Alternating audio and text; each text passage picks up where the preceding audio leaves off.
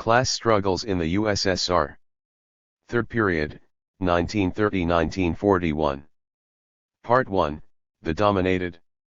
Note: Dr. M. Srihari Rao, a general surgeon, provided fund for printing this volume.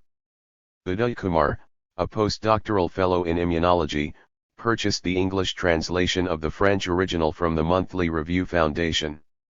Ranganyakamma, a Telugu authoress, sponsored the publication. Permitted the sponsor to publish this book without expecting any monetary remuneration.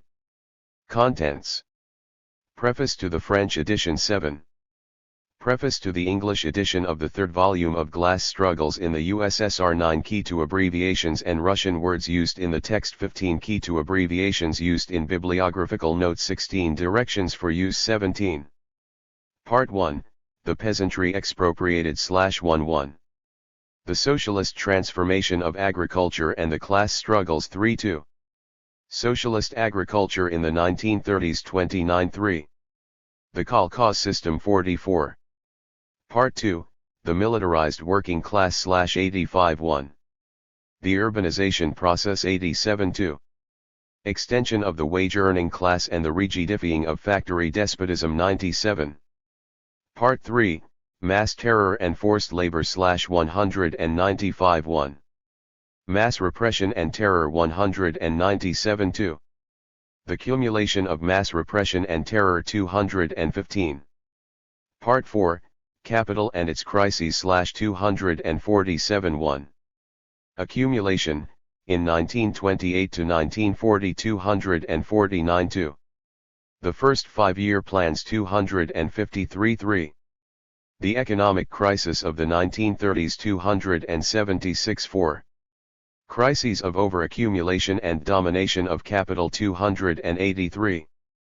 Conclusion: A Capitalism of a New Type. 299. S. Stalinism was one, systematic, whole. Analysis of the class struggles in the USSR during the 1930s confronts a situation which was particularly complicated, and rapidly changing. It has required an order of research which cannot be reproduced in the order of exposition. The results of our analysis of Stalinism and its realities will therefore be presented in 2 volumes. The first volume is devoted to the dominated, the second volume deals with the dominators, their ideology and its changes in the 1930s, the manifestations of the new class and the historical conditions of its formation, the role of the party and of the USSR's foreign policy. This order of exposition will enhance clarity but at the same time will not prevent certain repetitions necessary for an understanding of the step-by-step evolution of the different elements and factors which make up, from top to bottom, Stalinism. The reader is asked to tolerate a little inconsistency in this regard. C.B. Preface to the English edition of the third volume of T. The appearance in English of the third volume of Class Struggles in the USSR comes 10 years after its publication in French, 10 years of economics, political and social upheavals of exceptional importance. These upheavals have directly touched those countries who claimed allegiance to socialism and have produced enduring effects on the international scene, one of which lies in viewing the current transformation as a testimony of the failure of socialism. On the alleged failure of socialism, the present work stands opposed to this thesis since it reveals that the USSR and the other countries who had declared that they had built socialism had not actually accomplished any of the radical social transformations which could have permitted them to break away from this specific form of state capitalism which I have described as party capitalism. In fact, it is the latter which has failed. This failure was brought about in the USSR through the aggravation of a general crisis born from the contradictions of the capitalist mode of production and particular forms reclothed by these contradictions under conditions of party capitalism. All the so-called socialist countries have entered into a similar process. These have developed according to specific modalities determined by their own history. 9. These countries had a number of similar characteristics. They were all, for example, subject to the leadership of a single party which upheld its legitimacy from Marx's works. Among other objectives, this book seeks to throw light on the usurped character of this legitimacy. Against this background, it seems to me useful to present some other remarks on Marx's work. The analyses presented here bear upon the scientific content of the work inaugurated by Marx. This work is very much alive, open to newer fields of inquiry and therefore capable of being enriched and through rectifications and criticisms inspired by experience and social practices. Indeed, it is precisely this capacity which has allowed it to remain current and relevant. These two qualities have been confirmed by the movement of contemporary history, by the unfolding of the crisis of international capitalism which entails a deepening of social and economic polarization, increase in unemployment and underemployment, rise in criminality, corruption, and the use of drugs, escalation of armed conflicts, etc., on the one hand, while on the other hand, these qualities are confirmed by the ability of Marx's works to take into account the contradictions of several allegedly socialist models and their consequences. The scientific character of most of Marx's work concerns above everything else, his analysis of the capitalist mode of production, its structures and contradictions and illuminating the laws governing its movement. Marx showed how the working of these laws led to a growing domination of the market order, the extension of the domination of capital and its globalization, accumulation of riches at one end of the society, and poverty at the other end. Social struggles led victoriously by the exploited are the only means by which the working of these laws can be breached and the social relations upon which they are founded be smashed. That Marx's scientific work was able to anticipate the subsequent transformations of capitalism and its major consequences must not lead in a paradoxical manner to the illusion that, contrary to other sciences, Marx's scientific work will be infallible and capable of formulating eternal truths touching upon a future that is situated beyond the scope of all social practice. Marx had on many occasions guarded against those who believed they could predict the future. He had recalled that men make their own history and that the outcome of these struggles is not guaranteed so long as these have not been overcome. Also, even if his writings are far from being exempt of prophetic declarations, he had himself rightly criticized those who sought, according to his expression, to boil the pots of the future and pre-design the concrete forms of the transition to a classless society. He knew that history had more imagination than us and that its irony could be bitter. Today, while the movement for the abolition of the existing order is going through an exceptional crisis, it is important as never before for those who claim to be fidel to Marx's work to show proof of their initiative and not condemn it to paralysis. For this purpose, they must, in order to enrich it, treat this work, as is the case with all sciences, in a manner that does not hesitate to question its conclusions and its fundamentals when this is necessary, since the only way of keeping a science alive is to take into account that which real history and practice never fail to teach us. It is all the more necessary to bear these considerations in mind since ignoring them or occulting them has served to maintain the established order and has allowed adherents of the latter to speak of the failure of Marxism. In this context, it is necessary to present a few other reflections by way of supporting what has been outlined above. On the alleged failure of Marxism. The possible points of departure of the reflections that follow are several. I have chosen to begin by questioning Bukharin's affirmation according to which Marx's work constituted a block of steel. It seems to me that this point of departure is justified since this affirmation had implicitly sustained Soviet Marxism and can 11. Foster several other forms of dogmatism. Now, a serious examination of Marx's work reveals that this is indeed questionable. Comparing Marx's work to a block of steel is to already betray it through a denial of its historical insertion, its continuous development and its essential characteristics. Accepting this comparison provides the possibility of arbitrarily choosing any quotation taken from a complex work to unduly justify so-called Marxist analyses and conclusions but which are actually deprived of any sound basis. Marx was highly conscious of the risk of distortion, especially since this often occurred under his own eyes. He had denounced what he called self-styled Marxism, declaring to laugh argue. What is clear is that I myself am not a Marxist. Since these words were delivered, history has largely confirmed its bearer. It has shown that it is indispensable to recognize that Marx's work is rich, multiple, and tirelessly creative, that, like all living reality, it includes contradictory aspects, and to arbitrarily abstract one of these at the expense of ignoring the context is tantamount to not respecting the integral nature of Marx's work. It may also be recalled that concrete historical development and social struggles gave birth to not one but several Marxisms.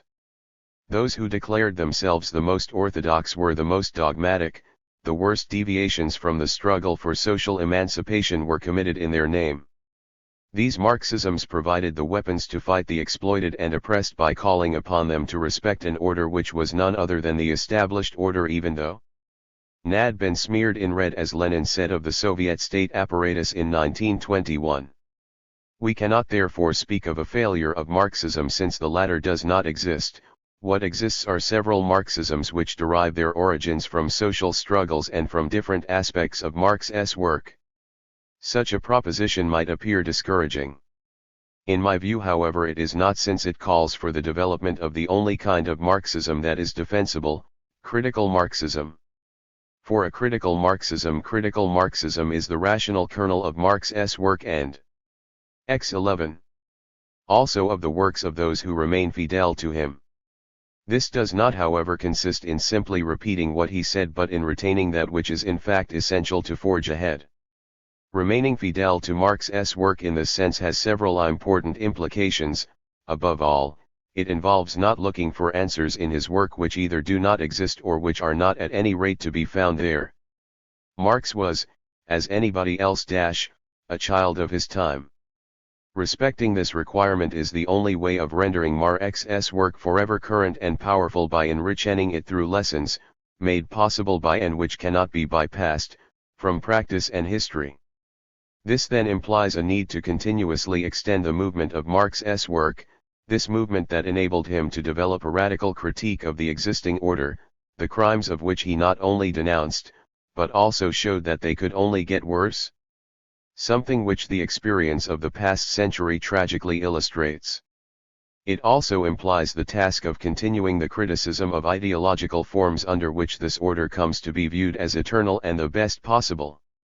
Further, it implies being alert to the new in order to extract lessons and rectify what the old might have wrongly suggested.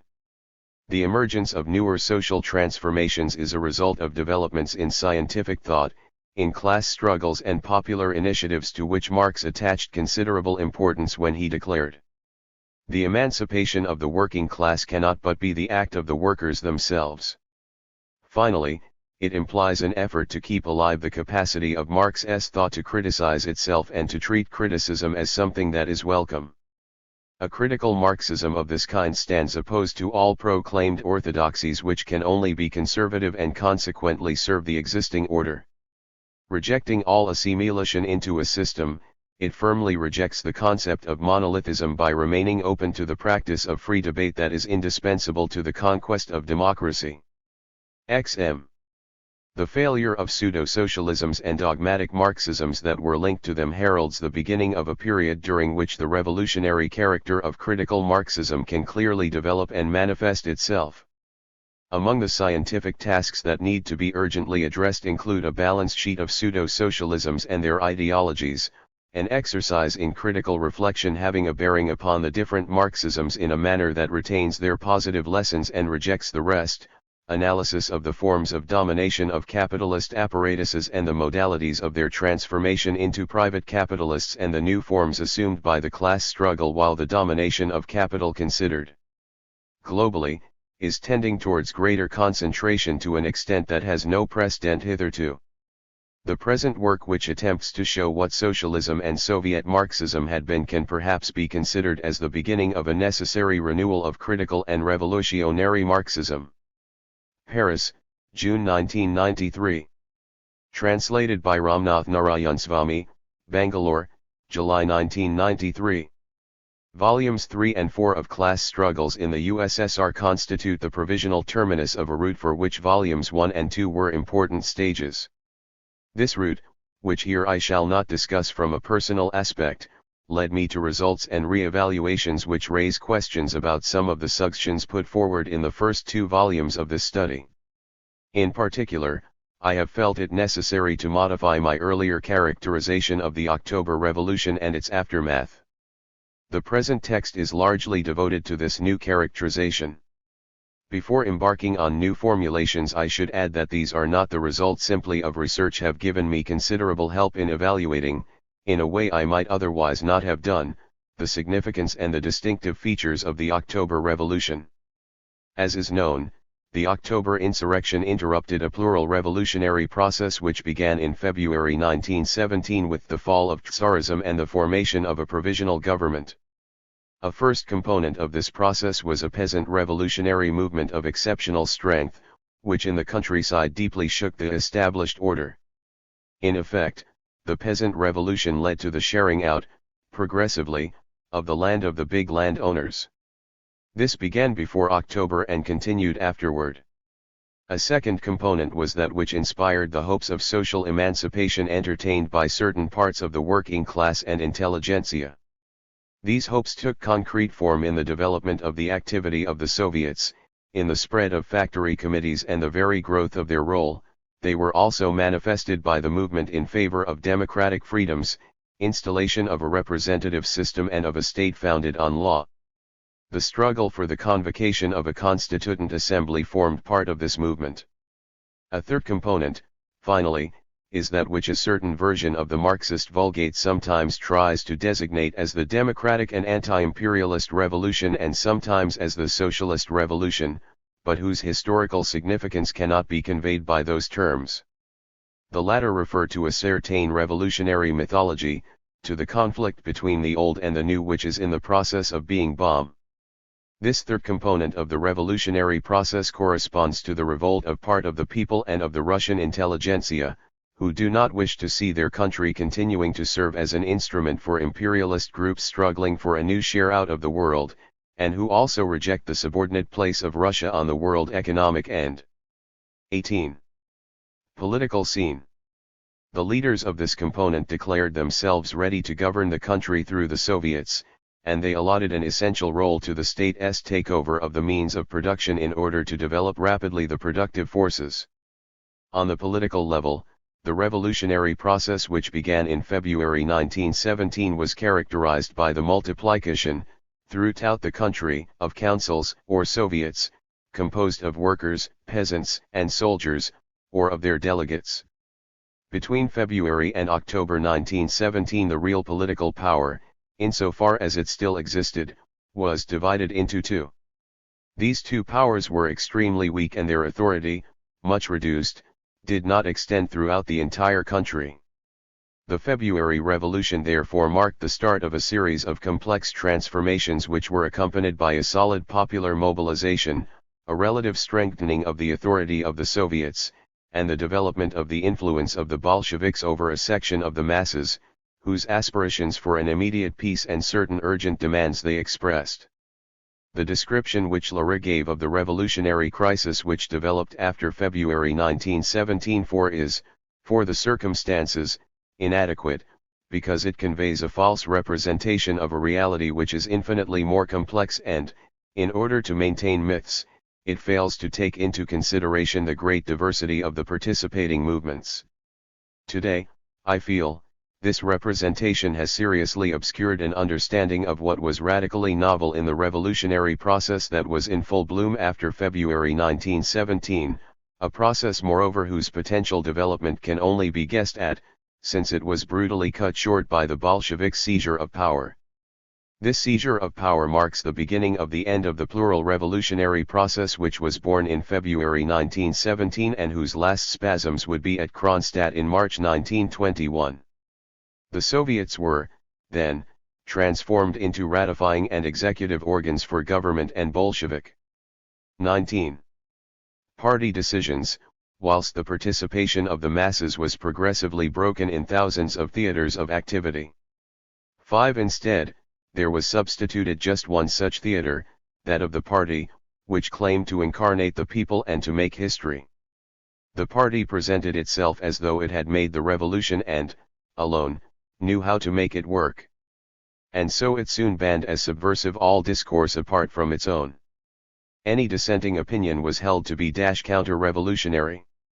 October made it possible for a managerial team, benefiting from the sympathy of part of the urban masses, to place itself at the head of an organized movement and of new organs of power in order to try to guide the country along a predetermined track.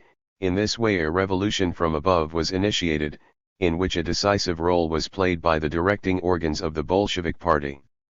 The banning of other parties like the Socialist Revolutionaries and the Menshevik Party, the subordination of the trade unions to the Bolshevik Party, and the way the latter functioned, all progressively closed the door to any possibility of organized expression on the part of workers, peasants, or intellectual workers.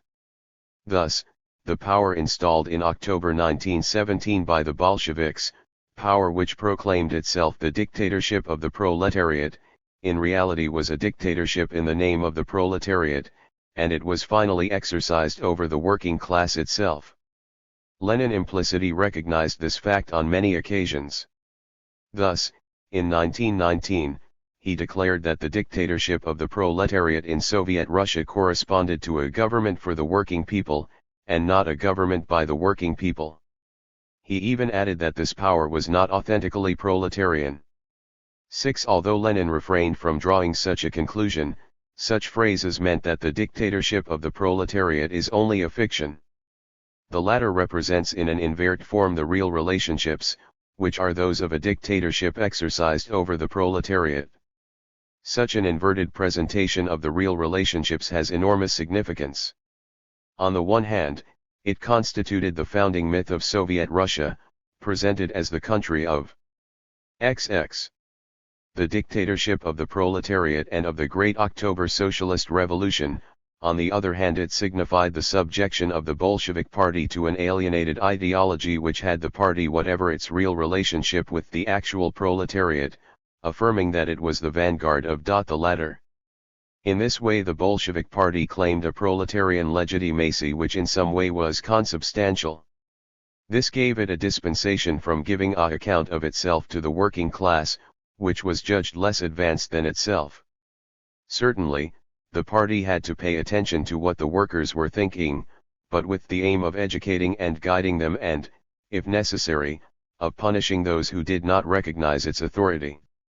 Thus, working class power could be rigorously used against that class. As Lenin told L.O. Froissart, the dictatorship of the proletariat is exercised not only over the bourgeoisie but also over the politically unaware or stubborn part of the proletariat and its partner, the reformers. The reformers are shot. 7. Proletarian legitimacy allowed the ruling power to dispense with a true Soviet legitimacy while claiming the latter for itself whenever it considered it useful to do so. This Soviet legitimacy was, moreover, only an accessory. It was not a founding legitimacy, as is remarkably emphasized in the analyses of Mark Farrow. The Bolshevik Party began at the time of the October insurrection by dispossessing of power the Soviets and their Second Congress, at the very moment when the Bolsheviks were supposed to have symbolically installed Soviet power. 8. Simultaneously, in its discourse, the Bolshevik Party made October appear as the true image of what it itself regarded as a socialist revolution. But if one analyzes the political and social consequence whose development has been encouraged by this representation of the revolution, one concludes that the October insurrection brought to power a radicalized fraction of the intelligentsia, was supported by part of the working class, and claimed to speak in the name of the proletariat. That which has entered history under the banner of socialist revolution is essentially a capitalist revolution leading in the end to an expropriation of the direct producers. XXI. In volumes 1 and 2 of this study I had yet to arrive at this conclusion. I believed then that it was only progressively, through a series of slides and ruptures, that the Soviet Union got itself locked into what I called state capitalism, and that these slides and ruptures were a result above all of historical circumstances of the need to face up to difficulties which the Bolshevik Party could not have overcome in any different way. Today I think following the repetition of the same type of development in all those countries in which a directing party has taken Bolshevism as a guide for its action that one must ascribe a decisive historical role to certain concepts of Bolshevism. 9. That is, the historical mission of the proletariat and its party, a party functioning as the imaginary source of theoretical and political truth, a socialism which according to Lenin is only state monopoly capitalism, which of phrases about socialist revolution. XXII. The capitalist revolution which developed in Russia tended to eliminate the pre-capitalist forms of production, in particular small-scale commercial production.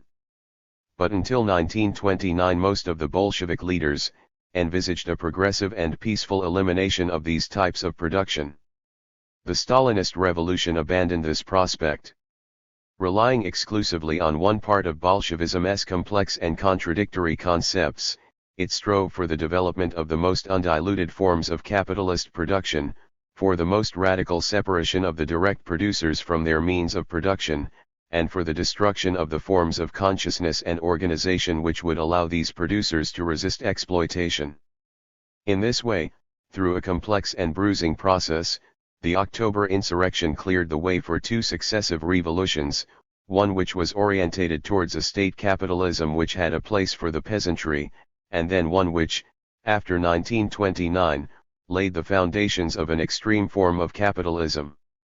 Finally, this second revolution, impelled by the Stalinist leadership, imposed on the Russian people exploitative relationships which enabled an exceptionally high rate of accumulation to be achieved over a certain period, at the cost of unprecedented oppression. Neither the October Revolution nor the Stalinist Revolution attacked capitalist exploitation. What they did was to boost the specific political forms of domination by means of a transformation of the juridical forms under which this capitalist exploitation operated. After October, real power was more and more exercised by the party leadership and apparat.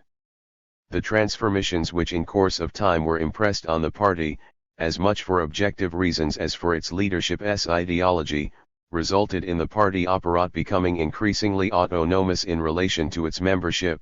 It tended towards self-recruitment and the purging of those who did not sufficiently submit to it. In this way the new type party really took shape during the 1930s.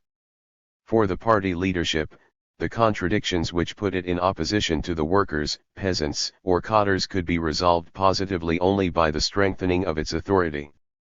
In its XXII view, the emancipation of the working class required first of all the consolidation of its power. It considered that only highly centralized economic and political organization would permit a sufficiently high growth of production and of labor productivity. It believed, at least in 1917 and at the beginning of the 1920s, that the workers would thereby, in the end, gain the free time which they needed in order to participate actively in the management of public affairs, a consideration which disappeared during the 1930s. Thus, review of the analysis of the October Revolution and its aftermath leads to recognition of the fact that the socialist aspect of this revolution is a matter of aspirations and talk at the level of image and ideology. Nevertheless, the socialist aspect of October has had considerable historical effect. The myth of the USSR as country of socialism tends to survive in our own days, in spite of the fact that that country has a particularly radical separation and extension of a wage-earning class, and a rigorous subordination of production to the limitations of capital accumulation and of surplus value. All this corresponds to an extreme form of capitalism and leads to a policy which is militaristic and expansionist. If this is far from being universally recognized, it is not only because of the strength of a foundational myth but also thanks to complex and contradictory causes. Thus a large number of militants desire socialism to be realized somewhere or other and therefore invest in the USSR an imaginary socialism. Conversely, for adherents of Western capitalism, and adversaries of all social change, the identification of the USSR with revolution is highly convenient because it suggests that any attempt at a radical social emancipation would lead inevitably to the dictatorship of a single party and to an arbitrary and in practice repressive regime, which would preserve the privileges of an especially hidebound and arrogant minority. However, apart from the effect of the foundational myth of October, the ignorance of Soviet reality, and simple bad faith, the refusal to recognize the capitalist character of the USSR is also very often due to a simplistic and purely descriptive representation of capitalism. For those who accept such a representation, capitalist development can only take place in accordance with a normal path. XXIV. The model of which is England and America. The Marxist Vulgate, moreover, holds this view, even though in Lenin's view the culmination of this development was represented by Germany and the so-called directed capitalism which that country experienced at the end of World War I. Concrete observation and historical analysis tend to produce a different view, which recognizes that there exist only specific ways of development both of production relationships and of productive forces under capitalism, and that there is not solely an Anglo-American way of capitalist development but also other ways which are French, Japanese, Russian, and so on. The decomposition of the old social order was especially spectacular in Russia from 1918 to 1920, and then from 1928 to 1931. Individuals who until then held a dominant place in the production and reproduction process, or on the political scene, were effectively eliminated in wholesale fashion. But the transformations which resulted from this only upset the social relationships of domination and exploitation, without making them disappear. This has been obscured by the elimination of the old holders of political and economic power and by the emplacement of a strongly centralized executive power whose representatives spoke a radical language. All this gave the illusion that there had been a total break with the past and that an entirely new social order was being built. 11. The October insurrection was presented in the guise of a socialist revolution, whereas what it did was open the way for a capitalist revolution of a specific type. October is therefore the beginning of what one might call the grand illusion of the 20th century. 12. Part I. The peasantry expropriated. For most of the 1920s Soviet agriculture remained mainly private. In 1927 individual peasant farms provided 92.4% of the marketed grain production, the sovkhozes 5.7%, and the kolkhozes 1.9%. In 1928 these two latter types of farm had less than 3% of the sown land, and were worked by a still smaller proportion of the active population.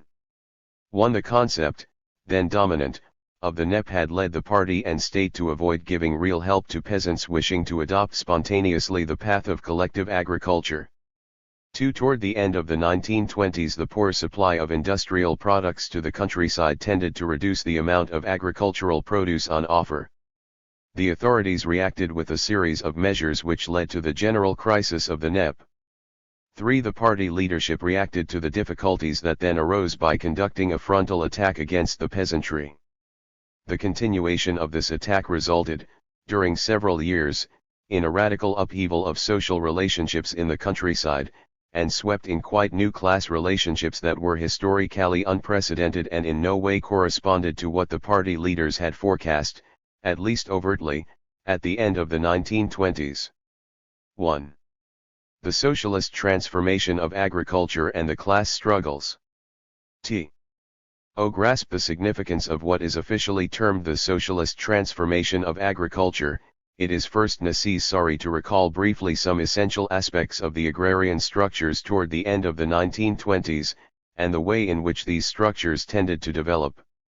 The existing social relationships toward the end of the NEP in Soviet agriculture resulted from the peasant revolution of 1917, the policies followed afterward by the authorities, and the repetition of peasant practices which by and large were communal and stemmed from the traditions of the Mir and of the Skoj. The agriculture that had been socialized played only a minimal role, supplying only 3.3% of agricultural production. 2. Private agriculture therefore played a quite dominant role. Within the latter, it may be noted that the middle peasants were dominant in the countryside, they accounted for more than 2/3 of the peasantry. Together with the poor peasants, they provided 8 times more grain for the market than the rich peasants. 3. Moreover, the proportion of middle peasants tended to increase, especially through the entry into this category of part of the old poor peasantry.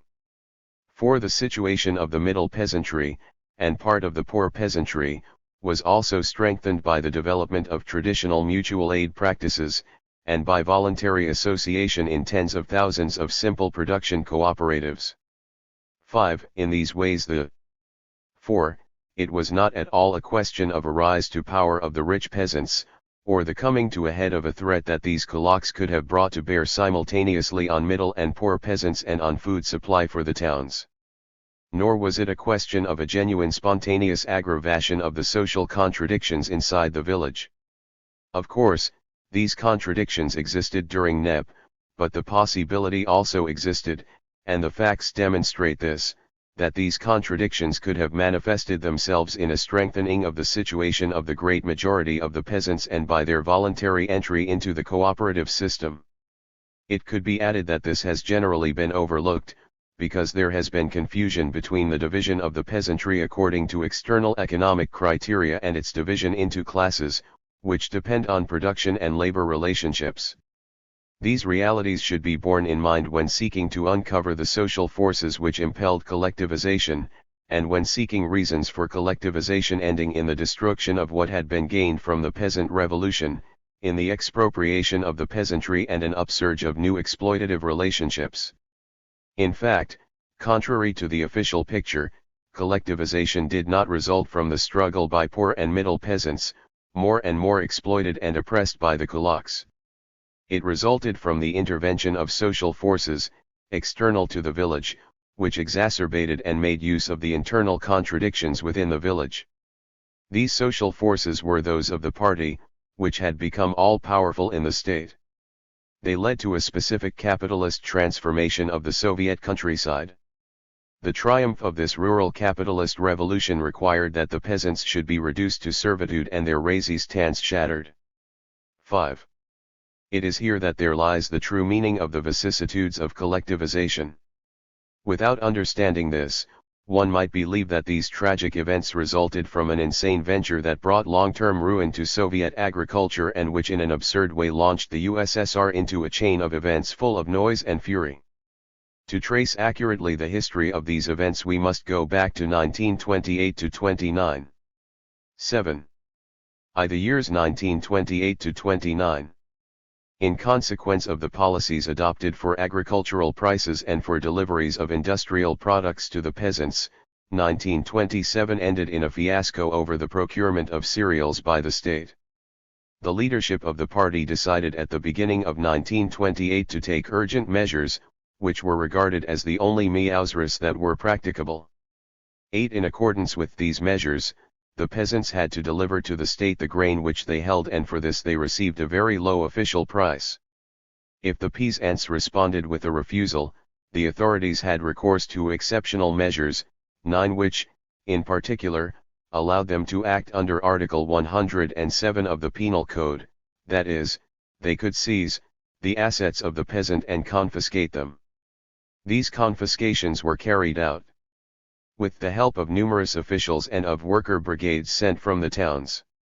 In principle, these measures of coercion were only applied to the kulaks, but in fact they were applied to all peasants, mainly to middle peasants, who held the most grain. These measures were carried out brutally, especially after the spring of 1928, when famine began to be seriously felt. From that time the poor peasants, who more or less had upheld the exceptional measures during the winter months, became hostile to such an extent that at the end of the spring almost all the peasants were clearly against the policy adopted for the villages.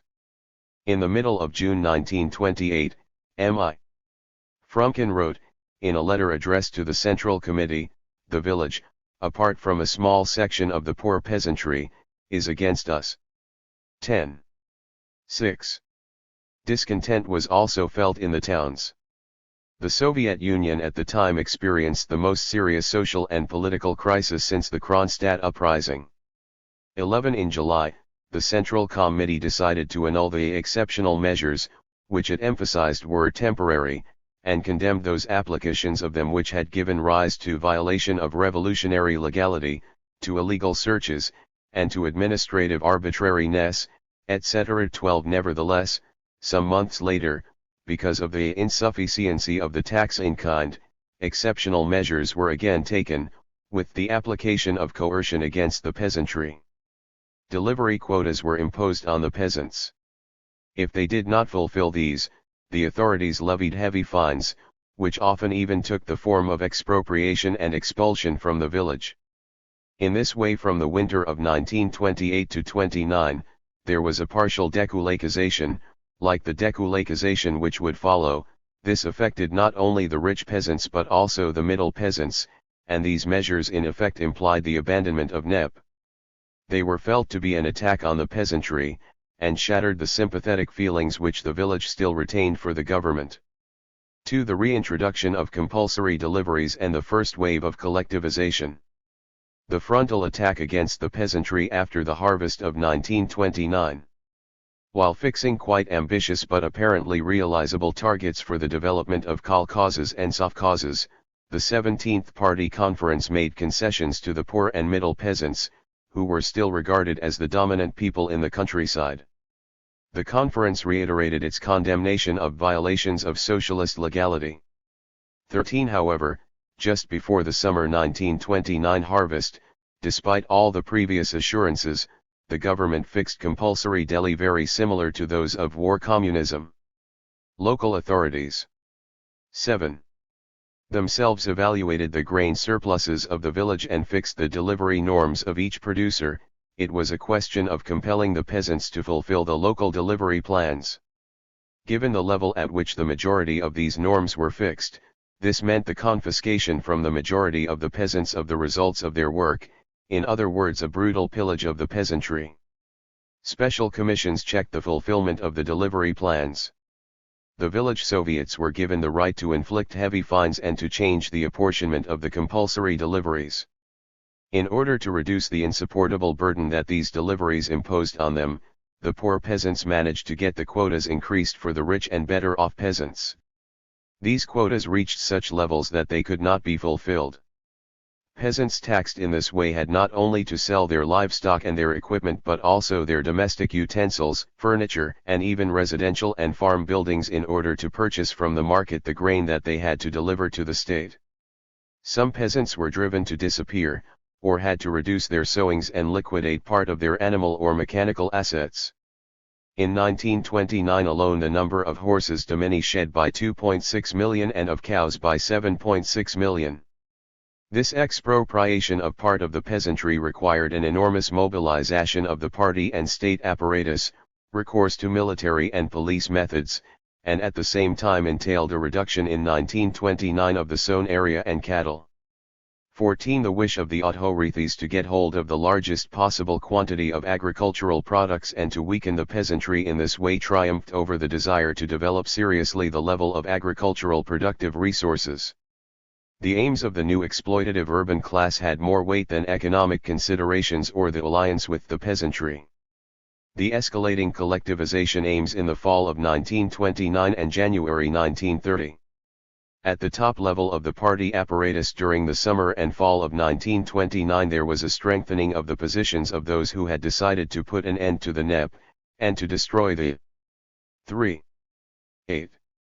Results of the peasant revolution by instituting new agrarian structures which would permit the maximum exploitation of rural society. Although the 16th Party Conference had adopted the optimal version of the 5-year plan and targets for collectivization which seemed to be realizable, 7 months later things took quite a different turn. What happened was that at the plenum which met November 10 to 17, the annual plan for 1929 to 30 was adopted. 15. The targets of this plan were very high and no longer corresponded at all with those of the 5-year plan adopted several months earlier. Stalin had declared that the peasants were joining the kolkhozes as entire villages and even entire districts.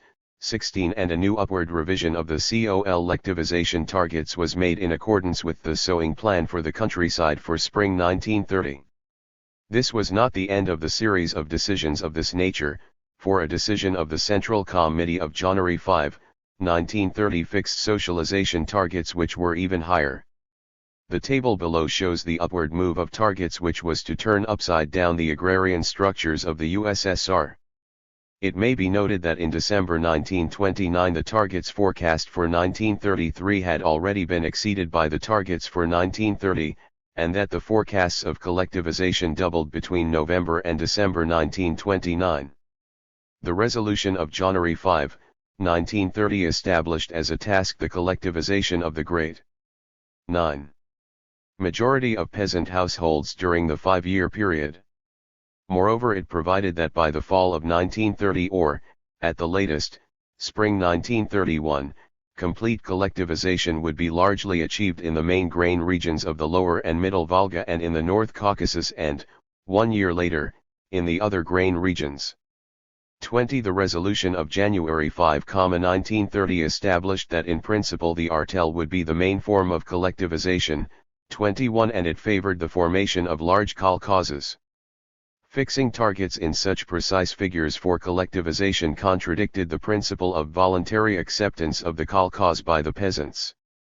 The contradiction became especially obvious when the Central Committee, unblushingly, at the same time warned party organizations against any attempt to influence the collectivization movement by means of decrees from above. As things turned out, the forced collectivization campaign was speeded up by repressive measures adopted under pretext of liquidating the kulaks as a class. 22. And by the application of various administrative measures. Administrative measures preparing and accompanying collectivization from above. From summer 1929 various administrative measures were taken, having the effect of putting pressure on the peasantry. This pressure aimed not only to increase the quantity of grain processed by the state. 23, it served also to induce the peasants to enter the kolkhozes and to accept that the latter would be of the size desired by the authorities. As early as June 27, 1929, the Central Committee instructed the administration of the cooperatives to adapt itself to the demands of collectivization, particularly by encouraging the establishment of big kolkhozes and even of giant kolkhozes. 24. In practice this meant the destruction of the small and medium kolkhozes that the peasants had started and themselves directed. 25. And the imposition on the peasantry of the formation of large-scale kolkhozes to which it was usually hostile. 26. Because it could not control their 10. management. This implied that the peasants were completely separated from their means of production. In August 1929 the CC issued directives for the development of the system of contracts. This system made the supply of industrial products to the agricultural producers depend on the obligatory deliveries undertaken by the latter. Thus the agricultural producers undertook in advance to deliver definite quantities of agricultural products to the procurement organizations.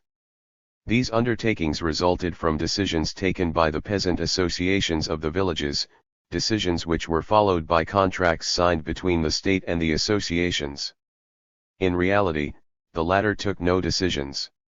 They were placed in a situation where all they could do was to ratify proposals made by the procurement organizations. However, these decisions, once they had been approved by the majority, were imposed on every member of the peasant association. The procurement organizations could quite easily get their proposals ratified because a refusal to accept them would entail various sanctions, beginning with the cessation of supply of industrial products. The same sanctions were used against members of an association that did not fulfill the promises that had been made. From October 1929, the Council of Ministers stipulated that contracts should cover several years and the signatories of the contracts should in principle form themselves into kolkhozes. 27. Thereby installing a new means of exerting pressure in favor of collectivization. Parallel with the development of the contract system, centralized and complex administrative structures were reinforced. These had to facilitate the procurement of agricultural products and accelerate collectivization. Moreover, they had to provide managerial staff for the kolkhozes. Thus for the management of the kolkhozes there was the district kolkhoz union at the bottom, and at the top there were equivalent organizations for the regions and the federated republics. From October 1929, another element of the kolkhozes managerial structure, the kolkhoz centre, became a central Soviet-style organ entrusted with the supply of equipment at credit to the kolkhozes, with which it agreed contracts and for whose 11. production it arranged the procurement. It also elaborated, in association with Gosplan, a plan for the development and the activities of the kolkhoz sector, and it also prepared the operating rules for the kolkhozes, etc. 28. This administrative structure left no place whatsoever for any initiatives of the kolkhozes and of the kolkhoz members, either in the realm of production and delivery plans or in the internal regulations of the kolkhozes. During the summer of 1929, the existing system of machine and tractor stations and tractor columns was unified within the framework of a new central administration, the Traktorzentrum. 29 In sum, the decisions adopted during the second half of 1929 ended with the development of a variegated agricultural administration. The latter included, apart from the organizations already mentioned, offices entrusted with the commercial side of the different products, and others charged with the making of certain cultivation contracts and, finally, the People's Commissariat for Agriculture, whose competence extended over the entire Soviet Union. This administrative structure was burdensome and difficult to coordinate, and therefore the different organizations which it comprised were often in conflict with each other and gave contradictory directives to the kolkhozes and to the peasant associations. The total result of these measures was nothing less than constant pressure exercised on the peasants so as to increase the total procurement of products and the area of collectivized land. This pressure took all kinds of forms: financial, commercial, technical. There were also administrative, political, judicial, and penal pressures. Administrative and political pressures were exercised through the party organization and through the local bureaucracy. At first they were presented simply as an activation of cadres entrusted with propaganda in favor of collectivization and of the procurement of produce. Thus from summer 1929, the villages received an increasing number of visits from party organizers and propagandists. These cadres, arrived from the town, collected 12. Together the assemblies and called on them to vote for increases in delivery plans and for the formation of kolkhozes. They also made an effort to animate the rural Soviets and to organize the poor peasants. In this way, the great excitement which then developed originated mainly from elements external to the village who were quite ignorant of agricultural and peasant problems. Simultaneously, there was a reinforcement of other means of pressure. For example, those who seemed indifferent to the current campaigns were easily accused of kulak activity. The penal sanctions which struck at such activities were intensified, and the same thing happened with the sanctions for the non-delivery of the amounts of agricultural production envisaged by the Kontraktatsiya. The description kulak activity became more and more frequent. Often it amounted to the paying off of accounts between certain villagers, but it became one of the principal methods of advancing the procurement of products and accelerating collectivization. At this stage the multiplication of penal measures played a decisive role.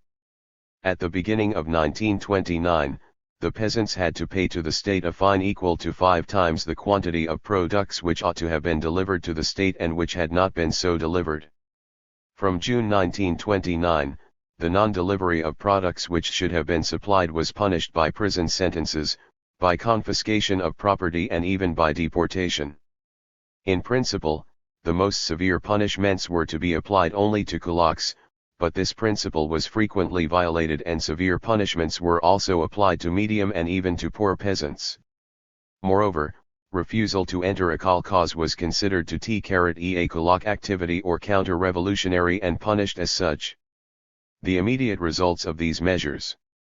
In the short term, the measures taken from the fall of 1929 had a positive effect on the progress of collectivization. The table below shows this. 13. Percentage of collectivized households. 0. June 1, 1928 2.1 January 20, 1930 21.0. June 1, 1929 3.9 February 20, 1930 50. October 1929 4.1 March 1, 1930 59.3. January 1, 1930 15.5. The progress thus achieved developed in a chaotic and contradictory way because, contrary to the official claims of that period, the majority of peasants adhered to the kolkhoz unwillingly, for fear of administrative, financial and commercial sanctions and above all by the fear of being classed as a kulak, of seeing their property confiscated or being deported or executed. 31. Recourse to repressive measures, arrests, executions and deportations, grew to such a scale in January and February 1930 that it engendered violent discontent among the peasantry, and even early stages of revolt. At the end of February the situation had seriously deteriorated. Stalin then decided to temporarily suspend the collectivization movement. On March 2, 1930 the Truce of Spring and Summer 1930. The publication of this article by Stalin marks a truce in the offensive for collectivization. This truce was imposed by the necessity to restore conditions relatively favorable for the spring sowings, otherwise there would have been famine in the land.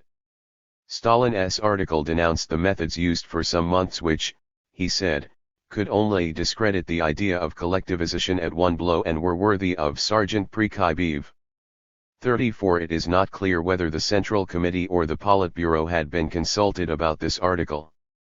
In any case, it disconcerted the local cadres because the latter had had every reason to believe that, in relying on the methods now condemned by Stalin, they were simply adhering to instructions from their superiors. Some cadres even believed that this article was false and tried to prevent its distribution, going as far as seizing it. 14. From the peasants. 35 The latter, conversely, received the Art 1 as a charter of freedom. 36 LCE The new direction indicated by Stalin in his article of March 2 was confirmed by a resolution of the CC of March 14, 1930. 37 The CC described the collectivization methods condemned by Stalin as deviations from the party line and held the lower cadres responsible for these deviations. Investigations were then started with the aim of correcting the mistakes that had been made. However, in spite of the condemnation of mistaken methods, very few of the peasants who had been sentenced before March 1930 were rehabilitated. In fact, deportations continued, the staying at home, or the return, of those who had been subject to unjust condemnations and cruel treatment would have been too dangerous for the local cadres who had been responsible for misdeeds, confiscations, and exactions. But these cadres, although disavowed by the party leadership, usually retained their positions. There was considerable discontent among the local cadres. This can be traced in the press and in the Smolensk archives. 38 Present-day Soviet literature also draws attention to this discontent. For example, it is possible to read how the secretary of an important party organization, named Kativik, attacked accusations leveled at the local cadres alone. He wrote, "We are receiving numerous complaints that they have been unjustifiably treated as idiots. Really, instructions should have been given to the central press so that while criticizing the deviations and the excesses which have been committed, criticized and ridiculed not solely the local officials." 39. Stalin therefore found it necessary to review once again the collectivization methods. This took the form of an article published in Pravda of April 3, 1930, and entitled A Reply to the Kolkhoz Comrades. Here Stalin treats the mistakes concerning the peasant question. He claims that what is at the root of these errors, 15, is the mistaken way of treating the middle peasants. It is the violence used in the economic relationships with the middle peasant. It is forgetting the fact that the economic alliance with the mass of middle peasants must be based not on measures of coercion but on an understanding with the middle peasant, and on the alliance with him. 40. Considerations like these characterize the directives issued during the first months of this year, and they all have an underlying motivation. The latter is the fear of explosive discontent of the peasantry and the fear of seeing exasperated peasants neglect their work in the fields. Hence the slogan, proper organization of sowing, that is the task. 41. As soon as pressure was relaxed on the peasants, their fundamentally hostile attitude to collectivization showed itself quite openly. For example, the proportion of households collectivized diminished, as can be seen from the following table. Percentage of collectivized households. March 1, 1930 59.3, May 1930 28. March 10, 1930 58, June 1930 24. April 1930 37, October 1, 1930 21.7. In October 1930 the number of collectivized households reached its lowest level. Part of the peasants still remaining in the kolkhozes were there because they had no other means of surviving since, following the expropriation and the liquidation of the kulaks, the major share of the means of production in the villages was concentrated in the kolkhozes. Other peasants stayed in the collective farms because they feared that there would be another change of line. The latter did occur, when the 1930 harvest was almost finished and when at the top of the party the last remnants of resistance to a resumption of collectivization from above had been shattered. 43. At this point collectivization resumed in a manner more systematic than in the preceding winter. This new collectivization continued steadily throughout the 1930s. 16. 3. The course of the socialist offensive in the campaigns of the 1930s. There was a record harvest in 1930. In fact, in the spring of 1930, peasant discontent having been somewhat moderated thanks to decisions taken at the beginning of March, the sowing campaign had been successful. Moreover, the weather had been favorable. For the authorities this harvest was particularly encouraging because it enabled them to more than double the grain collection, compared to 1928. These two successes persuaded the authorities that the situation in the countryside was henceforth under control, and that the collectivization campaign could be restarted. Up to the end of 1930 the pressure put on the peasants increased only slightly, thus, on January 1, 1931 the percentage of households that had been collectivized was only 27.5%. The slowness of this growth was not in accord with the objectives of the authorities. The latter then decided to hurry things along. From the first months of 1931 there was a renewal of pressure, the percentage of collectivized households grew sharply. By July 1, 1931 it reached 57.1%. 44. Henceforth it was methods which were in question, the decision to carry out collectivization was irrevocable, whatever might be the cost for the peasants and for immediate production. The authorities wanted to put the peasantry into a strictly subordinate position and to have available structures which would permit them to impose the highest possible grain delivery. Toward the end of the 1930s the aims that the authorities pursued in this manner were to all intents and purposes achieved. Consequently, the official history of the party could proclaim the dazzling victory of socialism.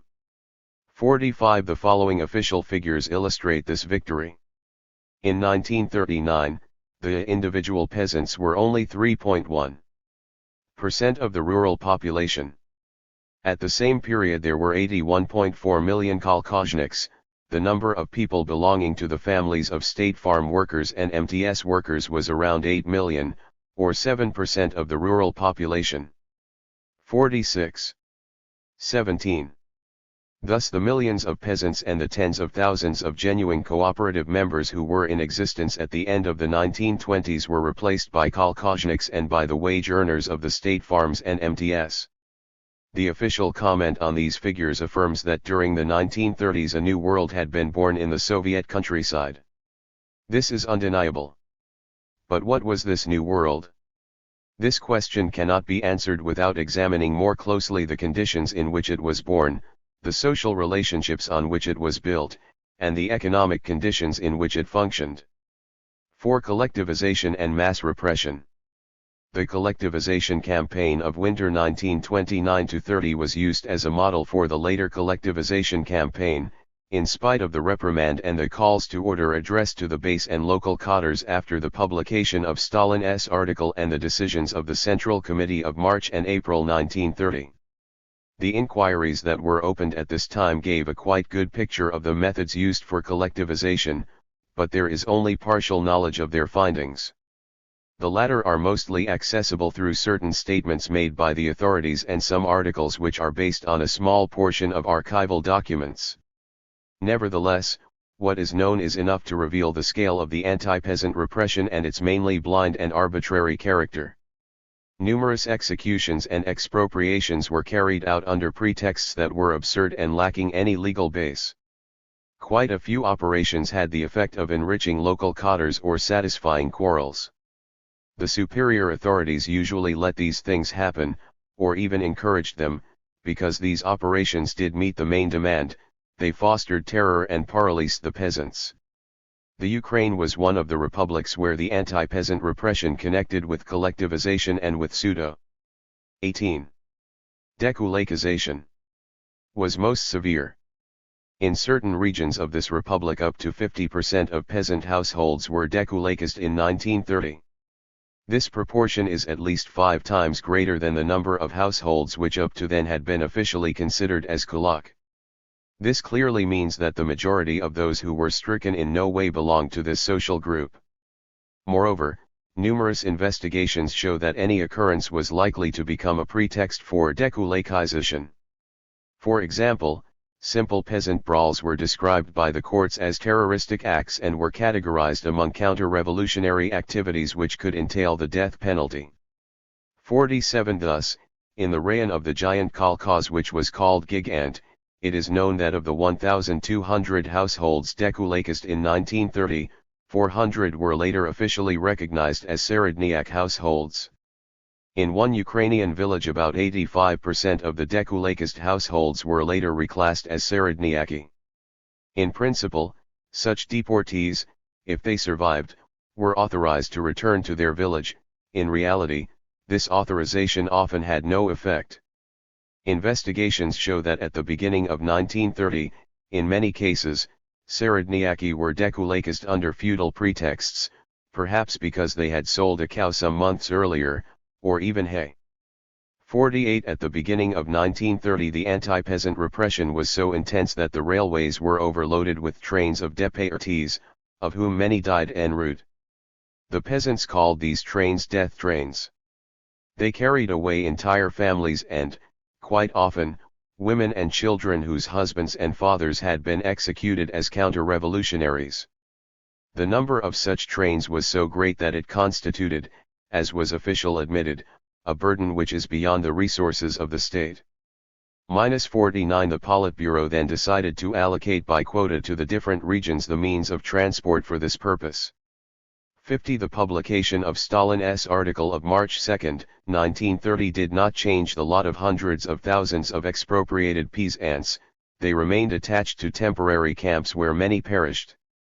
The expropriations and deportations which followed the resumption of collectivization of the winter of 1930-31. Therefore followed without any real interruption the deportation of those expropriated in the winter of 1929-30. Hence the unending succession of death trains, about which A.L. Strong wrote in 1930. Several times during the spring and summer I saw these echelons moving along the railroad, a doleful sight, men, women, and children uprooted. 51. Another witness of this repression, and its results, which continued well beyond 1930 and 1931, was V. Surge. Trainloads of deported peasants left for the icy north, the forests, the steppes, the deserts. These were whole populations, denuded of everything, the old folk starved to death in mid-journey, newborn babies were buried on the banks of the roadside, and each wilderness had its crop of little crosses of boughs and white wood. Other populations, dragging all their mean possessions on wagons, rushed towards the frontiers of Poland, Romania, and China and crossed them by no means intact, to be sure in spite of the machine guns. 52. Becoming a kolkhoznik did not shelter a peasant from deportation as a kulak. Not only could his past be at any time interpreted to give cause for sentencing, but his current attitude could also be taken as a sign that he remained a pro-kulak. He therefore lived under the constant threat of being condemned. Such condemnations were not rare, especially those which punished lack of respect for the collective property. In fact, the growing demands of the state in the matter of grain deliveries, and the distrust felt by the majority of the party cadres and by the party leaders towards these peasants, led to the authorities harassing the kolkhozniks, this term being used in July 1931 by Agricultural Commissar, Yakovlev. The latter protested against what he called mass anti-kolkhoz actions, and declared that the members of kolkhozes had become an object of unadulterated arbitrariness. 53. 20. Protests by several party leaders did not help. The brutality and the arbitrariness continued. As for the kolkhozniks, they cooperated less and less as their feeling that the claimed collectivization was a nationalization or expropriation grew stronger. 54 sentences were pronounced also for what might be called acts of negligence. The CC demanded such sentences without any indulgence. 55 The concept of negligence was all-embracing, it included even what the authorities described as irresponsible indifference, categorized as sabotage. But part of this alleged sabotage was nothing but the refusal of kolkhozniks to obey irrational directives coming from authorities who overrode the kolkhozniks in deciding where and when to sow, and in issuing absurd orders like sow on top of the snow. 56 Thus the reasons for arresting and deporting peasants and carrying out mass repressions were numerous. Official figures minimized the scale of these measures. Thus the party history, published in 1962, admits that there were a little more than 240,000 families deported, 57 or more than 1,200,000 people, 50 but this figure only covered the period from 1930 to the end of 1932 in the regions of complete collectivization. The measures introduced from the end of 1930 were partly analogous to those taken a little earlier, but they were applied with more vigor.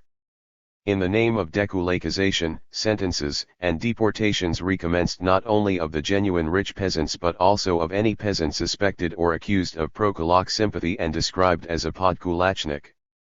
59 The mass collectivization was thus imposed while any misgivings that were felt for it were severely punished. Deportation was the most common punishment, but when too many peasants protested, OGPU shot some peasants on the spot to encourage the militant collectivists. 60 The Smolensk archives contain numerous reports which give some idea of the scale and brutality of the repression, as well as the fear which it exerted not only in the countryside but also in the towns. Many workers still had their families in the villages. 21. The fear was such that passivity developed, whereas previously 2 men of the militia were needed to escort one arrested man. In 1931 one militia man could escort a whole group of prisoners. For many, arrest seemed almost a relief, compared with the anguished waiting for it. Entire families were arrested, including children. 61 Some parents even preferred to put an end to their young children rather than see them die in this way.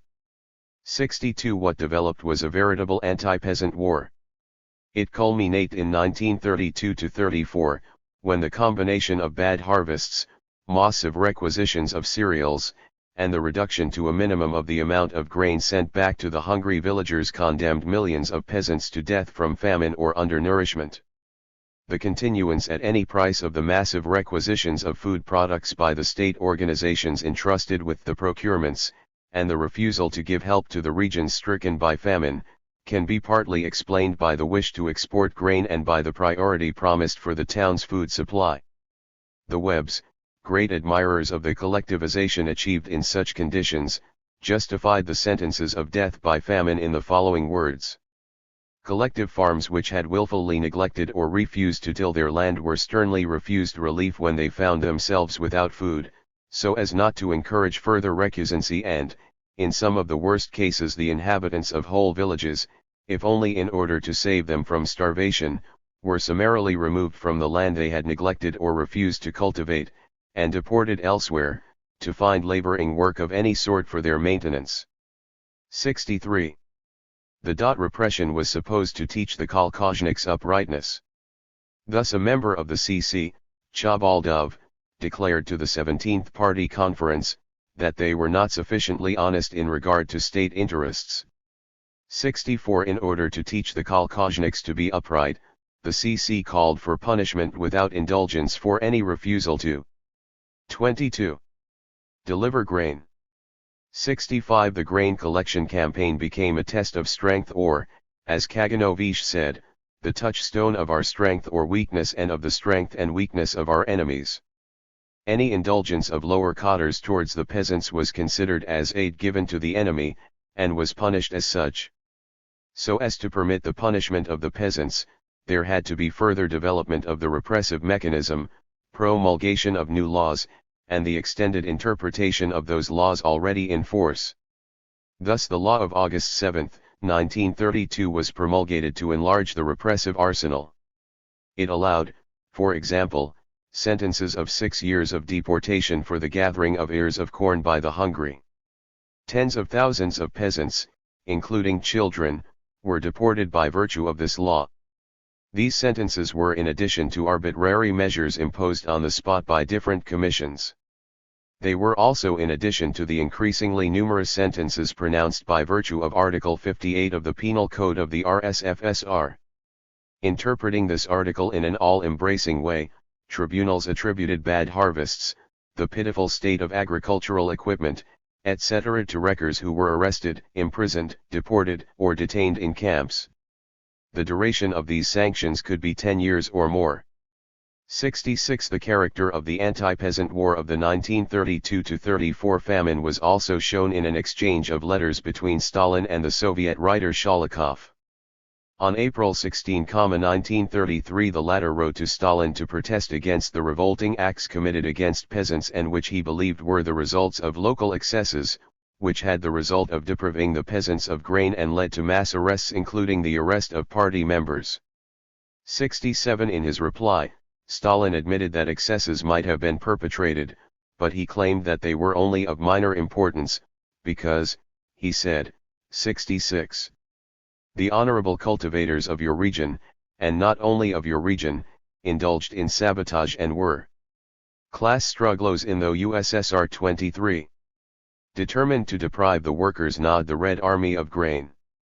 The fact that this sabotage was silent and apparently without violence does not obscure the fact that the honorable cultivators were carrying on a silent war against Soviet power. 69. In a conversation between Stalin and Churchill, the General Secretary compared the struggle for collectivization with the most terrible experiences of the war against Nazi Germany. 70. Toward the end of 1933, the pressure bearing on the peasantry seemed to moderate somewhat, but this did not entail the repeal of the deportation measures previously decided. In 1934, repression continued to destroy Soviet peasants, including kolkhozniks. The number of peasant victims of this repression is impossible to calculate precisely. But some idea of the scale can be obtained. Thus, the Soviet demographer Erlanes, utilizing the official statistics of the second five-year plan, was led to the admission that several million people died in 1933. 71. The savage increase of mortality in 1932-34 was due to both famine among peasants who stayed in their original region and to the excess mortality which struck populations deported to the camps or to inhospitable regions. In general, it is estimated that about 10 million peasants were deported. 72. These figures cannot be added to those preceding because part of those who died in deportation were doubtless included in the number of victims implicitly suggested by Erlanes, at least up to 1933. After 1932 a considerable number impossible to calculate of deported peasants died from privation. The profound logic of the historical process which has just been described in broad outline is a class logic, a logic of capitalist revolution. The latter destroyed right down to the roots the gains of the peasant revolution of 1917. Its agents were the cadres of the party and of the state apparatus. The triumph of the capitalist revolution demanded the extinction of peasants working as small independent producers. It relates 24. To what Marx had already written about primitive accumulation.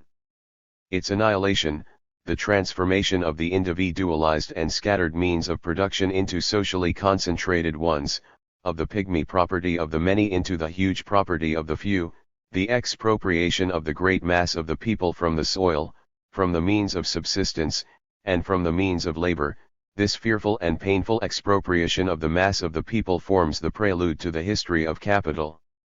It comprises a series of forcible methods. 73. The expropriation of the peasants which took place in the USSR through the 1930s had obviously nothing in common, despite all the talk about socialist construction, with what Marx called the negation of private capitalist property which, according to him, was to re-establish not private property but individual property, based on the acquisitions of the capitalist era, cooperation, and the communal possession of land and the means of production produced by work itself. 74. Socialist agriculture in the 1930s. A. According to the official description, Soviet agriculture in the late 1930s comprised essentially three types of socialist production units, one sovkhozes, MTS, and kolkhozes. The first two forms of agricultural activity were supposed to have a superior character compared with the kolkhozes, because they were directly tied with the state. 2. The kolkhoz as fiction and as reality. Official discussion repeated endlessly the image of a certain fictitious kolkhoz, and this fiction developed in the areas of. This categorization does not tell us much about the real social relationships in which the direct producers were placed.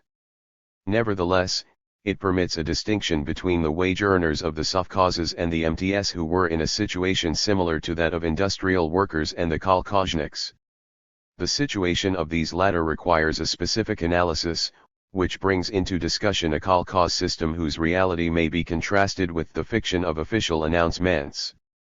This contrast needs to be clarified before proceeding to an analysis in greater detail of the economic effects of the socialization of agriculture and of its consequences for class relationships. 30. Politics, law, and economics, to say nothing of art.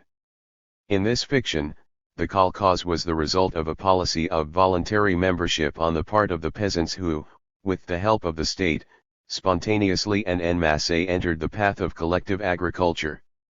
From this there resulted the birth of socialist cooperatives which had the juridical form of the artel.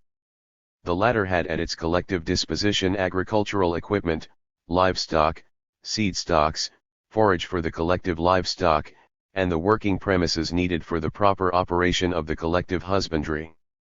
3. Its management was entrusted to the General Assembly of the kolkhozniks while the central administration was entrusted to an elected chairman and controlled by the same General Assembly. For the principal cropping operations, the kolkhozes benefited from the cooperation of the MTS, in which was concentrated the main agricultural equipment. The incomes collected by the kolkhozniks by virtue of collective exploitation depended solely on their labor. 4. From 1937 the party, press, Soviet films, etc. proclaimed the brilliant victory of socialism in agriculture, the increase of the harvest gathered from land generously provided with tractors and agricultural machines. 5. And with the field workers enjoying an unprecedented prosperity. The reality was quite different and much more complicated. We already know what voluntary adhesion of the peasants to the collective farms really means, and we know about the repression which battered the peasants during the course of collectivization and afterward, aiming to subject the peasants to the discipline that the system required. However, to grasp the reality of socialist agriculture, something must be said about the economic effects of the socialist transformation of the countryside, and of its impact on the living conditions of the rural masses, and also something about the internal social relationships of the kolkhoz and its subordination to the demands of accumulation by the state. It is only after doing all this that one can attempt to describe the kolkhoz system and the role which it filled in the total picture of economic and social relationships that developed during the 1930s. 31. 2. The economic effects of the socialization of agriculture. The economic effects of the socialization of agriculture can be studied at different levels. Here, we shall mainly limit ourselves to data relating to production, the quotas placed on agriculture, and figures relating to the living conditions of the kolkhozniks, who henceforth represented the great mass of rural workers. The crisis in agricultural production and stock breeding. The transformation of agrarian structures did not bring about the vast increase of harvests and livestock which the party had expected. On the contrary, it was accompanied universally by a crisis in agricultural production. This crisis, which ended not in the 1930s but continued rather longer, did not affect different types of agricultural production in the same way, but it struck the essential branches and especially the all-important grain production. Given the decisive role of the latter, we must give some indications of its development during the 1930s. 6. These figures cover all forms of agriculture, both socialized and non-socialized. 7. In 1930, the gross grain harvest rose to 77.1 million tons. 8. After that date, the harvest collapsed in an almost continuous curve up to the middle of the 1930s. The worst harvest was that of 1936. The following table can be composed. Grain production 9 1930 77.1 1936 56.1 1937 87.0 1938 67.1 1939 67.3 32. The collectivization from above, which was intended to achieve a leap forward in the grain production of the USSR, therefore did nothing to enable the hoped-for results to be obtained, quite the contrary. For other food crops the development of the situation was a little less bad but was far from compensating for the grain crisis. Livestock production also went into deep decline.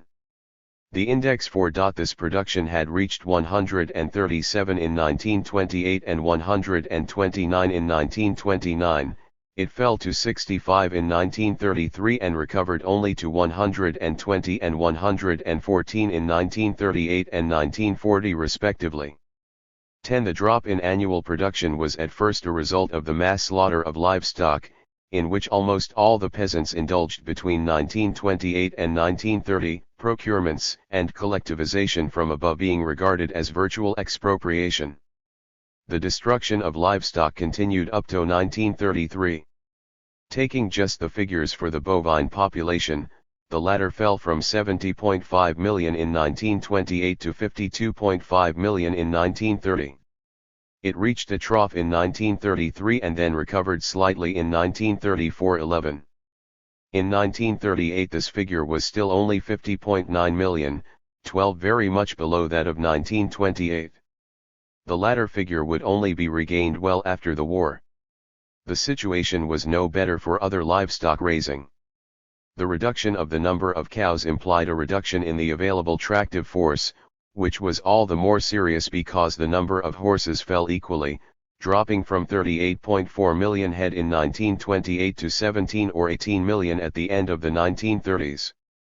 13. The reduction of livestock had unfavorable repercussions on the amount of natural fertilizer available for agriculture. The fall in livestock was quite rapidly compensated by the investment effort made in means of production originating from industry, means which replaced WL had been destroyed. For example, for 1935 the tractive power available to agriculture slightly exceeded, thanks to mechanization, that of 1928-14, and this improvement continued after 1935. In the same way the production of mineral fertilizers rose quite considerably in the second half of the 1930s. This increase in the material factors of production put at the disposition of the countryside was not enough to prevent the agricultural crisis continuing in the second half of the 1930s. 33. Essentially, the decisive factor in this crisis was the human factor, the peasant resistance to collectivization and to compulsory procurement, the revolt against production relationships and impositions which the peasant masses did not accept. This revolt manifested itself, in particular, by the tendency to work relatively little on the collective land and to carry out negligently the required tasks. 15. This resistance, at first active and then, above all, passive, was accompanied by a reduction of the standard of living in the countryside. The effects of the resistance were aggravated by the physical enfeeblement of the peasantry, which was undernourished, abandoned to famine, and from which were commandeered millions of men in their prime, either to go to work voluntarily in industry, hoping to increase their incomes, or to be deported into inhospitable regions where most often they were used in the timber industry, the mines, and on big construction sites. In March 1931, at the 11th Congress of Soviets, Yakovlev described the behavior of the kolkhozniks in the light of frequent observations. According to him, the kolkhozniks got up late, 8 o'clock in the morning, even in peak periods, then chatted with their neighbors without hurrying. Just when they were ready to leave for fields the time came for the peasant breakfast. During working hours, work was done negligently, plowing was done hurriedly and left the soil in a bad state, sowing also took place hastily. At harvest time the grain was so badly loaded that it fell from the carts and stayed mixed up in the straw. 16. The resistance deeply disturbed the working of collective agriculture. It explains why the investment made by the state to increase agricultural production led to such derisory results. The seriousness of the agricultural crisis following collectivization from above does not justify the conclusion that the latter was mistaken, for such a conclusion would evade the class logic which had inspired collectivization. In fact, from the authorities' point of view, the socialization of agriculture was the one way leading to the consolidation of their grip on society, by reducing to a minimum the capacity for organized resistance by the peasants to the demands 34 of accumulation. It made it possible to very much increase the appropriations made from agriculture. Appropriations made from agriculture. Numerous attempts have been made to measure the growth of the appropriations made from agriculture during the 1930s, and even to make a balance sheet, by putting a value to the net effect, positive or negative, of these exact ions on the resources of state and industry. These evaluations have provoked many controversies. 17 However interesting they may be, these discussions do not seem capable of resulting in global quantitative conclusions. In fact, collectivization and mass repression led above all to qualitative changes, to an upheaval in social relationships which subjected the countryside to the requirements of the authorities.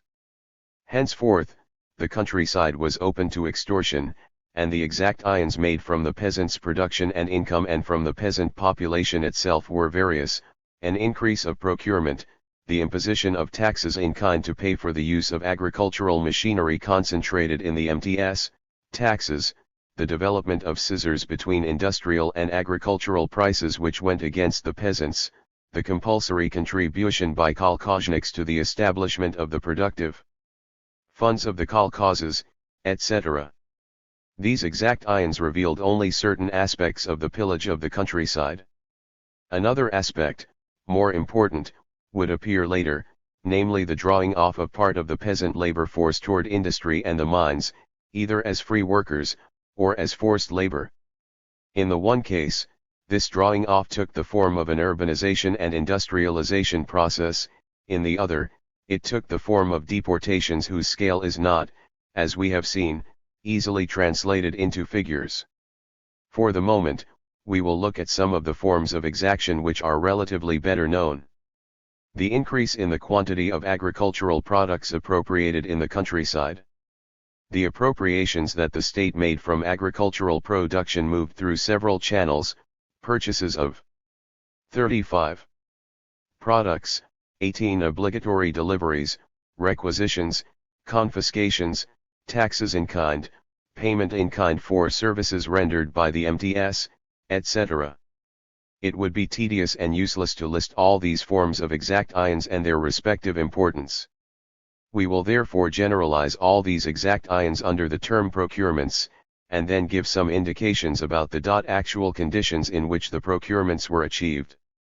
We will concentrate our attention on the procurement of grain, which had decisive economic and social importance.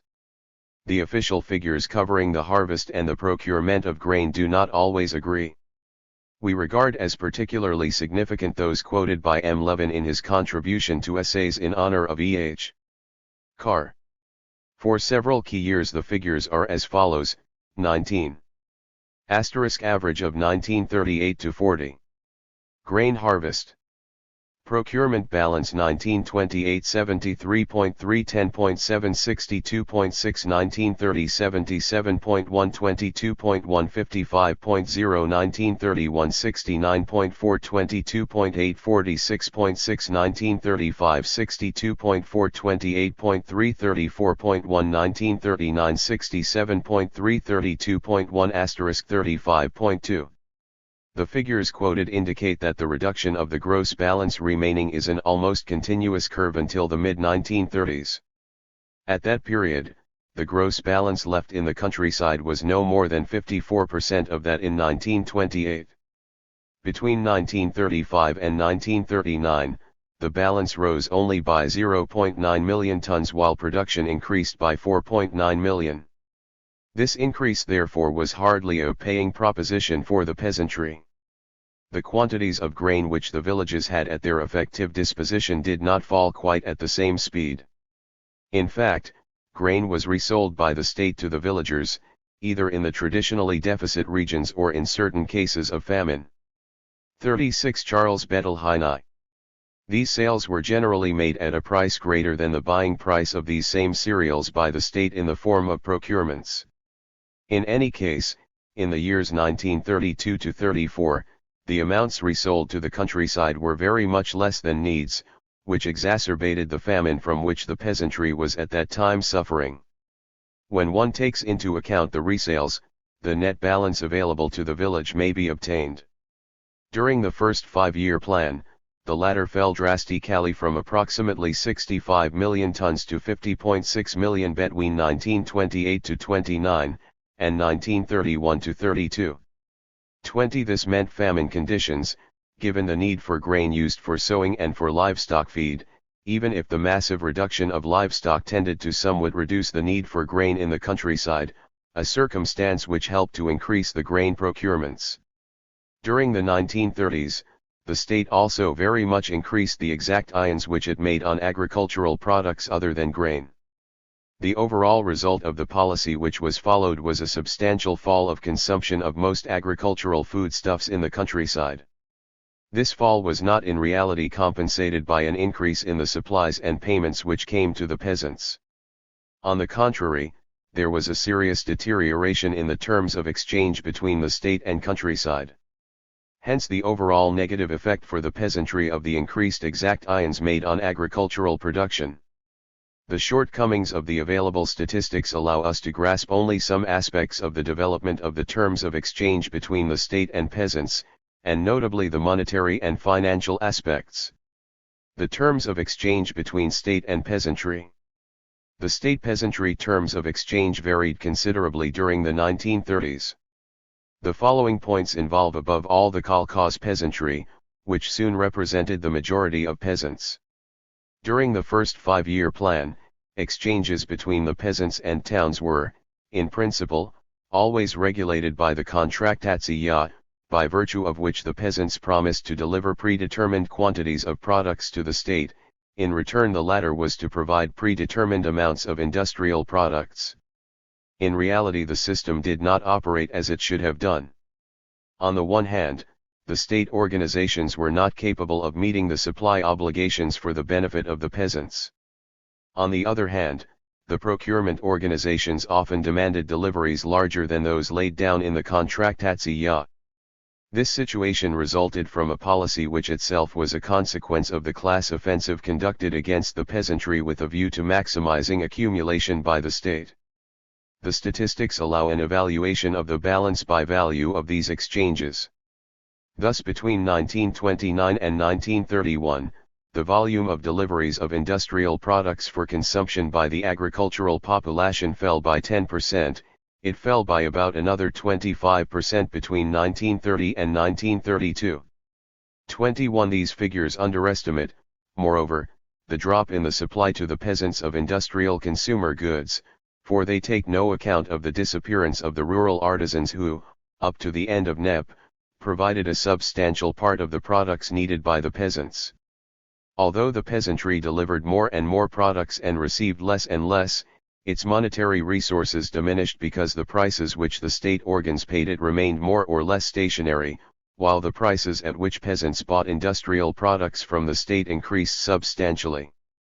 22. In 1931, measures were taken to increase the monetary resources of the peasantry. They consisted mainly in authorizing peasants and kolkhozniks to sell directly a part of their production to consumers, and at free prices which were clearly higher than those paid by the state. In October 1931 the kolkhozes and the sovkhozes were similarly authorized to make such sales, 23 so long as they had fulfilled 40 animal products. But the prices at which peasants bought industrial products increased substantially. For example, the price of cotton goods increased by 8 times between 1928 and 1937. 31. In sum, after the beginning of the 1930s there was a serious exacerbation of the living conditions of the peasants, thanks to the direct exploitation of forced labor on the collective land and to indirect exploitation exercised through exchange and price movements. The intensified exploitation of the peasantry entailed a series of consequences. It kept at a very low level the incomes that the members of agricultural artels drew from their labor within the latter. 32. Closely related to this, it had the effect of allocating a decisive role to the economic activities of the family in production. Such family activities in no way had an auxiliary nature because it was indispensable for the existence of the kolkhoz system. Observations about the financial contribution of agriculture to accumulation by the state. The indirect forms of exploitation of the peasants allowed the state to draw from agriculture a financial contribution and accumulate much more than would appear at first sight. This emerges not only from the relative development of prices for agricultural and industrial products, but also from an examination of the fiscal mechanisms which underlay this development during the 1930s.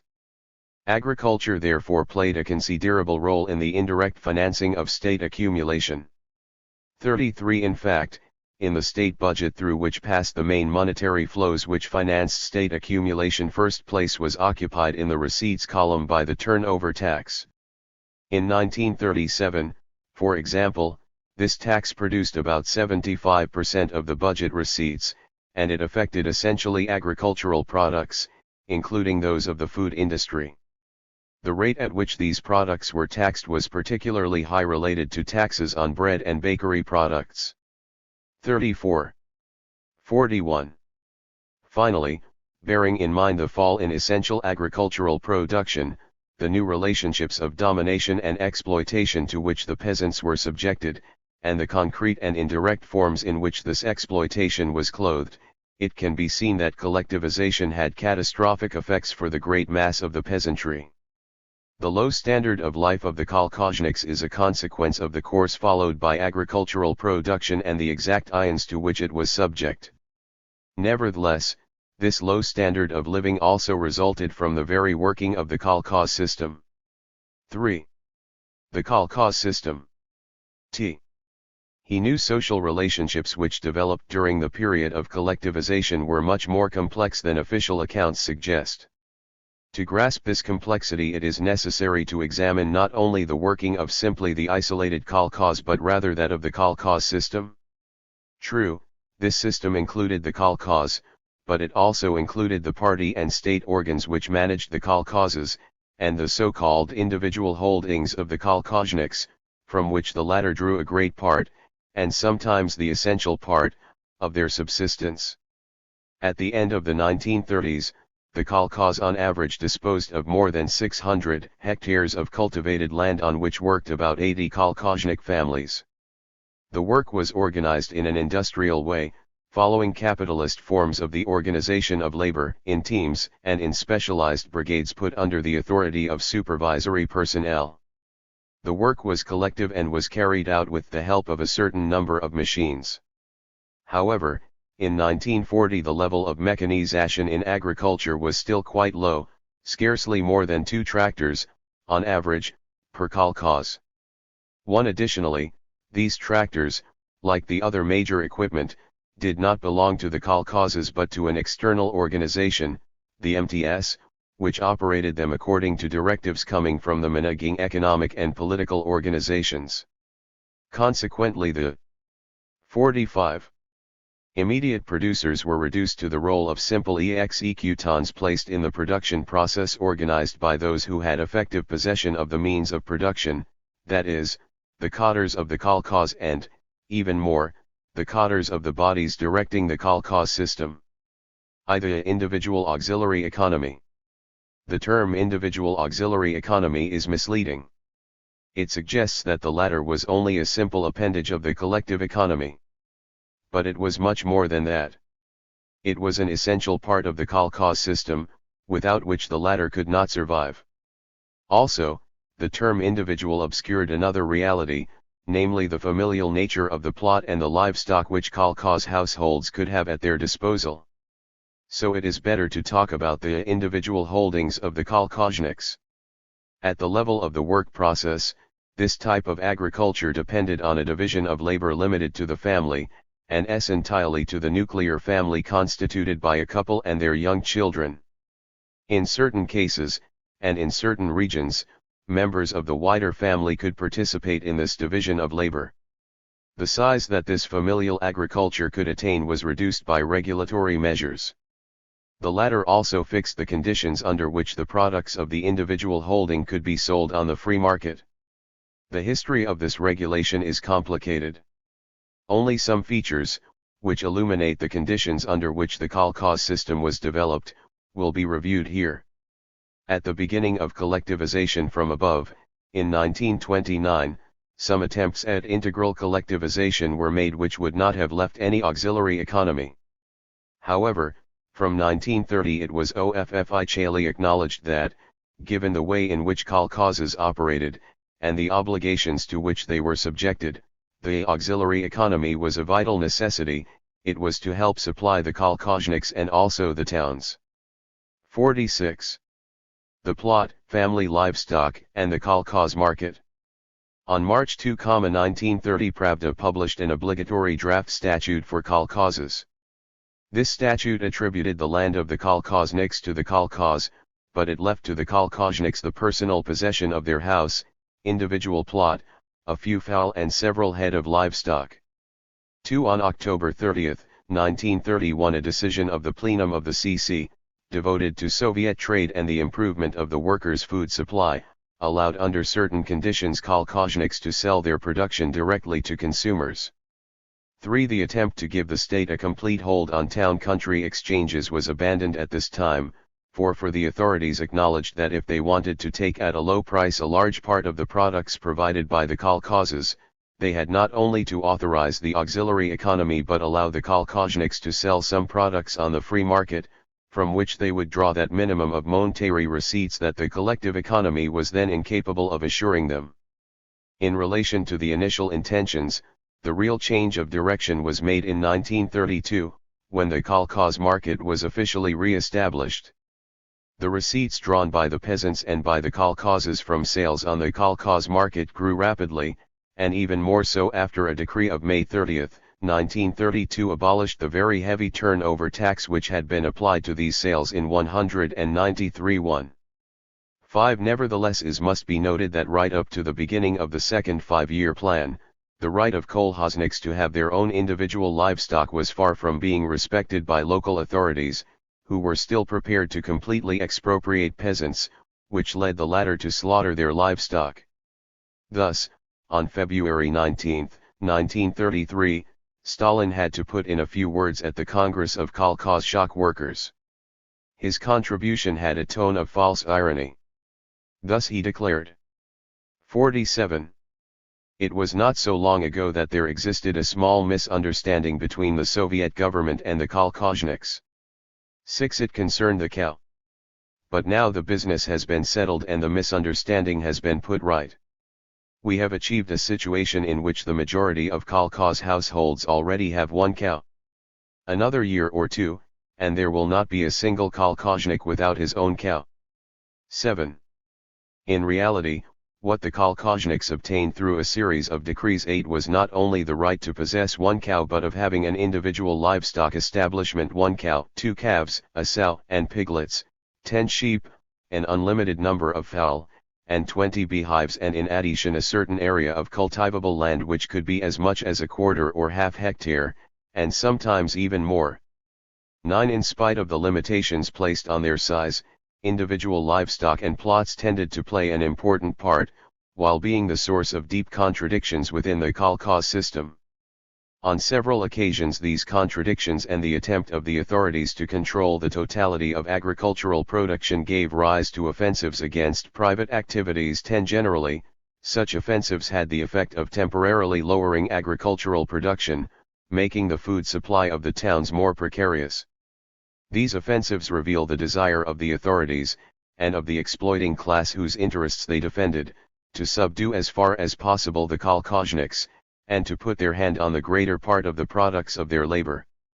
The offensives may also be explained by the circumstance that the non-collective activities of the kolkhozniks 11 tended to take up a large part of the labor which they performed, and were the origin of a quite large part of their income.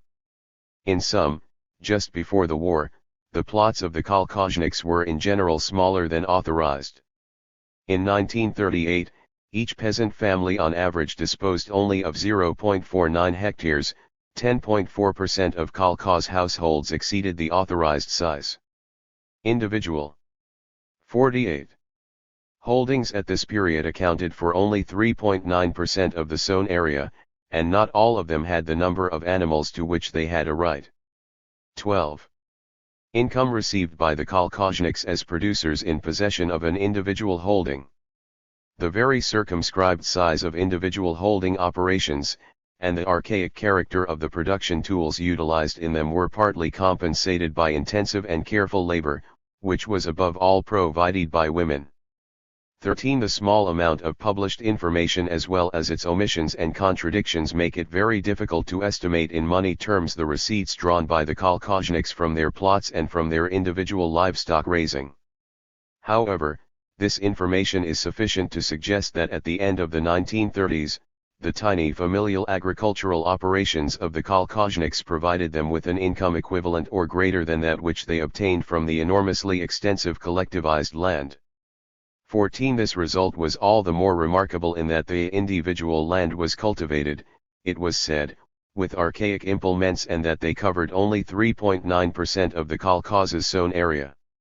Despite this, in 1937 the individual holdings provided about 21.5% of agricultural production in 1926-27 prices.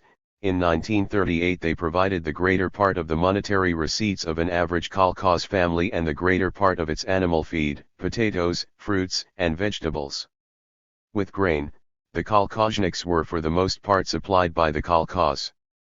15. In 1937 individual livestock operations provided 71.4% of the milk, 70.9% of the meat, 70.4% of hides and skins, and 43% of the wool. 16. At that time animals belonging to kolkhozniks formed the major part of the total livestock. 17. In order to evaluate the economic role of individual agriculture on the part of the kolkhozniks, it should also be noted that the monetary receipts of these latter during the 1930s consisted largely of receipts from sales on the free market. 49. For the prices there were several times higher than those paid by the state. 18. Most of the products sold there came from individual agriculture, with only a small fraction coming from distributions in kind made by the kolkhozes. However, from 1937 the production from plots and from family livestock was subjected to increased state exactions, which tended to reduce the share of monetary receipts coming from sales on the free market of products from individual holdings, even though the reduction in amounts sold was partly compensated by a rise of the prices at which agricultural products could be sold. Generally speaking, the familial micro-agriculture of the kolkhozniks played a decisive role, simultaneously in the supplying of citizens, the daily subsistence of families belonging to collective farms, and the obtaining by these families, of a monetary income. True, the products of collective activities were indispensable for the provisioning of kolkhozniks, but the resources that they drew from these activities seem to have been not much more than a mere complement to the incomes coming from familial agriculture. The output of familial agriculture partly entered the channels of trade through the kolkhoz market, or through transactions made with state commercial organizations and cooperatives. In addition, familial agriculture bore the weight of compulsory deliveries or various taxes. Despite the pressure thus exercised by the state to extract a surplus from familial agriculture, the latter above all covered the needs of the peasant family. This considerably reduced the expense of the reproduction of its labor force borne by the kolkhoz and enabled the latter to be subordinated, to the maximum extent, to the demands of the state and to accumulation. 2. The kolkhoz. Relationships of production and domination within the kolkhoz. The kolkhoz which emerged from collectivization from above was characterized by the existence within it of a marked 50. Hierarchical structure. A small number of managers allocated the direct workers and means of work to definite tasks. The direct producers were thus reduced to the role of simple executants put at the lower level of a structure in which certain features of the capitalist organization of labor were combined with military command forms. This encouraged the reproduction of a particular type of agrarian despotism. In the given ideological and political conditions, This structure was adequate for the extraction of a surplus which was especially high. The great majority of the lower kolkhozniks were entrusted mainly with work that was manual and unskilled, and among them women were the majority. 19. They had particularly small incomes, being at the lowest income level. In addition, kolkhozniks did not have the same rights as other Soviet citizens. One might say that the kolkhoz population had only duties towards the managing organs of the kolkhoz and towards the state which, so far as the kolkhoz population was concerned, had only rights. Various authorities took upon themselves the power to take back from the lower kolkhoznik one or another material advantage which had not been originally officially recognized as his in writing, and in practice he could not protest. If he did, it would bring him more trouble than it was worth. To justify their behavior, the authorities did not hesitate to claim that what is good for the state is good for the kolkhoznik. 20. For example, the novelist Stadnyuk could put the following words in the mouth of the party official. With us, there is no difference between the interests of the kolkhozniks and the interests of the state in general. If the state takes grain to satisfy some need or other, the satisfying of this need is equally in the interest of the peasants. 21. In fact, by reason of the very over-exploitation that they endured, the kolkhozniks were sub-citizens to whom part of the rights recognized by the constitution and which were 51. Hardly respected for other citizens were quite simply denied. Thus, the kolkhozniks were economically and juridically discriminated against, although Article 123 of the Constitution forbade any discrimination between different citizens. Working conditions of the kolkhozniks.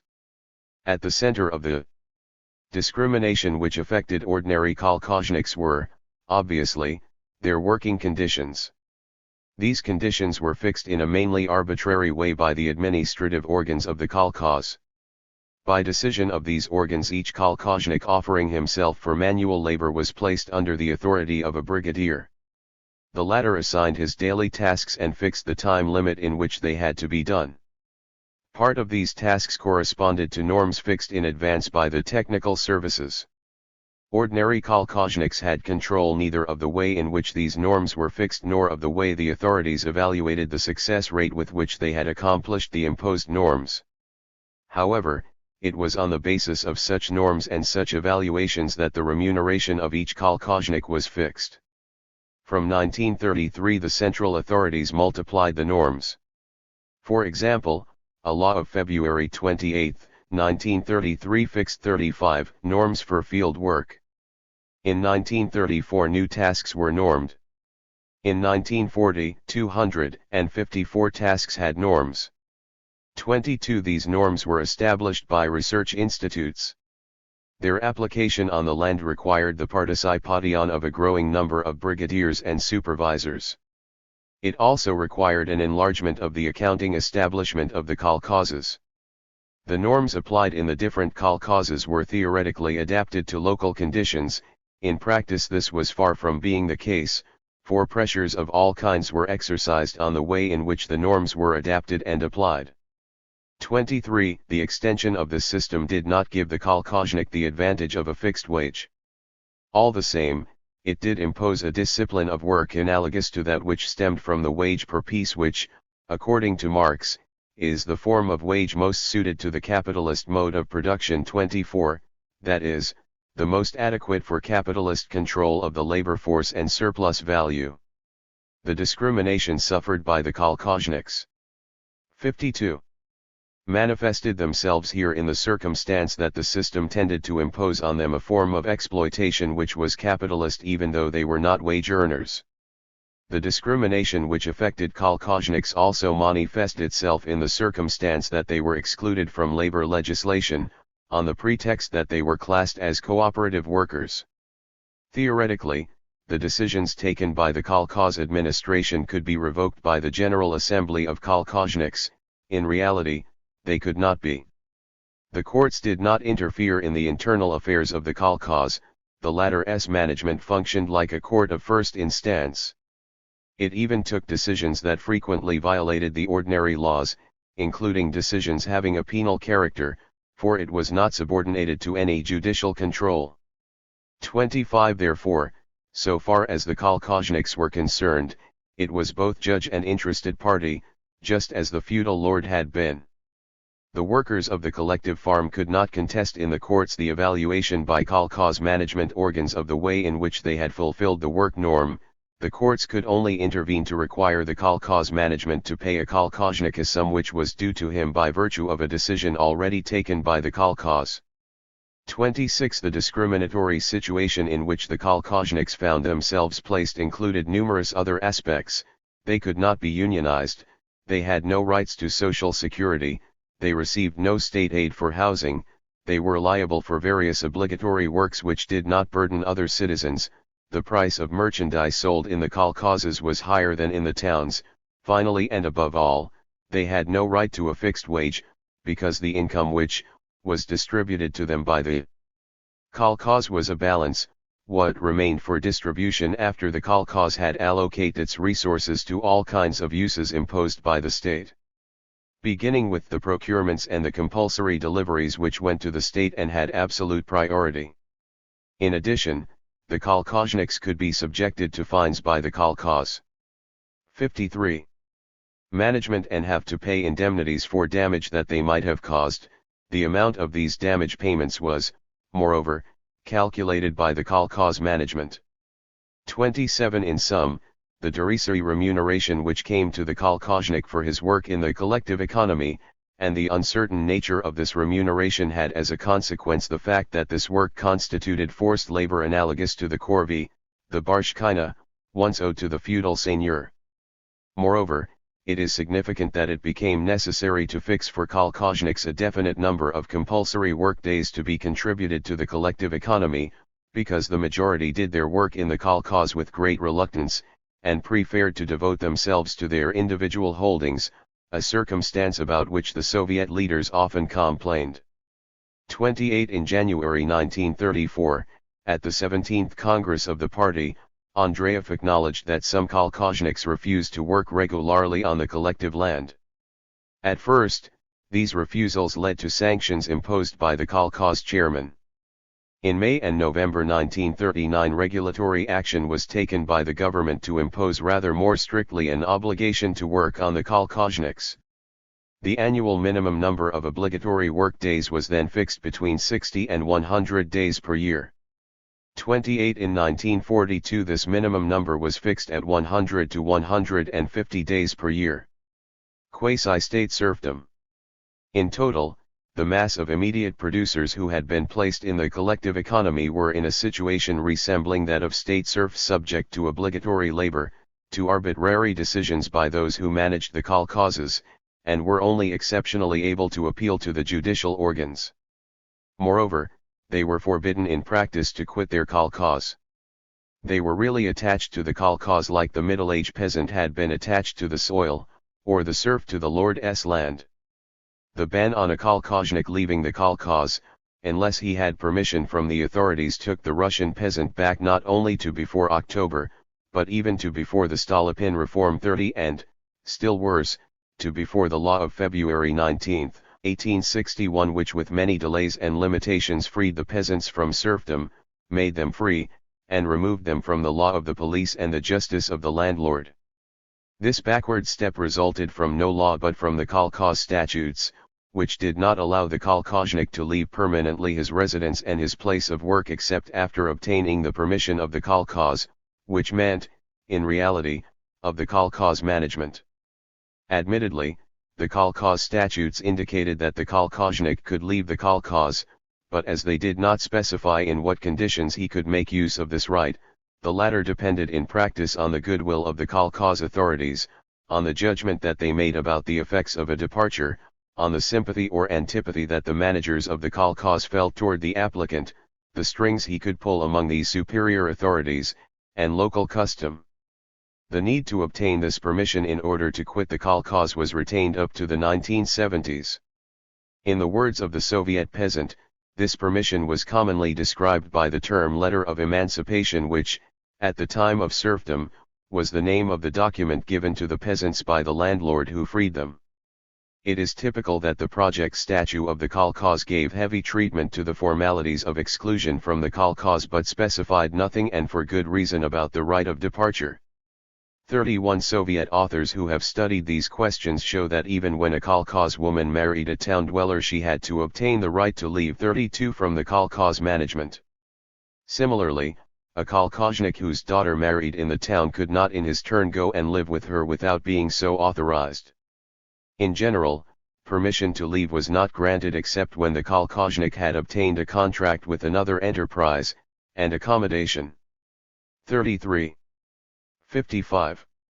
A kolkhoznik might possibly abandon the kolkhoz. He was then expelled. He lost his house, and his expulsion was written into documents, which put him in a precarious and dangerous situation. People then said that he had obtained his Volkyi bilet. He was no longer a kolkhoznik or worker or employee, being regarded as an individual peasant and liable to high taxes. He was in fact directly threatened by various repressive measures. During the 1930s, this did not prevent many kolkhozniks leaving in this way. At first they worked occasionally, sleeping in railway stations or in huts, and they moved around without being registered at the police station. Some were eventually arrested for vagrancy, while others ended up finding a regular job and accommodation. 34 The difficulties of those who left without being officially freed were all the greater because they possessed neither the internal passport, which was usually required, nor the workbook. These two documents were distributed to city dwellers during the 1930s, but were not given to the peasants. The introduction of the internal passport also restored a feature of Tsarism abolished by the October Revolution. The Tsarist regime likewise had denied peasants an internal passport. It should be emphasized that it was not only the active kolkhoznik who was attached to the soil.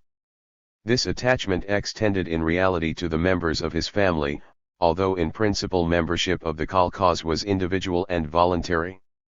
In practice, at the end of the 1930s, members of a kolkhoznik family were automatically entered on the list of kolkhozniks. This practice continued after the war despite the protests of certain kolkhozniks who wanted their children to be attached to the kolkhoz only at their personal request.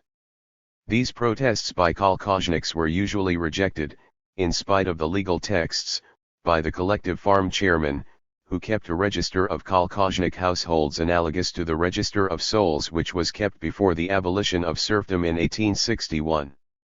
35 The attachment of the kolkhozniks to the soil put them in a situation of total subordination to the organs of the kolkhoz. 6. 56 Charts Bettelheim management, and it had an effect on the conditions under which the kolkhozniks worked and were remunerated. Although the management of the kolkhoz could act at its own discretion in relations with its kolkhozniks, the same could not be said about its relations with superior bodies. For example, industrial enterprises which wanted to recruit manpower in the countryside could be authorized by the appropriate central offices, to make agreement with kolkhoz managers.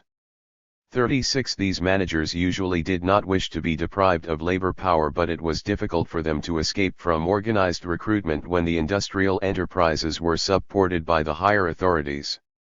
It sometimes happened that the collective farm managers demanded that their kolkhoz be compensated for the loss of manpower which was imposed on them in this way. This compensation was levied on the wages of the kolkhozniks sent to work in industry. Popularly, this levy was described by the term obrok, which evoked the dues that the serf had to pay to his landowner when the latter allowed him to leave for the town.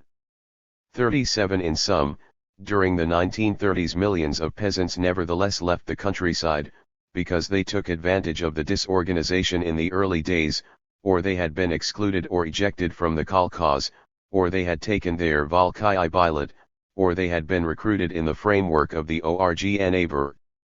For the tens of millions who remained attached to their kolkhoz, this obviously did not change the situation of quasi-state serfdom in which they found themselves. Some remarks about the return to forms of quasi-serfdom during the 1930s.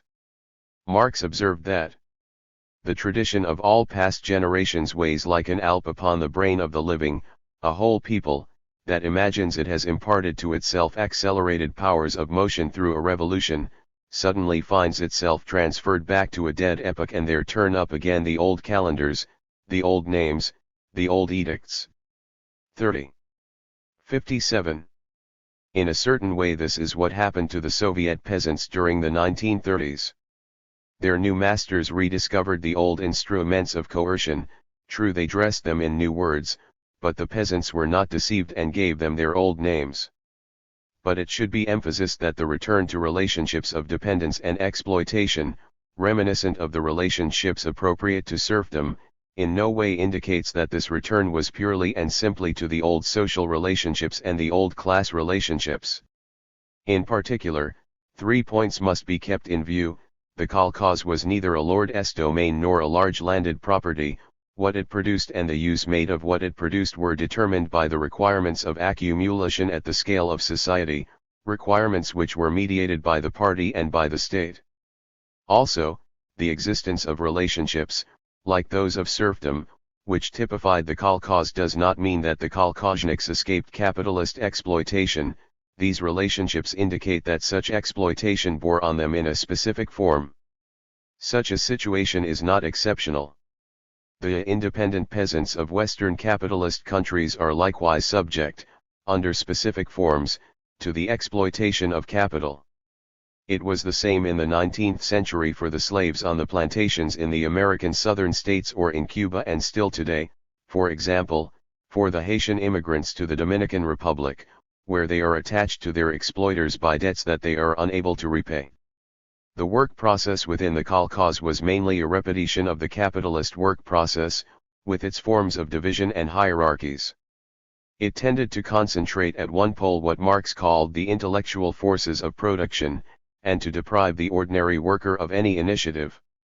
It even tended to expropriate from the old peasants their knowledge and experience. Aided by the general indifference to work, it succeeded here quite well. The peasants' rich experience, already dilapidated, was replaced only by the unreliable knowledge of experts. The results are still visible today. In the social structure as a whole, the kolkhoz managers in no way occupied the same place as the old landowners. 58. Or feudal lords. They were appointed and dismissed by political chiefs placed above them, and they were responsible to the latter for the achievement of a certain number of tasks. In fact, they were subordinate agents of society-scale tasks connected with the extraction of surplus labor and the accumulation of surplus value. 3. The kolkhoz managerial stratum and its placement in the general social structure. According to the kolkhoz statutes, the supreme directing organ was the General Assembly of Kolkhozniks. In theory, this assembly could annul unjustified decisions by the chairman, vote for obligatory resolutions, adopt or modify the kolkhoz budget, and remove the chairman. In practice, the kolkhozniks could not exercise any of these rights, except in very exceptional cases. Apart from such cases, kolkhozniks who took the risk of opposing the will of the chairman would appear to be suspect and rotten elements, and would be exposed to severe troubles and even sanctions. In actuality, the kolkhoz chairmen were, therefore, not subject to any control from below. They were appointed from above. They were simple administrators who often did not call the general assemblies and the control organs, or if so only so as to have their decisions ratified. In popular language they were often referred to as the kolkhoz directors. Their power was much more than that of the local Soviets, which usually went along with the measures they took. Their authority over the kolkhozniks, moreover, much exceeded that of the director of an enterprise over his workers, since the kolkhozniks depended on their managers not only during work, but during their daily life, for example, for the upkeep of their houses, the preservation or reduction of their individual plots, and even problems of food supply. 39. However, management of the kolkhoz was not carried out by its chairman alone but by a managing stratum, whose career depended on party and state decisions. The existence of this 59. stratum limited the claims of the chairman to exercise the powers of a sole director, because its members could review the decisions of the chairman, invoking superior state interests. In this way the state administrative nature of the kolkhoz was reinforced. The existence of a kolkhoz managerial stratum met other needs besides that of ensuring the supervision of the kolkhoz chairman, for there were other means of supervising him. One of the functions of the kolkhoz was to transform agricultural work into an enterprise of industrial character, developing a new division of labor and new styles of cultivation, increasing the use of mechanical and chemical techniques, rationalizing its operations, and improving its administration with proper bookkeeping. This function of the kolkhoz required the presence of a variegated body of specialists. The latter performed quasi-managerial tasks and watched over the transformation of the conditions of production, so as to allow an increase of production and of profitability. Insofar as the cadres charged with these tasks succeeded in actually tackling them, their activity tended to transform the kolkhoz into a state enterprise. The second essential function performed by the collective farm was to ensure at any price the satisfaction of the state's immediate needs for agricultural products, the latter to be obtained at the lowest possible monetary cost. Above all, it was occasion of maximizing the procurement of grain and, to that end, of introducing in the collective farm a factory despotism at a time when the material basis and the ideological conditions necessary for a relatively flexible exercise of this despotism were lacking. Hence the role played by naked repression in the operation of the kolkhoz and the multiplication of supervisory and control tasks assumed by the kolkhoz managerial stratum and by the little bosses placed under its orders. The increase of supervisory tasks thereby expressed the subordination of the kolkhoz cadres to the general demand for capital accumulation, which the departments of state were striving for.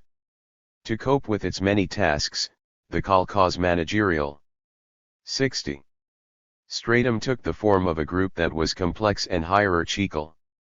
It included elements that were genuinely dominant, the nucleus of a new agricultural and rural bourgeoisie, and elements that were relatively dominated, forming an agricultural petite bourgeoisie. The lower ranks of the latter included kolkhozniks occupying more or less privileged positions. A detailed analysis of the personnel of the kolkhoz managerial stratum and of its characteristics would require an excessively long treatment. The discussion will therefore be limited to certain general points. For a start, it should be noted that toward the end of the 1930s the kolkhoz managerial stratum was still relatively small. At that time there were about 240,000 kolkhozes. The latter had 582,000 kolkhoz chairmen, assistant chairmen, and managers of animal breeding farms. To these agricultural cadres must be added 80,000 agronomists and 96,000 other agricultural technical staff, making a total of 758,000 in these categories, which is a small figure for a kolkhoz population of more than 80 million. 41 to these cadres, who constituted the hierarchical summit of the kolkhoz strata, were added the intermediate cadres, mainly brigade and team leaders. 42 Most of these intermediate cadres had no particular technical knowledge. As Ayarutayunian remarked, in its training the kolkhoz intelligentsia was hardly distinguished from the mass of kolkhozniks, 43 of which in 1939 almost a quarter was completely illiterate and only 3.7% had finished the 7-year school. 44 The cadres therefore fulfilled essentially command, supervisory and control functions, while there was a shortage of specialists, bearing in mind the requirements of the large-scale mechanization that had been forecast for the kolkhozes. To the cadres entrusted with command and supervisory functions should be added those entrusted with administrative functions, mainly bookkeepers. However, the command functions went to the kolkhoz chairmen, their deputies, and the brigade and team leaders, some of whom were in the kolkhoz council of administration. These command functions were combined, as we shall see, with those exercised by party and 61. State organizations, for these organizations constantly intervenate in kolkhoz activity. The totality of the operating conditions of the kolkhozes, their manner of administration and the exact ions that the state imposed on them determined the low level of kolkhozniks' incomes and the inequalities which influenced their distribution. W. The incomes of kolkhozniks and kolkhoz cadres. Before examining what incomes were received by the kolkhozniks from the collective farm, it is necessary to give an indication of how these revenues were fixed. To do this, certain rules of the kolkhoz system should be recalled. The composition of incomes distributed by the kolkhozes, and how they were divided. Incomes of the kolkhozniks depended on the incomes of their kolkhoz. The latter, in their turn, depended on a multiplicity of elements over which the management of each kolkhoz had usually little influence, the scale of the different types of production, mainly determined by the production plans and the means put at the disposition of the kolkhoz, the exact ions that the state levied on this production, the prices which might be paid for part of the output taken by the state. All this determined for a given year the gross annual receipts of each kolkhoz. However, what would be distributed to the kolkhozniks did not directly depend on the annual gross receipts of their kolkhozes, but rather from what was left after other exact ions had been levied, leaving the balance of receipts payable to the kolkhozniks. The balance payable to the kolkhozniks. This balance was obtained by deducting from the gross receipts various external or internal charges. The external 62 Charles Hoftheim. Charges were the payments that the kolkhoz had to make to the treasury or to various state organs. The internal charges were intended to finance the internal accumulation of the kolkhoz and its administrative expenses, notably the wages of its cadres.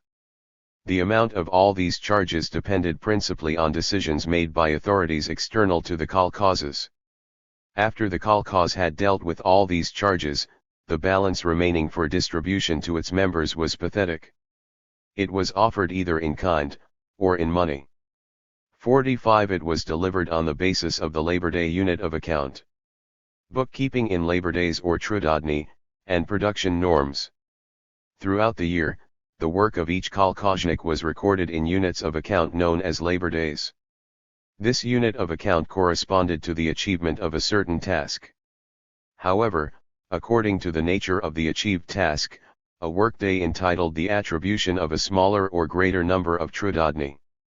For a piece of work which was regarded as easy, a workday could only represent 0.75 trudodny, but for work described as difficult it represented 1.5 trudodny. This principle assumed that the different items of work were classed according to category. In June 1930, a circular sanctioned such a classification.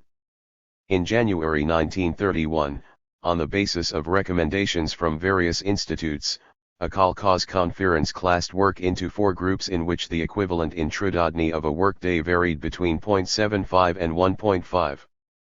In 1933, within the framework of the struggle against egalitarianism, work was divided into 7 groups in which the equivalent of a workday varied from 0.5 to 2.0 trudodny. 46 For a kolkhoznik to be considered as having provided 1 trudodin, it was necessary not only that he should have spent a certain time to achieve a certain piece of work, but also quite often that he satisfied certain production norms. The latter proliferated from 1933, at least for manual work. 63. Calculating the value of a trudodin and individual income. The income which corresponded to a trudodin was not fixed in advance.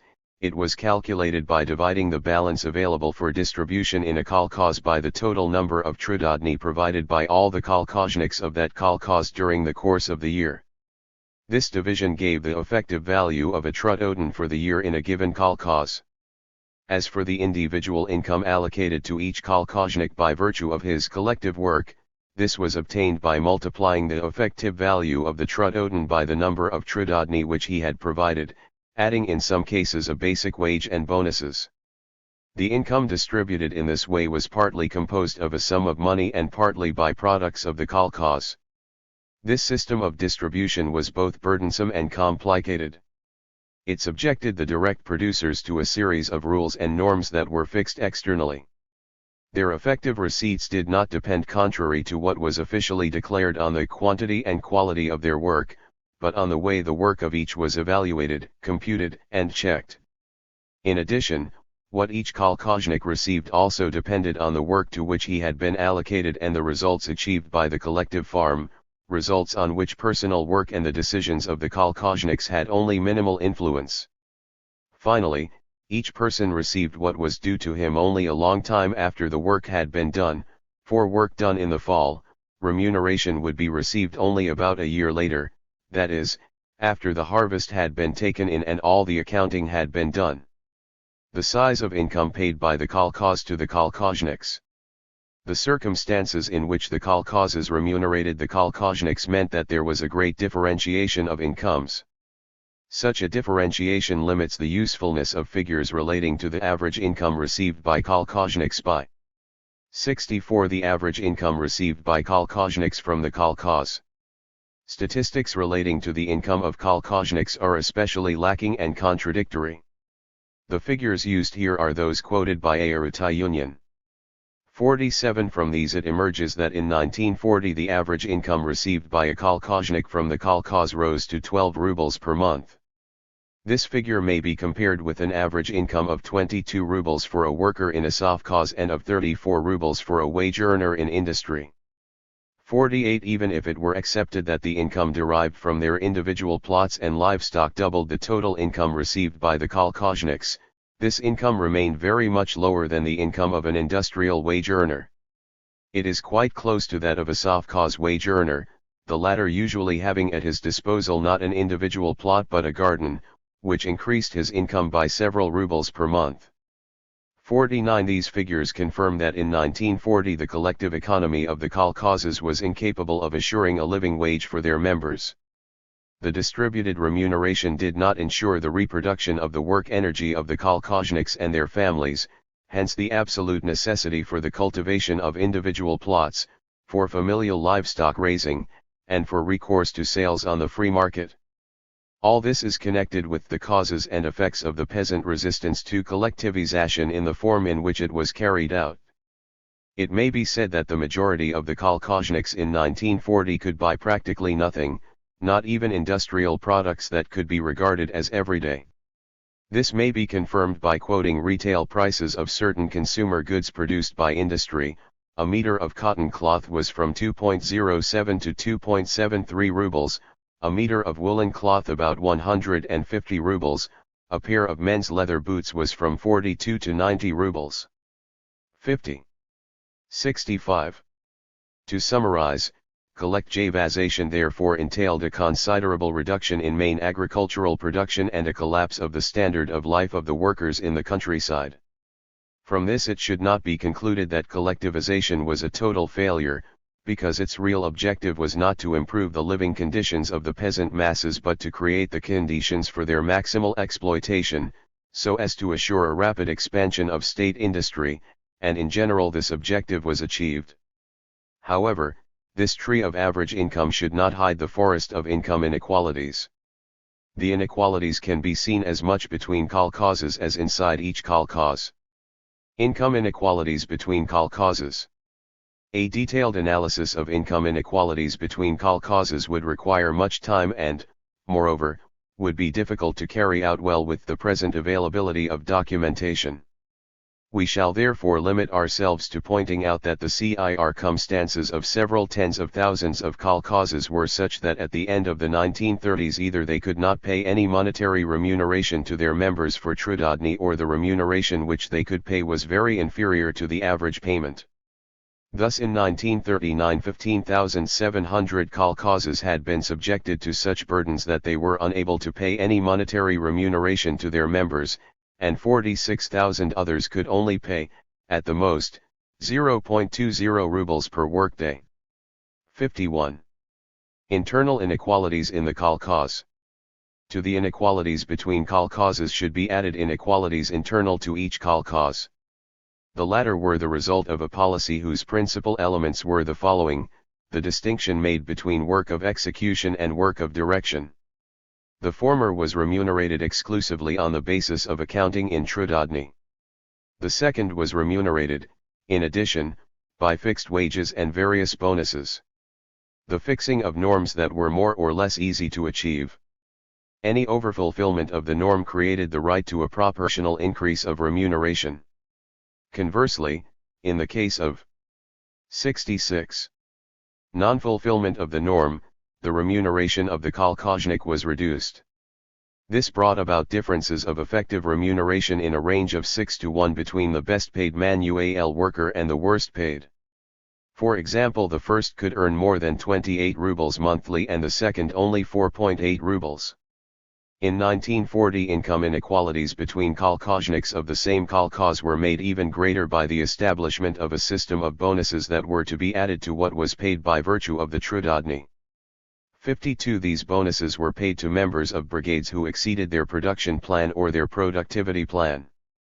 As a general rule, they were fixed in the form of a payment of a percentage of what was produced above the brigade plan. The distribution of these bonuses was itself subjected to various regulations.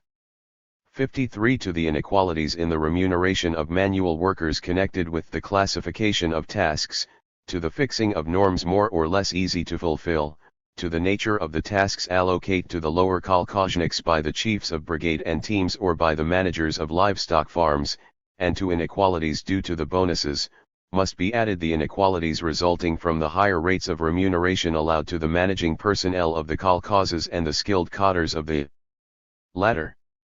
Moreover, part of this remuneration was fixed directly in money terms. On the eve of World War II, the chairman of a kolkhoz received a fixed salary varying from 25 to 400 rubles monthly. 54. The salary may be compared with the average total remuneration of a kolkhoznik, which as quoted above was 12 rubles. In addition to the salary, the chairman received an attribution which varied from 45 to 90 trudodny monthly. This remuneration of kolkhoz chairman depended on the extent of the cultivated area of his kolkhoz during the year. In addition to the salary and this attribution of trudodny, the kolkhoz chairman received a bonus equaling 15 to 40% of his total salary, by virtue of plan overfulfillment.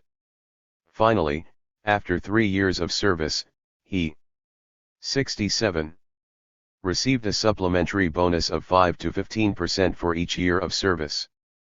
Agronomists, skilled livestock workers, plant and livestock specialists received high contractual credit in trudodny and, for the overfulfillment of their plan, a bonus equal to 70% 6F that received by the chairman.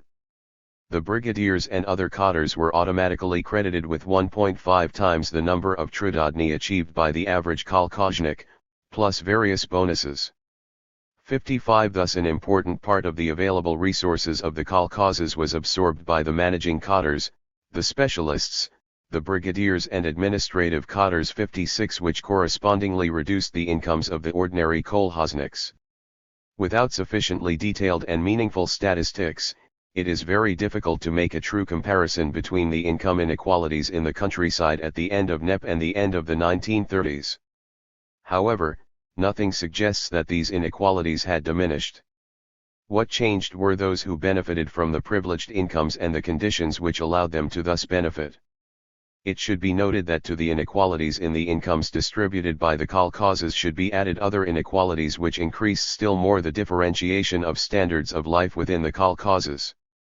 One of these sources of inequality involved housing. Thus, Arita Union, using an investigation made in 1935 in the village of Turpany, states that there were considerable differences in the comfort of accommodation, depending on whether it was used by skilled or unskilled workers. All the accommodation of non-manual skilled workers had proper floors, whereas 30% of the kolkhozniks' dwellings had earthen floors. 57. Comfortless dwellings, usually situated in small villages or hamlets, belonged essentially to unskilled manual workers. 58. Another element in the differentiation of living conditions was the scale of familial agriculture. Thus in 1940 1/3 of kolkhoz families did not have a cow. 59. However, the non-possession of a cow was typical of a poor peasant household, because this animal was essential for providing the peasant household with milk products. The latter were necessary for nourishment and were a source of monetary income. 68. Moreover, stable manure was an important factor for the fertility of the plot. The available information shows that the households of the manual workers were the least favored in questions of livestock raising and plots. Thus at Turpany, in 1935, in the kolkhoz sector, 100% of skilled non-manual workers grew their own crops and had an orchard, whereas these percentages fell respectively to 31 and 79% for unskilled manual workers.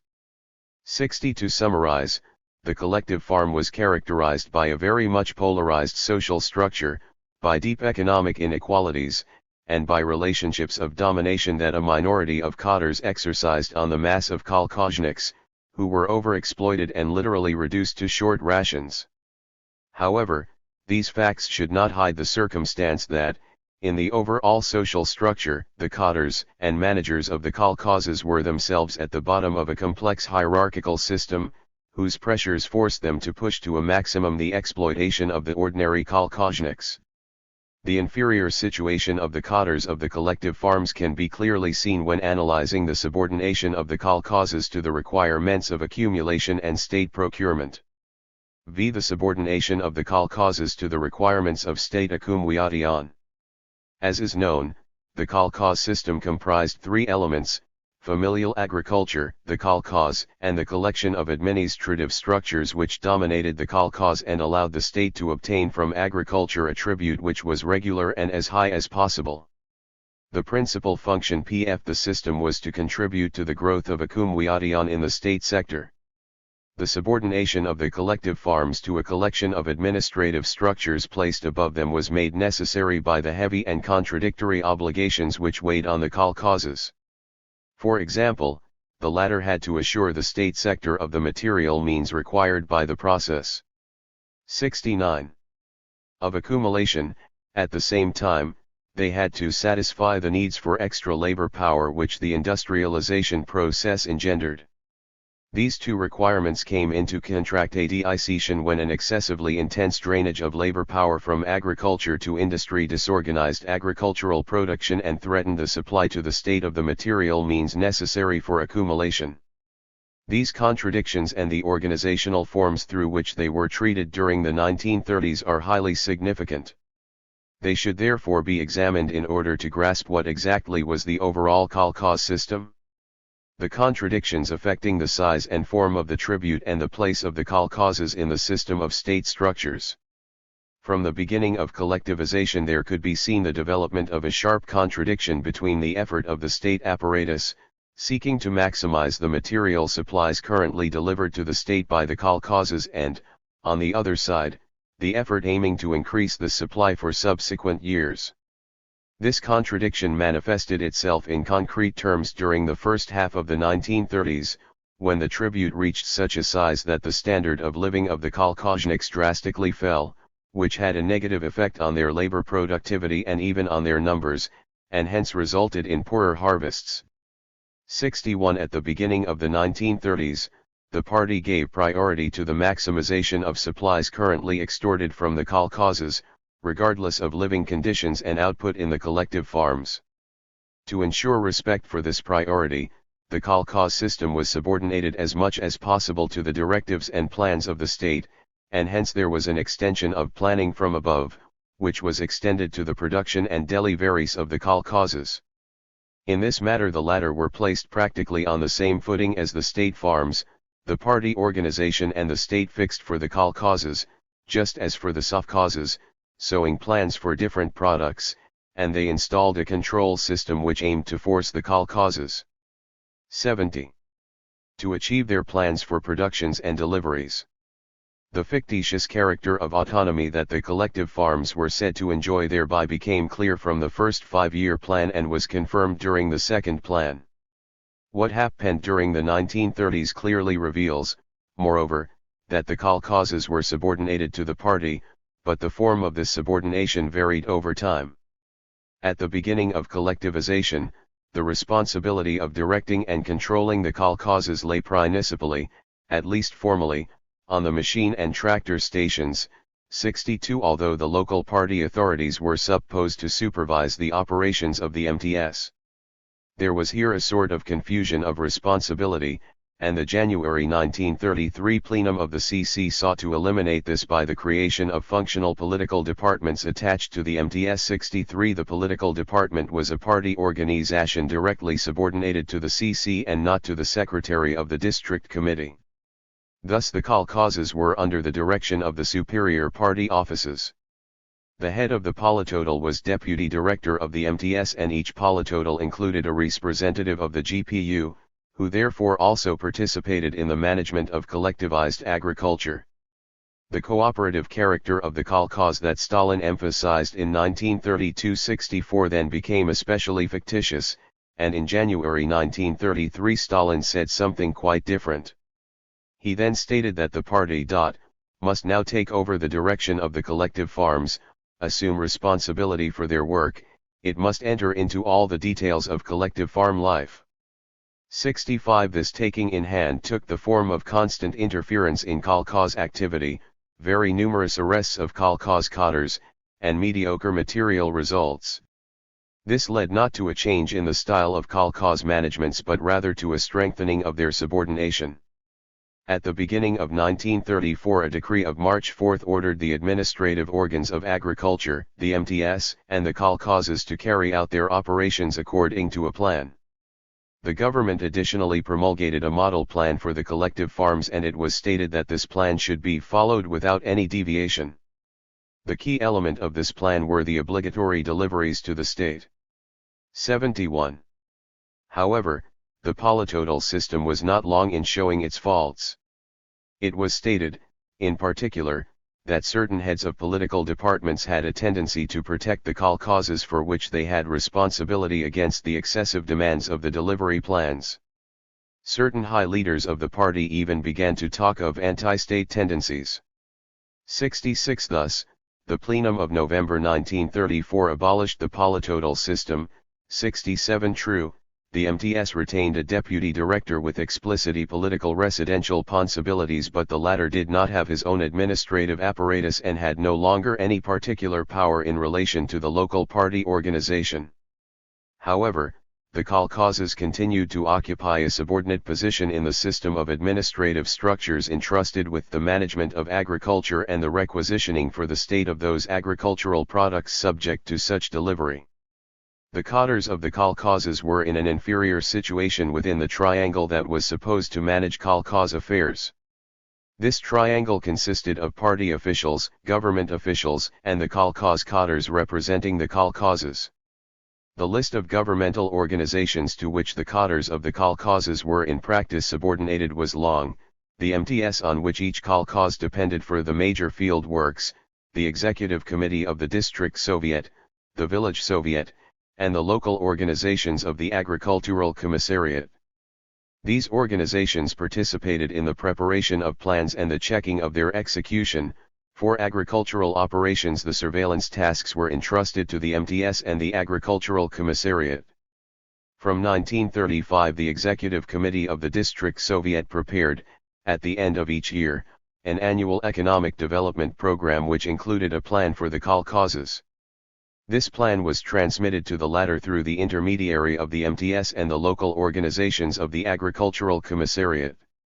The plan fixed the kolkhoz tasks in the matter of production, specialization, rotation of crops, livestock, mechanization, expenses, the scheduling of various operations and, naturally, deliveries to the state. The kolkhoz could not make any modifications to the tasks assigned by the government, even if they were in contradiction with the crop rotation plan adopted previously or with requirements of agricultural technique. At most, the 72 kolkhoz could submit objections to the party district committee or to the regional administration of the locality. 68 But the kolkhoz could elaborate a plan project for supplementary harvests, specifying the material means, human and financial, that its achievement required. This project had to conform to official directives. It was submitted to the local organizations of the Agricultural Commissariat, which could modify it. After modification, the commissariat organizations integrated it into the kolkhoz plan and it became obligatory. The regulations fixed in this way reduced to a minimum the freedom of action of the kolkhozes and their managements. Despite the apparently important role that state organizations, particularly the Agricultural Commissariat, played, it was the party organizations which occupied the dominant position in the management and control of kolkhoz activity, even though in principle they were not supposed to intervene in production problems. In fact, they constantly meddled in kolkhoz affairs, even in the periods when such interference was not encouraged by the central leadership of the party, as was the case in 1935 when Stalin emphasized, in a speech of February 15, that the kolkhozes should be left with the solution of their own problems and the administrative decisions should not be imposed upon them. The intervention of the party in kolkhoz affairs was connected with the burdens that weighed upon the kolkhoz economy. To ensure that the latter did not shrink its obligations, the party committee intervened at any moment in collective farm affairs. At the beginning of 1940 the situation was such that Pravda was deploring that district party committees had been transformed into a kind of district agricultural office. 69 The cadres of local party organizations intervened all the more in the life of the kolkhozes because they were in practice held responsible for the conduct of agriculture in their district. Finally, at the beginning of the 1940s, this responsibility was officially placed on them. Firstly, a decree of March 18, 1940 charged the Raycom with organizing crop rotation. Then, at the beginning of 1941, the Raycom was charged with organizing the management of kolkhozes and directly supervising the application of party and government directives in the villages. 73. Thus there developed an extremely heavy agricultural administration. It was so extensive that on the eve of World War II there were more cadres not belonging to kolkhozes but occupied in the management of the latter than there were kolkhoz chairmen. 71 In these circumstances the kolkhoz was reduced to the role of a simple organ of implementation. It was not only the kolkhoznik who was left aside from all control and organization of production 72 but also the chairman of the kolkhoz himself, who was only the executant of the decisions made by the Raycom and the Raispocom. 73. The real scope of the kolkhoz cooperative statute. Ultimately, the kolkhoz cooperative statute was based on a fiction, because the fundamental principles that the statute implied were not respected. In fact, all the decisions important for the life of the kolkhoz were decided externally and in advance by the party and government organizations. Such was the case for the deductions made from kolkhoz funds, for the forms of work decentralization, for the form of remuneration, etc. All these questions gave rise to decisions taken outside the kolkhoz and which had to be accepted by this latter, including, when appropriate, the General Assembly of Kolkhozniks. 74 The latter then functioned as a means of fictitiously transforming a decision taken outside the kolkhoz into a decision unanimously adopted by the kolkhozniks, thereby conferring a legitimacy which otherwise it would not have had. This form of legitimation is typical of Soviet democracy of the 1930s. The authorities could bring this about as soon as they disposed of means of pressure that was sufficient to allow the constraint on the consensus to bring about constraint by the consensus. Naturally, the constant violation of the kolkhoz statutes did not solve any deep problem. It could only make their management more bureaucratic, more remote from production realities, and more conflict-ridden. Hence the so frequent reminders. 74. From the party leadership that the cooperative character of the kolkhoz should be respected. But these reminders were in contradiction with other declarations demanding that local authorities should intervene even in the details of kolkhoz life. These contradictions between two official declarations only reflect objective contradictions. The latter were born from the need to extract a maximum tribute from the kolkhozes to support the current policy of accumulation and industrialization. However, this need entered into conflict with the will of the peasantry, which tried to keep for itself the biggest share of the product of its labor. At every moment it even came into contradiction with another necessity, that of maintaining, or possibly increasing, the productive capacity of the kolkhozes. The kolkhoz chairman found himself at the center of these contradictions. On the one hand, his task was to respond positively to the requirements of the central authorities of whom he was, in effect, one of the executive agents. On the other hand, he had to deal with economic requirements of his kolkhoz and the discontent of the kolkhozniks. Up to a certain point he had to satisfy the demands of the latter, because failure to do so could make it impossible to obtain productive labor. These contradictions made the position of kolkhoz chairman all the more delicate because the principal obligation that was imposed on them was to guarantee that the kolkhoz functioned above all a provider of as much surplus labor as was possible. The fictitious nature of the kolkhoz cooperative statute and the contradictions in which their chairmen were trapped was demonstrated throughout the 1930s and on the eve of the war by the waltz of the kolkhoz chairmen. This phenomenon was caused by the attempt made by several of them to resist excessive demands by the party and by the wish of this latter to shatter such resistance. Some figures show the scale of this phenomenon. In 1933 an investigation carried out over a larger part of the territory of the USSR showed that in the course of the single year 36% of kolkhoz chairmen were changed. In 1937, 46% of these chairmen had been in office for less than 1 year. 75. Figures of the same order could be cited for 1939 and 1940. 76. 75. These figures adequately confirm the contradictions in the kolkhoz system and the fictitious character of the cooperative statute of the collective farms. 6. The consequences for the authorities of the socialization of agriculture. For the authorities, the socialization of agriculture emerged by way of 2 failures and 4 victories, but the scope of the latter was much greater than that of the failures.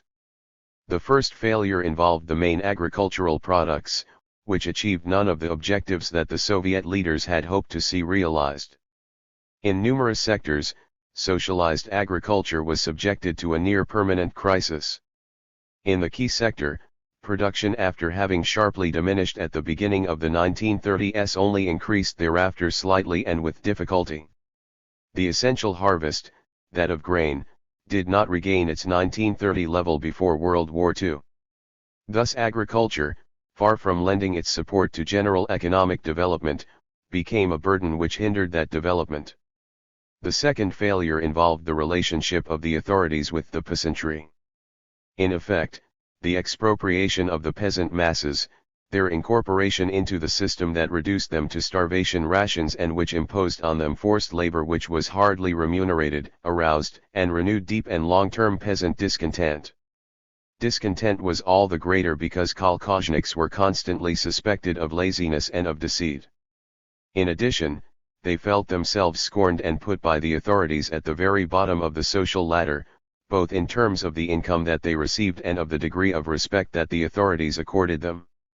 Taken as a whole, the peasantry was discriminated against. In relation to the state it had duties but no rights. Bolshevik ideology was already the vehicle of such discrimination, but, toward the end of the 1930s, it tended to more and more reproduce the old Russian and Tsarist tradition. Like many other aspects of this epoch, it became part of the resurgence of conservative and even reactionary attitudes that had characterized Imperial Russia. 77. 76. Charles Bettelheim. The peasantry made its discontent felt by developing enormous passive resistance. The authorities replied to this with repression and by creating at all points a bureaucracy that enclosed the peasants and the kolkhozes, carefully watched them, and took part in their exploitation. This new privileged stratum also administered the state farms and the MTS. These organs absorbed considerable investment whose economic effects were derisory.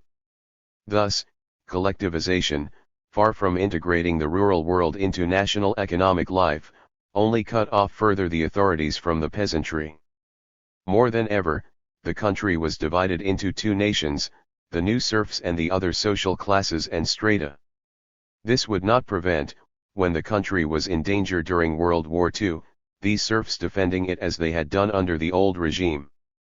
78. However, the crisis of agriculture and the profound discontent of the peasants were the price that the authorities and the new dominant class had to pay in order to win 4 victories. The first victory was political. Collectivization certainly cut off the authorities from the peasantry, but above all, and this is what counted, it shattered this latter economically and politically. Collectivization put an end to all possibilities of economic independence for the peasants.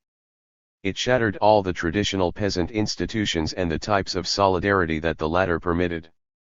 In effect, collectivization brought into being a peasantry infinitely more atomized and fragmented by capitalist forms of the division of labor than the old individualized peasantry had been. For the authorities and for the new dominant class, the elimination of private peasant holdings was a very great victory. Henceforth, the new class alone had at its disposition significant means of production. For the Bolshevik Party, thanks to its ideology, this radical upheaval in the balance of forces was regarded in terms of a victory over capitalism in the name of a genetic theory of capitalism directly and inevitably engendered by small-scale production. 77. The second victory won by the authorities and the new dominant class was their success in submitting the peasantry to an unprecedented overexploitation, which permitted the realization of a gigantic effort of accumulation, most of which went to industry. True, this was obtained at the price of a very substantial lowering of the living standard of the peasant masses, but this consequence was regarded as negligible, for what counted for the party leadership and for the class whose interests it served was putting the maximum means of production under its own control. The third victory, which made the others long-lasting, was the creation of a new economic form, the kolkhoz system, which allowed simultaneously the expropriation of the peasantry and the transformation of its individual and sparse means of production into socially concentrated means of production, following the methods belonging to the prehistory of capital. As has been seen, the kolkhoz system included familial agriculture, the kolkhozes, and the collection of administrative structures which directed and controlled the latter. It constituted a system sui generis for the exploitation of the great mass of agricultural workers. It combined characteristics which were those of a kind of state serfdom with capitalist social relationships. These latter were evident in the form of the work process and in the extraction of surplus labor destined essentially for the accumulation of capital in the state sector. The existence of individual plots and livestock, far from being in contradiction with the demand of such accumulation, on the contrary allowed it to intensify, as is the case in different types of agrarian capitalism. The kolkhoz system was established on the ruins of the 1920s kolkhozes and on those of the old communal relationships. It constituted a relatively stable form, as witness the fact that it still exists half a century after its beginnings.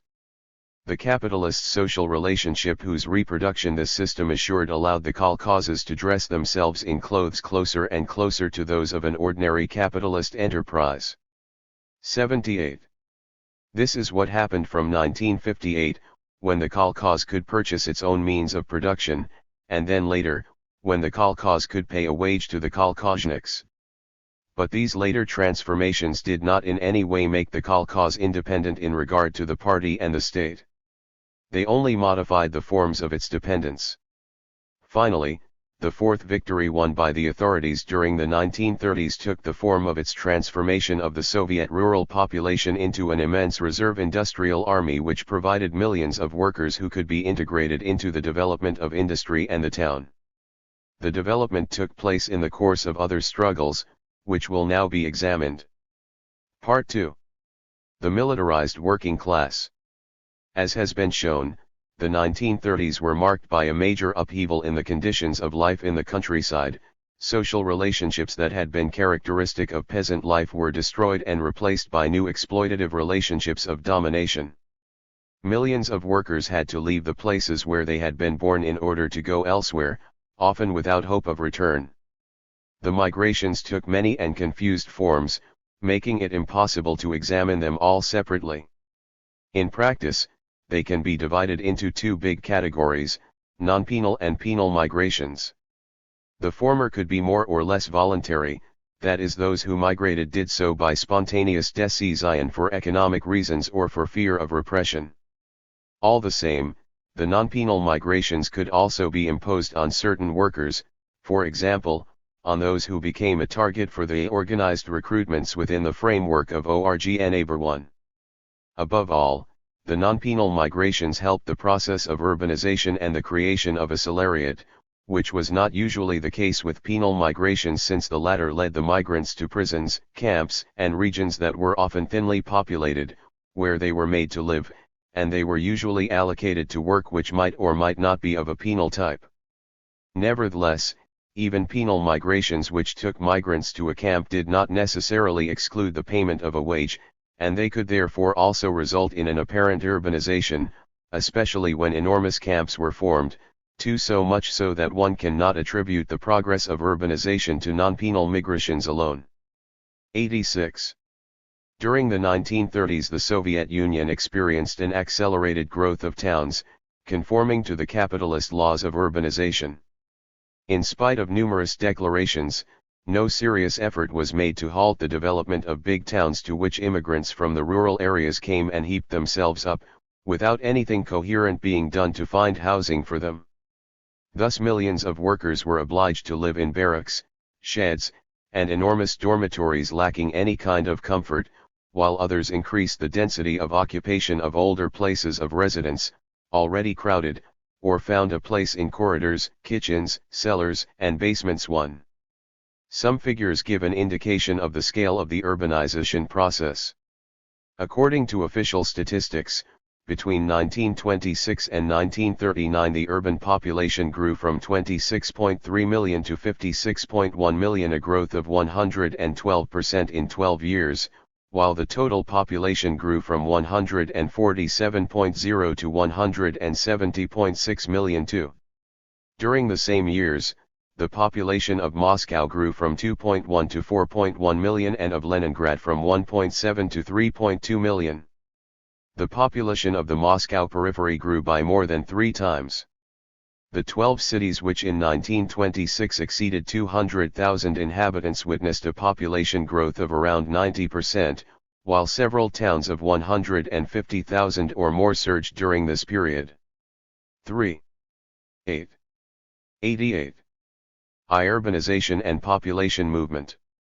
The extremely rapid growth of the urban population was above all the consequence of a great migration.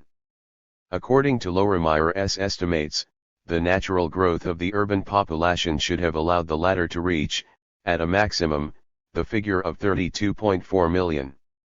At a minimum, therefore, those who had migrated to the towns would have numbered 23 million. 2 remarks might be made at this point. A. Migrations from countryside to towns were only a part of the total migratory flow. To calculate the latter there would need to be added migrations between towns as well as migrations between rural regions. 5. To obtain the total of migrants, several million would need to be added to the 23 million which, according to Lorimer, is the net balance of country-town migrations. B. The figure of 23 million undoubtedly underestimates these latter migrations, because several indices suggest that the natural increase of the urban population was less than Lorimer's estimation. In fact, after 1927 this increase fell rapidly. 6. This was, among other things, one of the consequences of the departure, at the beginning of the first 5-year plan, of a part of the urban workers, who went to the countryside with the intention of defending their families against the threat of dekulakization. 7. But above all, during much of the 1930s, it was a result of the decline of urban living standards, of the food supply crisis, and of the housing situation at a time when abortion was unrestricted. The consequent fall in the birth rate led the Soviet government to end freedom of abortion in 1936. 8. In any case, whatever the figures that are looked at, one thing is certain: during these years, millions of workers were uprooted. They had to establish themselves, willy-nilly, hundreds of thousands of kilometers away from their places of origin. Among these workers were millions who were forced to migrate to particularly inhospitable regions like the far north and eastern Siberia. However, much of the migration to these latter regions had a penal nature and in no way contributed to urbanization. It was a consequence above all of the deportations discussed in Chapter 3 of this Part 2. 89. To return to the non-penal migrations, their extraordinary scale was due, mainly, to the brutal destruction of old social relationships in the countryside and to the decline of village living conditions. This is what drew millions of men away from their conditions of existence and impelled them to go to seek work far from their places of birth, to put themselves at the service of an industrialization process which in fact was not under the control of those who seemed to be its managers. Realistically speaking, these migrations were due above all to the way in which collectivization took place. It has been seen how, at the end of the 1920s and the beginning of the 1930s, collectivization was accompanied by repressive measures applied on a large scale. Very many peasants at this time fled from their villages to escape the risk of repression and its consequences. The flow of peasants leaving their villages for fear of being regarded as kulaks, or classed with kulaks, was enlarged still further by the circumstance that those so labeled were usually refused membership of kolkhozes, in which case even if they were not deported they were deprived of some or all of their implements and obliged to live on land far from the village and often infertile to boot. In this situation, a large proportion of these peasants preferred to migrate to the towns. The migratory flow was also due to numerous economic causes. For example, the famine at the end of the first 5-year plan which struck all strata of the peasantry, and the decline in village living conditions, made many peasants migrate to the towns. In the latter they hoped to find a less intolerable life, but this was not always the case at all. During the second 5-year plan the fear of repressive measures and the yearning for an escape from living conditions which were especially uninviting in the countryside continued to feed a migratory flow from village to town. In reality, these voluntary migrations often deprived the country areas of the labor force needed to ensure adequate harvests, hence the measures taken to attach the peasants to the kolkhoz, 9 and reintroduction of the internal passport on December 27, 1932. 10. Despite their scale, the voluntary migrations did not always suffice to provide the required numbers of urban workers. The 90. Authorities took various measures to cope with the shortage of labor which then arose. One of the most significant developed from 1930, when the scale of migration, although substantial, 11 was not enough to provide the needs of industrialization. This measure was known as organized recruitment, or ORGNABR. The first references to the ORGABR appeared in the Soviet press at the beginning of 1930. Thus, a directive of this period sought to regulate this type of recruitment. 12. The regulations established by this directive were in fact followed later. According to these regulations, the kolkhozes were obliged to provide the number of workers fixed by the plan. To look after the details of the operations, recruiting agents were sent into the countryside. Kolkhoz managers designated those kolkhozniks who would have to leave and go into industry. A refusal of a kolkhoznik to obey the order received was punished as an act of insubordination and as an infraction of work regulations. From a perusal of the press it would appear that the recruiting operations did not always proceed smoothly, thanks to the resistance of a section of the peasants and also of the kolkhoz managers. Sometimes the latter demanded that 35 to 50% of the wages due to kolkhozniks employed in industry should be sent to the kolkhoz. This practice was expressly condemned by the regulations promulgated at this time, 13, which nevertheless authorized an advance to the kolkhoz of 10% of a migrant's wage. In March 1931 the ORGNABR was reorganized and put under the authority of the economic administrations, which negotiated directly with the kolkhozes. The Labor Commissariat divided the recruiting zones among the administrations so as to avoid competition. 14. The recourse to ORGNABR resulted from a combination of several circumstances. On the one hand, from the unprecedented size of the labor demand by the towns, mines, and new construction sites. Before 1931-32 the countryside had never had to provide so many millions of workers for non-agricultural tasks. On the other hand, different causes 91 tended to hold back the rural exodus. For example, some kolkhoz managers who faced heavy compulsory delivery demands refused to part with kolkhozniks whose work was indispensable for the meeting of those burdensome obligations. Certain kolkhoz managers then imposed sanctions on those who left to work in the towns. Such sanctions took varying and sometimes illegal forms, and included fines, confiscation of property and or the immediate expulsion of the families of departed peasants. In a speech to industrial managers on June 23, 1931, Stalin drew attention to the importance of org&labor. He said that industry could no longer rely on a spontaneous inflow from the countryside to provide sufficient labor power, and he emphasized that it was necessary to move to a policy of organized recruitment. He issued to the industrial managers the order to recruit manpower in an organized way by means of contracts with the collective farms. 15. In his June 23 speech, Stalin explained the exhaustion of spontaneous rural emigration in terms of improvement in the peasantry's situation. 16. Analysis of the decline of the situation experienced at that time in the Soviet countryside shows that this explanation was completely false. 17. Shortly after the speech of Stalin that has just been quoted, there appeared a decree on emigration, which regulated org&labor with more precision. 18. The kolkhozes which provided the workers had the right to compensation in the form of materials and credits. Deductions from the emigrants' wages were totally forbidden. The rights as kolkhoz members of emigrants' families were not to be reduced. Henceforth, in principle, each kolkhoznik had to sign personally a labor contract. However, provision was made that if there was not a sufficient number of volunteers, the kolkhoz management could take coercive measures. It should be noted that the contracts signed by the recruiting organs included undertakings that often could not be observed. The trade union paper went so far as to state that these contracts could be nothing more than a scrap of paper.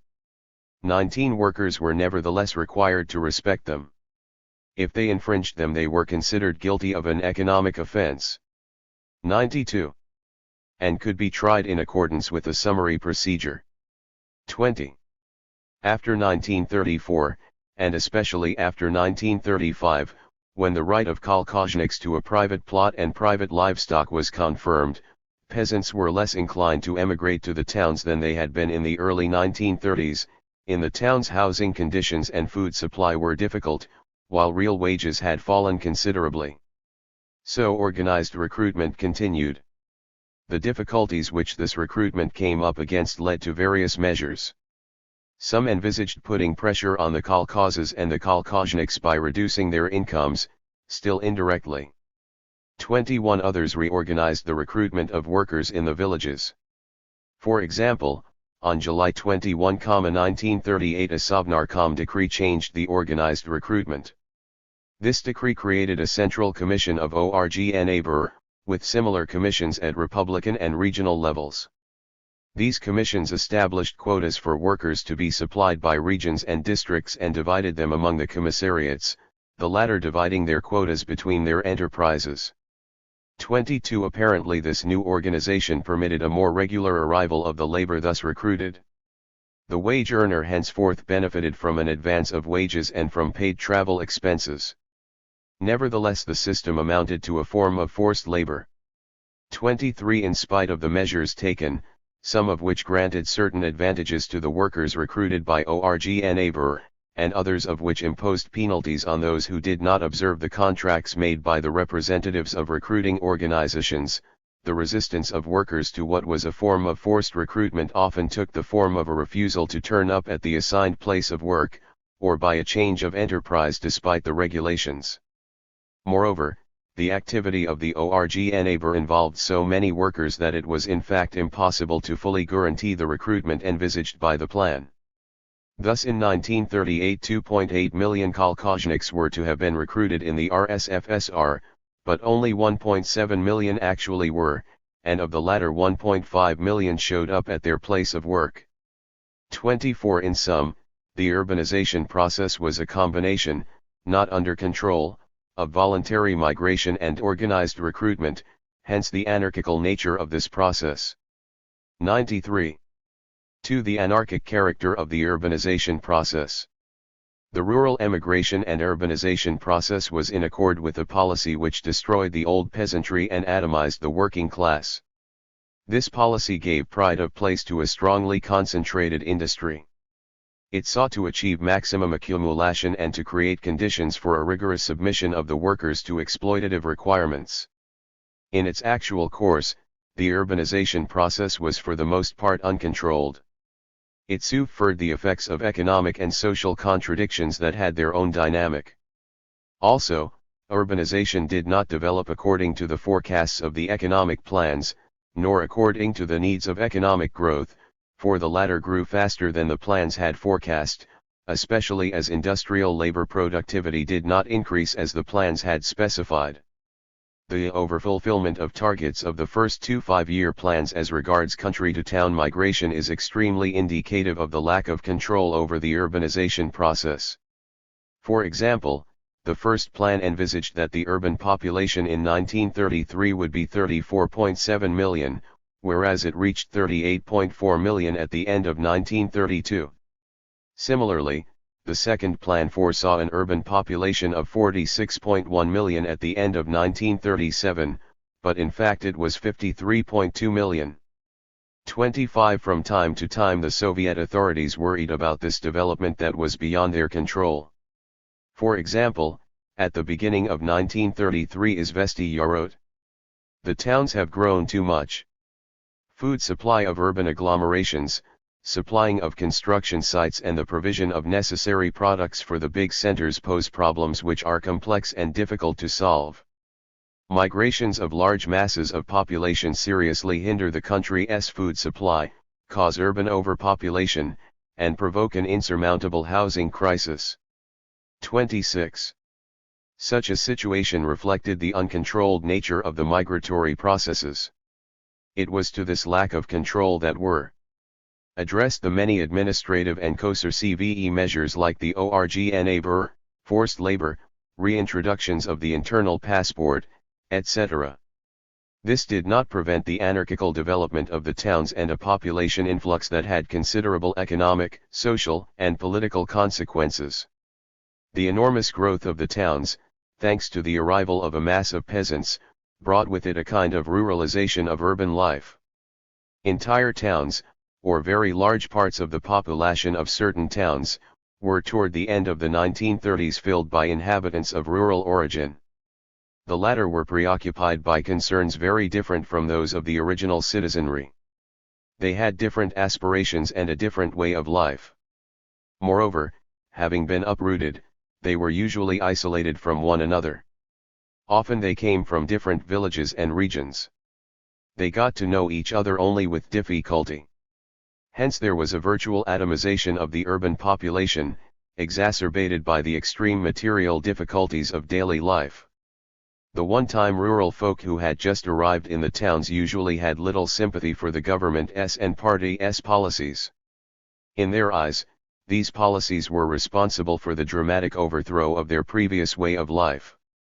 They had had to abandon their land, leave their villages, and try to insert themselves in an unfamiliar world which they felt was hostile and imposed many constraints for which they were not prepared.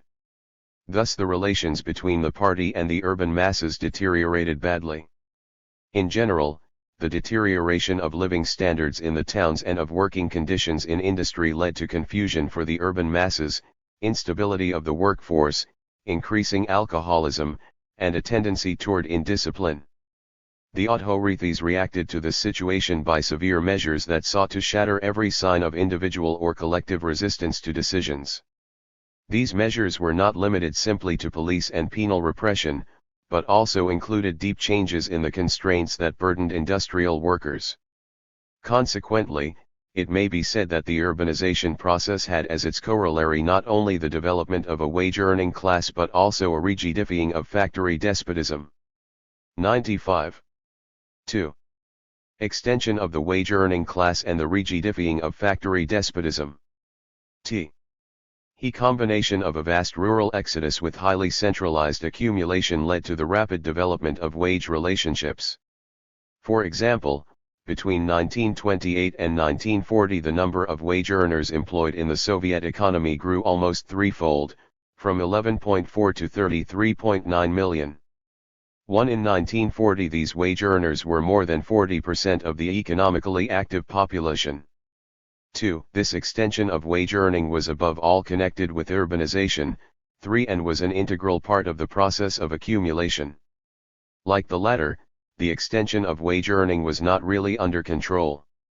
For example, at the end of the first 5-year plan the number of wage earners enumerated by the Central Statistical Bureau was 22.9 million, although the plan had envisaged only 15.8 million. For as is generally known, the growth of the wage-earning population was due to the reduction in the number of peasants and kolkhozniki, but it was also due to the transformation into wage earners of numerous artisans and hetmen. The enormous growth of the wage-earning population is presented by official Soviet ideologists as testimony to the henceforth socialist nature of USSR and to the strengthening of the working class. Neither of these interpretations can be accepted. In the first place, the development of a wage-earning class cannot be regarded as identical with the development of socialism. The wage relationship is the basic capitalist relationship. 98-6 There was a virtual anti-worker offensive which corresponded with a deepening of capitalist relationships. The immediate subordination of the workers to the utilization requirements of the means of production. The anti-worker offensive at first took the form of a pronounced increase of the powers that administrators in the economic and state structure could bring to bear on the workers. At the end of the NEP, the immediate justification for this increase of power were the problems created by relatively weak labor discipline, and the tendency of workers to frequently quit the enterprise where they worked in the hope of finding better working conditions elsewhere. 7 Problems posed by a pronounced labor turnover became especially difficult after 1929, following the influx to the factories of workers lacking any experience of industrial work, who had been uprooted and subjected to many material difficulties and hence were lacking stability. However, instead of dealing with these difficulties, the authorities 99. Enhanced the disciplinary powers of managers, while the enterprises directed by the latter found themselves allotted very difficult targets. They had to achieve a rapid increase of production and productivity with a pronounced reduction of costs. It was in order to meet these objectives that managers of enterprises were invested with ever-increasing authority, especially in matters of hiring and firing. During NEP the recruitment and dismissal of workers was not the business solely of the enterprise's managements and personnel services. At that period, the trade unions still enjoyed relative independence in their relations with the economic apparatus, and they did not have to put productivity and profitability in pride of place. At that time they effectively intervened in questions of recruitment and dismissal, notably by opposing decisions that would seriously harm the workers' interests. Things changed drastically at the beginning of the 1930s. In the name of industrialization and economic planning, all obstacles to the real and complete domination of recruitment and dismissal by the leaders of industry were eliminated by a series of measures whose aims and methods were basically defined by the decisions of the RSFSR Sovnarkom of September 6, 1930, of the Central Executive Committee and USSR Sovnarkom of December 15, 1930 and of the USSR Labor Commissariat of December 28, 1930. 8. The officially envisaged aims included the most efficient possible utilization of the means of production, planned allocation of the labor force, the optimal distribution of the available workers between industrial enterprises, branches of industry and regions, and control over the rational utilization of the workforce in enterprises of the socialized sector. Clearly it was not so much question of assuring a certain stability in the workforce as to direct the latter in accordance with the needs of the state enterprises and of economic growth and accumulation.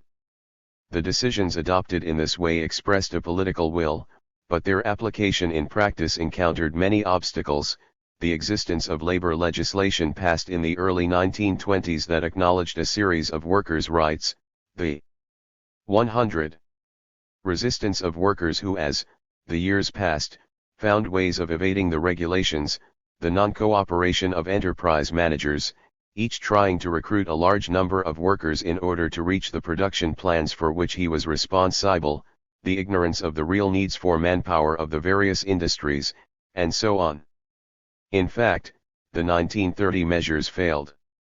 The same fate befell the attempts made by enterprise managers to try to reduce labor turnover by getting workers to sign an undertaking not to leave the factory before a certain period had elapsed. Acknowledging these failures, the authorities adopted ever stricter measures to limit, and finally prevent, workers leaving their employment. The progressive disappearance of the workers' freedom to make and break work contracts. At the beginning of 1931, the Central Committee of Trade Unions changed the rules for Social Security so as to make sick benefits and other benefits vary in amount according to a worker's period of service at his enterprise.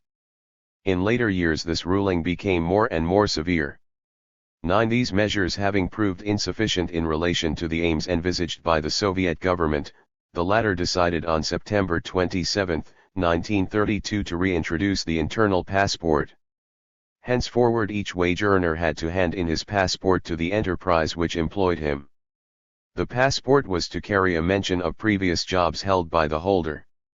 In this way a check was made on the conditions under which a worker had left his previous job. With this decree, the authorities also envisaged that they could reduce the growth of the urban population in a period of food supply and housing crisis, and anchor the kolkhozniks in their villages since, as everyone realized, only in exceptional cases would kolkhozniks get passports. In general, the kolkhozniks and peasants could only obtain a temporary certificate to allow them to carry out seasonal work. This certificate was valid for a maximum of 3 months, and could be extended only by request of the employer. 10. Figures show that from 1933 labor turnover slackened in industry. In 1935 the average period of employment in an enterprise reached almost 14 months, although this was still short. A new measure was therefore taken in December 1938. This was the general introduction for all wage earners of the workbook. 12. This booklet was originated by the enterprise that took on a worker for his first job. During the currency of the work contract the enterprise retained this booklet and noted in it all the points laid down by the law, and in particular the punishments imposed on the worker. The booklet was returned to its holder only if the enterprise employing him agreed to dispense with him. To get himself employed elsewhere, the worker had to hand his booklet to the new employer, who otherwise could not take him on. In this way each worker was bound to an enterprise, and his successive employers knew all about his working career. At least, that was the intention, although it seems that in fact that quite a number of workers changed their jobs without observing the regulations. Therefore, so as to tie the worker even more firmly to the enterprise, other measures were taken that reinforced the arrangements made in the decree of December 20, 1938. This involved mainly the decree of December 28 of the same year which was adopted, according to the official explanation, in order to strengthen labor discipline, improve the administration of social insurance, and struggle against abuses in all fields. 13. This decree imposed on a worker wishing to leave his job a 1-month notice, in place of 6 days. Even if this requirement was observed, a worker who left his job without the agreement of his management lost any right to social insurance benefits for the first 6 months of his new job. Agreement of the original management was not enough to preserve the rights of the workers. Such rights were reduced, in effect, for in order to receive full benefits it was necessary to belong to the same enterprise and be unionized for at least 6 years. The shorter the employment at an enterprise, the more were sickness benefits reduced. 14. As it was concluded that the effects of these different decisions were not enough, a decree of June 26, 1940 remodeled labor legislation and strengthened disciplinary measures. 102. It reintroduced the 8-hour day and the 7-day week. 15. And explicitly forbade workers and employees to leave their enterprise of their own volition. 16. In this way the right was abolished for any worker to break the work contract which tied him to an enterprise, provided due notice was given. 17. Article 4 of the Decree of June 26, 1940 provided that a worker could not quit an enterprise except in exceptional circumstances. Article 5 stipulated penal sanctions to fall on workers leaving their job without permission. Job quitting could be penalized in particular by corrective labor carried out at the factory without deprivation of freedom. This labor was paid at a lower rate than normal work and was subject to stricter discipline. 13. In reality this corrective labor was a form of penal labor carried out at the usual place of work. In September 1940 it was decided that the time spent at correctional labor would be regarded as an interruption of employment that invalidated the worker's right to social insurance. This right would be restored only after 6 months of normal work. In the meantime, all right to sickness benefits disappeared. The Journal of the Soviet Procuracy published several articles encouraging the severest interpretations of these decisions. 19. The reluctance of judges to enforce these various measures appeared so great that the Presidium of the Supreme Soviet published an order on the disciplinary responsibility of judges, enabling action to be taken against chnos who applied them with less than the required severity. Another order, dated August 10, 1940, provided that in matters of penal labor legislation judgments would be passed by a single judge, not by the judicial collegium of one judge and 2 assessors. 20. These 2 orders were actually contrary to Article 112 of the 1936 Constitution, which provided for the independence of judges and the collegial structure of all tribunals concerned with penal cases. Obviously, these were far from the first violations of the Constitution, but it is noteworthy that they were published in legal texts. These various measures, as well as others which brought a severe intensification of labor discipline, were taken in peace. 103. At a time when the government and the press claimed that, thanks to the Russo-German Pact, the danger of war had receded. 21. Moreover, they remained in force for several years after the war, although they were then to some extent falling into decay. 22. As for the true wartime measures, these did not appear until 1941 and 1942. 23. And in principle did not remain in force after the war. On the whole, during the 1930s and early 1940s there was a continuing reduction of the freedom enjoyed by workers to conclude or break work contracts. At the same time, labor legislation tended towards transformation into penal legislation. Thus efforts developed to plan employment directly. Among these efforts, a special place belonged to the measures permitting compulsory transfers of labor and the organized recruitment of workers. The fact is that, while the authorities refused workers the right to change their jobs, they provided enterprises with the possibility of transferring workers from one job to another. Dismissal and obligatory transfers from one enterprise to another. The already mentioned decision of the Central Executive Committee of Sovnarkom, dated December 15, 1930, gave ample powers to the labor commissariats of the USSR and the different republics to systematically redistribute the labor force within the framework of production plans fixed by the competent authorities. The text of the decision was really intended to apply essentially to skilled worker and technicians.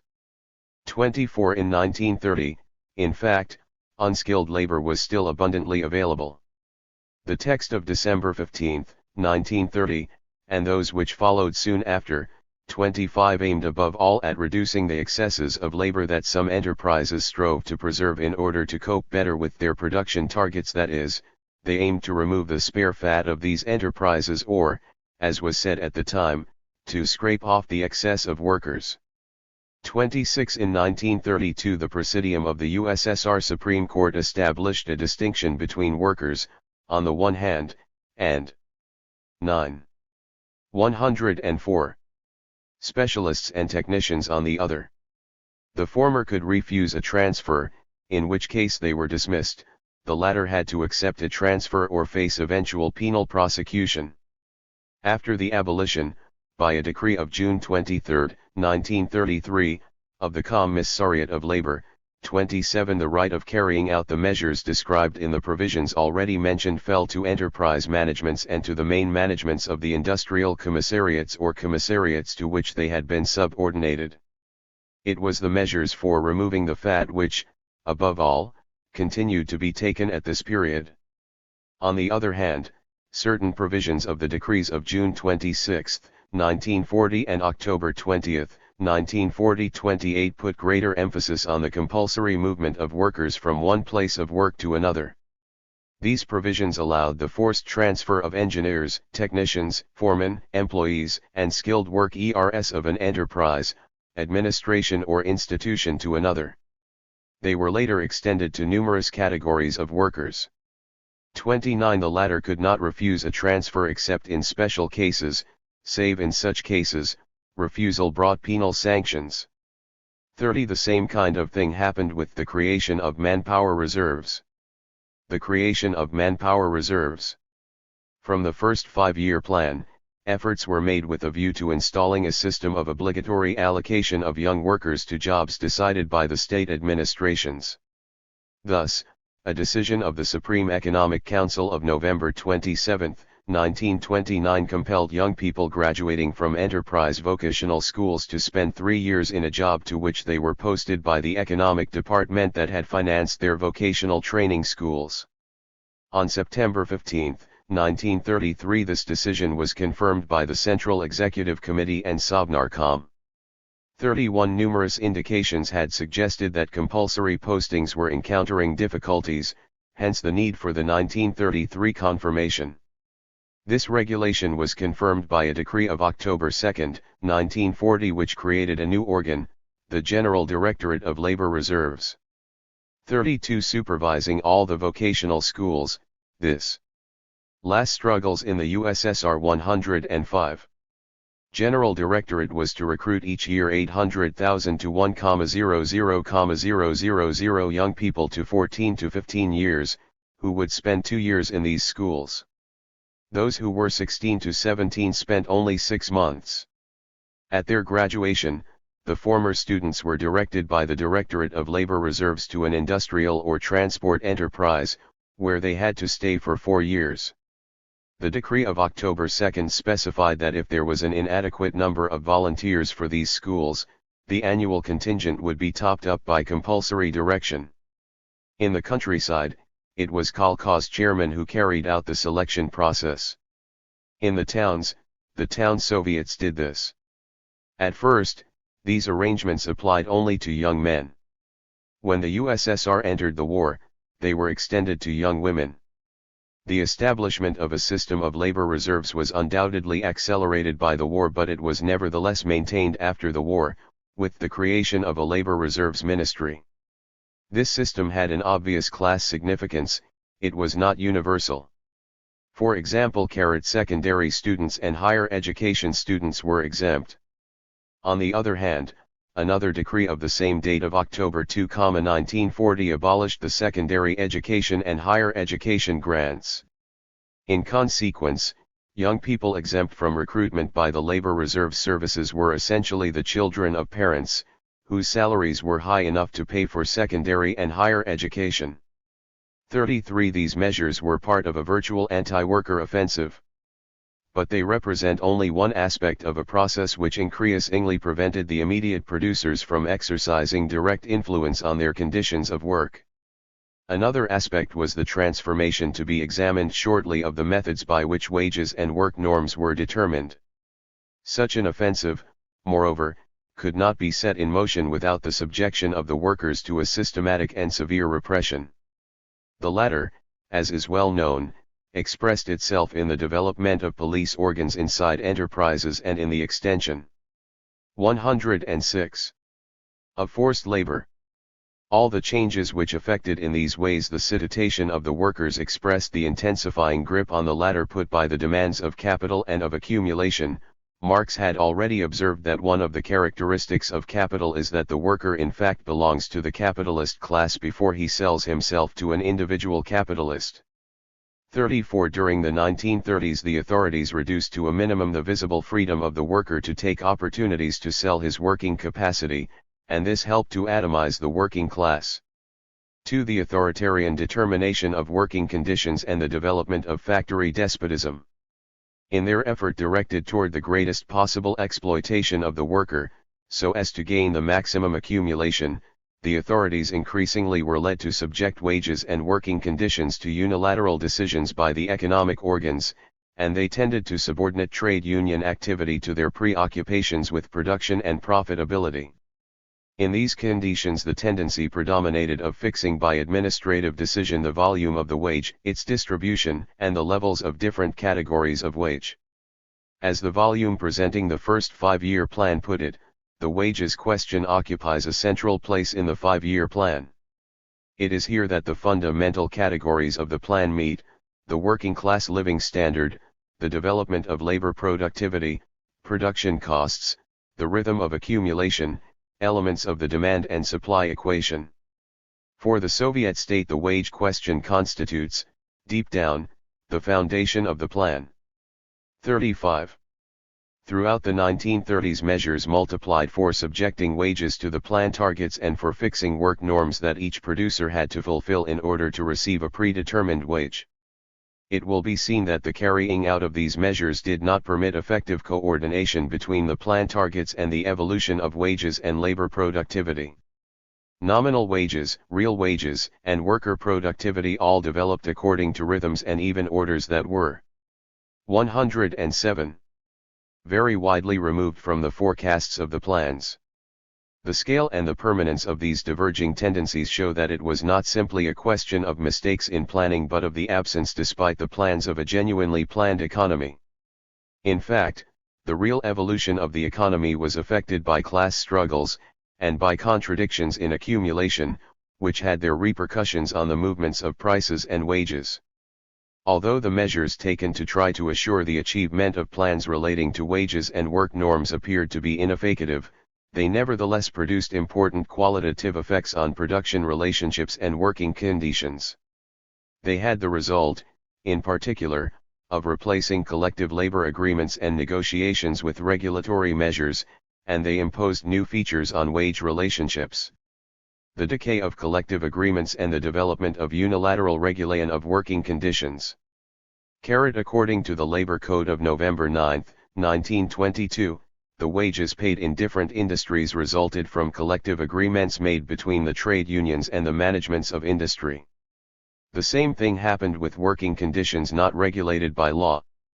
Individual contracts had to conform with the clauses of the collective agreements. Violation of the latter by industrial managements was cause for penal action, as was infraction of laws protecting the labor force. 36. At the same time there exist general agreements and local agreements. 37. The Labor Code provided that agreements would only come into force after being registered by the Narkomtrud. Originally, this arrangement was to ensure that the labor protection laws were not violated by collective agreements. However, after government decisions were taken to limit wage increases, the registration of agreements was used, among other methods, to keep wage increases within the limits fixed by the government, limits which in principle had to be respected in the course of negotiations. 38. 108. In fact, up to 1929, the trade union organizations were able to use the collective agreements to obtain working conditions that sometimes were more advantageous for workers than had been aimed at by the government's decisions and by the plans. At the beginning of the first 5-year plan, this attitude of the unions was violently denounced. 4. Example, Pravda of October 22, 1929 published a letter from workers which stated, "When collective agreements come up for renewal, backward groups of workers, stirred up by counter-revolutionary Trotskyists, rightist opportunists, Kulakophiles, will start pressing their non-proletarian and greedy demands. We appeal to all workers of the Soviet Union to put up the most active resistance to the attacks of grabbers." 39. Between 1931 and 1933, several government decisions limited the substance of collective agreements to matters which conformed with the plan targets and the state regulation of wages. 40.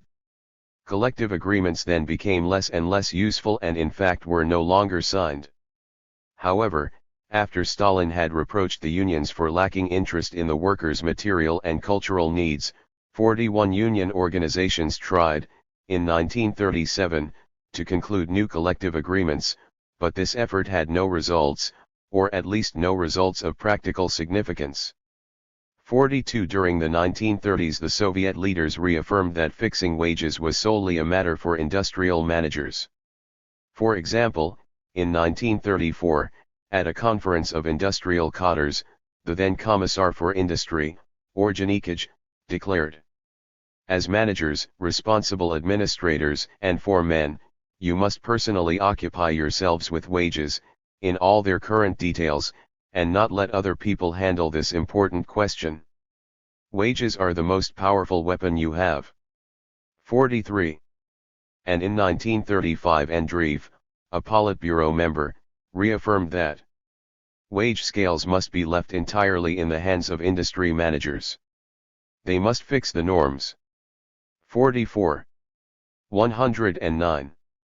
The policy followed from the first five-year plan resulted formally in a total concentration of wage-fixing power in the hands of enterprise managers, charged with executing the measures concerning wages and norms ordered by the party and government in cooperation with the planning organs. In these conditions, the fact that the wages actually paid 45 diverged constantly from those forecast by the plans testifies to the scale of the economic and social contradictions, and of the failure to cope with the latter. The same might be said of the disappearance of collective agreements, since the procedures allowing workers to protest in a set form against the abuses of authority by enterprise managers and cadres ended with the development of arbitrariness and the decline of industrial working conditions. In this connection, the anesthetizing of the Commission for Settling Labor Disputes in the 1930s is especially significant. The withering away of the RKK and the growth of the power of enterprise managers and industrial cadres over the workers. The RKK Ratsanokno Konfliktnyi Komisii 46 first saw the light of day in 1918. At that time, they were purely trade union organs that decided wage policy. In 1922 their existence was recognized by the Labor Code, but they assumed a balanced structure, with an equal number of seats for representatives of the enterprise management and representatives of the Union Committee. They fulfilled two functions. On the one hand they fixed production norms, made decisions on the classification of posts, qualification scales, and other questions relating to working conditions. On the other hand, they had competence in settling any conflict resulting from a collective agreement and in examining any complaint by a worker about his work contract and the application of labor legislation. If not settled in this way, the complaint of a worker or group of workers could be passed to arbitration or to the jurisdiction of local organs of the Labor Commissariat 47. These different functions of the RKK disappeared in the course of the 1930s. Fixing norms and the classifications of posts. 110J. Qualifications and wages were removed from their functions at the same time as collective agreements were decaying. At the level of each enterprise, wages and norms were fixed by a special department of the management, the Wage and Norm Bureau. In 1933 the Central Council of Trade Unions confirmed this situation. 48. One of the trade union leaders of the time, Weinberg, explained that this decision was dictated by the necessity of ensuring within the enterprise the principle of one-man management and economic planning. He declared that to question this decision would imply a leftist opportunist deviation which would be intolerable. 49. The role of the RKK as organs of arbitration and jurisdiction also came to an end with the transformation of trade union organizations into mechanisms closely tied to enterprise managements and subordinated to a production political line. The last year for which statistics were published pertaining to union versus management disputes submitted to the RKK is 1929-30. In that year, the number of workers involved in disputes initiated by union committees in enterprises was about 1 million, a decrease of about 47% compared to 1927-2850. Subsequently, the statistics made no mention of such disputes. Up to 1933 the disputes could still be examined by the Otruda, but the Labor Commissariat disappeared in 1933. Apparently at this time the tasks of Otruda were handed to the regional trade union councils. These organs disappeared in 1937. When the unions were reorganized their judicial functions also disappeared, they had previously in any case become ineffective. 51. Finally, the functions of the RKK and Otruda in the matter of the claims of individual workers or groups of workers decayed, even though no change in the printed regulations marked this. In fact, the increase in the powers of the enterprise managements paralyzed the activity of the RKK. Moreover, the massive flow of new workers of peasant origin resulted, in the absence of information provided by the unions, in sheer ignorance on the part of the majority of workers and employees that there existed organs, other than those of the enterprise administrative service, to which they might address their complaints. In the old enterprises, the RKK functioned for a little longer in the early 1930s, but as the workforce increased their functions ceased. If general, they do not seem to have been even established. 111. At construction sites or in new enterprises. An inquiry institute in 1932 covering 50 enterprises showed that by that time the RKK were almost ignored by the workers and were not even informed about complaints. Those RKK which still existed functioned badly, and a large proportion of their decisions was annulled by the Otrida 52. From 1935, workers who had complaints to lodge, notably about underpayment for overtime, non-payment of bonuses or violations of labor legislation, addressed themselves only to the management. Very exceptionally, appeals were made to the courts. But usually no claim was formulated, because the circumstances were not right.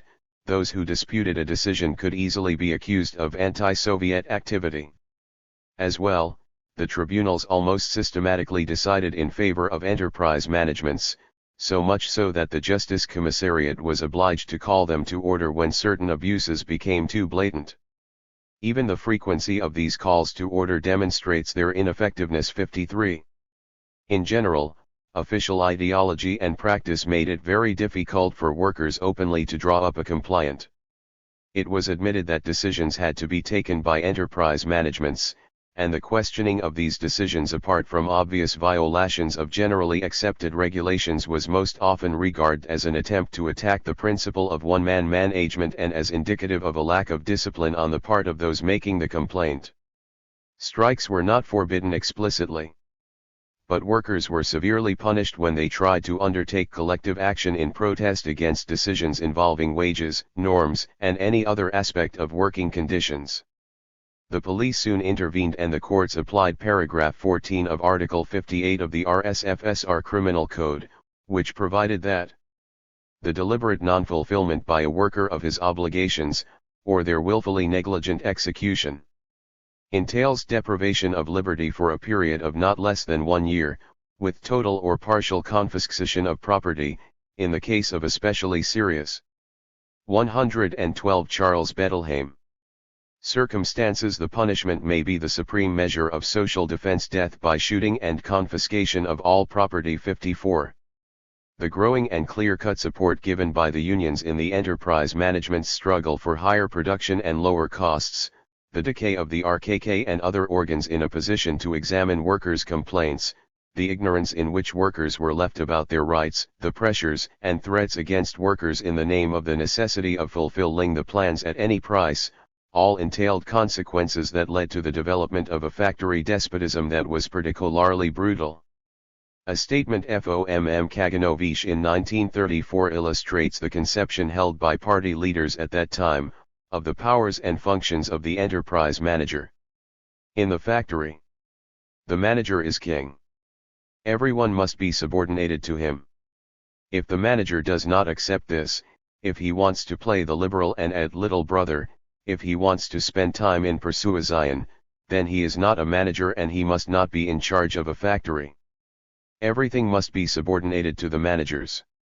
The earth must tremble when the manager goes around the factory. 55. Those words crudely summarize the way in which enterprise managers were required to exercise their functions. This was far removed from Lenin's evocation of the role of an orchestra conductor. It was a case of an absolute authority which tolerated no opposition within the factory, while being in principle subordinated to the targets fixed for each enterprise by the party and government, targets enshrined in the plans. It was a whole ideology for the role of boss and director which took form at this time and was cultivated in the engineers and cotters schools. This despotism of the factory. 56 led to the development of arbitrariness in the matter of workers' wages. Not only these, but production norms also, were fixed unilaterally, and the workers lost all control over the way in which their wages 113 were calculated and the deductions made from them. The latter became especially numerous from 1932, when the principle of material responsibility of workers was applied in the case of defective production. Defects could entail significant reductions and even total loss of wages. Such wage reductions occurred even when defects have not been caused by the fault of the worker. 57 For example, when the raw material was defective. Other deductions were provided for. In cases of work stoppage, even when the cause has nothing to do with the worker, the latter's wage was deduced. It was vital that he informed the management immediately about the cause of the stoppage, for if he failed to do so he would receive no wage at all and disciplinary punishment might be visited on him. 58. The consequences of the hardening of factory despotism made themselves felt also as violations of labor legislation. Violations of labor legislation. Labor legislation adopted during the early years of the Soviet Revolution, codified in 1922, was at the time highly favorable to workers and undoubtedly one of the world's most favorable. During NEP it was in the main applied in practice. Both the trade unions and the labor inspectorate kept an eye on things. The situation began to change as the industrialization plan took form. Violations of the legislation were at first felt in the question of working hours and rest days, a field regulated by Articles 60, 104 to 106 and 130-159. From the beginning of the 1930s, enterprise managers began to disregard the rules for overtime. Often, managers imposed on workers working hours that exceeded, sometimes considerably, the limits fixed by law, and without observing the prescribed procedures. Similarly, the rules for rest days were increasingly violated. When things went too far, some protests did appear in the press, notably in the Komsomol newspaper, but this same also praised factories and mines in which holidays 114 had been all but abolished and in which overtime stretched a working day to 12 or even 16 hours 60. Most often, violation of rules about working hours and rest days were presented as decisions of the workers in the name of socialist competition. There can be no doubt that the beginning of the first 5-year plan there was a certain enthusiasm for production, especially on the part of youth, but it would not have been enough to cause such long and frequent increases of working hours.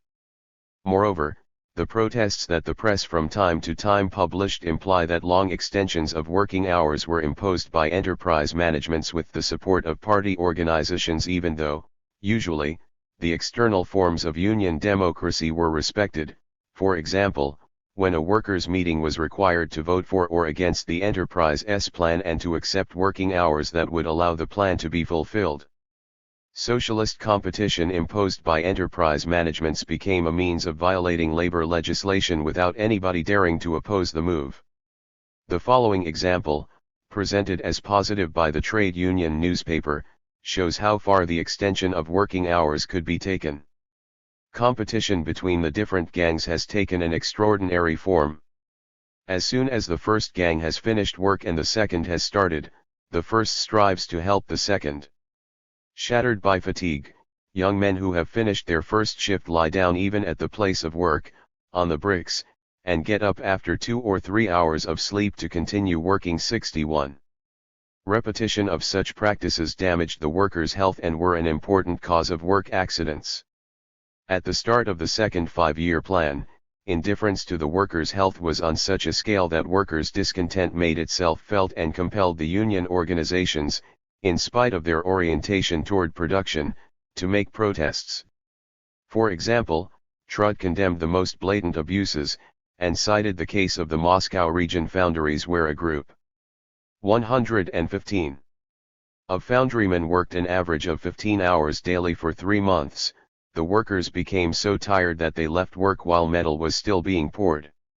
It also published an investigation by the Metal Workers Union revealing that in the enterprises of a Ukraine trust, workers labor often for 14 to 16 hours or more and sometimes as much as 20 and even 23 hours. And it reported that in certain mines of the Donets Basin a basic night shift of 9 to 10 hours had been imposed. 62. Against those who refused to work the extra hours, the enterprise management applied punishments established for unjustified absence, or used the techniques of allocating the most arduous work to them. The articles from time to time published by the press to denounce these practices did nothing fundamental to change the situation. In the factories, the union organizations continued to collaborate with enterprise managements in the name of fulfilling the plans and of socialist competition. The constant violation of rules concerning working hours also had negative consequences on the quality of production. It led to a substantial deterioration of work relationship, which would cause Stalin in 1935 to condemn the indifference of the unions to this situation. The latter then responded, but only superficially, by means of simple protests which did nothing to hinder the course of these practices. The same sequence occurred in 1927, when the head of the Trade Union's Central Council, Shvernik, stated that the abuse of overtime and of rest days is the area where most violations are committed against labor legislation. 63. This declaration changed nothing. Violations of the legislation continued, notably in the matter of working conditions for youths under 18 and pregnant women. 64. Full statistics about work accidents stopped appearing at the beginning of the 1930s, but occasionally newspaper articles made evident the scale of the problem. Moreover, the regulations for safety and accident prevention at work were likewise not respected by enterprise managements. 116. For their part, the party and trade union organizations accepted this situation. The union press reported the extreme cases, but such formal protests had no effect on common practices. Among the cases described by the union press may be mentioned the presence of noxious gases in numerous workshops, sometimes reaching 10 times the authorized maximum limits, lack of sufficient air supply in factories and mines, very poor visibility, unprotected machines, lack of insulation for high-tension cables, and so on. 65. After 1936, the negative consequences of disregard for labor regulations were such that many enterprise managers and engineers were condemned for having allowed the situation to develop in these ways. They were then accused of being enemies of the people and saboteurs. The Great Moscow trials indicated, up to a point, the scale of damage, and even of catastrophes that had been entailed by the policy of output growth at any price. The accused in the trials confessed that it was on instructions given by themselves that serious sabotage was perpetrated. 66. The absurdity of these confessions has often been shown. 67. It is clear that this aspect of the trials was aimed at the deep discontent of the workers, the deterioration of working and living conditions being blamed on the officials responsible. It would appear that the sentences pronounced at the conclusions of the various trials were not enough to put an end to the multiplication of work accidents and catastrophes, for the accidents and catastrophes were due to the way in which the struggle for production was conceived.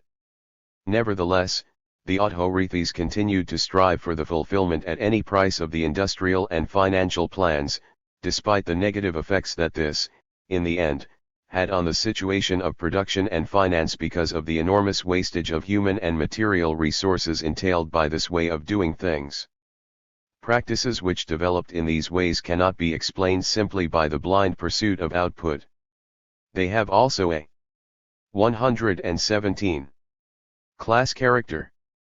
They were the affirmation, carried to extremes, of the authority of the power holders, managers, and cadres, who wished to break the resistance of the workers, and impose on them factory despotism of a most pronounced type.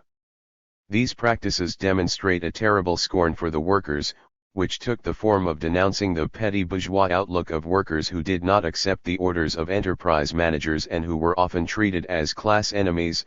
As such, they could be sentenced to deportation, and to penal or penitentiary labor. The contradictions fostered by these practices were, however, so deep that the party, while not attacking them at their roots, was occasionally obliged to have enterprise managers punished. The end of the 1930s was marked by penal sentences against directors and engineers accused of sabotage, notably when accidents of excessive severity had occurred. But repression bore also on workers who denounced prematurely violations of work safety regulations. 68. Violation of labor legislation and the multiplication of accidents at factories, mines, and construction sites, stemmed from a violent anti-worker offensive and from an unrestrained struggle for increased growth and immediate profitability of enterprises. The judgment that Marx made about the functioning of capitalism can be unreservedly applied here, notably where he writes that it is, more than any other system of production, a waster of men, of living work, a squanderer of flesh and blood and also of nerves and brains. 69. These characteristics of capitalism developed during the 1930s in factories employing free workers. 70. It will be seen that in conditions of forced labor they assumed gigantic proportions. The toughening of labor discipline. The severity of labor regulations intensified throughout the 1930s. The evolution of punishments inflicted on workers for unjustified absence, and the definition of such an absence, demonstrate the toughening of labor discipline. 118. By virtue of Article 47 of the Labor Code, as it was revised in August 1927, the fact of having been absent for a total of 3 days in 1 month, without such absence being properly authorized or justified for medical reasons, was punished by dismissal without notice or compensation. On November 15, 1932, Article 47 was revised by a decision of the Central Executive Committee and of Sovnarkom. Henceforth, a single day of absence was cause for dismissal without notice or compensation. The enterprise management was not only authorized to apply this punishment, but was required to do so. Punishments for unjustified absence became more severe by virtue of this decree, as well as by a directive of November 26, 1932 and another decree of December 4. 71. Among new punishments applicable to cases of unjustified absence, the expulsion of a guilty person from his lodgings, if the latter were provided by the enterprise, should be mentioned. The rules specified that the sanction was to be applied equally to the family, and was to take no account of the unavailability of alternative accommodation nor of the season nor of the absence of means of transport. This dismissal was additionally accompanied by the withdrawal of ration cards. At that time this was a measure of extreme gravity, for without a ration card recourse could only be made to the free market, where prices were exorbitant. A subsequent decree specified that the expulsion from accommodation would take place even if the latter did not belong to the enterprise but had been put at the disposal of its personnel by a housing or house-building cooperative.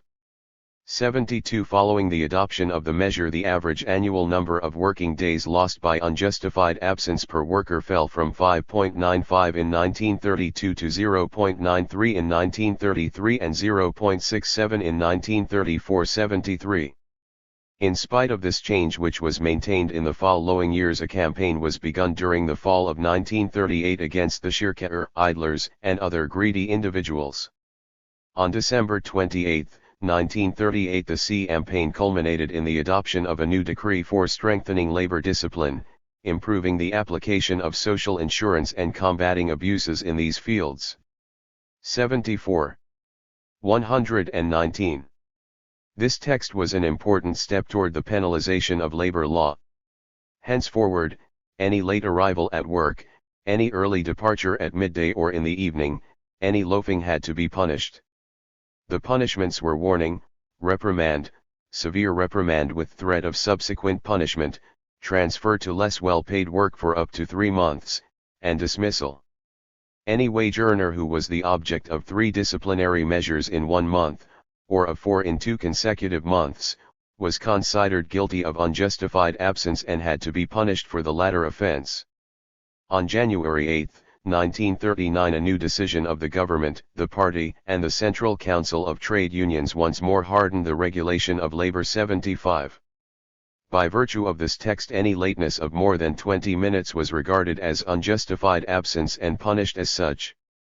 At the end of 1938, prison sentences were pronounced against managements or enterprise cadres who had failed to punish workers liable to punishment under Articles 109 and 111 of the Penal Code.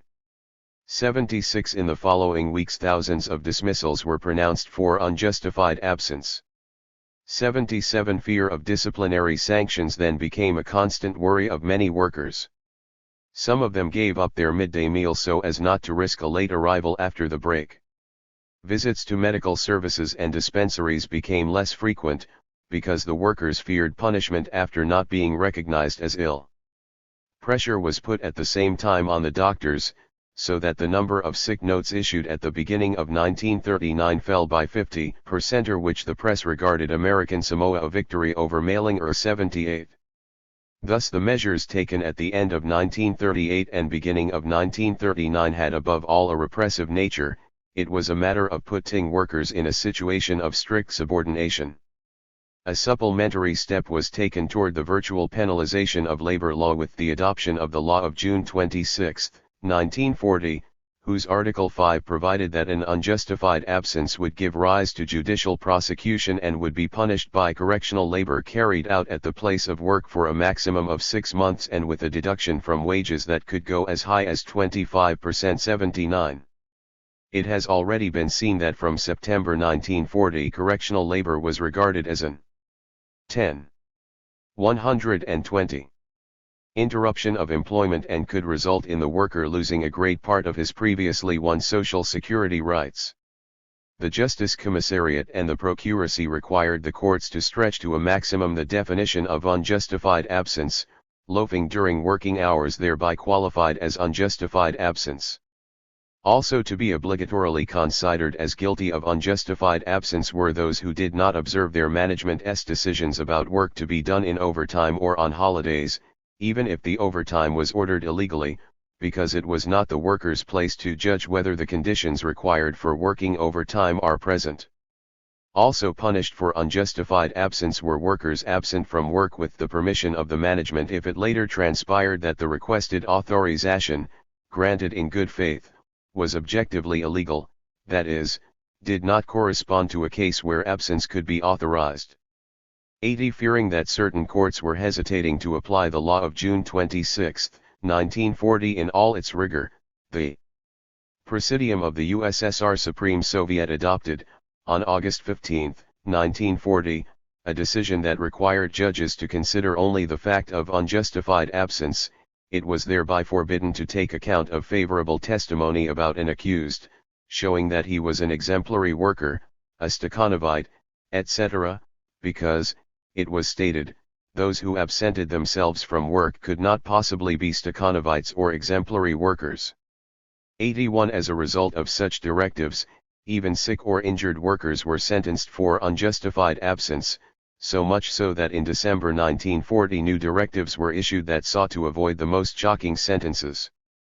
All the same, at this time judges were reminded that they should not display any liberalism and that the provisions of the Penal Code concerning reductions and suspensions of sentences did not apply to cases of unjustified absence. The provisions of the law of June 26, 1940 which provided for prison sentences in case of recidivism remained in force until April 1956. 82. 121. The ideological relationships that were predominant within the privileged strata at the beginning of the 1940s are demonstrated in a meaningful way by readers' letters to Izvestiya, demanding that domestic servants be made liable to the law of June 26, 1940. The editors of Izvestiya did not think that such an application was practicable but did not seem to be surprised at receiving such a demand. 83. Thus it may be said that in the 1930s there took place a radical change in working conditions.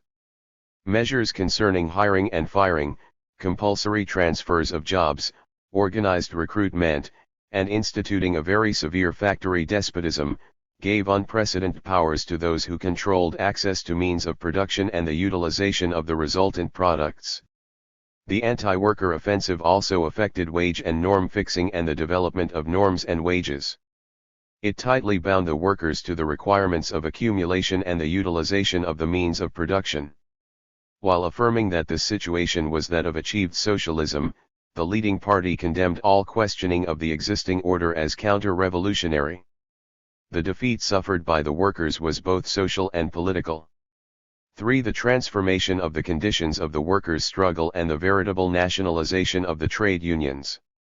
For a proper understanding of the way in which the conditions of the workers' struggle changed in the 1930s, a brief recapitulation is necessary. As is well known, in the period of war communism there was a strong tendency towards nationalization of the trade unions, that is, their complete subordination to the state apparatus so that they could participate to the fullest extent in the struggle for output.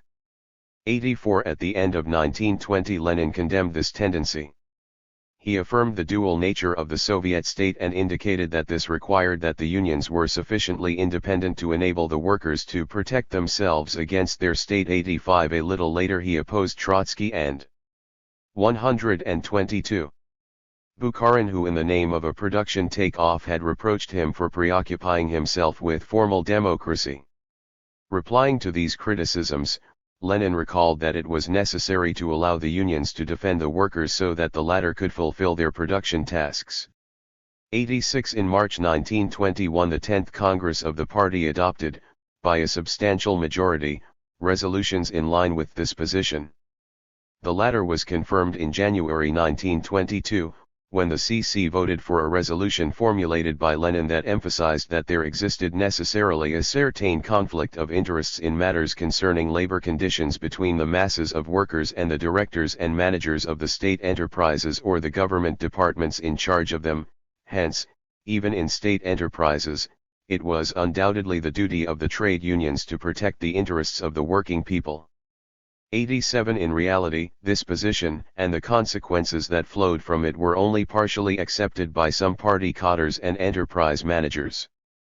Realizing the social tension that this situation engendered, the 14th Congress in December 1925 reaffirmed that the main task of the unions was the defense of the economic interests of the masses. Simultaneously, there was condemnation of the tendency to form an unnatural block between the economic and union organs. It was emphasized that this tendency weakened trade union discipline. 88 Nevertheless, this tendency remained at work despite the positions of principle that had been adopted. At the time the industrialization policy was launched, these positions of principle were themselves abandoned, which was not without practical consequences. The change of direction at that time explicitly obliged unions to give priority to output and compelled them to get rid of most of the old union leaders, notably Tomsky. 89 This riddance was entirely carried out from above by decisions that the party imposed on the unions. The decisions taken then tolled the bell for the NEP attempt to leave a certain initiative to the union cadres. Henceforth the latter had above all to obey the central organs of the party. They had to conform with the orders that they received from the party, in particular those involving production tasks, productivity increases, and labor discipline. 123. The 16th Congress, the role of the trade unions and the struggle for industrialization. The 16th Congress confirmed the large-scale elimination, carried out from above, of the great majority of the old union leaders. In uncompromising language typical of the man, L. Kaganovich declared to the Congress that the great majority of the leadership of the Central Council of the Trade Unions, and of the separate unions, have been replaced. Some might say that this is a violation of proletarian democracy, but, comrades, it has long been known that for us, Bolsheviks, democracy is not a fetish. 90. This formulation by Kaganovich is explained by the fact that the purge of the unions was not carried out by the unions themselves, but entrusted to the Party Control Commission and to the Workers' and Peasants' Inspection, at the request of the Central Council of Trade Unions as it was expressed in the Union Resolution passed by the 16th Congress. 91 This resolution accused the old leadership of having followed an opportunist and trade unionist orientation that was incompatible with the requirements of the Reconstruction period. It affirmed the need to continue the struggle against such an orientation. It called on party organizations to ensure a concrete direction for trade union activity.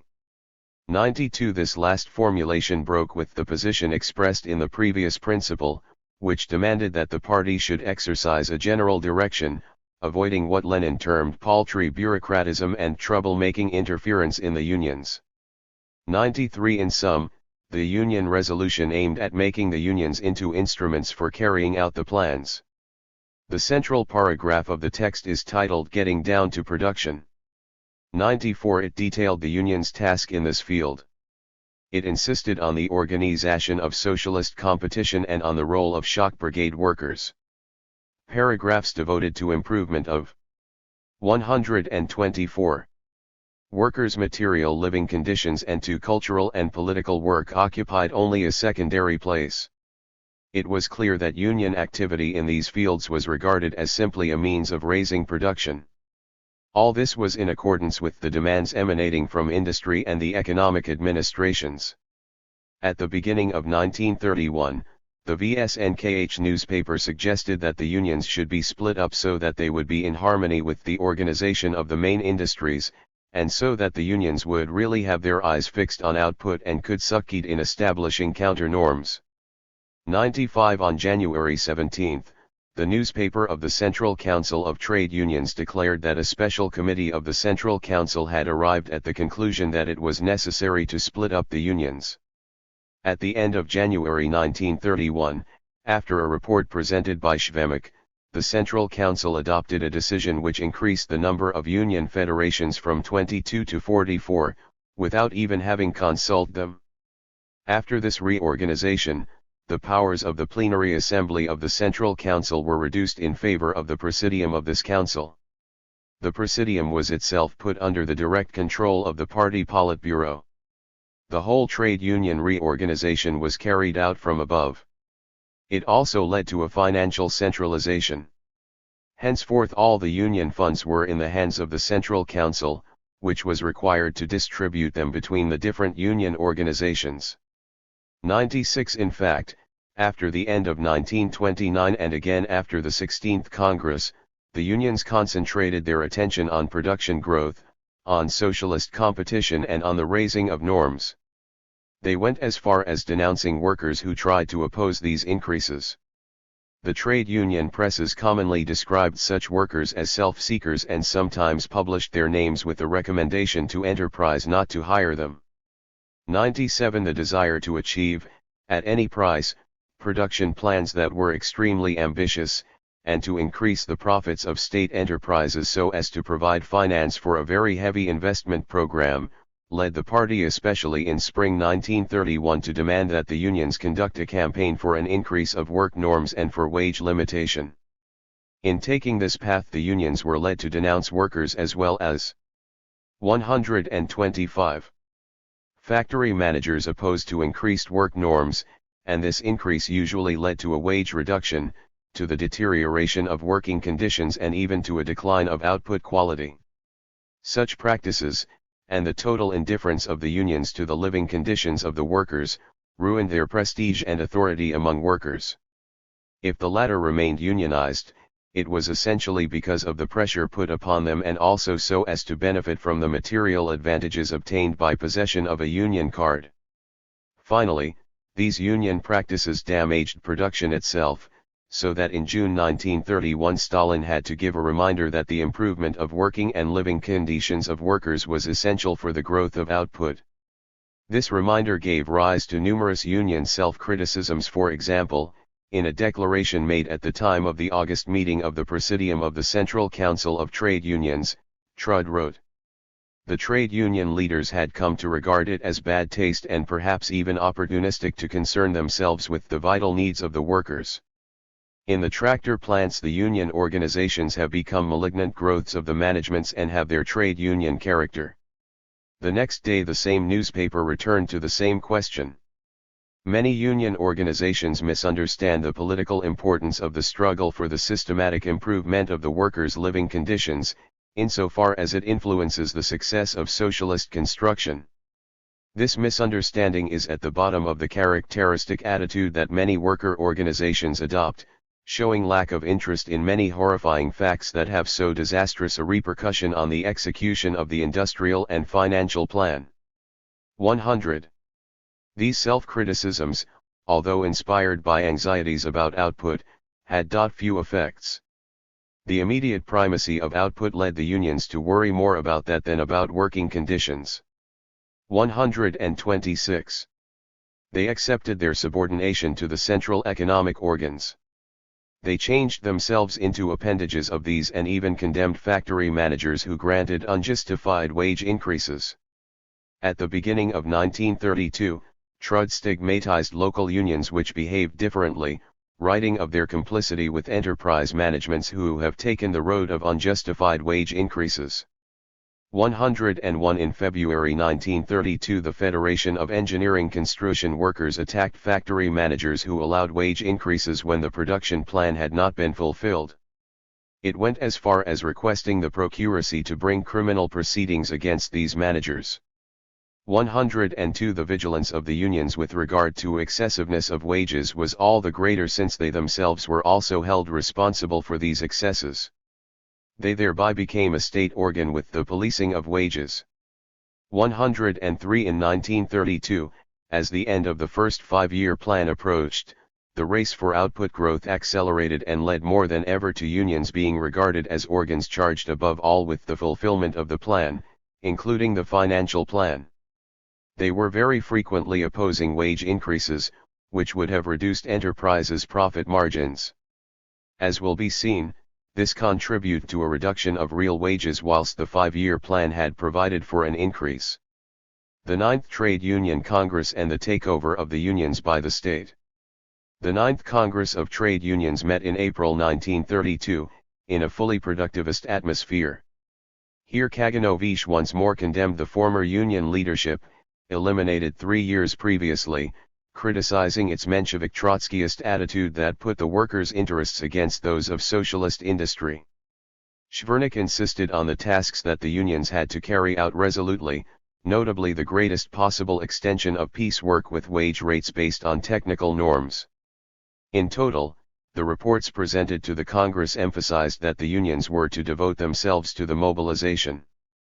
127. Of all working-class strength for the expansion of socialist construction at an accelerated rhythm, and that they were not to sacrifice this activity for the sake of protective tasks, according to the formulation used to condemn the activity of Tomsky and other former Union leaders. 104. The Union line fixed by the 9th Congress, a line which carried further previous practices, confirmed that Soviet workers were by this time deprived of any organization that could help them to struggle at the workplace for their interests and their working conditions. This was a great historical repression which helped to destroy the working class as a self-conscious class.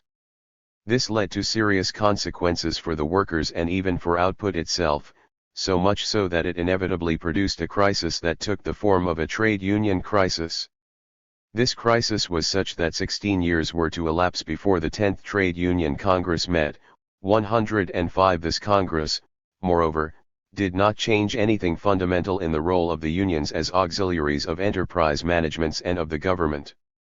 106 However, at the beginning of the 1930s the pressure put on the unions by the party and the government, and the purges which struck trade unionists considered as opportunists, did not succeed in preventing militant unionists, especially those of them who were close to the worker grassroots, from trying to resist the application of the productivist line.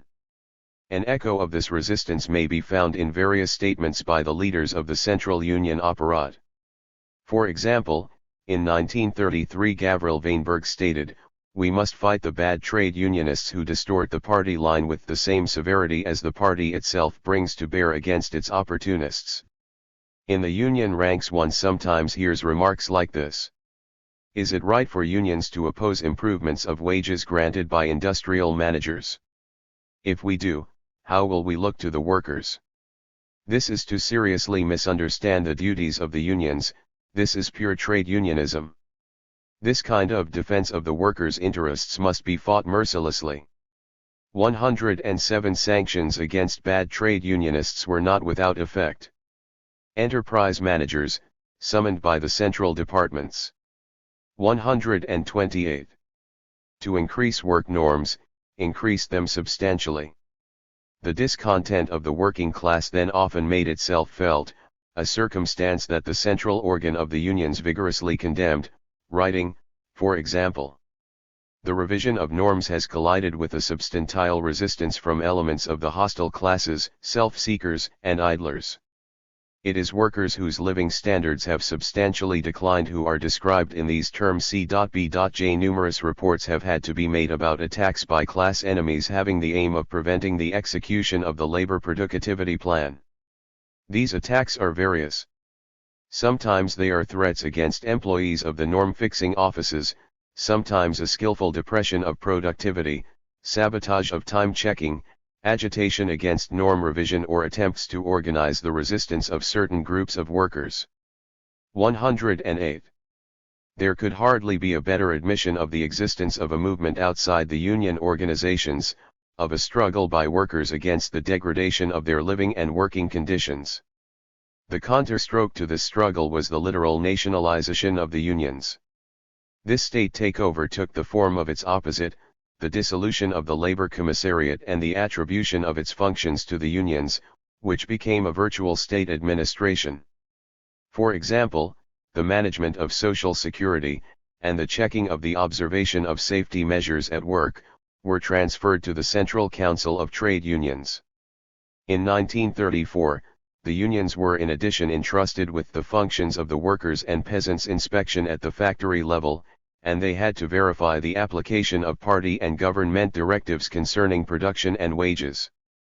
109. The unions became an enormous apparatus entrusted with many functions.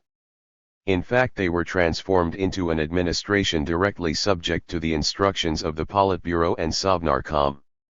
This transformation, however, conferred on them a new authority in relation to the workers, especially insofar as they managed Social Security and the application of labor legislation. 129. The scale of the union apparatus was then such that a reorganization became necessary. A decision taken in September 1934 by the Party CC, then ratified by the Central Council of Trade Unions, led to a new burst of union federations. At the end of this reorganization there were 154 union federations. Later this total would reach 170. 110. Clearly, this reorganization did not change the effects of the productivist line. The latter went so far that it worried even the industrial managers, because lack of attention to working conditions and the resulting discontent had negative repercussions on production. Thus, at the time of a conference of managers of heavy industry, there was a new reproach leveled at the unions for not paying enough attention to the workers' living conditions. 111. In this way what would be called the union crisis signaled its approach. The trade union crisis and its aftermath. At the beginning of 1935, the disaffection and discontent of workers in regard to their trade unions became increasingly evident. The elections to the enterprise union committees took place in an atmosphere of deep indifference, with a very low turnout. This situation worried the party leadership. It made it appear that there was a growing rift between the workers and the state apparatus. In addition, this situation meant that the unions were not capable of coping with tasks that had to be correctly performed in order to prevent the existing contractations in industrial enterprises deepening to the point where they could seriously hamper production. On May 26 Stalin called a meeting of the Central Council leaders. He placed before them several questions about the confusion in which the elections to enterprise committees had been carried out, the ignorance of these elections which the masses had shown, the lack of real democracy which characterized them, and the bad work of the unions. He suggested breaking off the elections, and preparing new ones to take place in different conditions after the unions had ordered a new program containing new tasks. He declared that 130. The average worker sometimes asks, do we really need trade unions? He reproached the latter of useless repetition, with the economic organs and enterprise managements, when the essential task of the unions should be to concentrate all their attention on the cultural and daily needs of the masses.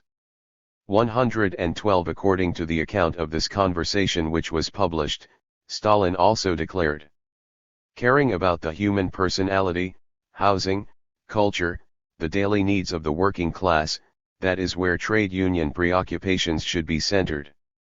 In the tasks thereby assigned to the unions, it was no longer a matter of directing efforts above all to production, but rather toward the cultural and daily needs of the masses.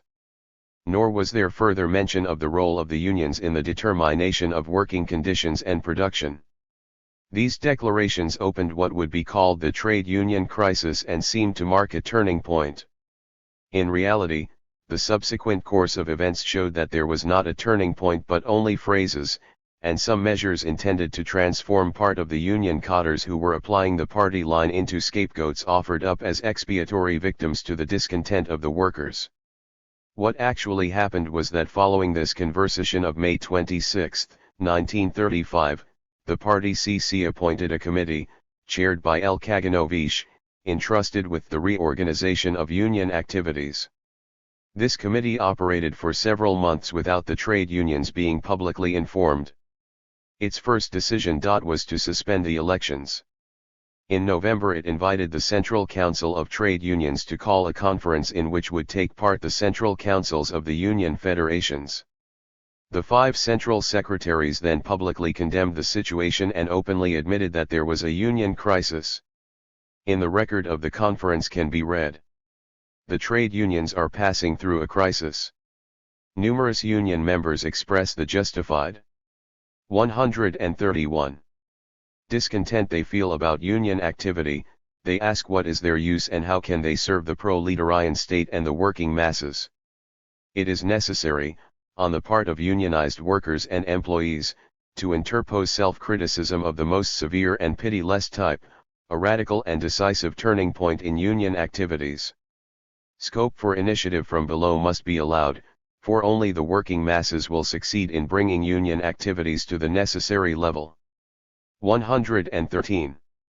It was here that the pursuit of scapegoats began. The conference was followed by a wave of self-criticisms by union officials. However, this wave was not long in subsiding. During December, talk of a union crisis diminished. There was only mention of a certain union crisis. In January 1936 the self-criticism ceased. In fact, relationships between the union organizations and the workers deteriorated to such an extent that the existence of anything that could be called union life was impossible. In any case, during 1936 trade union problems retreated into the background.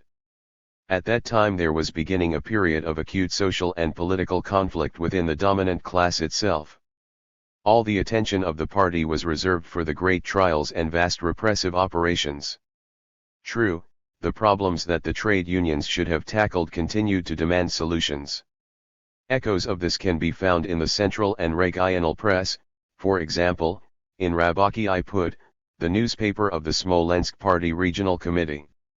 Specifically, the party archive of this region, available in the USA, 114 contains correspondence which is very interesting for the light it throws on the nature of the problems posed by the workers in 1936. Thus, one finds in this correspondence letters addressed to the Regional Party Committee Secretary, Rumantsev, by the workers of a factory of the region. 115 in these letters, the signatories denounced excessively high norms, inadequate wages, deplorable housing conditions, and condemned the indifference of the union representatives. For example, the workers of Workshop No. 2 of the Rumantsev factory wrote, J2.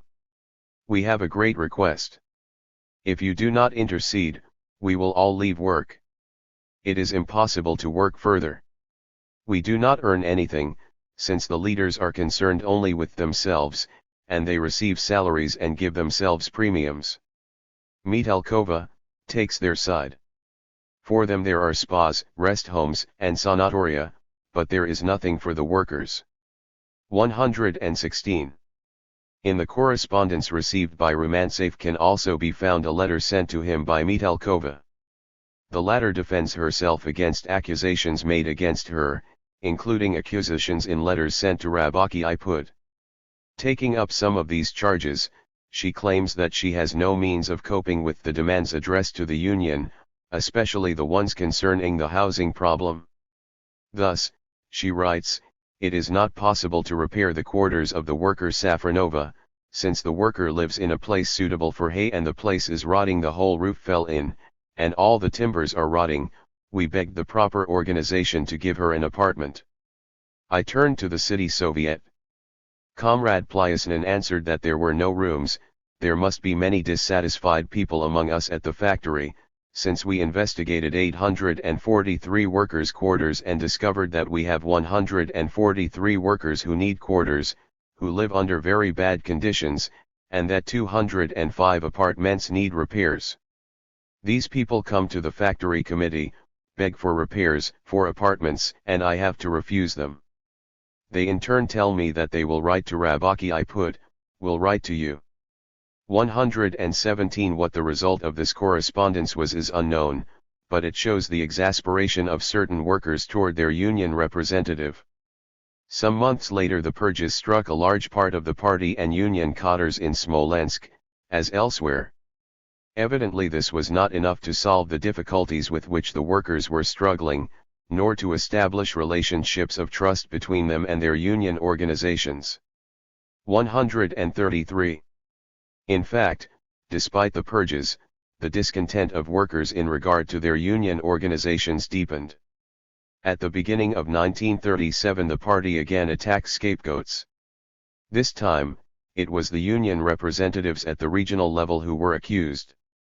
The first accusations were made in March 1937 against the Union Council of Leningrad region. For example, the secretary of the Regional Party Committee declared, "The activity of the Regional Union Council is completely rotten. One cannot see any sign of democracy in it. In many meetings of the Presidium the statutory quorum was not reached, and there have been many cases when Comrade Alexeyev, president of the Union Council, has sat quite alone." To which Alexeyev replied, "There can be no doubt that there is no other organization in our country where the principles of democracy are flagrantly abandoned more than in the unions. The most blatant violations are considered normal. As a general rule, holders of union offices have been appointed from above."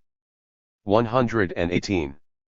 Some days later Shvernik condemned in his turn the forgetting of the rights and needs of union members, and added, "The unions have stopped caring about the workers' protection and security. Union activity among the masses is in a state of complete decay." 119. All these statements convey the disarray of the political and union cadres in a situation where the union organizations were unable to fulfill the role that the authorities wishes to assign to them. It was in this situation that the signal was given for a new self-criticism campaign. Shvernik set the example at the meeting of the plenum of the Central Council of April 27, 1937. 120 His contribution illustrates the state of decay in which the unions found themselves. 121. The Sixth Plenum decided that a draft statute should be prepared for the unions and submitted to a Seventh Plenum not later than July 1. In fact, the social crisis was too deep for this decision to have any result, even in a formal sense. A new plenum met only in September 1938, and no statute was submitted to it. 122 The Sixth Plenum also decided that the unions had to be democratized and that the secret ballot should be introduced for union meetings. In practice, this decision had no more effect than the others. Choice of candidates was made at public meetings and the open vote was adopted for election of lower union officials as well as for those who served as auxiliaries of the labor inspectorate. 123 Finally, all the backwash created in the name of the union crisis changed nothing, and did not prevent the growth of workers' discontent. To cope with this discontent, the path of repression was increasingly chosen. Thus from the 18th Party Congress, in March 1939, union questions received little attention. Unions were mentioned only in passing, alongside other organizations which were asked to contribute to the development of socialist competition and the Stakhanovite movement, and to ensure firm discipline and high labor productivity. 124 The actual nationalization of the trade unions facilitated a substantial deterioration in the living and working conditions of the working class, which will be seen when examining the development of the wage system, work norms, and the level of real wages. 4. Transformation of the wage and norm fixing principles and some effects of this transformation. Throughout NEP it had been acknowledged that the development of production and the raising of the technical level of industry would have to be accompanied by a progressive leveling of wages. This principle was still accepted by the 7th and 8th Trade Union Congresses. 125 In 1929, after the elimination 135 of the Union leaders following the 8th Congress, this principle of progressive wage leveling was increasingly rejected. An opposite principle triumphed, that of struggle against leveling. The struggle against /EV/MG. The most systematic formulations on this question may be found in Stalin's words to a conference of industrial managers on June 23, 1931. This speech, which at the time was often referred to as enunciating THD 6 new conditions of socialist construction 126, included a violent attack against the leftist practice of wage equalization and insisted on the need for wage differentiation. He criticized the egalitarians, who ignored the difference between skilled and unskilled work. 127 He emphasized personal responsibility in production and the need for incentives for increasing the productivity of labor. 128 He also insisted on the necessity of profitability and a growth of accumulation within industry. 129 In the following years, enterprise managers and union cadres strove to put these principles into practice. They sought to use them as a means of combating the fast rise of costs which characterized despite the introduction of modern production techniques, 1931 and 1932. 130 At the 9th Congress of Trade Unions, Schwemich declared, "The 6 conditions of Comrade Stalin constitute the militant program of the union movement." He affirmed that the maximum introduction of piece rates on the basis of technical production norms is the most important union task. 131. Piece rates thus ceased to be officially regarded as a temporary measure. They were put forward as inherently socialist. As for the formulations of Marx declaring that piece wage is the form of wage most in harmony with the capitalist mode of production, 132 this was not mentioned. Nevertheless, for those 11. 136. Who acknowledge these formulations, the generalization of piece rates reveals the extension of capitalist relationships in the 1930s. Wage differentiation was extolled both as a means of increasing production and of encouraging the formation of technical cadres. For example, receiving a delegation of metallurgists on December 26, 1934, Stalin enunciated the formula: "It is necessary to organize wages so as to strengthen the decisive links of production and to impel people towards higher qualifications. That is what we must do in order to create a numerous army of technical cadres for production." 133. Differentiation of wages in accordance with qualifications and industries was also highly revealing of the predominant type of social relationships.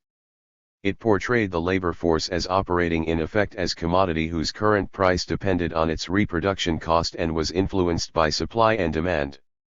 The struggle of the party against leveling was part of a total perspective.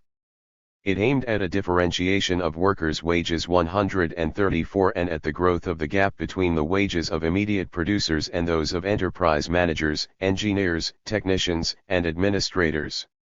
It will be seen what effects the struggle had on the real differentiation of wages and on the general picture of social relationships. From 1931 the struggle against leveling was tightly bound up with an effort aimed at raising production norms assigned to workers, which were indeed raised several times. But the question of norms revision was especially conspicuous during the second five-year plan. The upward revision of production norms. From the beginning of the first five-year plan the party leadership put considerable pressure on all cadres to persuade them to obtain an increase in labor's output, by means of increasing its intensity and productivity. It was not simply a 137. Question of increasing production but also of reducing production costs and improving enterprise profitability. The pressure thus imposed led many enterprise managers to increase production norms by 10 or 20%, which had the effect of reducing the wages of those workers who failed to increase their output in accordance with the increased norms applicable to them. Such norm increases occurred from 1929 and 1930. Enterprise managements which followed this course justified themselves by reference to the higher output obtained by shock workers taking part in socialist competition. In 1931 and 1932 the raising of norms continued. The party and the managing economic organizations tried in this way to compensate increased prime costs by a lowering of wage costs, the former being connected with the entry into production of a mass of inexperienced workers and to the disorganization of enterprises and construction sites resulting from the exaggerated scale of the tasks assigned to them. 135. A certain resistance to increased norms then made itself felt. It appeared not only in the working class but also in various organs entrusted up to then with establishing production norms, for they wanted to take into account the effects of these increased norms on workers' health. This resistance was severely condemned by the party leadership and its ideologists, especially after the spring of 1931. In April 1931 the fatigue theory was criticized in the name of a Marxist-Leninist conception of the physiology of work. For example, S. Kaplan, chief of the Institute of Worker Protection, lashed out at the physiologists who, according to him, seriously overestimated the subjective feeling of fatigue. 136. S. Kaplan claimed that this subjective factor could be overcome by an effort of will, and that work continued in spite of fatigue was not bad for the worker's health. S. Kaplan did not hesitate to describe as class enemies those who defended a contrary opinion. He wrote, in particular, "The activation of hostile elements among a sector of the scientists reflects the class enemy's bitter resistance to the socialist offensive of the proletariat. Decisively beaten all along the economic front, the class enemy thinks he can hold the last trench line." 138. On a few sectors of the ideological front. There need be no doubt that he will also be crushed in this, his final position. 137. Such formulations are typical of the recourse to a proletarian ideology, constructed of all kinds of ingredients, to defend the policy of work intensification and the growth of exploitation to which the workers were subjected. These formulations were in preparation for the new campaign that was conducted for the raising of work norms. Thus, on the occasion of the 14th anniversary of the October Revolution, the Journal of the Heavy Industry Commissariat declared, "Bolshevism must enter into scientific and technical calculations as a new category, overturning all previous views of the basis of such calculations." 138. These standpoints began a rupture, that was progressively more complete, with the previous practices for fixing production norms, practices which had tried to keep in mind the need for inactive time during the working day so as to avoid an excessive intensification of work. It was in these conditions that new partial revisions of production norms appeared in 1932 and 1933. However, the quest for increased industrial profits, required to cope with ever higher investment, 139 led the party to demand, in a resolution adopted in 1934 by the 17th Congress, a reorganization of the wage system, 140, and then, at the beginning of 1935, a substantial upward revision of production norms. 141. The Stakhanovite movement, which began with the record output of August 31, 1935 by the miner Alexei Stakhanov, 142 made it possible to proceed to new and large upward revisions of the norms. These revisions were obtained by steering clear of the outputs obtained by average workers, for the records of the Stakhanovites became one of the factors taken into account in establishing new production norms. Thus was abandoned the principle, more or less accepted until then, by which the output of the average worker was one of the main bases for the calculation of production norms. The establishment of norms fixed in these new conditions was demanded by Stalin in a speech he made on November 139. 1935 at a conference of Stakhanovites. In this speech, he gave a definition of the Stakhanovite movement by declaring that it should open the way to an upward revision of the production and productivity plans. He advanced the following formulations. The Stakhanovite movement is a movement of male and female workers who set themselves the target of exceeding the existing technical norms, of exceeding the forecast output capacities, of exceeding the current plans of production and balances. This movement overthrows the old way of regarding technique, it overthrows the old technical norms, the old forecast output capacities. It demands new, higher, technical norms, output capacities, production plans. It has been summoned to make a revolution in our industry. 143. After affirming that male and female workers had already rejected the old technical norms, 144 Stalin contrasted the Stakhanovites with workers who wanted to hold on to the old norms, whom he described as retarded masses. 145 But he recognized that there was resistance among workers by indicating that certain workers have attacked Stakhanov for his innovations. 146 Finally, Stalin demanded that new norms be adopted that took account of the production records without being total alignment with them. 147 At the beginning of 1936 the work norms were substantially increased. Simultaneously some piece work wage rates were reduced. 148 At the same time, the Central Institute of Labor was abolished. 149 It had put up some opposition to these revisions. In 1937–38 the production norms were again increased. A growing number of workers were not able to fulfill the minimal norm that had been imposed and thereby lost part of their wages. In 1938, 60% of metallurgical workers could not reach their norms. The same applied in 1940 for 22–32% of workers in all industries. 150. 140. It should be emphasized that during the 1930s and especially after 1936, the number of norms was multiplied. For example, in 1930 in the Machine and Vehicle Construction Commissariat alone there were 2,026,000 norms.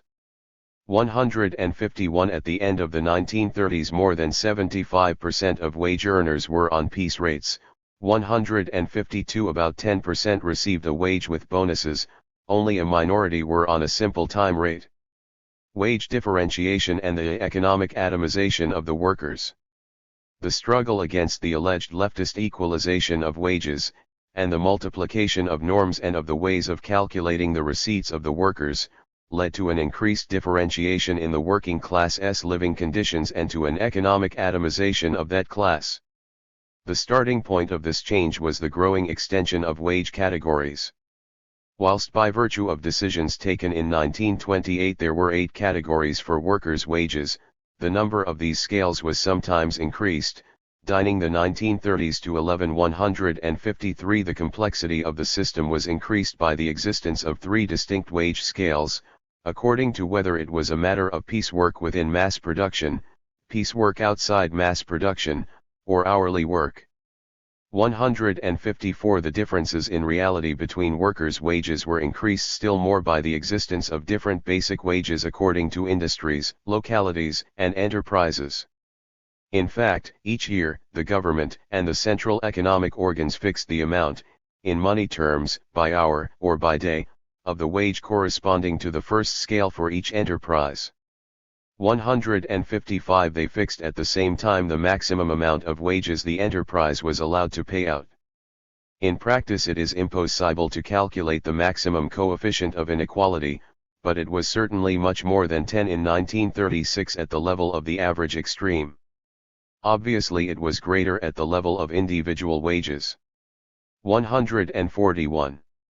One example illustrates the size of wage differentials towards the middle of the second 5-year plan, at a time when the Stakhanovite movement was having its first effects. The differentials between the extremes of pay for workers belonging to different industries were obviously greater. In fact, in 1936 about 2 or 3 million workers received less than 100 rubles per month. 156 Whilst Stakhanovites of the Kaganovich factory in Moscow received several hundred rubles per month, up to 1,800 rubles. 157 By causing a drop in the wages of those who could not achieve the new norms, 158 As was the case for numerous workers, the Stakhanovite movement helped to increase wage inequalities. However, the growth of these inequalities was far from solely attributable to the influence of Stakhanovism. For example, from 1934 the growth of such inequalities was already noticeable, as can be seen from the quoted figures and the statistical analyses by A. Bergson. Comparing 1928 and 1934 wages, and the distribution by levels of income of Soviet and American wages, Bergson concluded that, so far as wage inequalities are concerned, capitalist principles were stronger in the USSR. 159 in 1934 wage inequalities could still appear as nominal, because numerous products were rationed. It was different after 1935, when rationing was abolished. At that time prices and wages simultaneously rose, but the wage increases benefited the higher paid more than the lower paid. 162 more things should be said about the wage system. First, it will be noticed that each People's Commissariat established its own list defining the nature of different jobs and indicating the places they occupied in the wage scale. This list specified the qualifications required to take a given job. 161 Secondly, decisions about the allocation of workers to jobs were taken by heads of workshops or foremen. This practice was confirmed by a decision of the CC and Sovnarkom of May 27, 1940. This decision strengthened the power of these instruments of management, who also had to check and observe wage rates and work norms, to improve technique and take rationalization measures. 162 The procedures for fixing wages illustrates a clearly important aspect of the development of capitalist relationships. 142. Within state enterprises. A more complete appreciation of the development of these relationships during the 1930s requires, however, that there be taken equally into account the evolution of the intensity and productivity of labor. The evolution of wages. The complexity and scale of questions raised by an analysis of the evolution of wages during the 1930s means that only one general view may be taken of this evolution, covering only the real average wage. 163 In fact, because of the growth of wage inequalities, the figures quoted underestimate the decline of the average wage of workers at the bottom of the wage scale. These workers constituted a majority of the working class. At the same time, these figures obscure the growth of real wages benefiting those at the summit of the income pyramid. 164 The years 1928 and 1933 witnessed severe drops in real average wages. In fact, these years were characterized by very grave shortages of numerous products, and retail prices rose much faster than the nominal average wage. Retail price increases can be estimated only roughly, because they varied substantially between the different supply sources. Taking into account only the first two categories, the real average wage in 1932 had fallen by about 11 to 12% compared to 1928. 165 Authors who have tried to take into account the evolution of retail prices other than official prices, and of the need to obtain supplies at such prices, arrive at the drop considerably greater than that of the real average wage, on the order of 50%. 166 Nevertheless, it seems that this presents a somewhat too dark picture of the fall experienced in 1932 by the real consumption of the working class. 187 The fall registered between 1928 and 1932 for the average real wage was obviously in complete contradiction to the forecasts of the 5-year plan. 188 Nothing was said about this in the official report of the results of this plan. In the report on the plan that he presented on January 7, 1933 to the plenum of the CC, Stalin claimed that the average annual wage of 143 workers and employees in large-scale industry has grown by 67% compared to 1928, 169, which was only true for the nominal wage. In 1933 the average real wage again fell. This was the year when the food supply crisis was most grave. It is not possible to put forward a statistically based evaluation of this new fall, for no meaningful figure is available covering the evolution of prices in the state and cooperative sectors. However, it may be said that agricultural prices on the free market then grew by 48% whilst the average nominal wage grew by only 9.7%. 170 In 1934 the average real wage was still below that of 1932, although it is impossible to put a figure to it. 171 Rationing was entirely abolished in October 1935, and state and cooperative trade prices were increased. This increase of prices affected above all the workers, for whom purchases made in the framework of rationing had been a main source of food supply. The extreme variety of prices which were typical of 1934 makes impossible a statistically based evaluation of the change in the real average wage. 172 in 1937, it can be estimated, the average real wage of workers and employees was about 56 to 60% of the 1928 level, 173, which was an improvement of about 20% compared to 1932. This was far from the targets of the second five-year plan, which forecast a doubling of the real average wage in industry. 174. Judging from the price and wage statistics, the real average wage grew in 1938 and 1939. In fact, shortages returned, as did the black market, 175. So it is probable that the real average wage did not in fact increase in those 2 years. In 1940, even ignoring the shortages, the real wage was about 10% lower than in 1937. 176. The third five-year plan, which forecast an increase of 35% for real wages, was no more achieved in this field than it had been in the previous plans. 177. Finally, in 1940 the real average wage of industrial workers and employees was about 52 to 57% of that of 1928. 178. Many other indices of the material situation of urban workers make equally clear a substantial decline in the living conditions of the latter. Thus, the number of square meters of 144 accommodation available per town inhabitant fell from 6.1 to 4.2 between 1927 to 28 and 1937-7. However, the situation of workers, especially manual workers, was much worse than these figures suggest. For example, in Moscow, while 6% of tenants had more than one room, 40% had only one room, 23.6% occupied part of a room, 5% lived in a corridor or kitchen, and 25% in dormitories. 180. The situation was just as catastrophic outside the capital. At Smolensk, a report of the party committee and the discussions that followed this report illustrates the disastrous situation of workers accommodated in barracks. The latter were overcrowded and badly maintained. Often water fell from the ceiling right onto the workers' beds. Sanitary facilities were practically non-existent.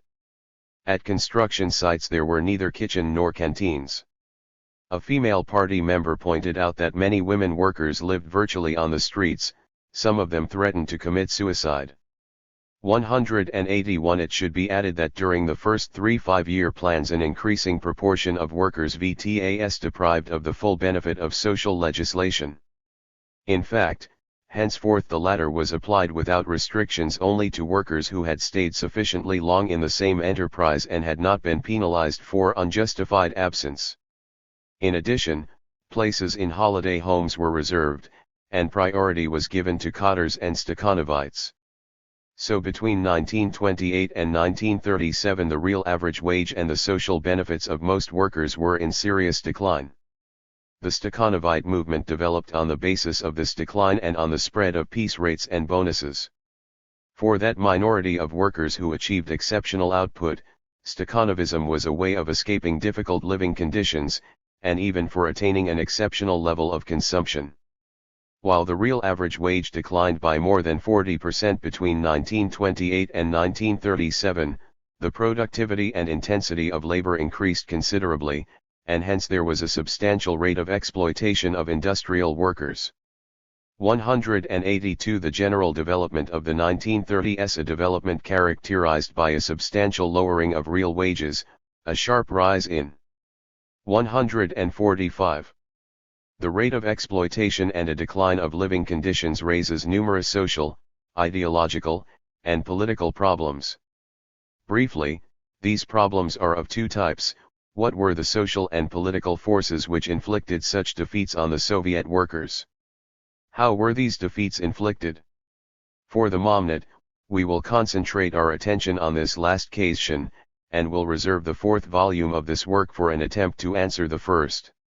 V. The circumstances of the workers' defeat of the 1930s.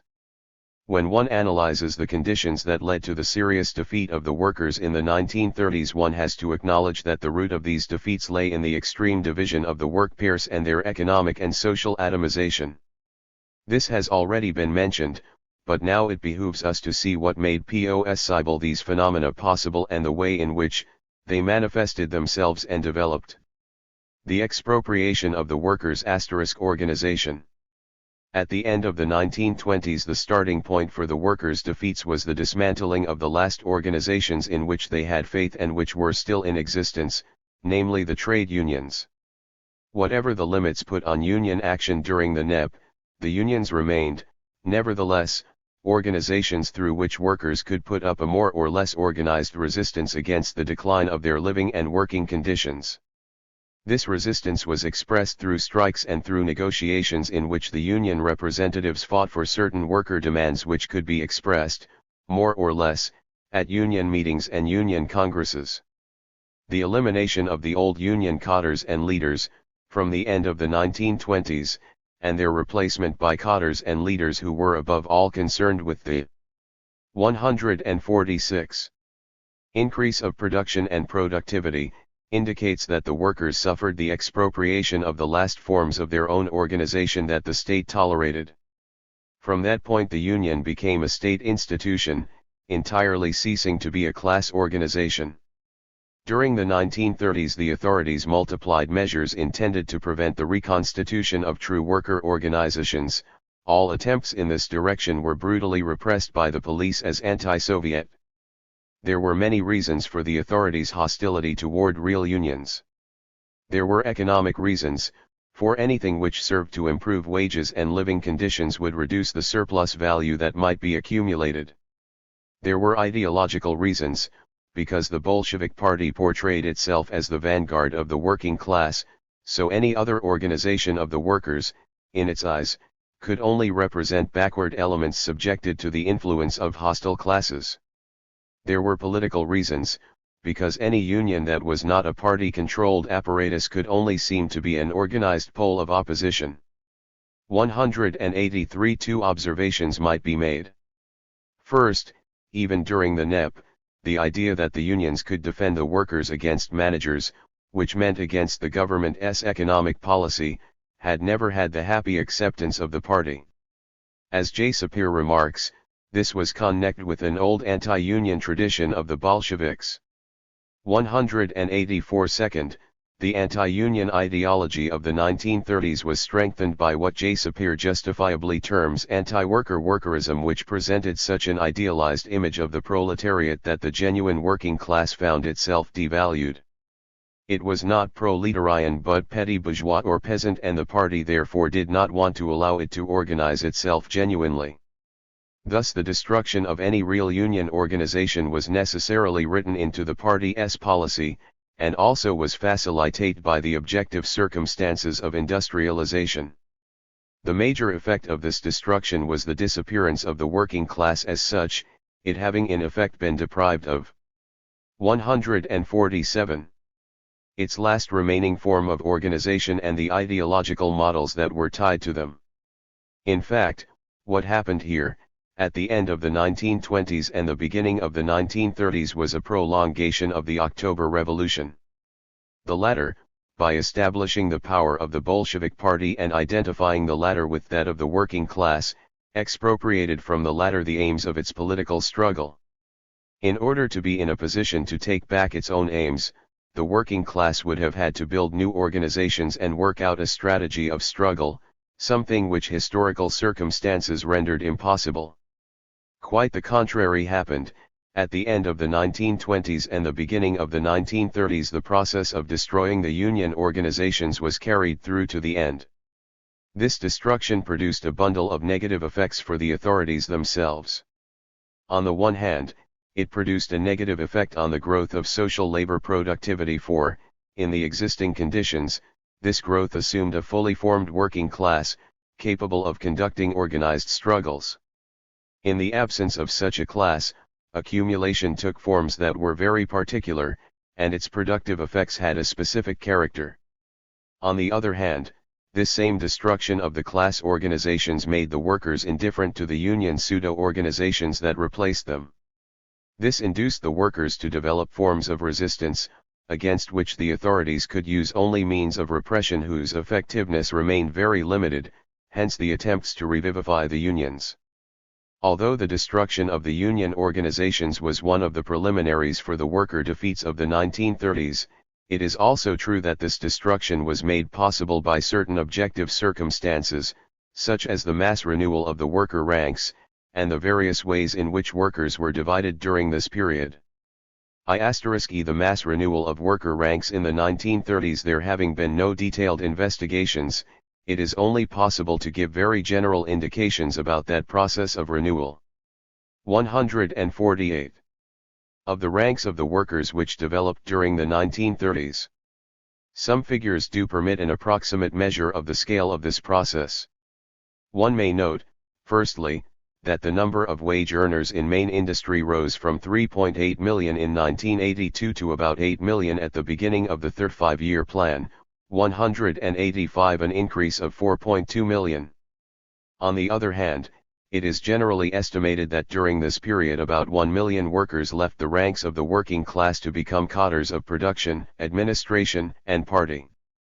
Consequently, with an adjustment for renewal due to death and retirement, it is possible to estimate that the great majority of workers of the late 1930s consisted of workers lacking any experience either of a union organization more or less truly representing them, or of collective struggles, and this had significant ideological and political effects. From the mid-1930s the majority of industrial workers lacked a living tradition of collective struggle for the defense of their interests. These workers were strangers in their surroundings, which imposed severe constraints which they tried to escape by their own gumption and by changing their place of work. Ties of solidarity were only with difficulty established between workers who were barely acquainted with each other, and they were vulnerable to the sanctions and arbitrary acts of enterprise managements, and all the more so since the unions had practically ceased to function except as transmitters of the party policy and as defenders of decisions made by the economic cadres. Additionally, many workers knew that they were regarded with distrust by the party and enterprise cadres, who saw among them petty bourgeois elements motivated by feelings that were egoistical, apolitical, and indifferent.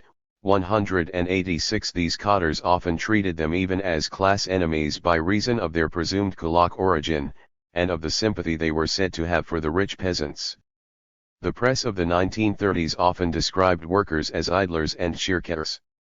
Thus the various structures that the workers had been able to visualize more or less as their own despite contradictions which for some years had placed them in opposition to the workers completely ceased to function as such. These structures showed themselves to be indifferent and even hostile to their interests and to any attempt by the workers to organize themselves. The cadres were not concerned about the problems posed by the workers' working and living conditions, they cared only about output growth and productivity. They lived better than ordinary workers. They belonged to a different world. Workers called them, collectively, them. Being thus deprived of the means of collective resistance to the aggravation of exploitation and arbitrary decisions, and the reconstitution of these means of collective resistance coming up against numerous obstacles, including police repression and the weak social fabric, the workers had recourse entirely to passive forms of resistance, absenteeism, frequent changes of enterprise, silent opposition to the growth of productivity, bad workmanship, poor upkeep of equipment, etc.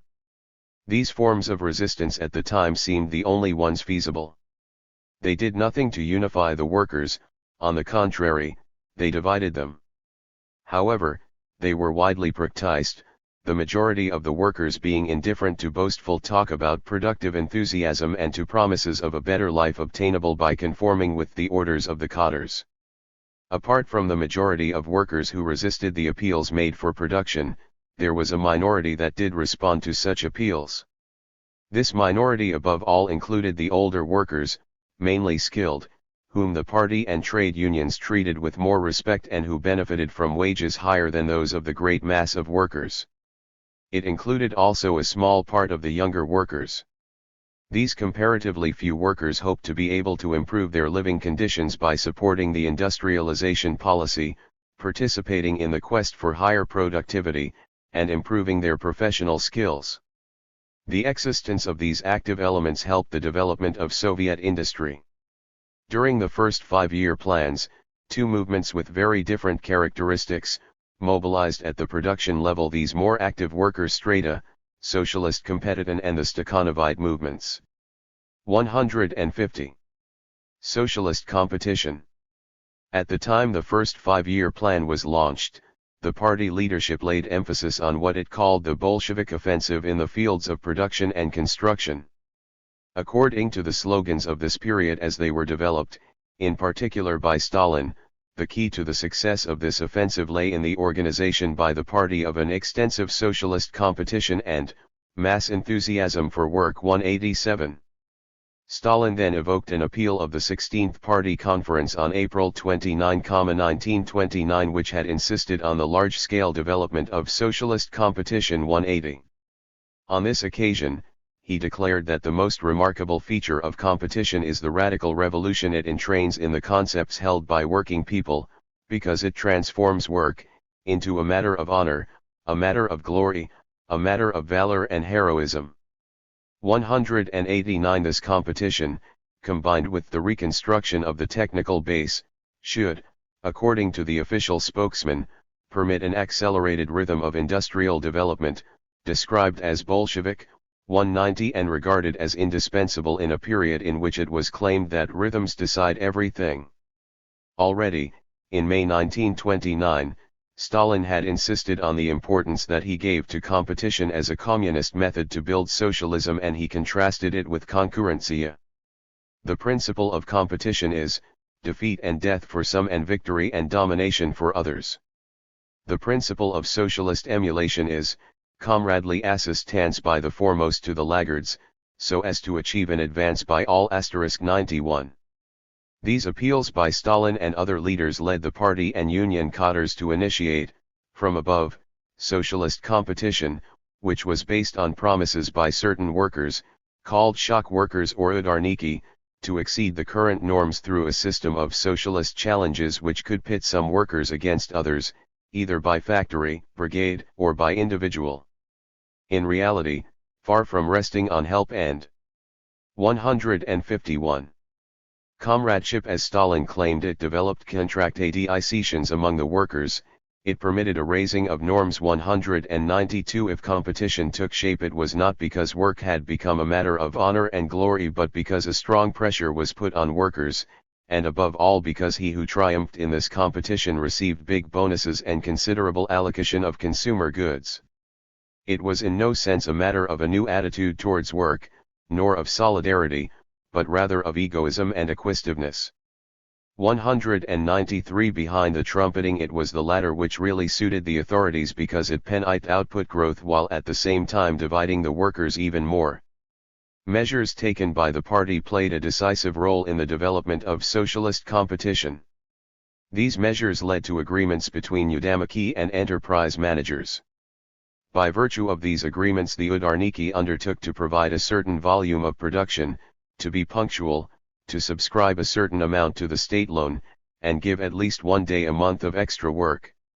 On its part, the management gave a certain number of privileges to the Udamiki, priority on the housing waiting lists, allocation of foodstuffs in short supply, grants for professional training, the possibility of taking courses during working hours, favorable treatment in matters of social security, and priority access to holiday homes.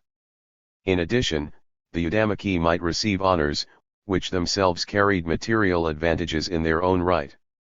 The Udamik movement, by the privileges it accorded some workers, made many workers hostile to shock workers. This hostility appeared from 1929. 194. It increased particularly when enterprise managers used the production records established by the Udamiki to raise production norms.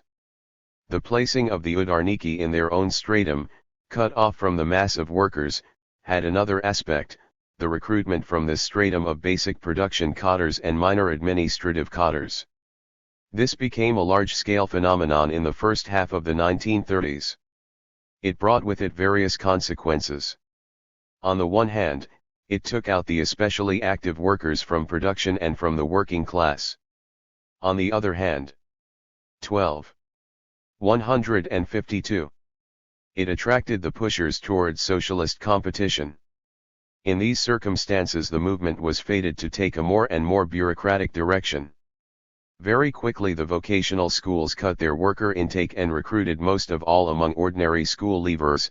The fact of being an udarnik therefore gave progressively less opportunity to enter administration or production at cadre level.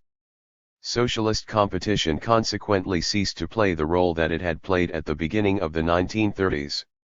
However, it did not disappear completely.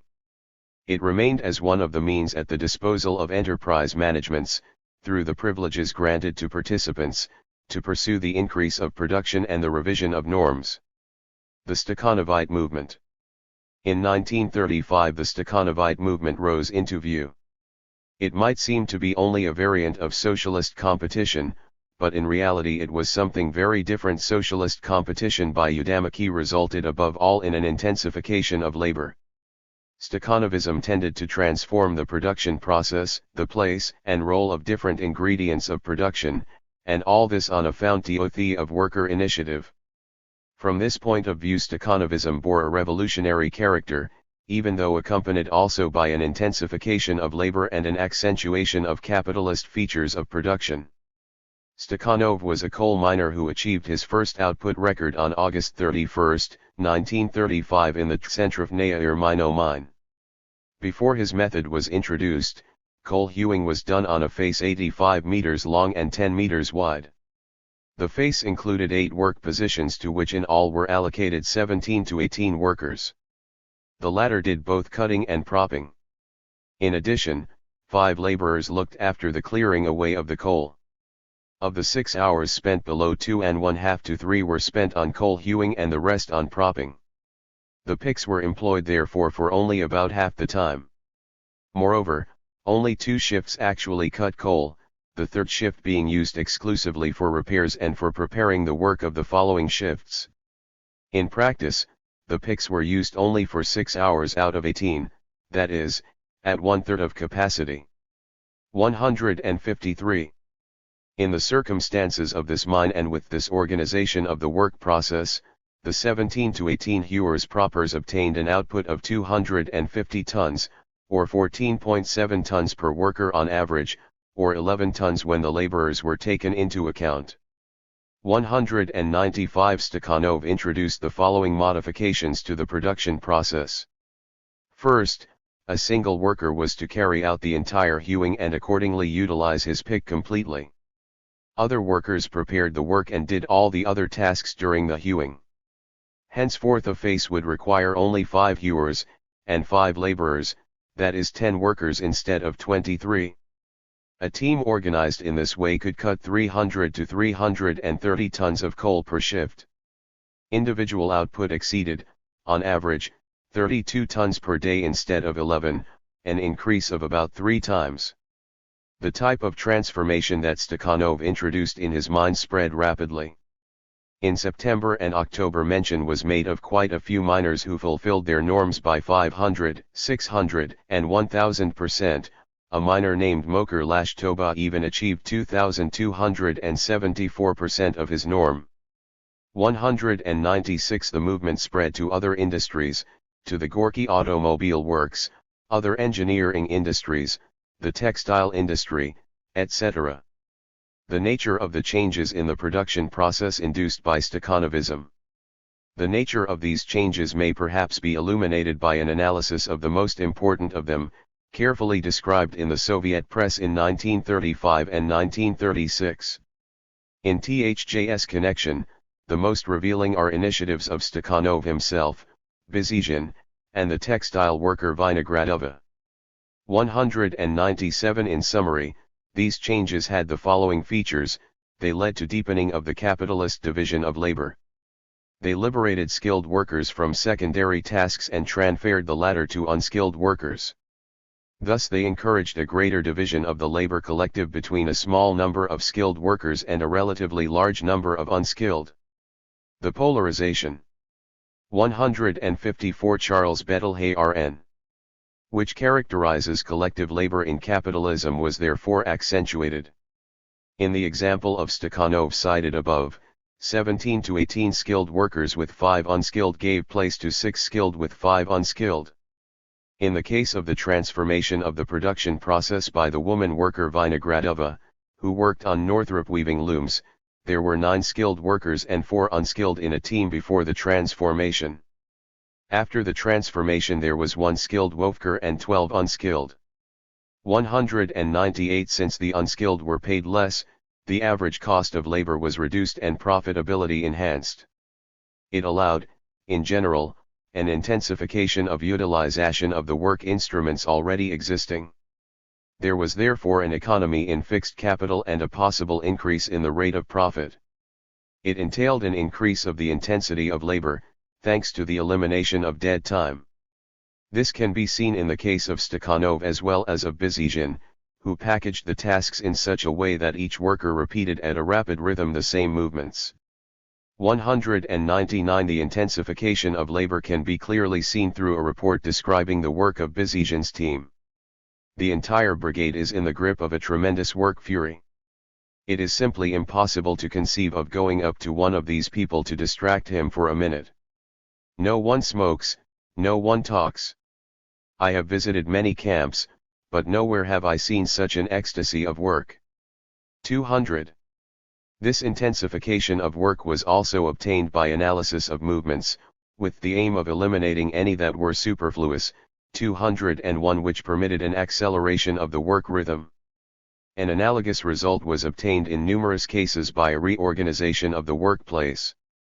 As Marx has shown, this type of transformation of the production process facilitates a tightening of the working day, leading to an absolute production of surplus value. 202 Generally speaking, the dominant aspect of the Stakhanovite movement was the adaptation of labor that was alive to the demands of a full utilization of labor that was dead, thus permitting an increased rate of profit. 155. Thus the transformations of the production process induced by the Stakhanovite movement were totally expressed in the capitalist form of this process. They corresponded to its final development. They did not open the way to a collective mastery of production, but rather to its parceling, and to a degrading and increased intensification of labor. They originated from the same trends as did Taylorism, but they transformed one of the workers into a shift or brigade leader.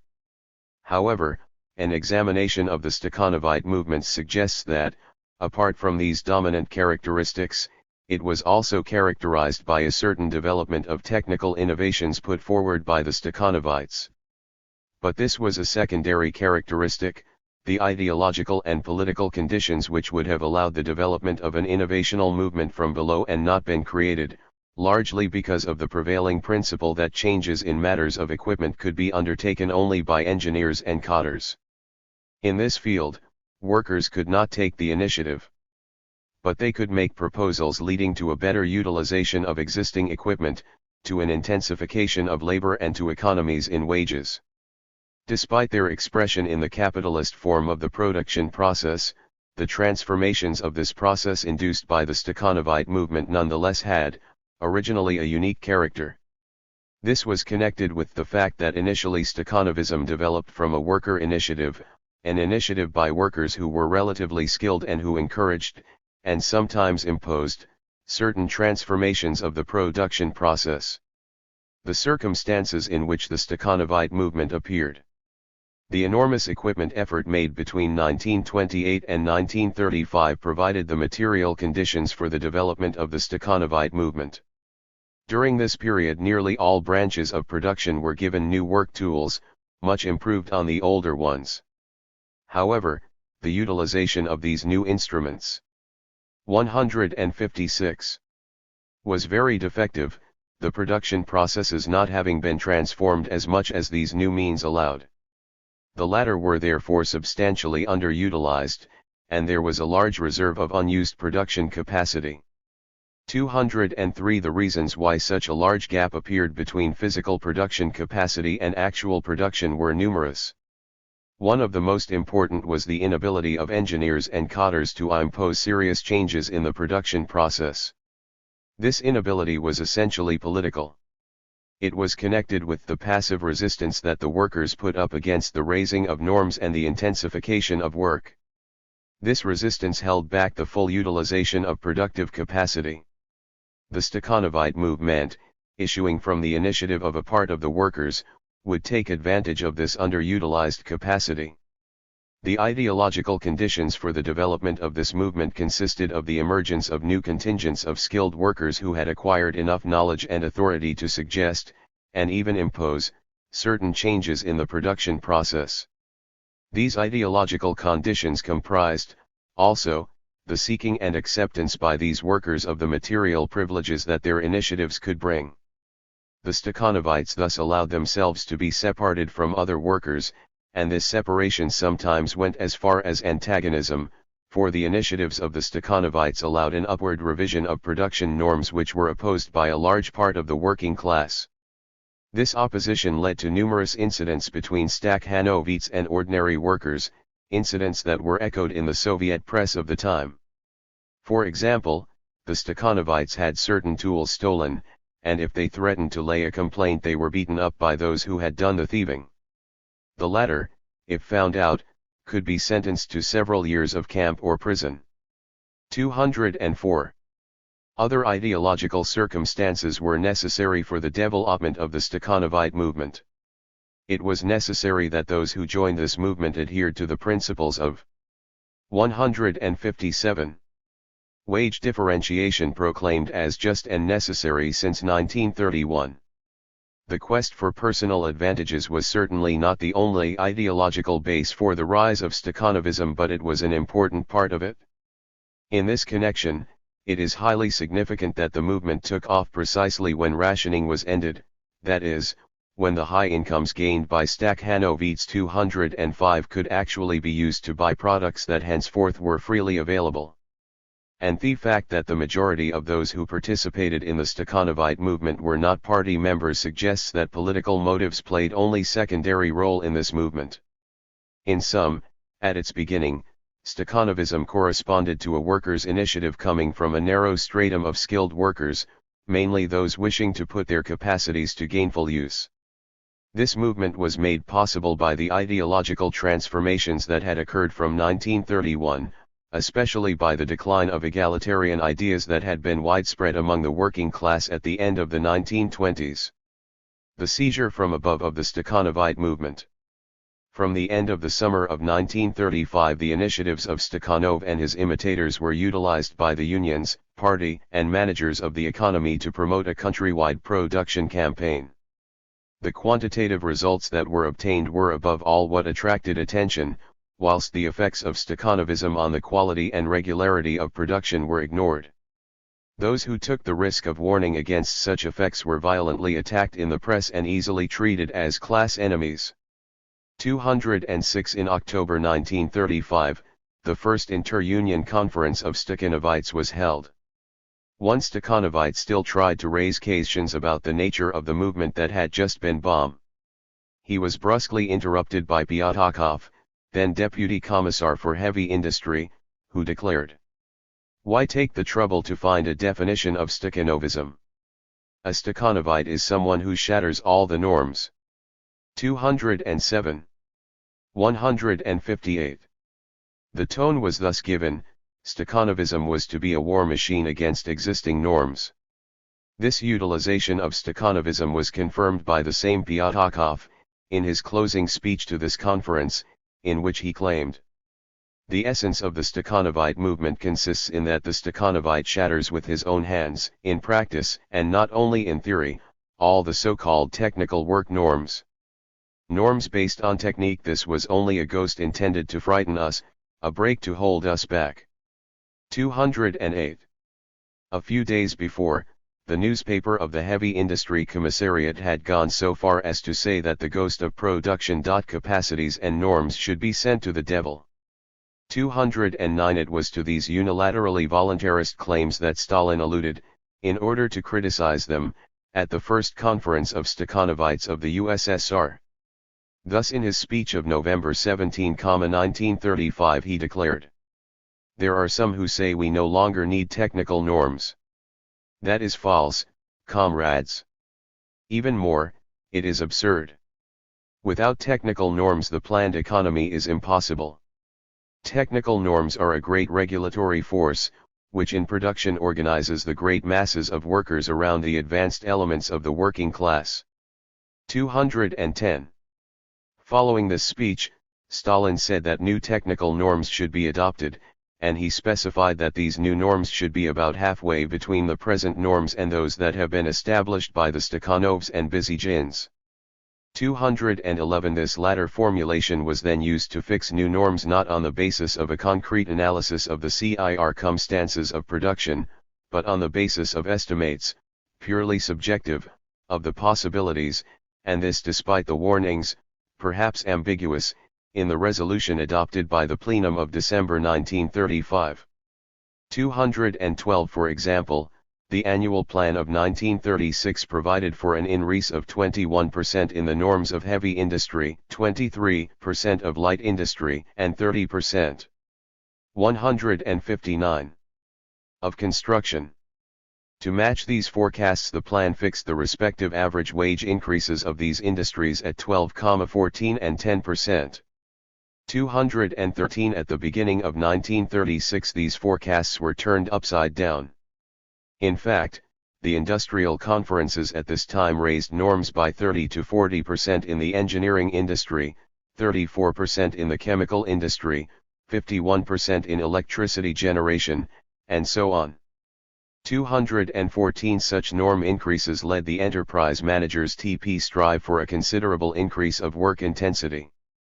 Also, they often led to disorganization of production, especially when actual conditions did not permit them to obtain regularly the level of productivity that had been forecast.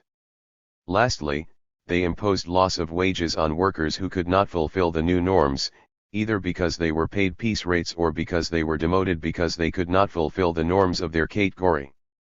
In general, the demotion of a worker from one category to the next one below corresponded, in 1936, to a wage loss of 50 rubles per month in industry. 215. Lacking detailed figures, it is impossible to know what proportion of workers was able to fulfill or overfulfill the new norms, thereby raising their incomes, and what proportion conversely suffered a wage reduction. In any case, it is certain that the introduction of new norms increased the real differentiation of wages and accentuated the division of the working class. 216. The longer-term effects of the Stakhanovite movement and its transformations, asterisk. The hold taken from above of what had once been essentially a worker initiative tended to transform the Stakhanovite movement into its opposite. More and more often, Stakhanovite days were organized by enterprise managers, wishing for recognition by the central leadership, who induced their workers to break records. These managers thereby received bonuses, honors, and promotion. Some of the workers who had participated in the records were also rewarded. However, performances obtained in such circumstances could only be temporary as a rule. In reality, they often disorganized. 160. Charles Hedlund. Production. During a INRA or loss brief period an intensive effort was achieved, stocks of raw materials were used up and, above all, work intensity was pushed up to a level that could not last. Thus the records were usually followed by a period of production decline which took output below the previous level. Consequently, quite often, the average output of a period which covered the records and the period which followed them was often below the average obtained before the coming of Stakhanovism. Still more serious for the workers, Stakhanovism, thus transformed, became the pretext for frequent violations of the labor legislation, and infringement of safety regulations. In the mines, for example, this latter gave rise to grave accidents, which later would be punished by death sentences for the engineers regarded as responsible for them. 217. So that the Stakhanovite movement in spite of everything should continue, enterprise managers accorded privileges to a minority of workers, foremen, and shift leaders. They promised also to satisfy wider worker demands, notably to provide better work tools, but often they did not keep these promises. 218 The Stakhanovite movement in this way came into contradiction with one of its initial fundamentals, of obtaining a substantial long-term growth of production based on a more intensive utilization of existing equipment. In fact, 1936 was characterized by serious difficulties in the field of production, by fluctuations in the progress of the latter, and by the non-fulfillment of plans in the main branches of industry. For example, coal production reached 126 million tons in 1936, whereas the plan had set a target of 135 million, thus the plan was fulfilled by only 93%. Compared to 1935, the increase was 15.8%, a smaller increase than in 1935. 219 Even during the course of 1936, the inability of the Stakhanovite movement, thus transformed, to secure a fast and lasting increase of industrial production was condemned by the party leadership and the press. The latter stated that large percentages of workers were not succeeding in fulfilling the new norms, including those in the Donets Basin, where Stakhanov was working.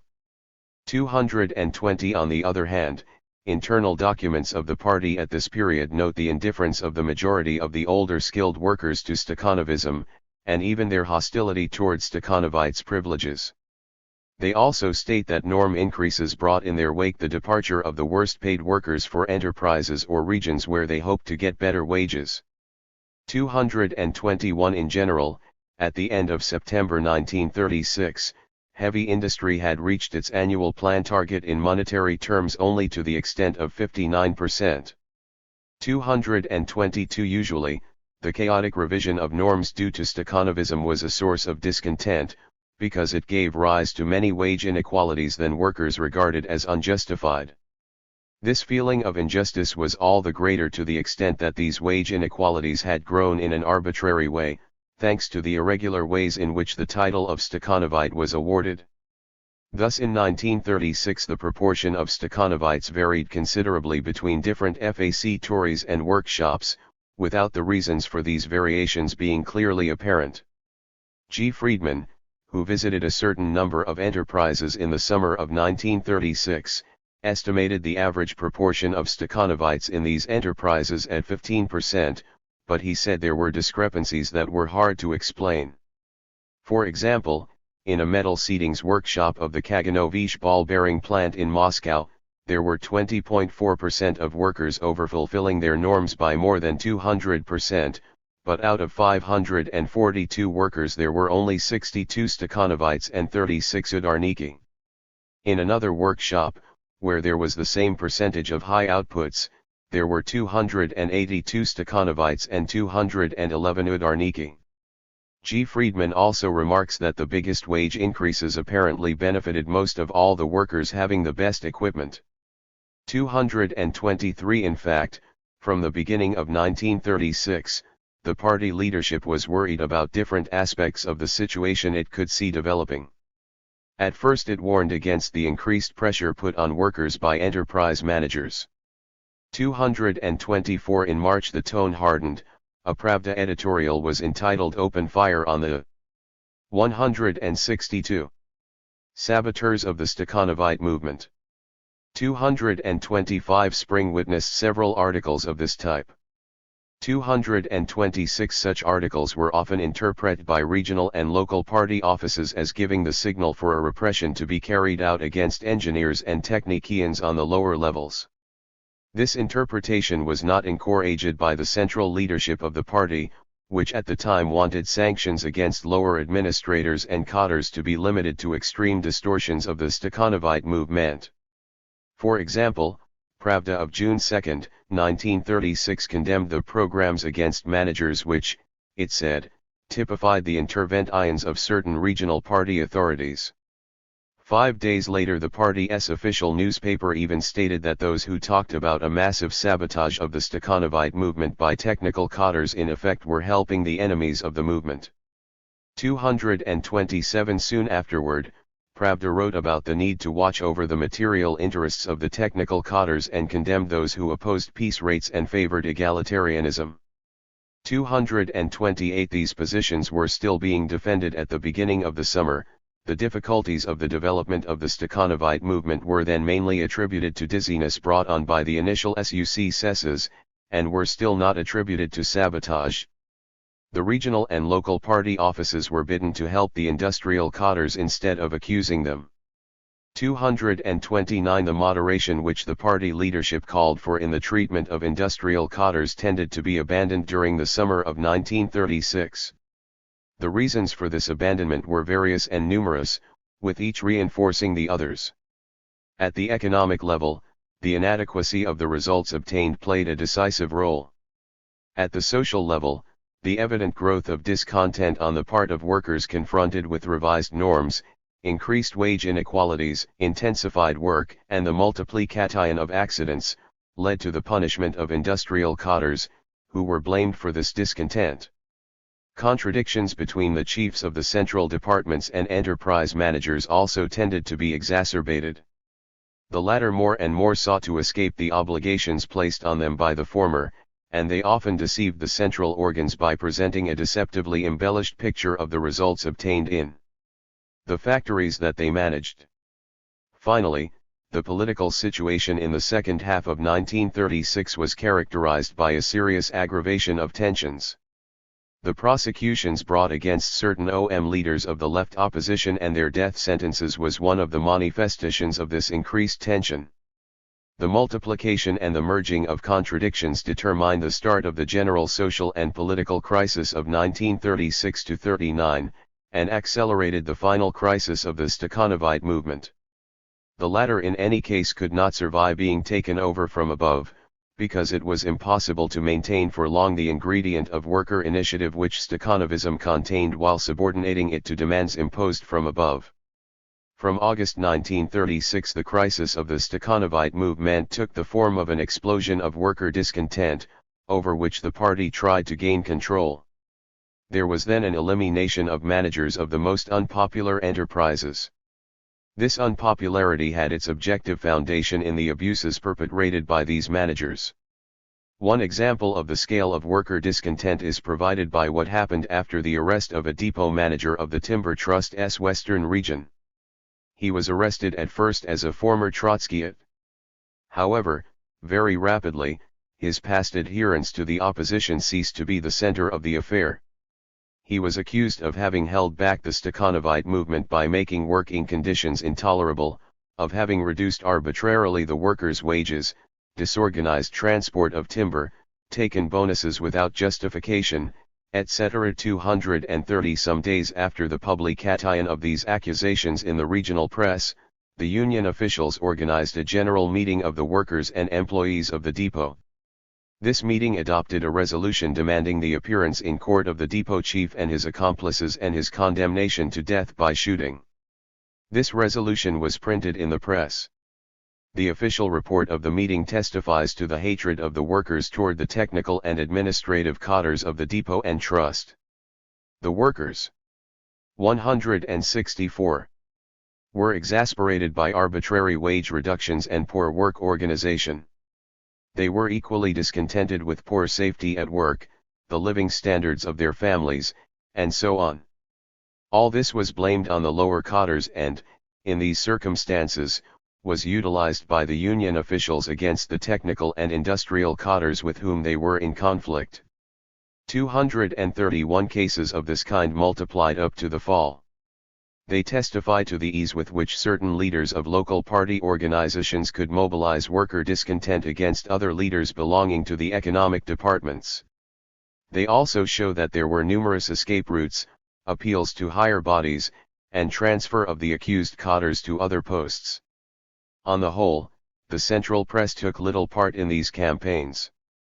No doubt it then seemed dangerous to calm the worker discontent in that way. In October 1936 there was an appeasement of the criticism campaign, based on direct expression of discontent.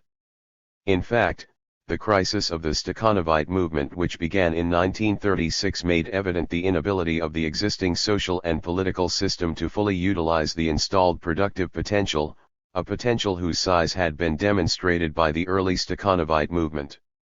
One aspect of the 1936-39 crisis was a blind struggle to overcome this inability, whose cause was not identified and whose effects were blamed on acts of sabotage. In any case, so far as production was concerned, the Stakhanovite movement, after its transformation in 1936 and 1937, was less and less capable of responding to the hopes that the party leadership had placed in it in 1935. For example, the industrial plan was achieved in 1937 only to the extent of 92%, achievement rates were even lower for coal, petroleum, and sheet metal, 232, while the rate of growth for industrial production was falling. 233. The reproduction on a larger scale of differences between unskilled and skilled workers. In Part 1 of Volume 2 of Capital, Marx devotes a chapter to mechanization and large-scale industry. 234. He observes that 165.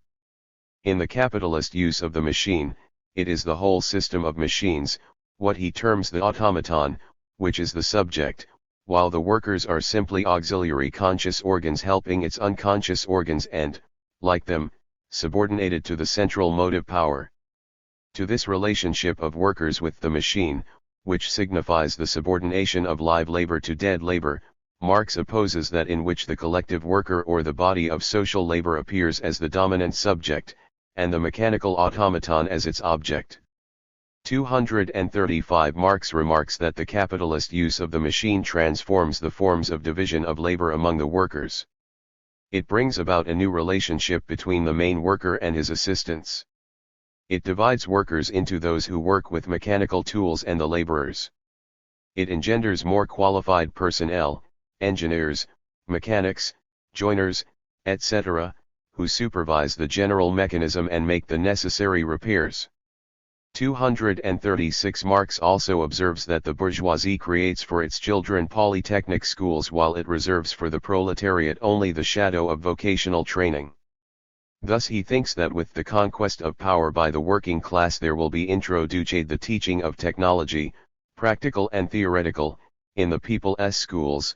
237. A teaching needed to break up the accumulation of knowledge, technical and scientific, at one pole of society, which serves the interests of capital and reduces the direct producers to servitude.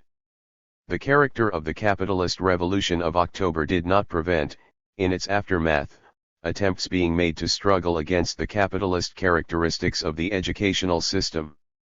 The Bolshevik Party, in fact, wanted to be the instrument of a proletarian revolution and was therefore led to create the unique school of work, and the workers' faculties. 238. Similarly, it decided on the creation of factory trade schools. However, the combination of the concrete conditions, and the logic of a capitalist development of productive forces soon limited, and increasingly so, the scope of the decisions taken in the morrow of October. For example, the Rabfics, which were simultaneously to contribute to political education and teach a variety of industrial. 166. Lectques tended little by little toward the training of specialists, who constituted a sort of worker elite, and engineers of proletarian origin. Throughout the 1920s two tendencies were still in confrontation. One of them emphasized mass polytechnic training and a single-stream approach, the other insisted on rapid specialization and the setting up of distinct training streams. 239. This second tendency was supported by enterprise managers and certain trade unionists. At the end of NEP, when the capitalist revolution was deepening, the second tendency was more and more strengthened. Priority was given to the training of narrowly specialized workers. The conceptions of the Central Institute of Labor thus prevailed both in the organs of accelerated professional training connected with this institute and in the trade schools, henceforth authorized to provide a rapid training of a limited 6-month term. This training was distinct from that given in the course of the normal previous 2- or 3-year cycle. Training on the job then became very important. 240 partisans of this orientation invoked, in justification, H's cheaper cost and greater profitability, and they were believed. Thus there was consolidated a division between two training streams. One produced workers who were narrowly specialized and subject to the short-term demands of production. The other trained a worker elite, destined to enjoy much higher wages than those of the mass of the workers. Dual streaming contributed to the development of a qualification polarization. The short stream insisted on drills necessary for very specialized activity. It was a matter of adapting future workers to work that was parceled into small blocks. Apprentices were shown how to do physical exercises. 241 Formally, this stream also included scientific and technical instruction, but the content of this instruction was increasingly specialized. Thus the decree of September 15, 1933 242 reduced to 6 months the duration of courses in the factory schools, and theoretical instruction to 20%, in addition, the latter had to be directly relevant to the specialization. In these circumstances, only specialized workers, 167, could be trained, not skilled workers, and there could not longer be any question of a polytechnic training. The latter henceforth was criticized for producing intellectuals rather than manual workers. 243 Its contents reduced, the technical minimum no longer prepared the way for entry into another training stream. During the first 5-year plan the trade schools of 2 or 3 years still trained a large number of skilled workers, mainly recruited from old workers and the sons of skilled workers. 244 Later, skilled workers were increasingly trained in technical schools, which drew their pupils from secondary and primary education. The same thing happened with the engineers' schools and the institutes of higher education, 245 which especially flourished. 246 Henceforward the principle of a single stream was abandoned. The separation between the training and situation of skilled workers on the one hand, and the mass of workers on the other, became ever greater. At the end of the 1930s the division of the working class was consolidated. The bulk of the industrial working personnel consisted of laborers and specialized workers who had received a really minimal training. A minority consisted of skilled workers whose living conditions differed greatly from those of the mass of workers. Movement from one category to the other was increasingly difficult, despite the existence of a network of relatively large evening schools. In effect, the recruitment of skilled workers was mainly from the secondary schools. As well, the living and working conditions of the mass of workers constituted important obstacles to sustained and successful participation in the evening schools. Consequently, the polarization of the working class was consolidated. Forms of worker consciousness. Obviously, an analysis of the forms of workers' consciousness would be very important for grasping certain of the ideological effects of the offensives and defeats suffered by the workers, of the destruction of all organizations they could call their own. However, a true analysis of these forms of consciousness is for many reasons extremely difficult, perhaps even impossible. 13. 168. In fact, the possibility left to the workers to express themselves and even to act outside the control of the authorities was reduced to a minimum by a brutal repression based on the near omnipresence of the police. 247 On the other hand, the very conditions under which workers lived, the diversity of their origins, the conflicting relationships they had with official ideology, 248 contributed to a real explosion of the forms of consciousness while hindering a clear understanding of them. Consequently, what is said about the forms of worker consciousness can only be fragmentary. Worker Party members. Firstly, here are some figures for the evolution of the Worker Party members. These figures show that two clear periods must be distinguished from each other, firstly 1928 to 32, then the period from 1932 to the war. During the first period the number of workers who were party members grew strongly, from 572,000 in 1928 to more than 1.5 million in 1932. 249. This growth was faster than that of the total workers. It corresponded to a systematic policy of the party leadership that sought to increase the proportion of cadres of worker origin, regarding the latter as more reliable. The scope of this increase of the worker party members can only be appreciated if account is taken of both the policy that the party was putting into operation and of the motivations and attitudes of the workers who then belonged to THIRD party. The greater part of the information that is available about the worker recruits of the party at the beginning of the 1930s, suggests that the recent worker members of the party were increasingly inclined, as soon as they had received a promotion, to consider themselves above ordinary workers, and to assert themselves as an elite with the right to a certain number of privileges. 250. The rift between ordinary workers and party members of workers' origin, because of this, tended to deepen. This tendency was all the stronger in that the scale of the industrialization program and collectivization, and the development of the tasks of management, administration, and organization that this program implied, impelled the party leadership to transform rapidly a large proportion of its new worker recruits into officials and administrators. The behavior of new party members of working class origin promoted to responsible posts was a source of real tension between the population and numerous cadres. These tensions impelled the party leadership to launch the purges of 1933 and 1934. These purges were accompanied by press campaigns from which it seems that most of those expelled in these years were accused of being careerists, bureaucratic elements seeking personal advantage, morally corrupt, passive, and so on. 251. Without taking all these charges at face value, one can still acknowledge that they roughly reflect reality.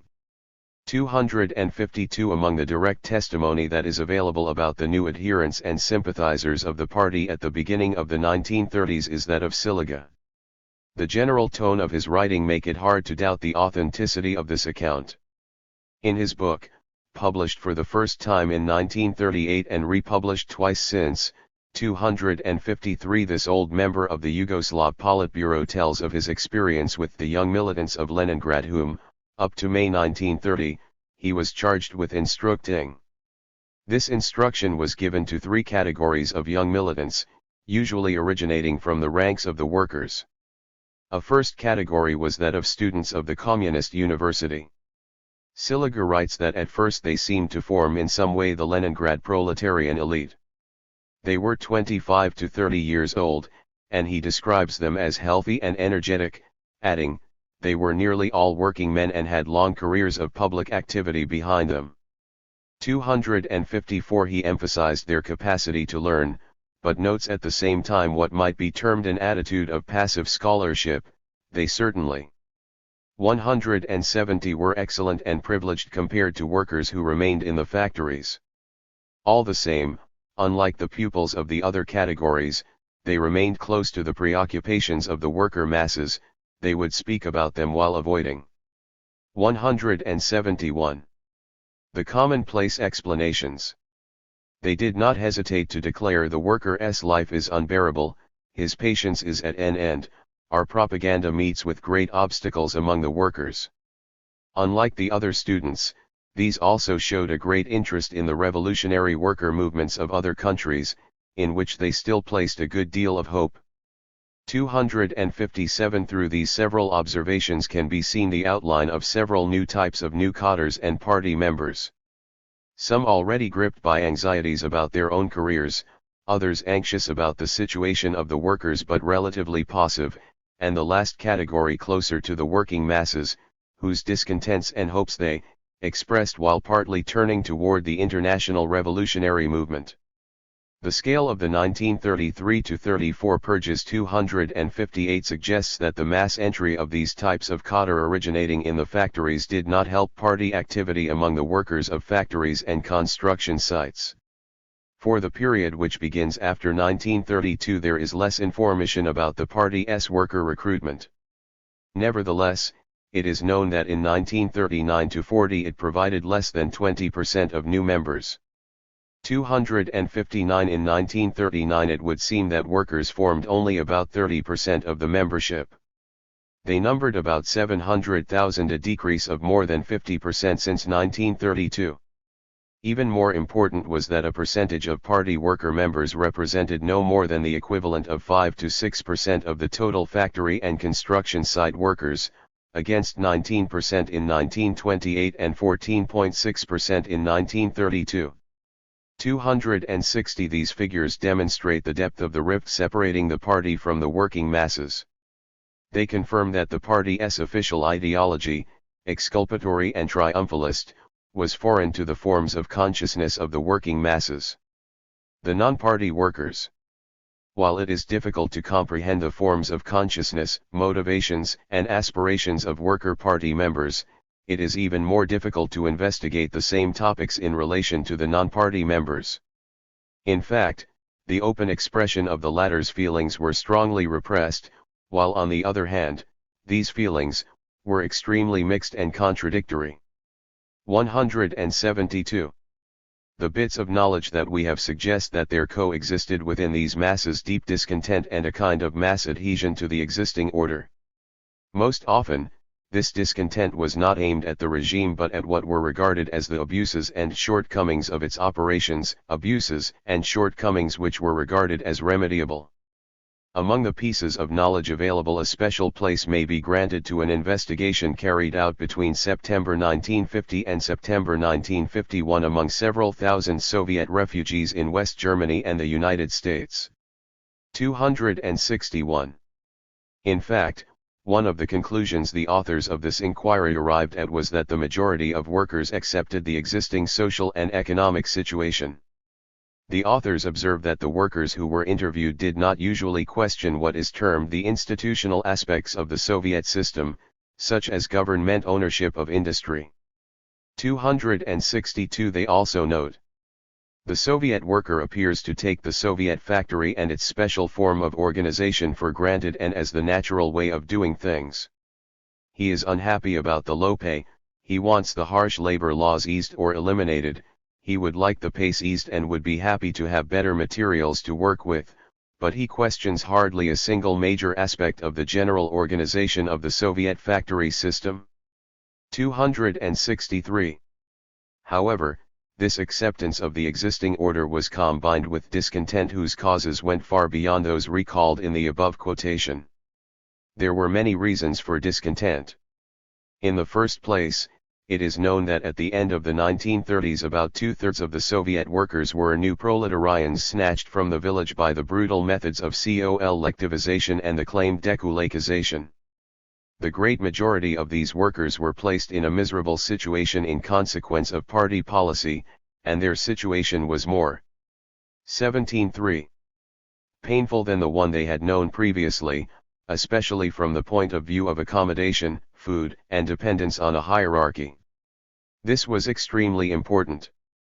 Even if it was lived through by some as though it were some kind of natural catastrophe, it nevertheless provoked a discontent much deeper than that caused by one or another particular abuse. At the end of the 1920s and the beginning of the 1930s, the deracination of large masses apparently gave rise to a rebirth of religious practices. This rebirth was felt by the party as a manifestation of opposition and was repressed as such. This happened above all in the smaller towns at the beginning of the first five-year plan.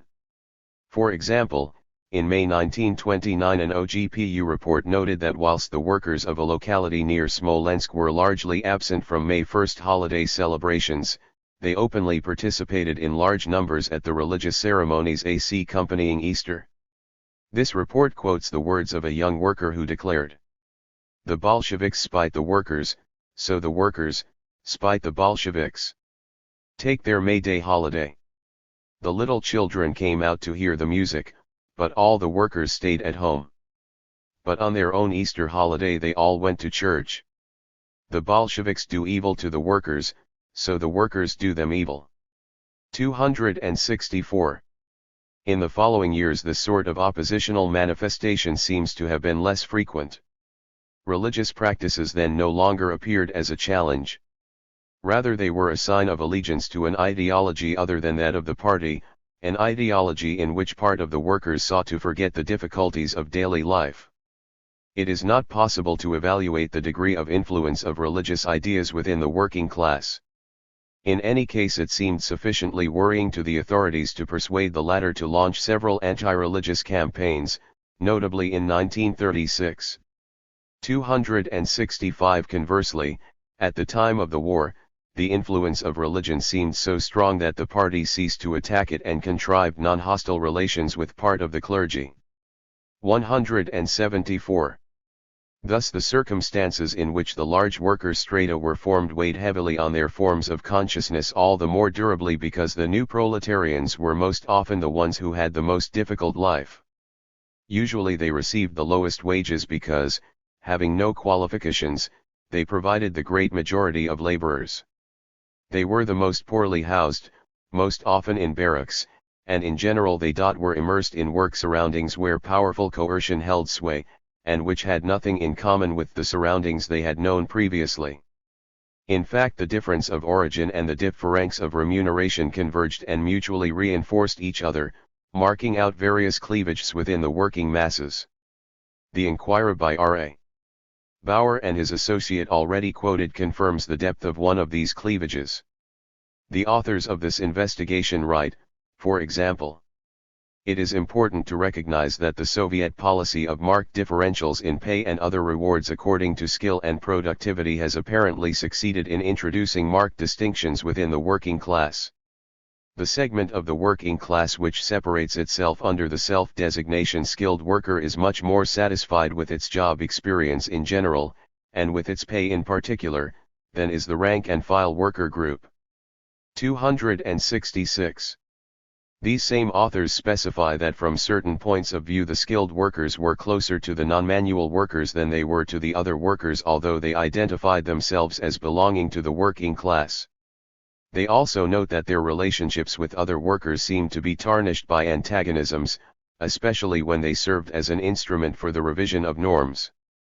267. However, what was most characteristic of the forms of consciousness of the working masses was the way in which the laborers and near unskilled workers endured their implantation in production.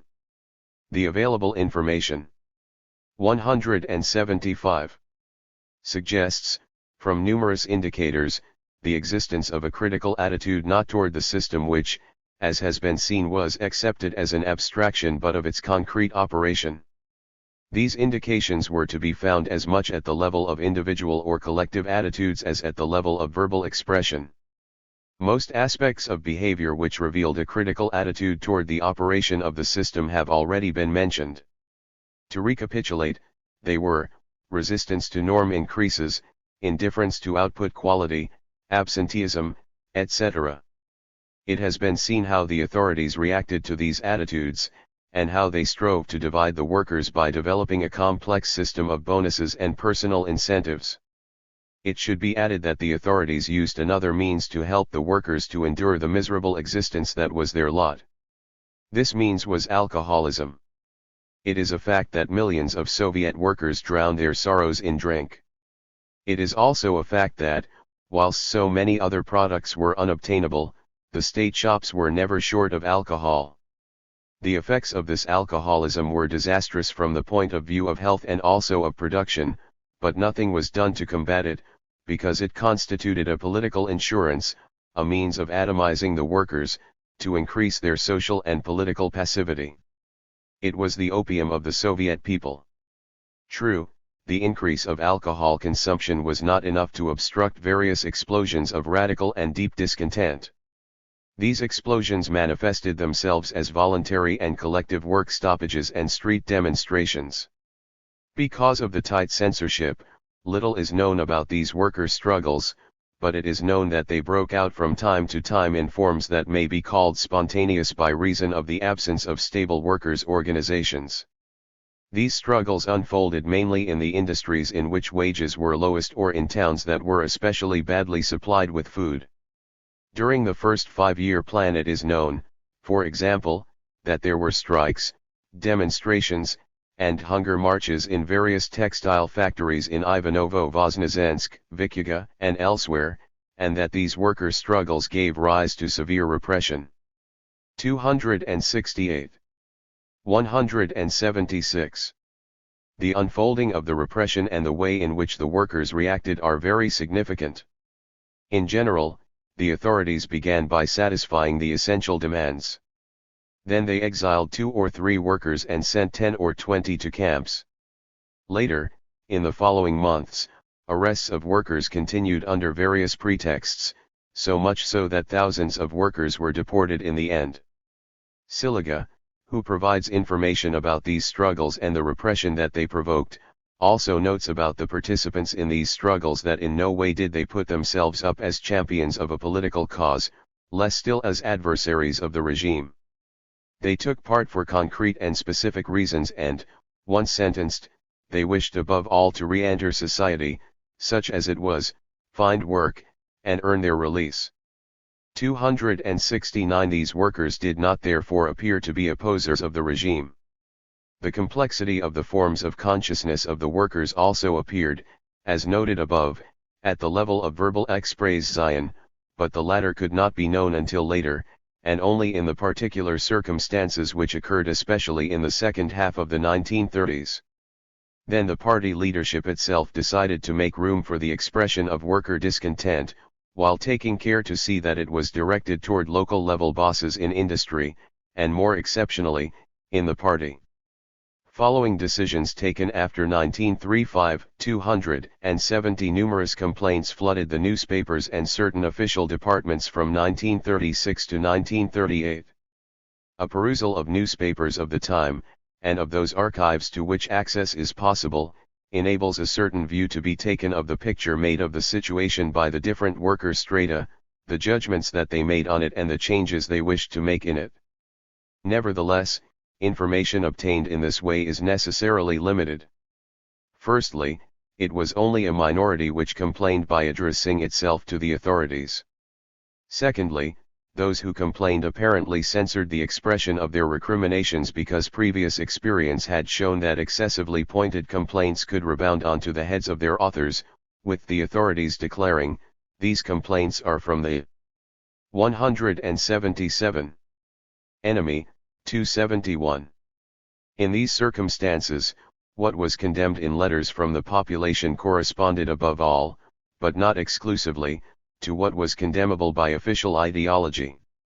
Despite these limitations, an examination of the complaints coming from the public is still very instructive. If one takes, to begin with, the dossiers of complaints in the Smolensk archives, it would appear that the authors of the letters emphasized above all the abuses which were being produced in the economic and social system as it was, and that these abuses to them seemed to come essentially not from the objective circumstances of the system's operation, but from subjective personal characteristics of one or another agent of the system.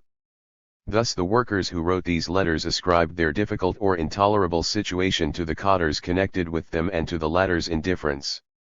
They complained of definite individuals, who were exercising managerial functions and who were criticized for administrative arbitrariness, brutality, behaving like potentates or great lords, corruption, etc. 272 As Rittersporn remarks, these missives were written in the official style. Their authors ostentatiously used the arguments used by the press and official spokesmen. They affected proclaimed principles in order to protest against their infringement. 273 On the whole, they did not put into explicit question the economic and social system, or the principles by which wages and norms were fixed. This type of letter did not usually contest the way the managers they condemned were appointed, nor the circumstances in which they were chosen. Their authors complained only of concrete facts, wages that were too low, managers who were brutal or corrupt, etc. The perusal of such complaints obviously does not tell us whether those expressing them limited themselves voluntarily to condemning mainly those acts which official propaganda had designated as condemnable, and whether the authors of letters sent to the authorities actually believed they had only complaints to make about facts that were isolated or particular. The almost total absence of complaints going beyond the immediate situation while repression was developing on. 178.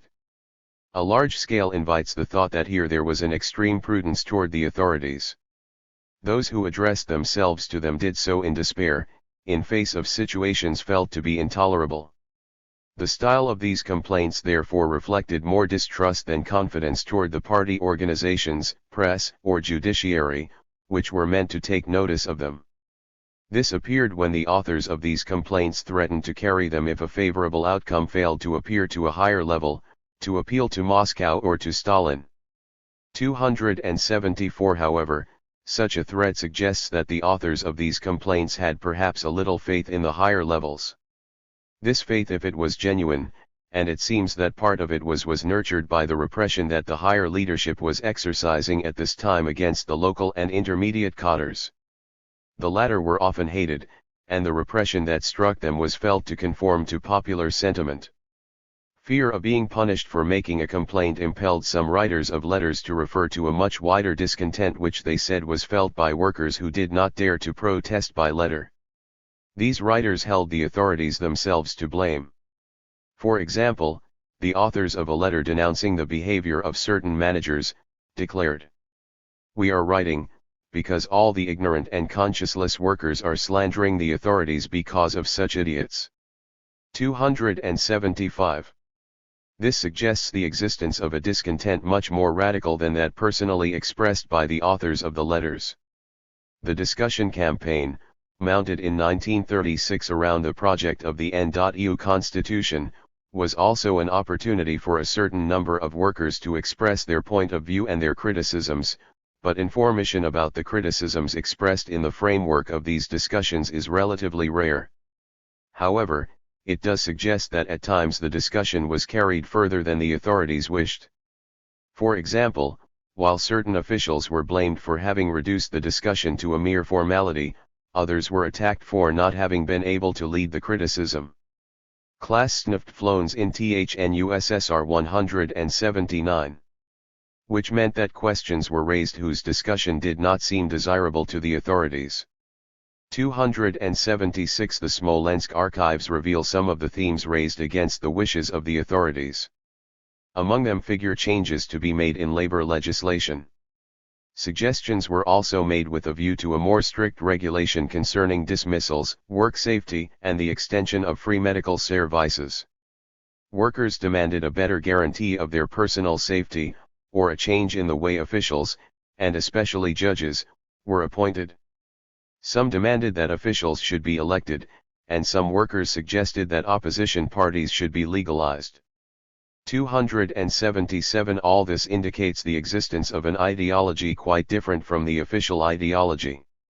The available information enables us to know only very little about the ideological differentiations existing between workers, and about the discussions which resulted from this. However, we know that discussions took place, and that points of view that differed from the official point of view succeeded in getting themselves expressed. We also have that, when these diverging points of view obtained sufficient support, they sometimes got mentioned in the press. 278 Nevertheless, the ACTIP participants in the discussions were a minority, the major ity of workers staying aloof, participating in only a formal sense when meetings were organized at which attendance was practically unavoidable. In sum, everything indicates that there were shattered forms of worker consciousness. These forms coincided very rarely with the justificatory and triumphalist discourse of the authorities, for the latter had scarcely any relationship with the great difficulties in which the public was floundering.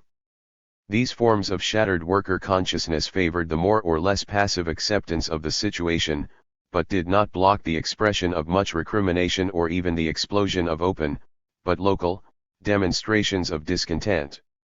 Two elements contributed, at the time, to prevent this discontent taking an organized, explosive, form.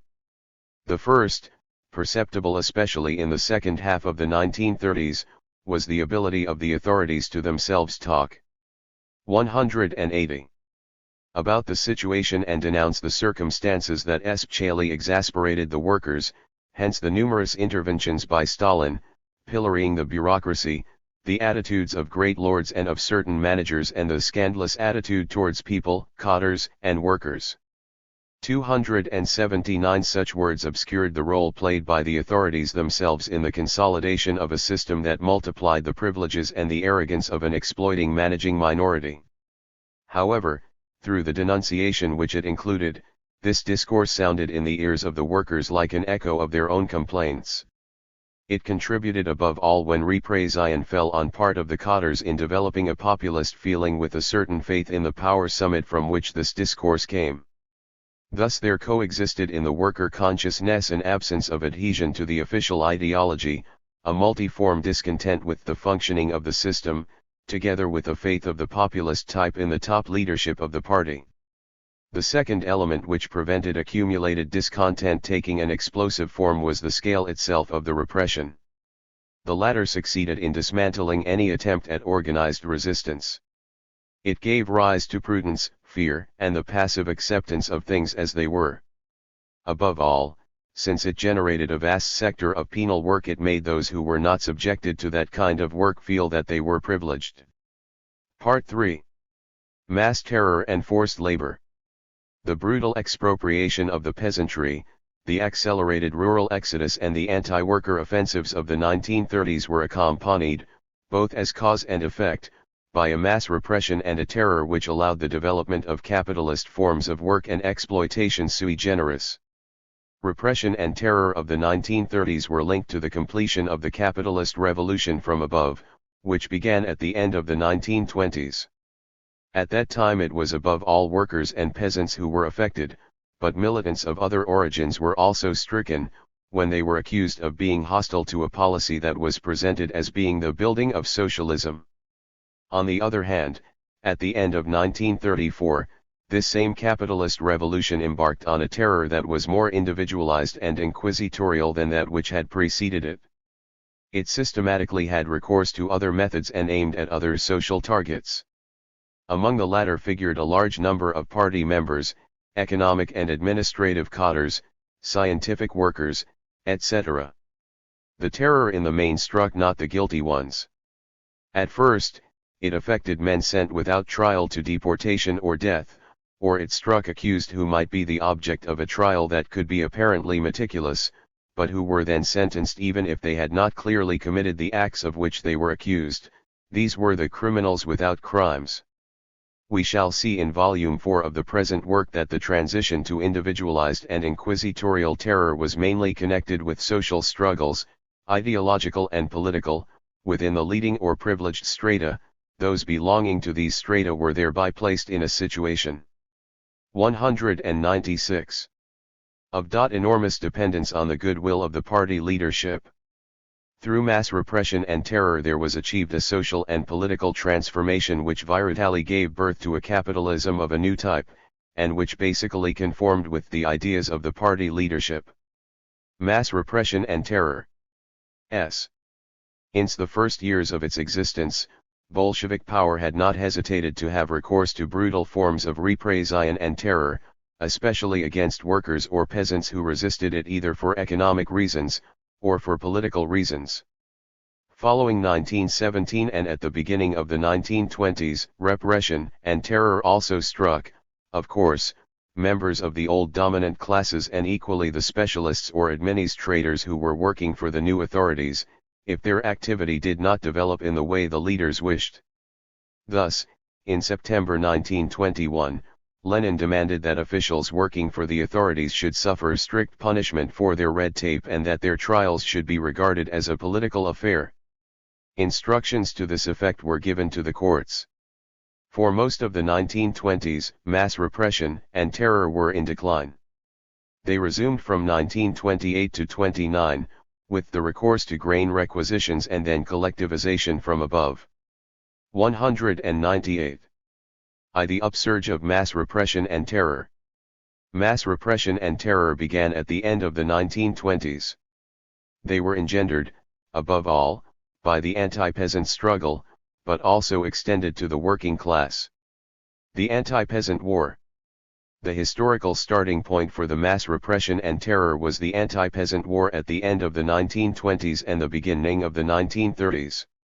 This war resulted from the rupture of the compromise that the NEP had established between the peasant revolution and the capitalist revolution, a rupture which henceforth would be pushed to the very end. This rupture, if we look at it schematically, was accomplished in the name of the anti-kulak struggle and of the building of socialism. It resulted in the expropriation of the peasantry, the destruction of the peasant civilization and of the experience contained in the latter.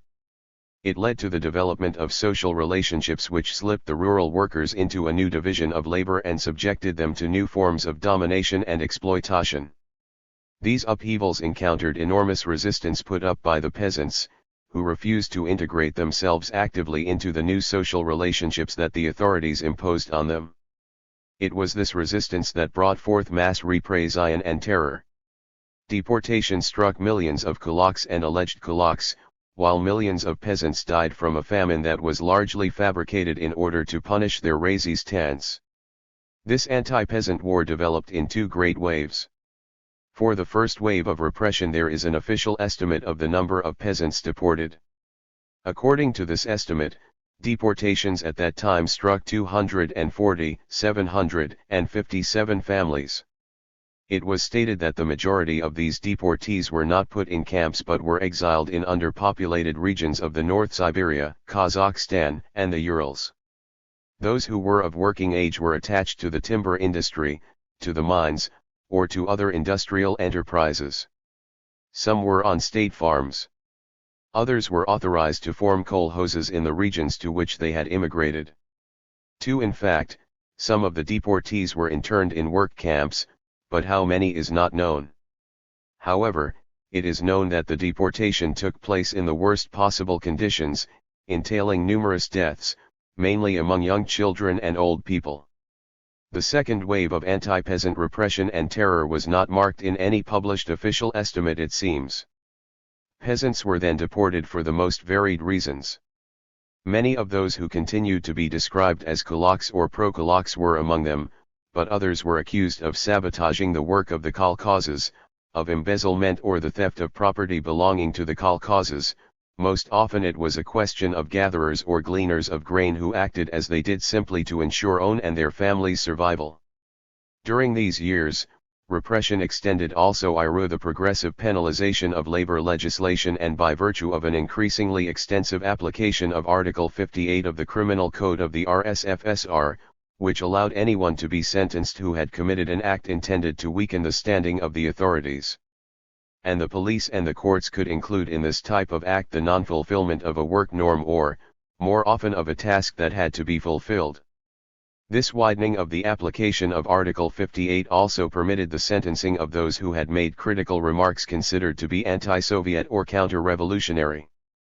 Failure to denounce the auto of such acts was also regarded as an act which weakened the standing of the authorities, and was therefore actionable, which explains why the parents and friends of those sentenced were also sentenced in their turn.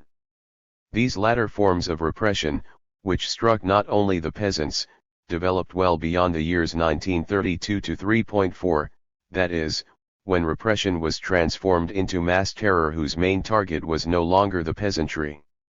However, before this transformation came into force, attempts had been made by the party leadership to put a brake on the excesses of the anti-peasant repression because of the negative economic effects this was causing.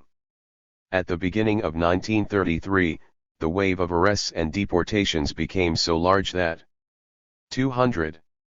It had a bad effect on production and even disturbed railway operations, the deportees being transported by train. At this juncture the party leadership made a momentary effort to put a brake on repressive measures, as is testified by a secret letter sent to the cadres of the main Soviet organs by Stalin and Molotov. In this letter, dated May 8, 1933, it was said, in particular, that the Central Committee and Sovnarkom have been informed that in the countryside massive and thoughtless arrests still in part characterize the behavior of our officials. Such arrests are made by village Soviet chairmen, secretaries of party cells, and responsible officials of the Krayas and Ryans. These arrests are made by anyone who feels like it, and they have absolutely no right to do so. It is not surprising that with this orgy of arrests the judiciary organs which have the real right to conduct them, including those of the OGPU and especially of the militia, are losing all sense of proportion and are propagating abusive arrests on the principle, first arrest, then investigate. 3. The letter indicates that of 800,000 detained in penitential institutions, 400,000 were to be freed within 2 months, and the others were to be transferred to camps and labor colonies. The courts and the procuracy were entrusted with checking the activity of the organizations of repression. For several months, this circular had a certain effect, but at the end of 1934, after the assassination of Kirov, mass arrests reappeared on an even larger scale than in 1933. At the same time, the anti-peasant war, then the anti-worker struggle and the development of terror, quickly swelled the apparatus of repression and gave it political weight and unprecedented possibilities of action. The anti-worker offensive.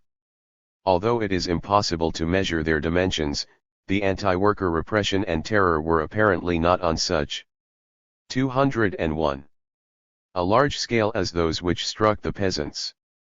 In addition, it took other forms, because the priority accorded to industrialization did not allow the factories to be deprived of too large a proportion of their workers. Nevertheless, it would be quite false to think that the workers were not touched by the repression. On the one hand, the testimony of those who were held in the camps, who came out of them and were able to make known what life was like in them at different times, reveals that a large number of workers were in the camps. On the other hand, it is known that during the 1930s many factories were managed by the NKVD-5 and that the workers who worked in them were those who had been sentenced. Finally, the working class was hit throughout the 1930s by various repressive prescriptions, general prescriptions like Article 58 of the Criminal Code, which allowed many workers to be sentenced for non-fulfillment of norms or for anti-Soviet talk, and penal prescriptions of the labor legislation 6. Repression and anti-worker terror made it possible to subject the industrial workers to a discipline that was increasingly brutal, and to make them accept a serious decline of their working and living conditions. The threat of arrest, or deportation, or work in the camps, subjected industrial, transport, mining, and construction workers to the increasing demands of factory despotism, which itself was pushed to an extreme point by the economic policy of the party and by the requirements of obedience and attention to work which it imposed. This threat fulfilled the same function as that which in the development of Western capitalism had been fulfilled by workhouses, houses of terror, houses of correction and other forms of forced labor and of farming out the poor. 7. The disciplinary function which repression carried out in regard to the working class during the 1930s in the USSR was, however, deeper than that which at the beginning of Western capitalism was carried out by the houses of terror, because it was a matter of getting accepted at the same time both a factory despotism and an especially severe political despotism. Also, the scale of repression and terror in the 1930s was without precedent. 202. The repression had a profound disciplinary effect in terms of daily attitudes. In fact, part of the Zeki, instead of being separated from free workers, were placed beside them, so the latter could see the miserable circumstances in which those who had been sentenced found themselves. The effect of terror thus imposed on the workers a discipline that was not only economic but also political, the disciplinary fear of criticizing the existing order. Numerous testimonies indicate that the presence of detainees by the side of free workers was very frequent. Some of these testimonies come from Soviet citizens who fled abroad, 8, and others from foreigners who worked in the USSR. For example, John Scott, an American who worked at the Magnitogorsk construction site in the mid-1930s, said that about 30% of the workers at this site were attached to various forms of penal labor. Usually they were allotted to the hardest kinds of work. 9. These various aspects of the mass repression and terror represent the most extreme forms of the struggle of the dominant to subjugate, oppress, and exploit to a maximum the dominated classes. They did have their equivalent in the capitalist centers and, even more, in countries under colonialism or imperialism. They can still be found today in a certain number of American and Southern African countries. The development of individualized and inquisitorial terror which took shape on a large scale from 1935 constitutes, on the contrary, a particular phenomenon, connected with the specific form of capitalism which at that time was born in the Soviet Union. 2. The individualized and inquisitorial terror of 1935 to 38. The late 1920s and early 1930s were marked by the first rebirth of individualized and inquisitorial terror. This began in 1928 with the trial of non-communist engineers and technicians at Shakti 10 and continued through several other show trials, like those organized against the alleged Industrial Party or against the Peasant Party. But these were only preliminaries which did not directly involve members of the party. The years 203, 1932, 1933, and most of 1934 were even characterized by a relaxation of mass repression and of the different forms of terror. But suddenly, from December 1, 1934, following the assassination of Kirov, the country entered a period of terror whose development was an initiative of the party leadership. From the second half of 1936 and up to the end of 1938, this terror, mainly individualized and inquisitorial, took an exacerbated form. From 1939 to the death of Stalin in 1953 it became more routine, especially as it combined with new developments in repression, but there were new explosions after the war. Some of the occurrences which inaugurated the terror of 1935 to 38, as well as some of their most spectacular manifestations, should be mentioned. On December 1, 1934, in the afternoon, Kirov was assassinated by a young communist, quickly accused of having acted under the influence of the ideas of old party leaders who had been removed from power since the late 1920s, Zinoviev and Kamenev. In reality, the very way in which this event took place makes it almost certain that the assassination was organized by Stalin with the help of the NKVD. 12. The speed with which the mechanism of terror was unloosed amply confirms this. In addition to details about the circumstances of the assassination, one of the most striking facts is the signature, on the same day as the assassination, of a decree which organized the judicial procedure of the terror. This decree was certainly prepared in advance. Another noteworthy detail in that the decree was signed by the state authorities without the Politburo having been told. 13. Which was contrary to all the rules about the preeminence of the party over the state. It was only on the following day that the Politburo, faced with this fait accompli, ratified the decree. The latter radically modified judicial procedure. It ordered investigatory organizations to carry out death sentences pronounced for this category of crimes immediately, without awaiting possible pardons from the Presidium of the Central Executive Committee. The organs of the NKVD also received the order to execute without delay those sentenced to death. The decree was published on December 2, and on December 10 the Criminal Procedure Code was modified. Extrajudicial organs were installed within the NKVD and these could pronounce sentences without investigation or trial. 14. On December 4 there was published a long list of White Guards arrested and condemned to death in Moscow and Leningrad. Similar sentences were pronounced in various regions of the Soviet Union, especially in the Ukraine. However, some days later, the real targets of the terror unleashed by the authorities appeared. These targets were, firstly, oppositionists or former oppositionists who were members or ex-members of the party, then all those labeled as oppositionists, saboteurs, or spies. Before mid-December, the CC sent a secret letter to all party committees requiring the denunciation, expulsion, and arrest of all oppositionists who were still party members. This initiative launched a series of denunciations and a press campaign directed against the Trotskyists and the Zinovievites. At Leningrad alone, tens of thousands of people were deported following this campaign. People who had recently met Kamenev or Zinoviev were accused of plotting. 15. On December 16, a resolution of the Leningrad Party Committee denounced the anti-party group of former Zinovievites as being responsible for the assassination. On December 17, the Moscow Committee voted a similar resolution and the small camps, the ITK, in which were to be found those who had been sentenced to no more than 3 years. These condemned stayed near their old places of work. They could even continue, in the daytime, to go to the same factory as before their sentencing, but they received a reduced wage. In other of its camps, the NKVD supervised laboratories in which detained researchers worked, in conditions less harsh than those of the concentration camps. This was the Sharaga System 24 described by Solzhenitsyn in the first circle. The construction of the vast Gulag administration accompanied the development of repression and terror, and hence the upsurge in the numbers of concentration camp inhabitants, or more generally the Ziki. This upsurge of numbers occurred in successive waves. 222. The population of the camps. I have already indicated the obstacles that one runs into when trying to estimate the number of the victims of repression and the numbers in the camps. Nevertheless, it is possible and necessary to give some indication of the order of magnitude.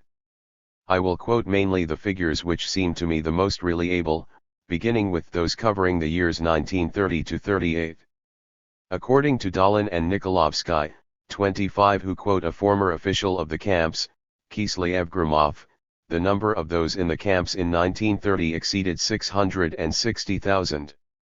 The same authors estimate the number of camp prisoners at around 2 million in 1932, whilst Wiles has the figure of 1.62 million for the years 1931 to 37. For 1938, this latter author suggests the figure of 4.32 million as the concentration camp population. 26. In the light of estimates that one can make today of the number of camp inhabitants in 1939, this last figure seems to me rather high. For 1939, it is possible to reach indirectly an estimate that is less uncertain than for other years, thanks to the population census whose results were published in detail in 1962 and 1963 at the same time as the results of the 1959 census. 27. The figures made public obviously do not show clearly the number of concentration camp inhabitants. However, by combining the population balances provided by the 1939 census with other data also published, it is possible to suggest plausible figures concerning the detainees of this same year. According to Stephen G. Wheatcroft, who has made various cross-checks, the maximum number of concentration camp inhabitants in 1939 was from 4 to 5 million. 28. In 1940 and 1941 this number doubtless increased, but it would be risky to suggest figures. It will be noted that the figure of from 4 to 5 million of concentration camp inhabitants in 1939 agrees quite well with another estimate, that made by N. Jasny, who used the figures from the secret 1941 economic plan, which contained data relating to the establishments and work sites administered by the NKVD and employing camp labor. 29. 223. The living conditions of the Ziki. It is necessary to say a few words about the living conditions of the concentration camp inhabitants, because they constitute a very important feature of mass repression and terror. Obviously, however, what can be said on this subject in a few lines is necessarily schematic and not capable of doing justice to an atrocious reality. 30. For this, nothing can replace the accounts and the memoirs already quoted, originating from former camp inmates. From these accounts it is clear that the camp inmates suffered a work regime of extreme harshness, involving very heavy tasks and very long days. In general, they were undernourished and abandoned to the arbitrariness of their guardians. The latter could use all kinds of pretexts to make even worse the living conditions of the detainees and even to execute, or leave to die, very many of them. A large proportion of the Ziki had to work in regions where there was intense cold and in which no free labor could have been persuaded to work, sometimes for 12 or 16 hours per day. For example, describing the construction of a new railway in Siberia, Izvestiya wrote, "Up until now, it was believed that the construction season could not exceed 100 days annually. The winter is very cold, 50 degrees below zero. But the construction workers have proven that even in such conditions it is possible to work from one end of the year to the other, without interruption." 31. The newspaper obviously did not say a word about the number of those who perished, having to work in such conditions. Nor did it specify that it was not only the builders of this railroad who had to carry out their work in a lethal cold, but also millions of detainees allocated to the working of mines, to canal construction, to big building sites, etc. Meanwhile, the undernourishment which affected the camp workers had a cumulative effect. In fact, those who did not succeed in fulfilling their work norm had their already poor 224 food ration reduced. Consequently they became weaker and fulfilled their norm even less satisfactorily, which led to another ration reduction and, finally, to total collapse. During the 1930s, in the Arctic regions, the daily bread ration could vary from 930 grams for those who exceeded their norms, to 500 grams for those who fulfilled their norms by 50 to 60%, and to 300 grams as the disciplinary ration. Quite often the set rations were not distributed in full, especially the few grams of animal protein which were part of these rations. 32 Undernourishment and ill treatment in the camps led to heavy mortality, but the latter constituted only one aspect of the mortality due to repression and, more generally, the demographic effects of this latter. The children in the camps. It is impossible to talk about the scale of the repression and terror without saying some words about the way in which the state's activities affected the fortunes of a great number of children. On the one hand, from the beginning of the 1930s with the deportation of millions of kulaks and pro-kulaks, either their children were deported with them, or they were left on the spot, usually abandoned, by the authorities. 33 They then formed wandering bands of orphan children who could exist only by robbing, so much so that they were dealt with by Article 12 of the Penal Code. At first the judges interpreted the code with a moderation that was not for long accepted by the authorities. Thus a decree of April 8, 1935 explicitly laid down that children over 12 years of age would be sentenced to the same punishment as adults, including the death sentence and long-term deportation. 34 On May 31, 1941, another decree specified that minors of 14 years should be prosecuted just like adults for crimes and offenses not covered by Article 12. These two decrees and the practices that went with them showed in a startling way what was really meant by the 225 solicitude for the young about which the regime boasted. The stories of former deportees showed that children were numerous in the camps, even though they quickly died there. 35 Among the children who were imprisoned or deported were, above all from 1937, the urban children whose parents had been arrested. Henceforth, in the NKVD prisons there were quarters for children. Quite often the children of those condemned to death were also executed. 36 This type of repression was not characteristic only of the Yezovshchina, but was still practiced at the end of the 1940s, notably at Leningrad and Moscow in 1949. 2. Repression and its demographic effects. Although it is impossible to estimate the number of deaths due to the different aspects of mass repression, an attempt can be made to estimate the mortality due to the camps and to the executions ordered by the camp authorities, and to try to construct the demographic balance of the repression in a wide sense. The latter includes the famine which struck the countryside in 1932-34, for this was due largely to the wish of the authorities to punish the peasants. Mortality in the camps.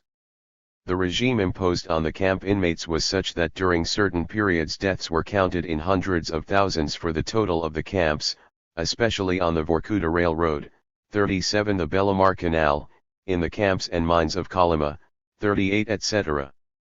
The Kolyma camps were part of the Dalstroy complex which occupied a territory 4 times greater than that of Franco. Placed entirely under the authority of the NKVD, Dalstroy embraced the basins of the rivers Kolyma and Indigirka. There, among other things, were 66 gold mines that before the war produced 300 tons of gold annually. In the Kolyma camps, strictly defined, on the eve of the 226 Charles Bettelheim war there were more than 300,000 detainees. On the basis of death rates estimated by former detainees, it is estimated that about 3 million people lost their lives in these camps during the 1930s.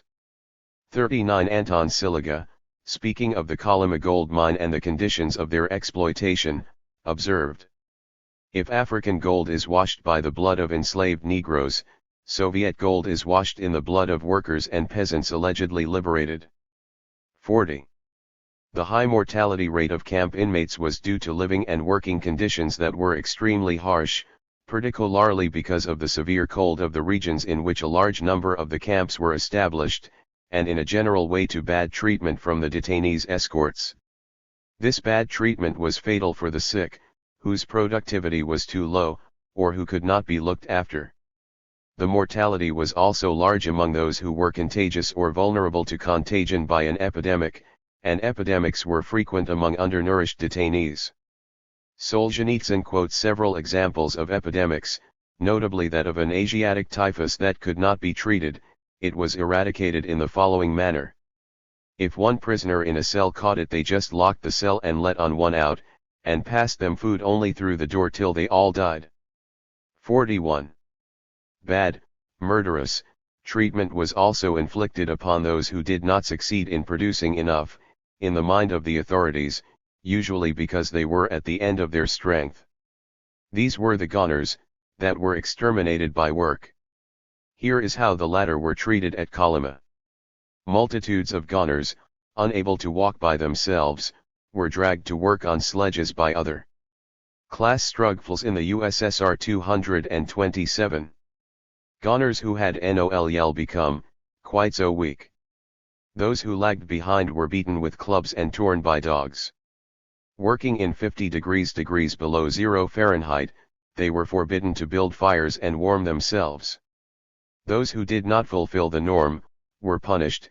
In this way, in winter he ordered them to strip naked in the mine shaft, poured cold water over them, and in this state they had to run to the compound. 42.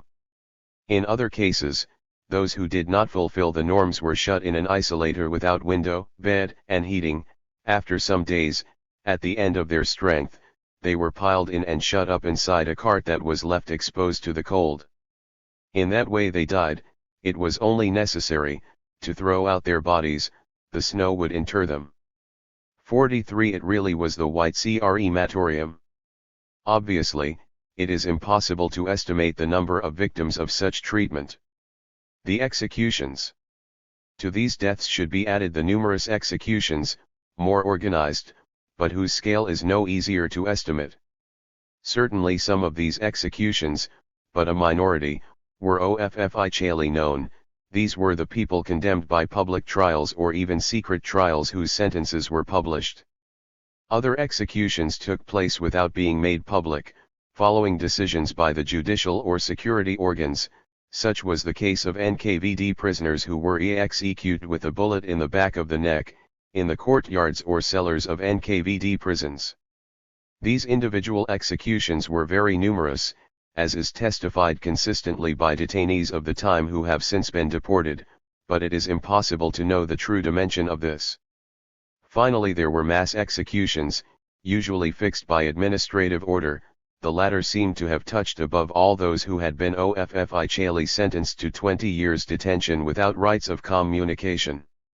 According to our conquest, for the years 1936 to 38, 228. There were 500,000 legal executions and 1 million executions in total. 44. According to our Medvedev, between 1936 and 1939 there were 400,000 to 500,000 executions without trial. 45. The figures cannot be checked, although it is sure that the executions amounted to hundreds of thousands. In any case, there are several material proofs of executions which took place during these years, and then after the conclusion of the German-Soviet Pact, when Poland, the Baltic states, and Bessarabia were occupied. These executions struck the populations of the occupied countries and their armies. Among the proofs of these crimes, one should mention the mass burial grounds discovered by the German army when it occupied vast regions of the Soviet Union. One such case was the burial ground found at Vinnytsia in the Ukraine in 1943. Here, there were more than 9,000 bodies. The victims appeared to have been killed in 1938, and a certain number could be identified by their families. The burial ground was exposed because the town population had heard talk of its existence. International commissions of inquiry have declared the existence of other burial grounds at Frunze and Sverdlovsk. 46. Whatever the size of these mass executions and massacres, the great majority of those who perished in the repression and the terror were not executed but were put in camps where they died because of the extremely harsh living and working conditions which prevailed. However, these camps did not have, it seems, extermination plans like the German Nazi camps. The great number of deaths was due essentially to undernourishment, insufficiency of clothes in the very cold regions, excessively long working days which were usually occupied with very heavy tasks, and to sanctions which terribly exacerbated the lot of the detainees when the latter did not succeed in fulfilling the norms. All these facts testify to the extraordinary scorn towards the life of millions of men shown by the authorities. A demographic balance in outline. Repression and mass terror in various forms obviously had repercussions on the demographic trend, which was also affected by the lowering of the birth rate, due to separation of families, and by the increase of infant mortality associated with the general deterioration of living conditions. Analyses of population statistics make clear the decimation that the repression inflicted on the Soviet people. It is not a matter here of discussing the demographic analyses presented at various times. 48. We shall therefore limit ourselves to the conclusions of recent work by Maksudov. 49. The latter permits an evaluation of the demographic losses 50 due to wars and repression, and makes a distinction between these two sources of excess mortality. Analyzing the official statistics, Maksudov estimates that, between 1931 and 1939, the demographic losses suffered by the Soviet population reached 7.5 million adults. This figure does not include children who died of hunger. In the same way, the terror which from 1934 struck the party hit the cadres who had shown that they would not purely and simply accede to the decisions of the leading group, and who even tried to reduce its power. True, there again, terror continued to develop when all organized resistance had become impossible, but the fear experienced by the leading group certainly continued, for the discovery of even imaginary traitors contributed to its self-sustaining development. The self-propulsion of the terror was due also to another element, to the fact that those who were in charge of putting it into operation, the officials of the NKVD and the judicial organs, were frightened of being accused of weakness or tolerance towards the enemies if they did not sentence somebody who had been denounced or on whom there was the shadow of the slightest suspicion. Thus those who were suspect and who passed through the hands of the NKVD rarely escaped the most severe sentences. In these circumstances, the NKVD strove to obtain confessions from every suspect, and it also prepared new cases, by obtaining from those who had been arrested a list of accomplices, or by considering as guilty anybody who had met or been with an arrested person. All this, if the authorities had not put an end to it, would have entrained a snowball development of repression and terror. The dynamics of the terror were also sustained, as has already been noted, by the populist element of the policy of the leaders, who wished to provide an outlet for the discontent of the workers. The cadres who fell into the grip of the repression and terror served as scapegoats. The leading group designated them as responsible for a social and economic situation which was intolerable for the population. Doing this, it hoped to divert the frustration of the workers and to preserve its own power. The development of terror followed a complex dynamic which engendered uncontrollable effects that could exceed 232. The intentions of those who had launched it. Once it was set in action, the repression and terror machine could grind up many more men and women than had been at first aimed at, thus bringing perverse political and economic effects along with it. However, the dynamics of repression and terror was not only political, it was also economic. By mobilizing vast contingents of penal or concentration camp labor, mass repression and terror entered into a development which partly relied on the use of non-free workers whose place of residence, conditions and nature of work were fixed in an entirely authoritarian fashion by those who employed them. Thus there appeared, on large scale, a specific type of exploitation, that of men reduced to a sort of state slavery, subject to the absolute power of those who directed the work processes, who could even consign them to a rapid death.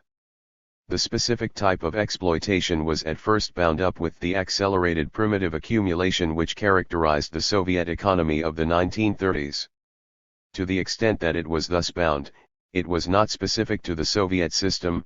The development of capitalism was accompanied by slave owners' practices and forced labor, demonstrated by the slave trade of millions of black slaves employed in the plantations of America, the reduction to slavery of the Amerindians condemned to work and to die in the mines, and the conscription throughout the 19th century of Indian, Chinese, and Vietnamese workers, heavily indebted and obliged to work until death for their employers, and this not only in Central and South America but also in North America.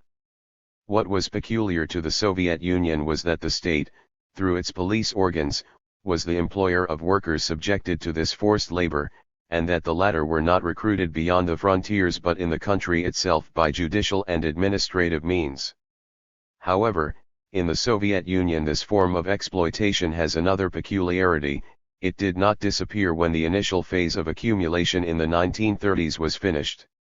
In the 1940s the number of workers in the camps and penal colonies seems to have been even higher than during the years 1937 to 38-57. It is known that these workers came firstly from Poland and the 233 Baltic states.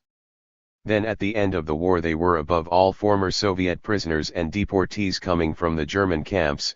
These escaped the Nazi camps only to find themselves in the camps of their own country.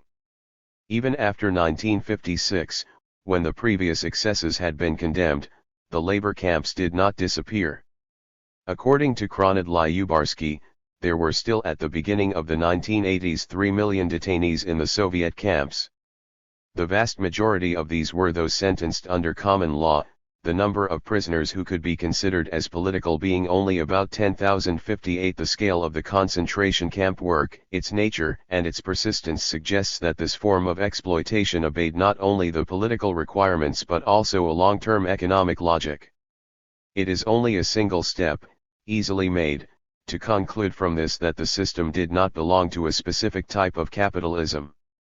To a large extent, this is what Rudolf Barrow does when he sees in the present Soviet system a particular form of despotism, quite similar to that which Marx described as Oriental despotism or the Asiatic mode of production, 59, but one in which the role of despot is played by the party leadership, which has as its object not preserving old agrarian relationships but carrying out a policy of industrialization. In this view of things, work in the camps was only the extreme manifestation of the despotism to which all workers were subjected. According to Barrow, this social form has its roots in the Russian past, but was reproduced while being transformed under the influence of the ideas and the practice of Lenin. 60. Such a description of Soviet reality is essentially metaphoric rather than analytical. It tends to hide the nature of production relationships, and to reduce exploitation to a political phenomenon, a phenomenon of the political distribution of power. 61. This description misses the radical difference which exists between the situation of the great mass of Soviet wage earners and that the camp workers. Also it does not allow a grasp of the difference of situations between these workers and those subjected to forced labor in what Marx called Oriental despotism. In fact, in this latter social form the persons allotted to forced labor were usually there for only relatively short periods. 234. And most often provided their own subsistence and remained within the social relationships that allowed the reproduction of their labor force. On the contrary, the workers in Soviet camps were cut off from the rest of the world, they depend on their guardians for subsistence, and a large proportion of them died in the camps without leaving any descendants, apart from the children that they had before their internment. In fact, the work of those in Soviet camps constitutes a form of exploitation sui generis. One could say, also in a metaphorical way, that this form of exploitation constituted a sort of state slavery. However, this term is equally misleading, for slaves reproduced themselves and were usually liable to be bought or sold. So finally one has to acknowledge that his type of exploitation is not definable in terms of any other and must be decribbed as concentration camp labor. Assuming this is agreed, the question remains, to what economic requirements were the development and reproduction of this type labor subordinated? The requirements of the economic administration. At the most immediately empirical level, This type of work was firstly the result of mass repression and terror. On the one hand, the existence of millions of deportees and pioneers meant the establishment of an economic administration managed by the repressive organs, whose job it was to put the detainees to work. On the other hand, once this administration had been set up, it was allotted production plans that it had to carry out. To succeed in this, it had to ensure a sufficient supply of detainees, which was facilitated by the fact that the NKVD was responsible simultaneously for the management of the camps and for arrests. Thus a connection was established between the extension of repression and terror and the requirements of the economic administration of the camp system itself. The existence of production plans allotted to the repressive organs and plans concerning the number of detainees is an undeniable fact.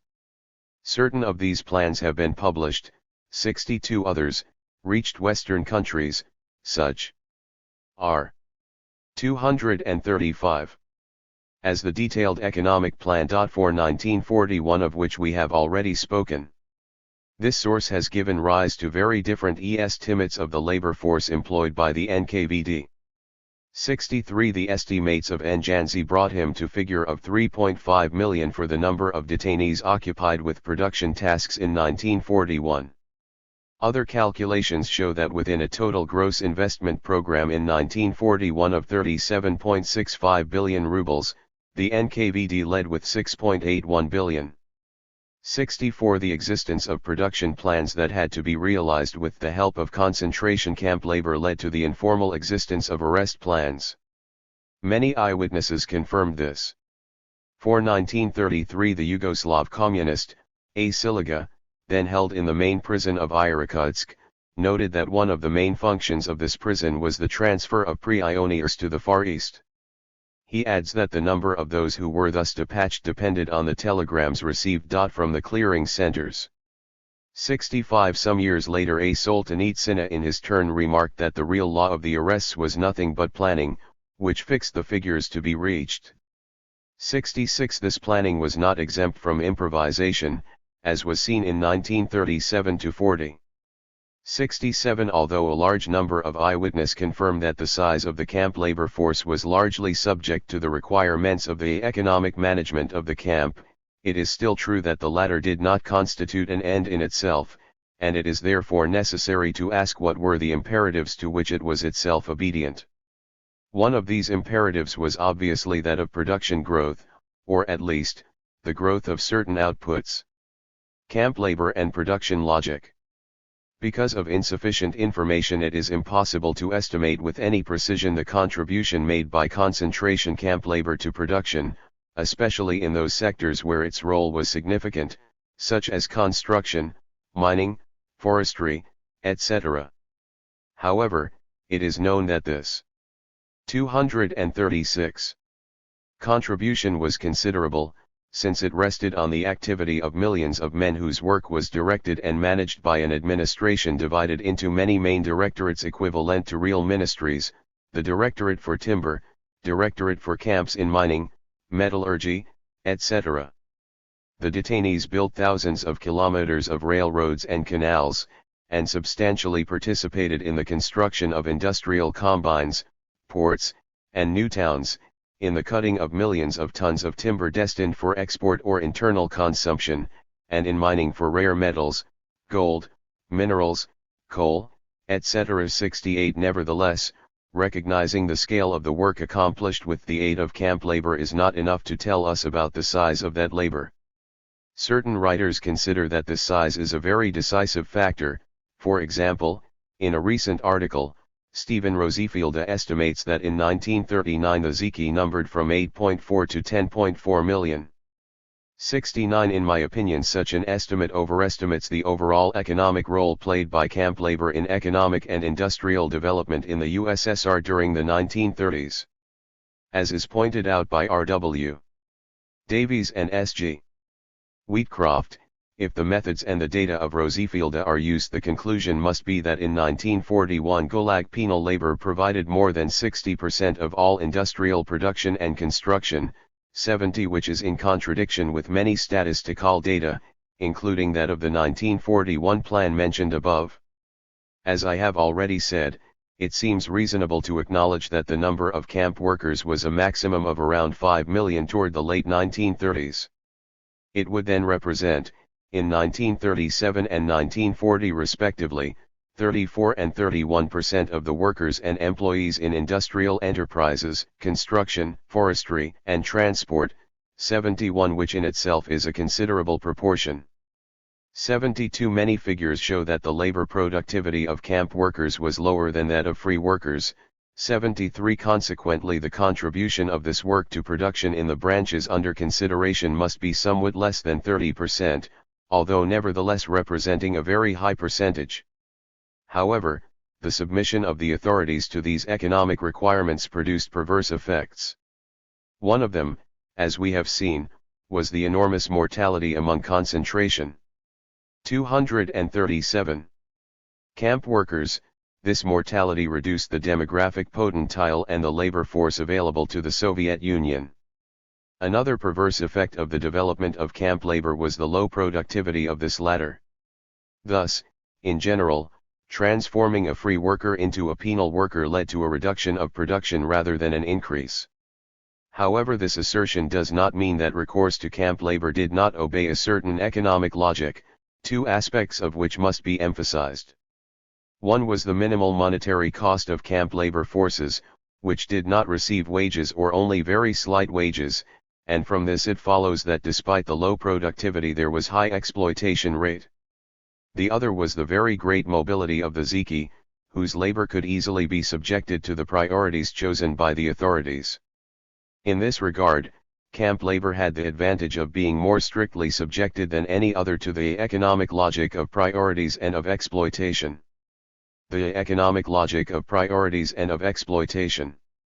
The industrialization policy, as it was practiced during the 1930s, gave priority to accumulation and to those industries whose products would contribute as directly as possible to the increase of accumulation.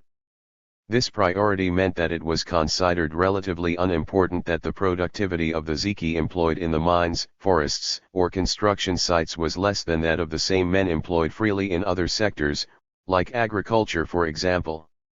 In fact, the economic logic of the authorities impelled them to try to obtain above all the increase of certain products, like gold, coal, rare metals, timber, etc., and to give priority to the construction of certain industrial sites, certain railroads and certain canals considered indispensable for economic and industrial development as a whole.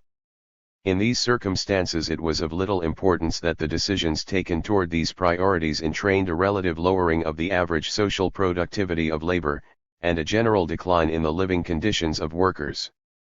In certain cases, the priorities thus imposed were able, thanks to camp labor, to play an effective role in the growth of 238. Investment. In other cases the role of these priorities was more or less illusory, for what was gained was often scarcely used, and certain items of equipment imported in exchange for products obtained through Ziki labor were quickly put out of action or badly utilized, sometimes even left to rust because the construction of the factories which were to use them was not itself finished. However, these wastages, although frequent, were not foreseen by the authorities, so from the point of view of their economic logic it could seem justified to give priority development to activities that allowed accumulation to be increased, and to allot to it the necessary number of camp workers, whatever might be the cost in human lives or loss of productivity. In any case, the wastage of labor and the inaccurate forecasts were largely felt outside the camp sector, however this wastage did not include the same cost in human life. It should be added that to develop on a wage basis the same activities as those which were developed on the basis of penal labor, it would have been necessary to grant to the free workers allotted to these activities wages much higher than those paid in the more agreeable regions, and it would have been necessary to guarantee working and living conditions much more acceptable than those inflicted on the Ziki, otherwise nothing would have persuaded them to go to work in sufficient numbers in Siberia, and in the extreme east and north of the country. However, such a policy of wages, and investments in housing, would have been in complete contradiction with the priority given to accumulation. It would have demanded, moreover, that in order that the higher wages thereby paid could be exchanged for products, the production of consumer goods be rapidly developed, this was totally incompatible with the priority given to accumulation. Also, taking into account the volume of output available for manipulation, it would have been necessary, in order to attract workers to migrate towards the Soviet East, to lower still further the real wages of free workers in the western regions of the USSR. These detainees take part in almost all productive activities: electronics, plastics, automobile spare parts, furniture, clothing, and obviously timber.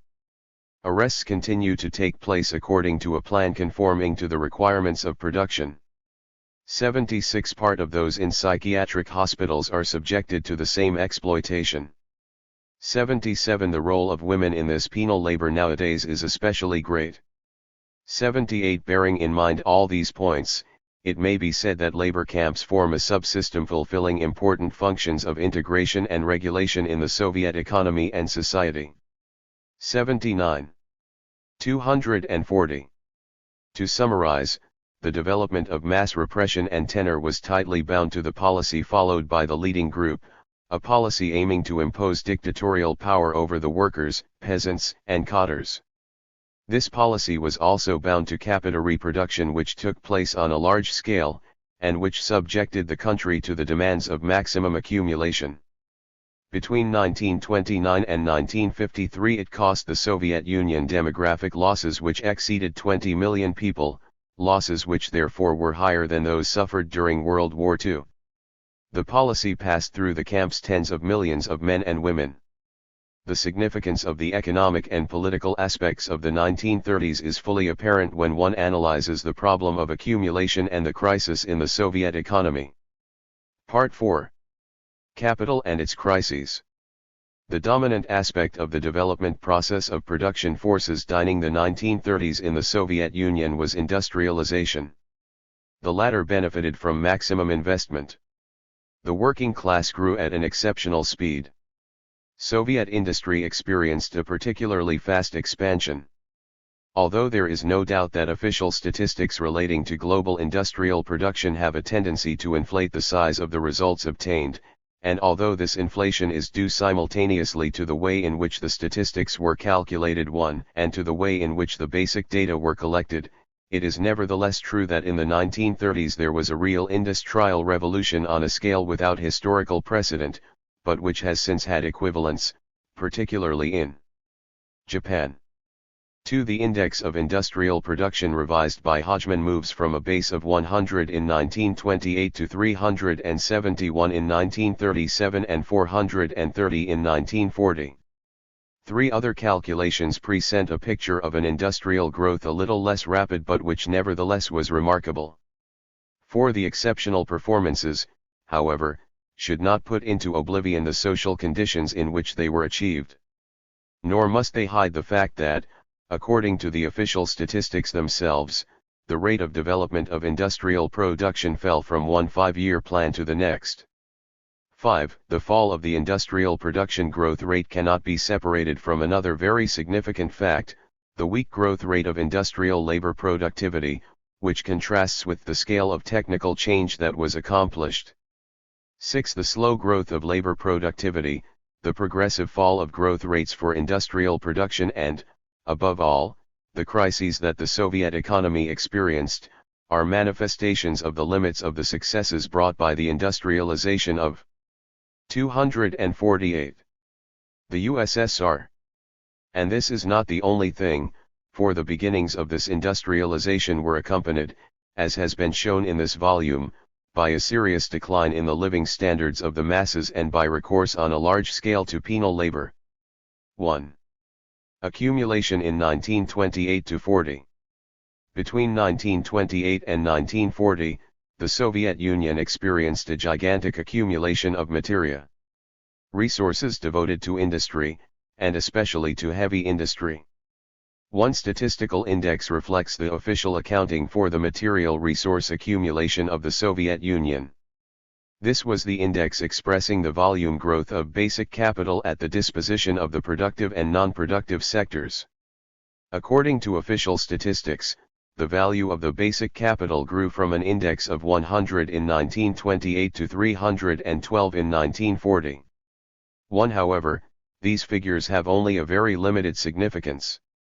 In fact, when one compares them with other Soviet statistics, it is clear that they overestimate very much the growth of material resources accumulated during these years. This overestimation to a large extent resulted from the method used for the construction of this index, because the index does not take into account the greater part of the destruction of material resources suffered by the Soviet economy during the 1930s, especially the destruction that struck agriculture following forced collectivization. To this destruction should be added that connected with the abandonment of most equipment used by private industry and by artisans. In fact, from 1930, almost all this equipment was stopped, because it was usually of no use to the state's large-scale industry. 250. The official index was calculated in comparable prices, which means that the investments towards the end of the period have had to be deflated in order to eliminate the influence of the price rise between 1928 and 1940. However, it would clearly seem that the size of this rise of prices was underestimated, and therefore the coefficients of deflation that were adopted were too small. The capital invested continued to be valued at its original cost, and therefore its value at the end of the period was not reduced to take into account the wear and tear of equipment.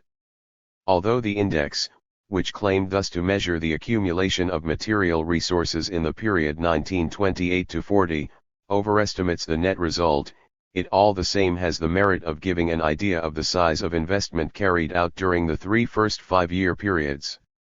Although between 1937 and 1940 the growth of gross investment slackened, its value still grew, in total, by 30% according to official statistics. For between 1928 and 1940 the growth of gross investment was exceptionally high, on the order of 14% annually. 5. According to official statistics, the investments made during the first 5-year plans and the 3.5 years of the third 5-year plan were divided as follows. 251.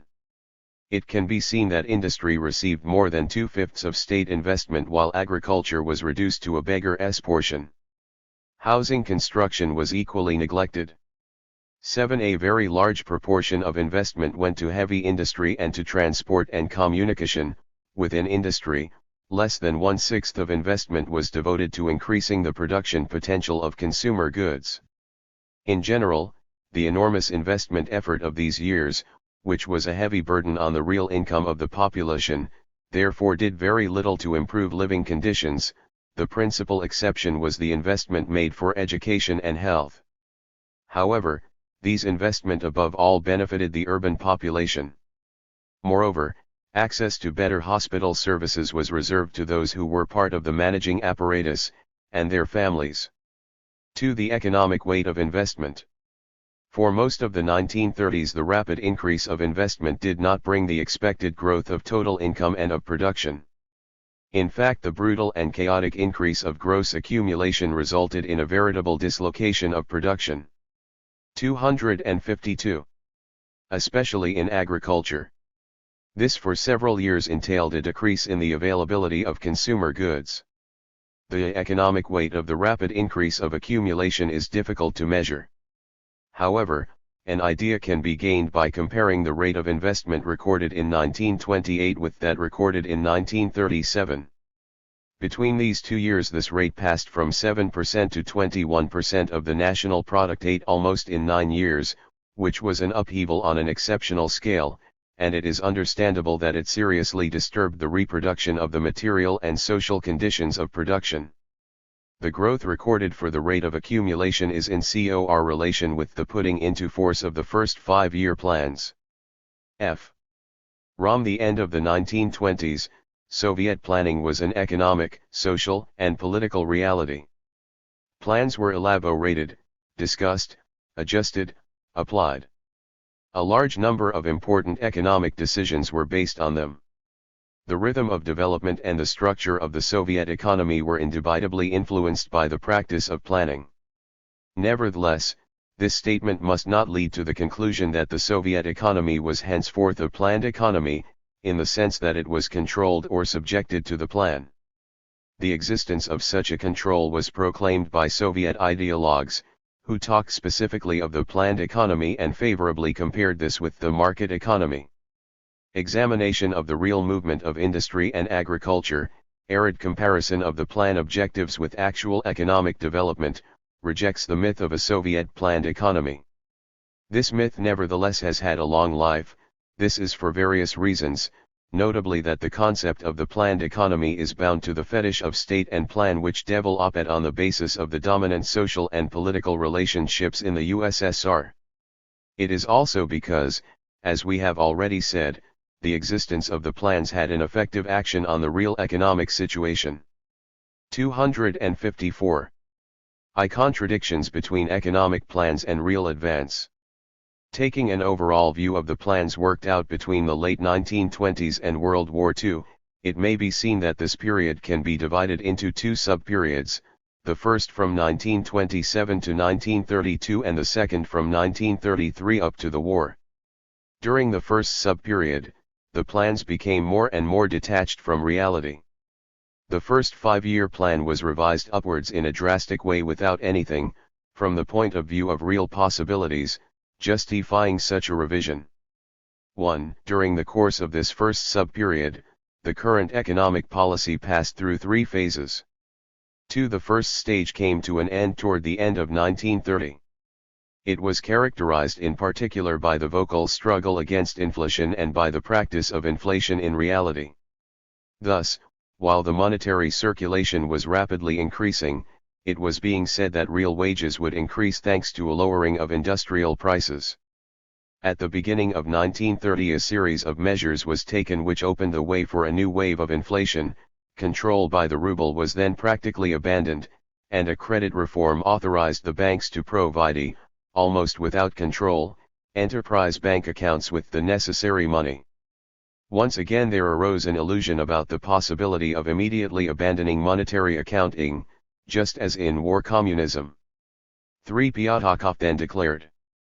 The screen of credit falls and one can see the characteristics of the production and circulation process in physical terms. 4.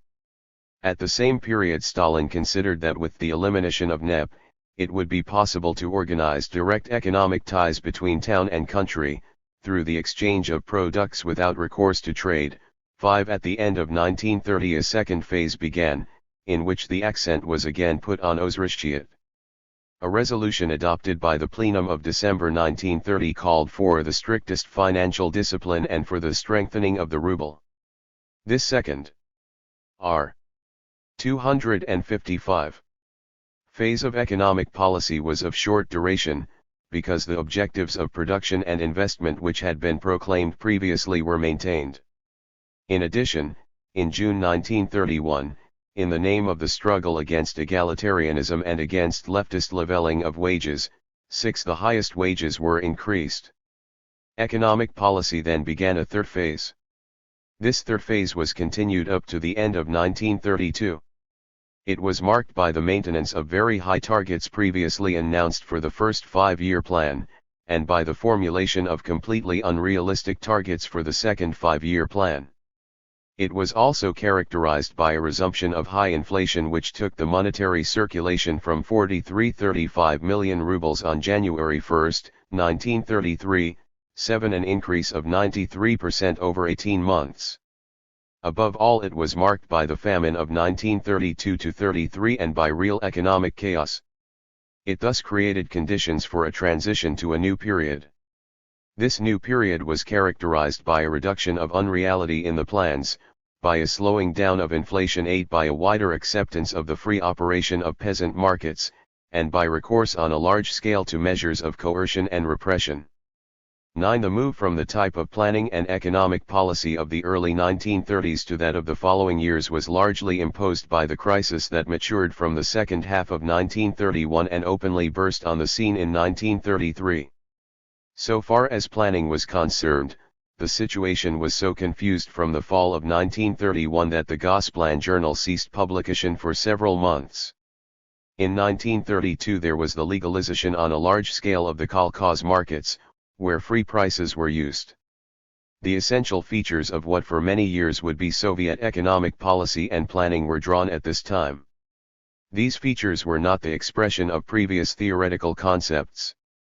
They were the product of economic, social, and political transformation, of crises and contradiction in the Soviet social structure. These crises and these new social relationships also transformed official ideology. 10. 256. When the planning of 1927–31 is compared with that of later years, it is seen that the first years were marked by an extraordinary unreality while the following years saw a certain return to reality.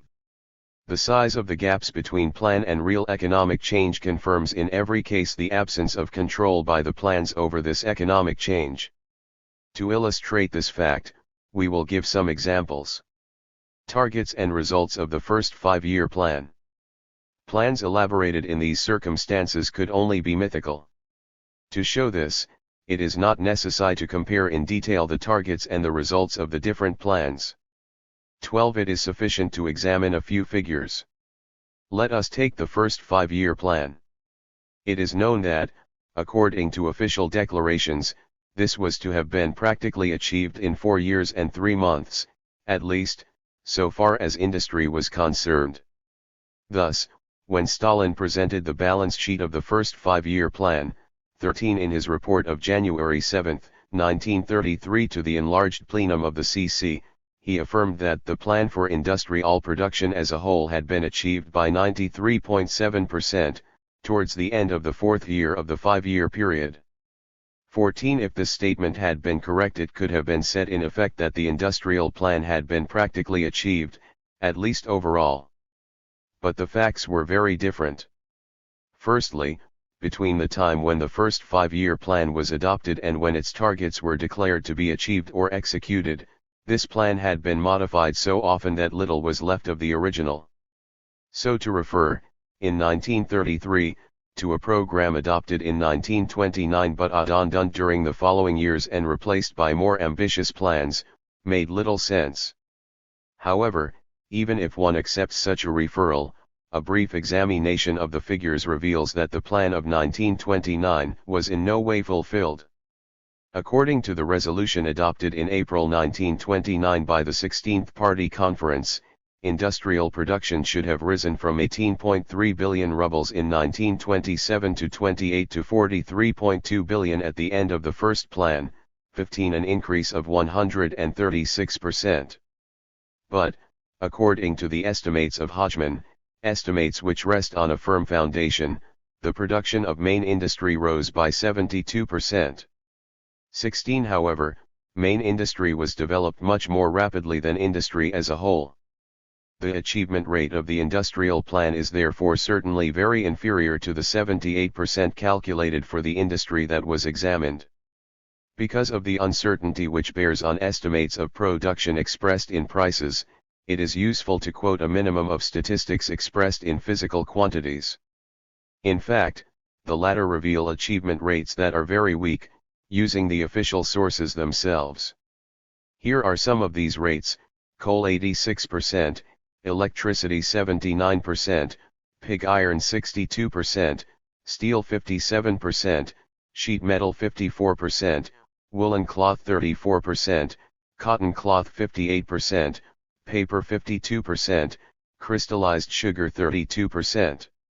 17. One observation could be added: it is misleading to calculate the achievement rate of plans by comparing the amount 258 produced with what should have been produced according to the plan provisions. In fact, the objective of the plans was a certain increase of production. So it is by comparison with this increase that the achievement rate should be calculated. In the cases above, this gives rates that are much lower. For example, the amount of steel produced annually was to increase by 6.1 million tons, the actual increase was 1.6 million tons, an achievement rate of the target increase of only 26.2%. 18. Moreover, for a certain number of industrial products, instead of the increases provided by the 5-year plan, there were declines to be recorded. Such was the case for most industrial production connected with agriculture, cotton cloth, woolen cloth, linen cloth, and sugar. Revision and actual abandonment of targets of the first 5-year plan. The changes made in the first 5-year plan after April 1929 in no way helped to lessen the mythical character of the targets. On the contrary, they exacerbated them. They implied, in fact, an abandonment of the initial plan, as more and more ambitious and less achievable targets were adopted. Here are some examples. At the beginning of 1930, the target production figures that had to be achieved in the last year of the first plan rose to really fantastic levels. Henceforth it was a question of producing, at the end of the 5-year period, 120 to 150 million tons of coal, 17 to 20 million tons of pigeon, 450,00 tractors. 19.1 remark is necessary here. Such targets no longer correspond to what one could reasonably call production forecasts. Rather, they corresponded to a forecast of needs which were engendered by the race for accumulation and the promises that had been made. Thus there was an upsurge of abstract requirements that imposed themselves in actual fact on the authorities as well as on the planners. 20. The latter were summoned by the political leaders to establish new plans incorporating targets that were more and more elevated. 21. The end result, therefore, were figures that were incoherent and unconnected with real possibilities. 22. 259. In 1930 and 1931 there was no time to prepare a new 5-year plan, and the latter would not have been able to hold together the figures of all the projects that had been started. The political leadership then gave up the idea of elaborating a new plan. In its eyes, rhythms decide everything, the targets became challenges that it was necessary to take up and the planners were regarded as hindrances and old hat, and it was decided to get rid of them. Gosplan was renovated, with men like Krzyzanowski and Stromilin, old party members devoted to the leadership, being cast aside and replaced by more docile men. On the eve of the 16th Party Congress, which witnessed the victory of those who supported an industrialization even more rapid than that forecast by the plan adopted in 1929, 23 the only acceptable perspective was one of rhythmic progress and ceaselessly increasing industrial production. Kuibyshev at this time said that it was necessary to double each year investments in fixed capital, and increase production by 30% each year. 24 Bearing in mind the results actually achieved, it is not surprising that at the beginning of 1933 all these targets were forgotten. That is why the balance sheet of the first 5-year plan, presented by Stalin at this time, referred simply to the figures of the initial plan even though it had been abandoned for almost 3 years. The second 5-year period. In 1933 and 1934 a second plan project and then a definitive plan were elaborated. 25 The targets set by these two documents were very close, but the second was more modest and more realistic than the first. It is this which was adopted by the 17th Party Congress which met in February and March 1934, that is, during the second year of the plan's course. 26 Because of this greater realism the percentages of fulfillment of the second 5-year plan were much higher than those of the first. For industry taken as a whole it even reached, globally, a fulfillment of 102%. However, the global 260 figures are overestimated because they were calculated in prices and are therefore swollen by the rise in the latter. Moreover, the global figures obscured considerable inequalities in the fulfillment rate. These inequalities meant that the structure and the proportions of the economy were not in any way transformed in conformity with the plan. Here again the idea of a control by the plan over economic change seems mythical, this also being revealed by the economic crises, which were obviously not programmed. So as not to clutter this exposition by quoting too many figures, we will limit ourselves to indicating the fulfillment percentage for certain of the targets of the second plan, fixed in quantity rather than prices, and comparing the target production with the actual production. It can be seen that the fulfillment percentages here vary between 46 and 107. It also may be seen how enormous was the lag in production of industrial consumer goods, which the second plan had anticipated would increase enough to quickly raise consumption levels. In agriculture, the fulfillment of the plan was very weak, as much in cereal as in livestock. For the first, the average harvest was only 76% of what had been forecast for the average of the annual plans. 28 for the second, the number of cows only represented 78% of the targets. 29 production actually obtained in 1937 was therefore very distant from the targets of the plan. The targets fixed in the second plan also reflect, entirely, the abstract requirements of accelerated accumulation. 261. And the way in which the party leadership took care of these requirements, which to it seemed possible, desirable, or necessary. They were a product of the economic and political situation as it was understood at the top of the party, seen through the ideological forms which were dominant there. Part of the targets retained in this way were only there as promises to be followed by no concrete action. 30 other targets, those which actually seemed to be essential, were on the other hand the occasion for priority action, continued throughout the 5-year period. The third 5-year period. The working out of the third 5-year plan took place in a period of extreme political tension, of mass repression and of the physical elimination of most of the old party leadership. In these circumstances, the third plan was presented for the ratification by a party congress only in March 1939, more than 2 years after the beginning of the 5-year period. More exactly, the Congress was summoned to ratify only the main tasks of the third plan. 31. A definitive version of the latter would never be published. The document published in 1939 is much less detailed than those of the 2 previous plans. 32. A comparison of actual economic change with the targets written in this document show once more the mythical nature of these targets. One can see this by examining the following figures, which express in percentages the increases forecast by the third 5-year plan and the increases actually obtained in 1940, when 3/5 of the 5-year period had passed. Actual increases of production as percentages of the increases anticipated for 1942 by the third 5-year plan 33. Electricity 32.7, woolen goods 13.0. Coal 37.2. Coke 12.7, sugar 262.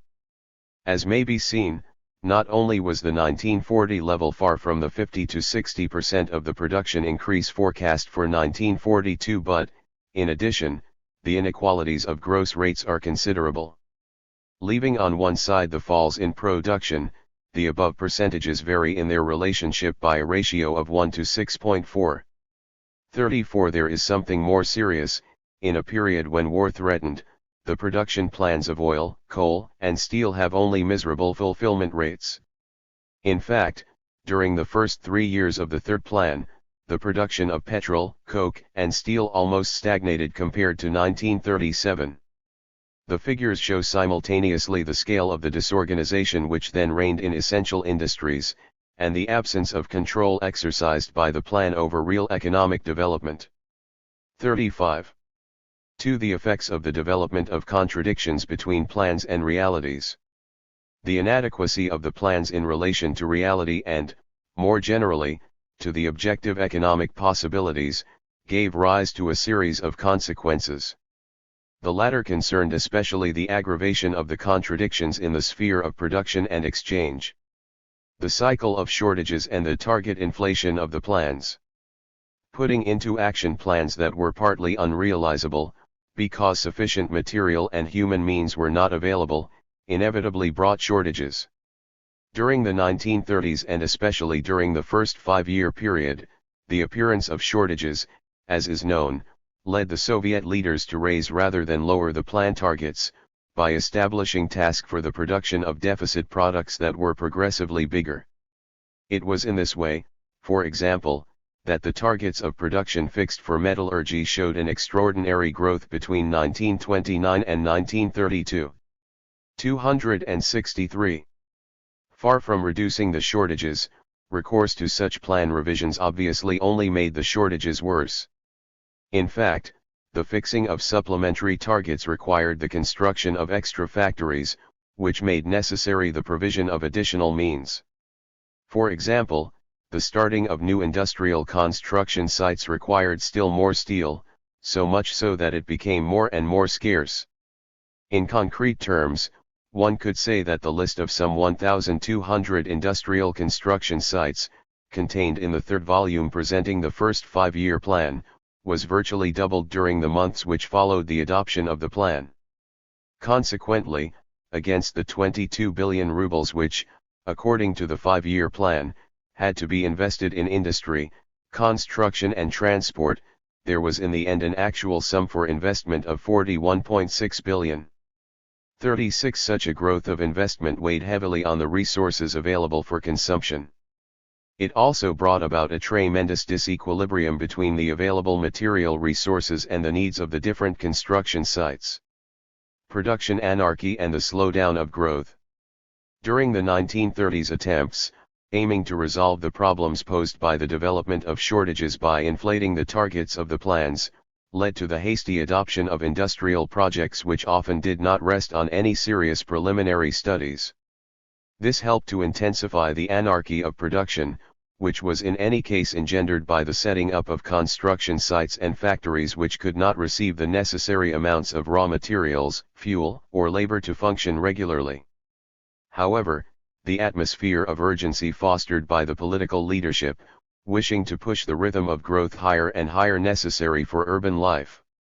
Without exception, the contradictions which developed during the 1930s were of such a size that almost all people, doubtless few who allowed themselves to point out the unrealizable character of the targets of the plans, were dismissed or severely condemned without their arguments being discussed. 265. The political power thus acted as an agent for the constraints directed toward accumulation. It raged more and more sharply against those who thought they could illuminate the contradictions between plan and reality, and the economic anarchy which resulted from them. Such people were usually considered traitors because, in the eyes of the leaders, they at least demonstrated a lack of confidence in the possibilities of the system, or revealed their outdated concepts. The production anarchy which developed in these circumstances helped to slow down the development of industry and to lower agricultural production. In fact, as has been seen, a large proportion of the material resources was immobilized in equipment or machines which were not working or which were badly used. Thus current production was lower than it could have been with different targets. The adoption of unrealizable targets had also cumulative effects. The impossibility of realizing certain anticipated targets blocked the achievement of other targets which could be achieved only if the first were achieved. For example, a low fulfillment rate of steel production entrained a fulfillment rate even lower for other plans of production or investment which required steel. Thus, during the first 5-year plan, certain factories could not be built because of lack of steel, hence the derisory fulfillment rates for certain products like fertilizers. 39 Production anarchy showed itself also in the distribution of production. Thus the fluctuation in the output of numerous factories, and the more or less long stoppages in activity at various construction sites, meant that part of the output of the new factories, which should have been sent to nearby consumers, had to be sent thousands of kilometers, which overloaded the railroads and caused real chaos in transportation. Finally, the stock of agricultural machines and tractors usually functioned only to the extent of about half of its capacity, because of shortage of necessary spare parts. Production anarchy and the unrealizable nature of some of the targets of the plan nurtured other contradictions which manifested themselves in the existence of an inflationary pressure that was almost permanent. The non-realization of 266. Many production targets, while sustained expenses reached or exceeded the forecast, resulted, almost permanently, in an excess of distributed monetary incomes over the availability of products for consumers. Thus, in spite of controls and regulations, prices had a tendency to rise, and this even affected the planned prices, above all those for consumer goods. 40. The insufficiencies and the irregularities of supplies also had the consequence that part of the products were diverted towards illegal channels where black market prices ruled, hence the existence of a parallel economic world which made what happened in the official world particularly fictitious. The application of priorities and the development of day-to-day administrative management. Anarchy of production and incoherence of plans from the beginning of the 1930s put enterprises into a chaotic situation. Most often, they could not obtain the quantities of raw materials, fuel, equipment, means of transport, etc. which they needed to have in order to attempt to fulfill the plans which were fixed for them by the plan and/or to avoid interrupting their production. In these circumstances, enterprises were equally incapable of coping with all the delivery obligations to which the plan had pledged them. The situation was all the more entangled because enterprises were usually provided with financial means allowing them to negotiate for volumes of purchases greater than were actually obtainable, taking into account the quantities of available products and the prices at which they had to be handed over. To cope with the chaos which was developing in this way, the supply of enterprises with raw materials, fuel, equipment, etc. was more and more concentrated within the administrative organs. These latter had to ensure a centralized sharing of the main products necessary for industry. Such a division could not really be guided by the plans, because the products necessary for the achievement of the latter existed only in insufficient quantity. The distribution was therefore subject 267 to orders of priority, by virtue of which certain enterprises were supplied before others. Henceforward, the effective activity of production units depended in a large measure on an application of priority allocations, carried out day by day. This had only a distant relationship with the quantitative targets of the plans. Thus not only did planning tend to be submerged under an avalanche of plans, with their corrections and variations, but the plans themselves tended to be replaced by the application by the administrative management of priorities. For organizations which distributed the means of production, economic plans were only reference points among others. This was true even for relatively secondary points of reference, for the plans, not being achievable, could not be utilized to share out the deficit products. Also, administrative sharing strove above all to respect the order of priority ordered by the political power and by the central planning organs. The modus operandi of the Soviet economy which was imposed in this way was very far removed from the ideal image of a planned economy. It helped to reduce still more the impact of the plan targets on real economic change. 41 At the time when the system of priorities was introduced in 1930, it aimed, at first, to ensure the best operation possible for 112 enterprises, called shock enterprises, which were to set an example for the country. 42 The priorities enjoyed by the enterprise benefiting from the system concerned not only the supply of material but also the supply of labor force and the financial means. In 1931 the system was extended to new enterprises, especially to the metallurgical combine of Kuznetsk and Magnitogorsk, the tractor factories at Chelyabinsk and Kharkov, the car factories of Moscow and Nizhny Novgorod, etc. 43 The decision to grant priority to supplies for these factories meant that the factories, mines, and construction sites which were to supply them also had to be regarded as subjects for priority. In their turn, the railroads had to give priority to the transport necessary for the priority factories, and the labor commissariat had to provide them, before all others, with cotters and workers. As shortages became more general, so the list of priority enterprises became longer. It included in the course of 1931 metallurgy, 268 juries Bettelheim, mining equipment, certain railroad construction, transport enterprises, etc. 44 Very quickly the priorities thus established came into conflict with each other, and it was necessary on a day-by-day basis to impose priorities for priorities or urgency orders. Thus at certain times the oil industry saw itself deprived of pipes diverted to the automobile industry. 45 Similarly, agreements had to be made between the railroads and the mines. In these circumstances, it was necessary, continuously to adopt orders of priority in the form of delivery decisions taken on the spur of the moment and designed to avoid the collapse of one or another industry, or one or another enterprise. According to the situation of the moment, the priorities that were put into force benefited either certain enterprises of heavy industry or certain enterprises of light industry, or housing. 47. The relationship which this item had with the targets of the plan are extremely vague.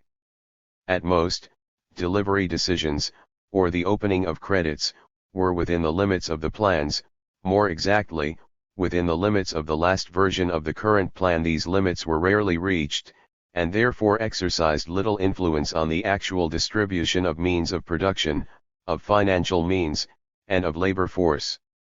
Even the proportions in which the different activities had to grow were not respected. In fact, the development of the priority system obeyed no stable principle. It was the result of a series of improvised responses. While being indispensable in the given conditions, it increased economic disorder and the anarchy which characterized the activity of non-priority enterprises. Thus the field for planning was reduced still more, for it was substituted by a centralized administrative management operating from day to day. In spite of everything, such administrative management had the merit of allowing industries, construction sites, and means of transport judged to be most important to avoid paralysis by the ever-extending shortages. In the absence of such a system, the launching of plans, in large parts unrealizable and including planned deficits of essential products, would have led to, or in actuality. A particularly significant example is that of the machine tool industry. This was to occupy a central place in the plan because it produced machines that produced other machines.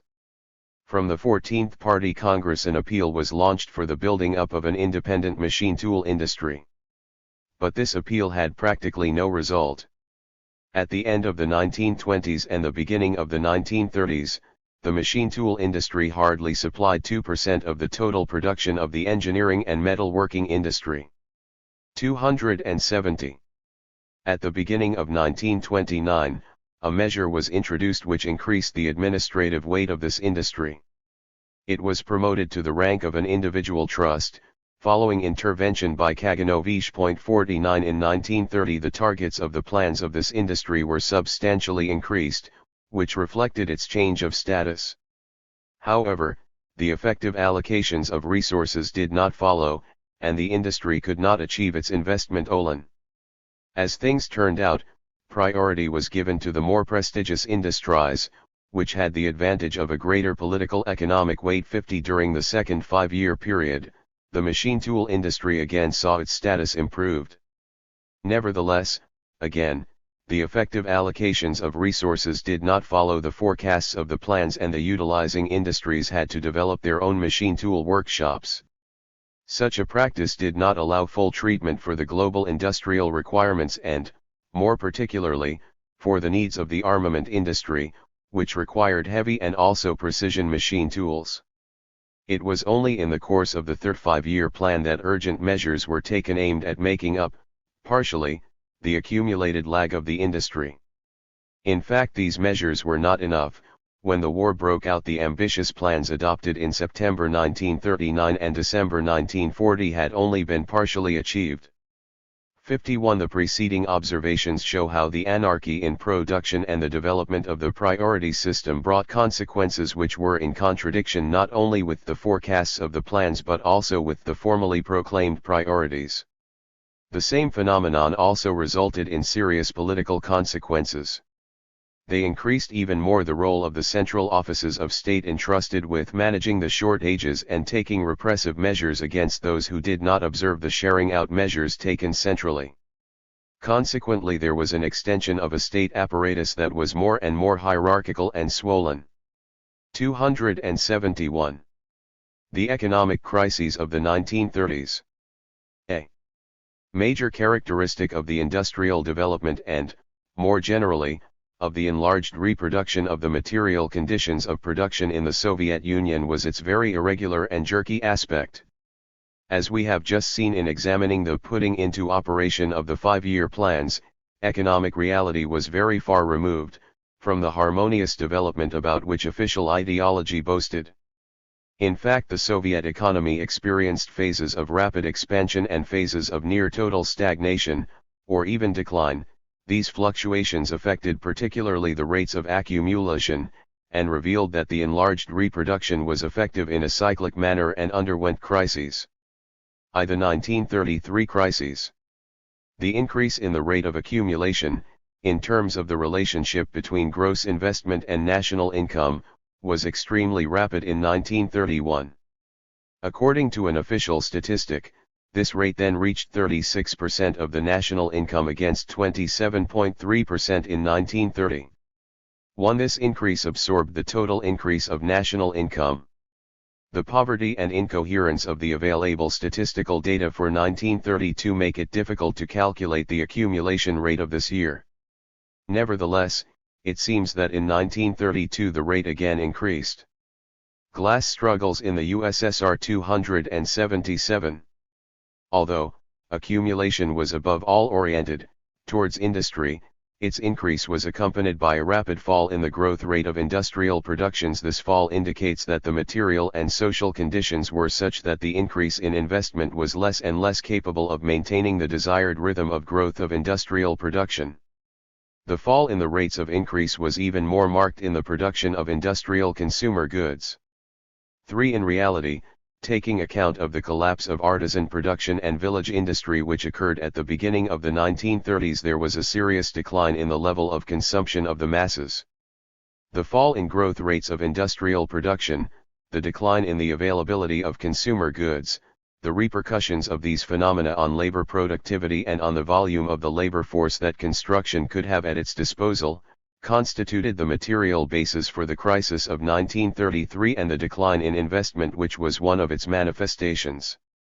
Thus, whereas net investments in fixed capital had rapidly increased between 1930 and 1932, for these same investments diminished by approximately 12% in 1933. 5. The same phenomenon of regression can be observed in the field of employment, whereas the latter had substantially increased between 1930 and 1932, it declined in 1933. Globally, the decline was quite small, but it was nonetheless significant. Especially striking was the decline of employment in basic reconstruction. In fact, in this sector the number of workers employed fell by more than 1 million, more than 31% between June 1932 and June 1933. 6. The crisis of 1933 had the essential feature of a crisis of overaccumulation, characterized by an expansion of investment which ended by exceeding the limits imposed by existing resources, notably resources of labor. At first sight, the crisis of 1933 seems to have been due to the agricultural crisis which broke out at that time. 7. However, looking at things more closely, it appears that the crisis was due fundamentally to the scale attained by the process of accumulation during the years 1929 to 32. The sharp rise in 278 accumulation was such that there resulted an exacerbation of the contradictions within the industrial sector and even more between industry and agriculture. The latter thereby found itself deprived of essential resources. It was not capable of maintaining a level of production corresponding to the needs of industry, or of continuing to provide it with the labor force required for the pursuit of an expansion corresponding to the volume of the investments made up to them in industry. In addition, the undernourishment which severely struck several rural regions between 1932 and 1934 reduced the productive capacity of agriculture. On the other hand, the fall in the level of consumption in the towns badly affected labor productivity and reduced to nil, partly and momentarily, the productive effects expected from industrial investment. Up to a certain point, this situation was recognized at the beginning of 1933, when it was admitted that the decline of agricultural production and the migration towards the cities had reached such a scale that it was essential to momentarily restrain accumulation, and also to try to put a brake on overdevelopment. As Izvestiya wrote, the towns have been extended too much. The food supply of urban agglomerations, the supplying of new construction sites and providing big centers with the products that are necessary for them, pose problems which are complicated and difficult to solve. The migrations of great masses of population seriously hinder the provisioning of the country, overpopulate the towns and provoke an insoluble housing crisis. 8. These lines present in summary, and not without euphemism, some of the effects of overaccumulation in the preceding years. They illuminate the limits against which continuation of the process of accumulation collided. 2. The economic recovery of 1934. During 1933 and 1934 there again developed conditions for an increased yield from capital and for an increase of investment. 279. These conditions resulted, in particular, from the entry into production of equipment installed during previous years and which allowed greater production at a smaller real cost. Thanks to this equipment it was possible to liberate part of the labor force from its previous occupation and to transfer it to activities which were more profitable. In addition, there was an improvement in urban food supply as regards cereals. This last improvement also allowed an increase in labor productivity. On the whole, therefore, there was a better functioning of industry and a reduction of shortages, which allowed rapid growth of investment. 9. Increase of investment was due not only to the increase of labor productivity, 10 but also to the increase in the number of carried workers in industry. 11. These developments allowed an increase in the mass of surplus value and in accumulation, all the stronger because real wages did not follow the advance in labor productivity. The growth of labor productivity and employment was made possible by the continuation of a relative improvement in the supply of grain to the towns, allowing a better recuperation of the labor forces. This improvement itself was based on a recovery of agricultural production, and on a reduction of grain exports. During the period 1933 to 36, the increase of labor productivity was not solely due to the mechanical effect of better food supplies. It was also based more and more on the putting into operation, progressively, of new equipment. It also resulted from a progressive mastery of this equipment by workers and cotters. In the final analysis, it resulted from a policy which put a strong accent on labor output. 12. However, the very size of the increase of accumulation in 1934 to 36 carried with it the preconditions of a new economic crisis. In fact, because of the high rate of accumulation, the current limits on new increases in employment and industrial productivity were quickly reached. The continuation of the improvement in 280. Labor productivity met a series of obstacles, in particular there was worker resistance.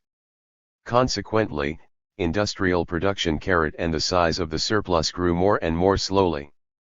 In 1937 to 38 a surplus production of capital situation had been in practice, reached. The circumstances were ripe for the economic crisis of 1937. 3. The 1937 crisis. The 1937 crisis differed from that of 1933 in several ways. The main differences was its duration. In fact, whereas in 1934 the amount of gross investment exceeded that of 1932, 1937 was again characterized by a lower volume of investment, being 7.9% less than that of 1936. 14. Moreover, in 1939 investment in construction and installed equipment was lower by about 5% than that of 1936, whose level was not exceeded until 1940. There was accordingly an investment crisis of relatively long duration. Even in 1940 the accumulation percentage of the GNP was smaller than in 1937. 15. This time, agricultural difficulties did not explain the investment stagnation. In fact only the 1936 harvest was exceptionally bad, whereas the harvests of the following years were good, and in 1937 even excellent. Stagnation of investment was, basically, bound to the slow increase of production, employment 16 and industrial labor productivity. 17. This low increase hindered the continuation of a rapid increase of accumulation and showed that the consequences of the previous surplus production of capital had only very partially been overcome. 18. The near stagnation of employment and of labor productivity in industry was not in accord with the massive maturing in 1937 to 40 of the enormous fixed capital invested in industry in previous years. This contradiction was due to the fact that unilateral priority development of investment, intended for the production of material elements of constant capital, had a bad effect on the improvement of the conditions of reproduction of labor forces and on a productivity increase. These were 281. Important obstacles to the acceleration of industrial development during the years 1937 to 40. Such obstacles reveal the scale of the previous surplus accumulation of capital and the subordination of investment to the requirements of increases in Section 1. Surplus accumulation of capital produced counterproductive effects which even affected strategically important industries like metallurgy and oil.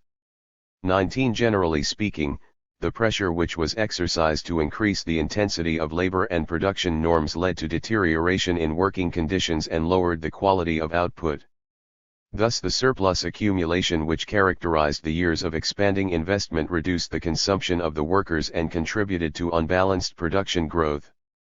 Moreover, production increased in an irregular way at the same time as its quality fell.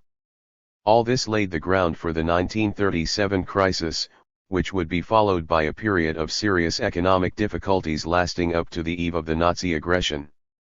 Crisis of overaccumulation and domination of capital. The economic crises which have just been described were the result of an accumulation which was an end of itself and which did not aim at satisfying concrete needs for consumption and production.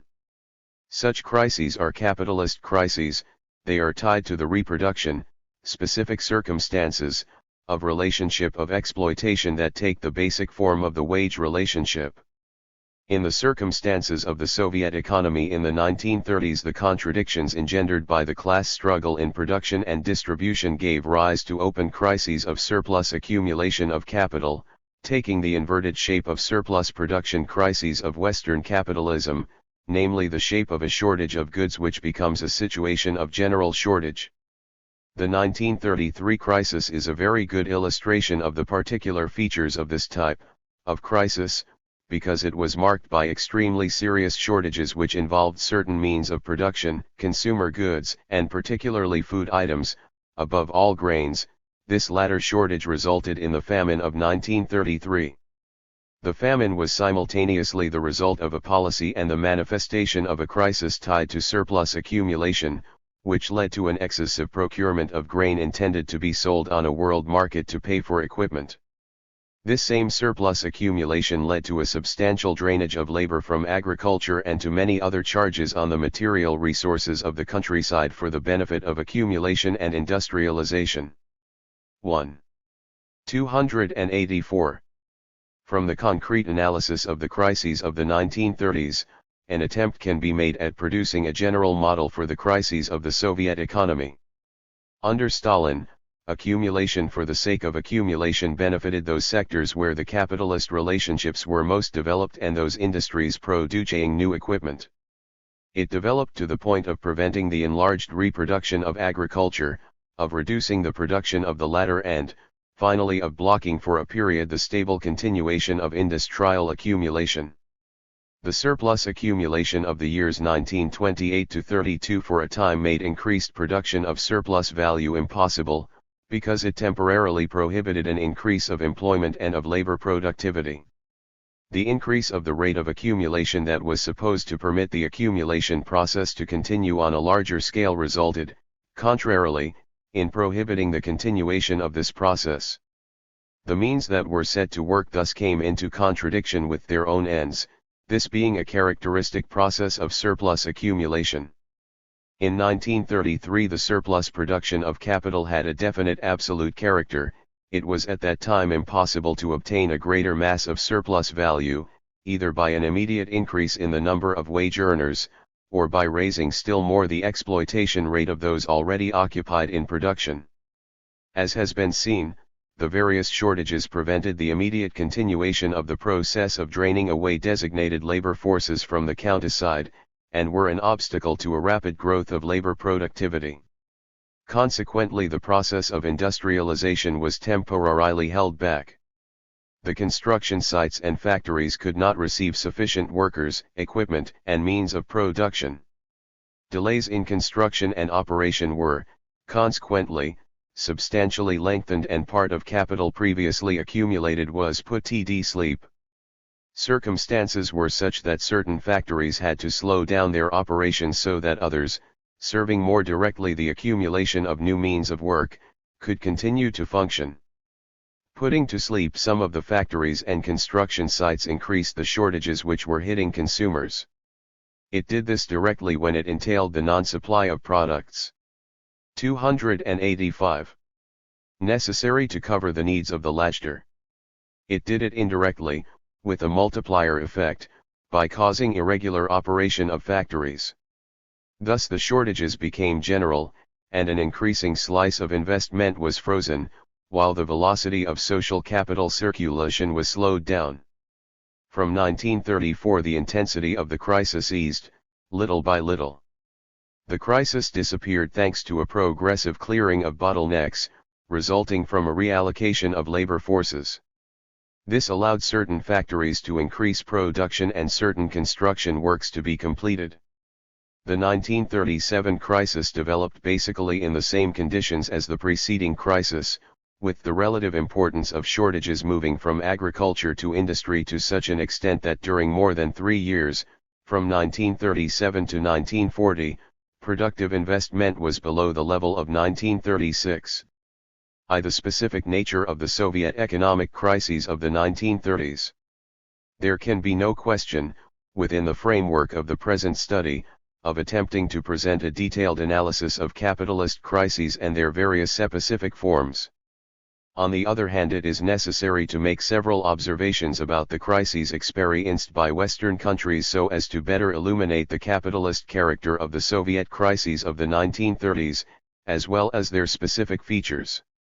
At first it must be underlined that the economic crises of Western capitalism to themselves took several different forms.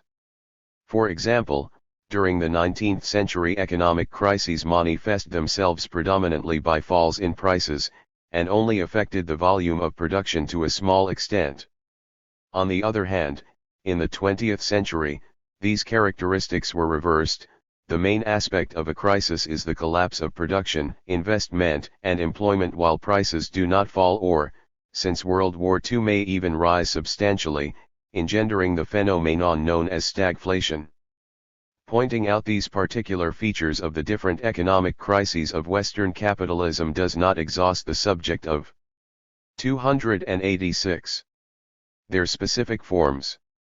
In a way which here can only be descriptive, a distinction should in fact be made between crises whose apparently decisive element is market saturation for consumer goods, paralyzing part of the productive structure and leading to a general overproduction, and crises whose apparently decisive element is the fall of profit rates, which brings about a reduction of investment, the closing of a growing number of factories, unemployment, underconsumption, etc. In reality, these two manifestations of the crisis are inseparable, for the tendency toward a lower profit rate and the tendency towards overproduction are intimately linked. 3. These crises marked the crash of normal conditions of reproduction, a temporary failure of regulation by the law of value. More deeply, another distinction must be made between two types of crisis. On the one hand, there are those from which it is possible to emerge while returning to the same regime of accumulation and the same mode of regulation as before the crisis. These are the small crises. On the other hand, there are those from which it is not possible to emerge except by a change of the regime of accumulation and the mode of regulation. These are the great crises, marked by especially acute manifestation of resistance to capital exploitation by those subjected to it. For here we are interested only in the small crises 5 which manifest themselves as crises of underconsumption. Because the Soviet crises of 1933 and 1937 were also small crises. During the phase which precedes and prepares the ground for such crises in Western capitalism, those who direct the process of production and reproduction struggle to obtain the maximum value from the part of capital that they control, and to accumulate as much as possible within the limits imposed on them by the global reproduction of the conditions of production. This tendency toward maximum accumulation is the form taken by the class struggle in production.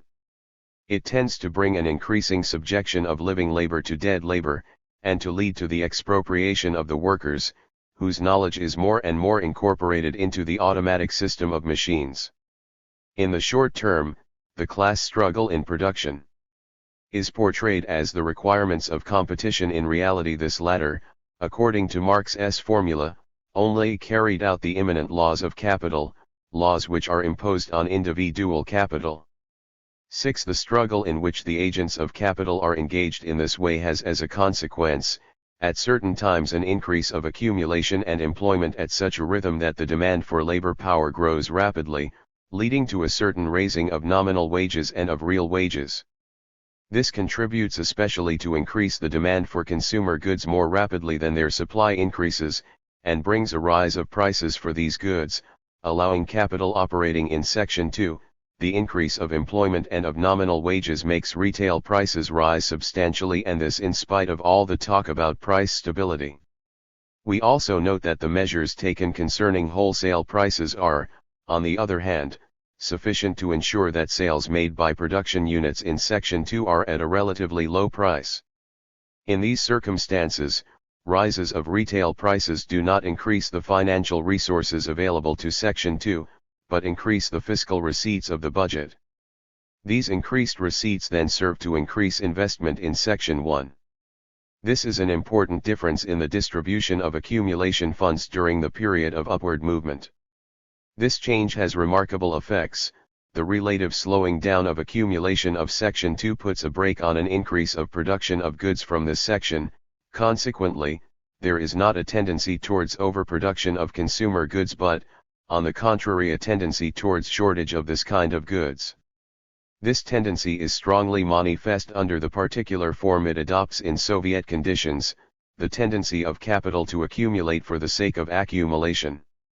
If the efficiency of a given form of capitalism is evaluated not according to the improvement it allows in the living conditions of workers, but according to its capacity to increase the rate of accumulation, it can be said that Soviet-type capitalism is more efficient than any other. 8. This efficiency, moreover, has nothing to do with planning, it results above all from a domination almost unlimited of capital. This domination is achieved through a number of circumstances, in particular by a firm centralization of the administration of capital by the state, and by the paralysis inflicted on the social forces that might attempt to limit the exacerbation of the accumulation process. This paralysis results from the destruction, pushed as far as possible in the Stalin epoch, of all. 289. F.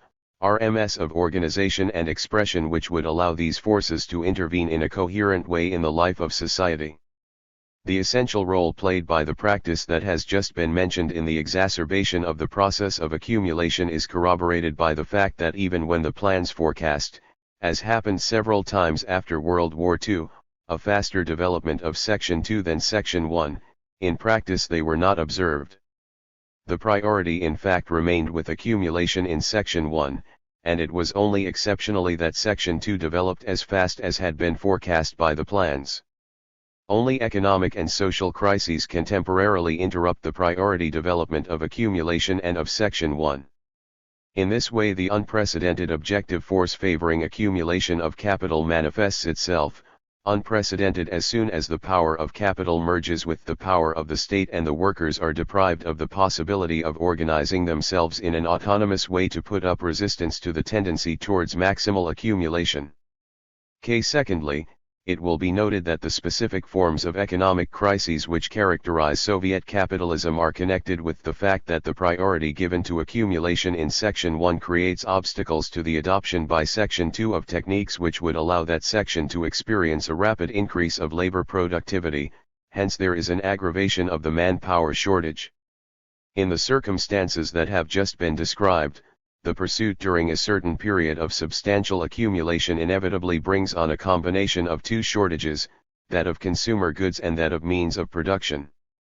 At an early moment the development of these shortages tends to exacerbate the accumulation effort, because the authorities, the planners, and the administrators strive to overcome the shortages by investing even more. The supplementary investment effort only makes shortages worse, multiplies bottlenecks, paralyzes factories and construction sites. Thus in 1932 the movement toward extension of accumulation was held back, and this coincided with the beginning of a crisis. The slowdown of accumulation continued until part of the investment made previously came to maturity.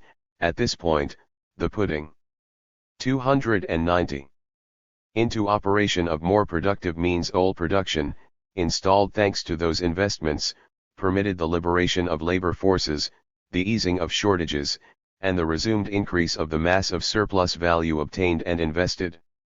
Such are, briefly, some of the specific features of the Soviet economic crisis which took place during the 1930s.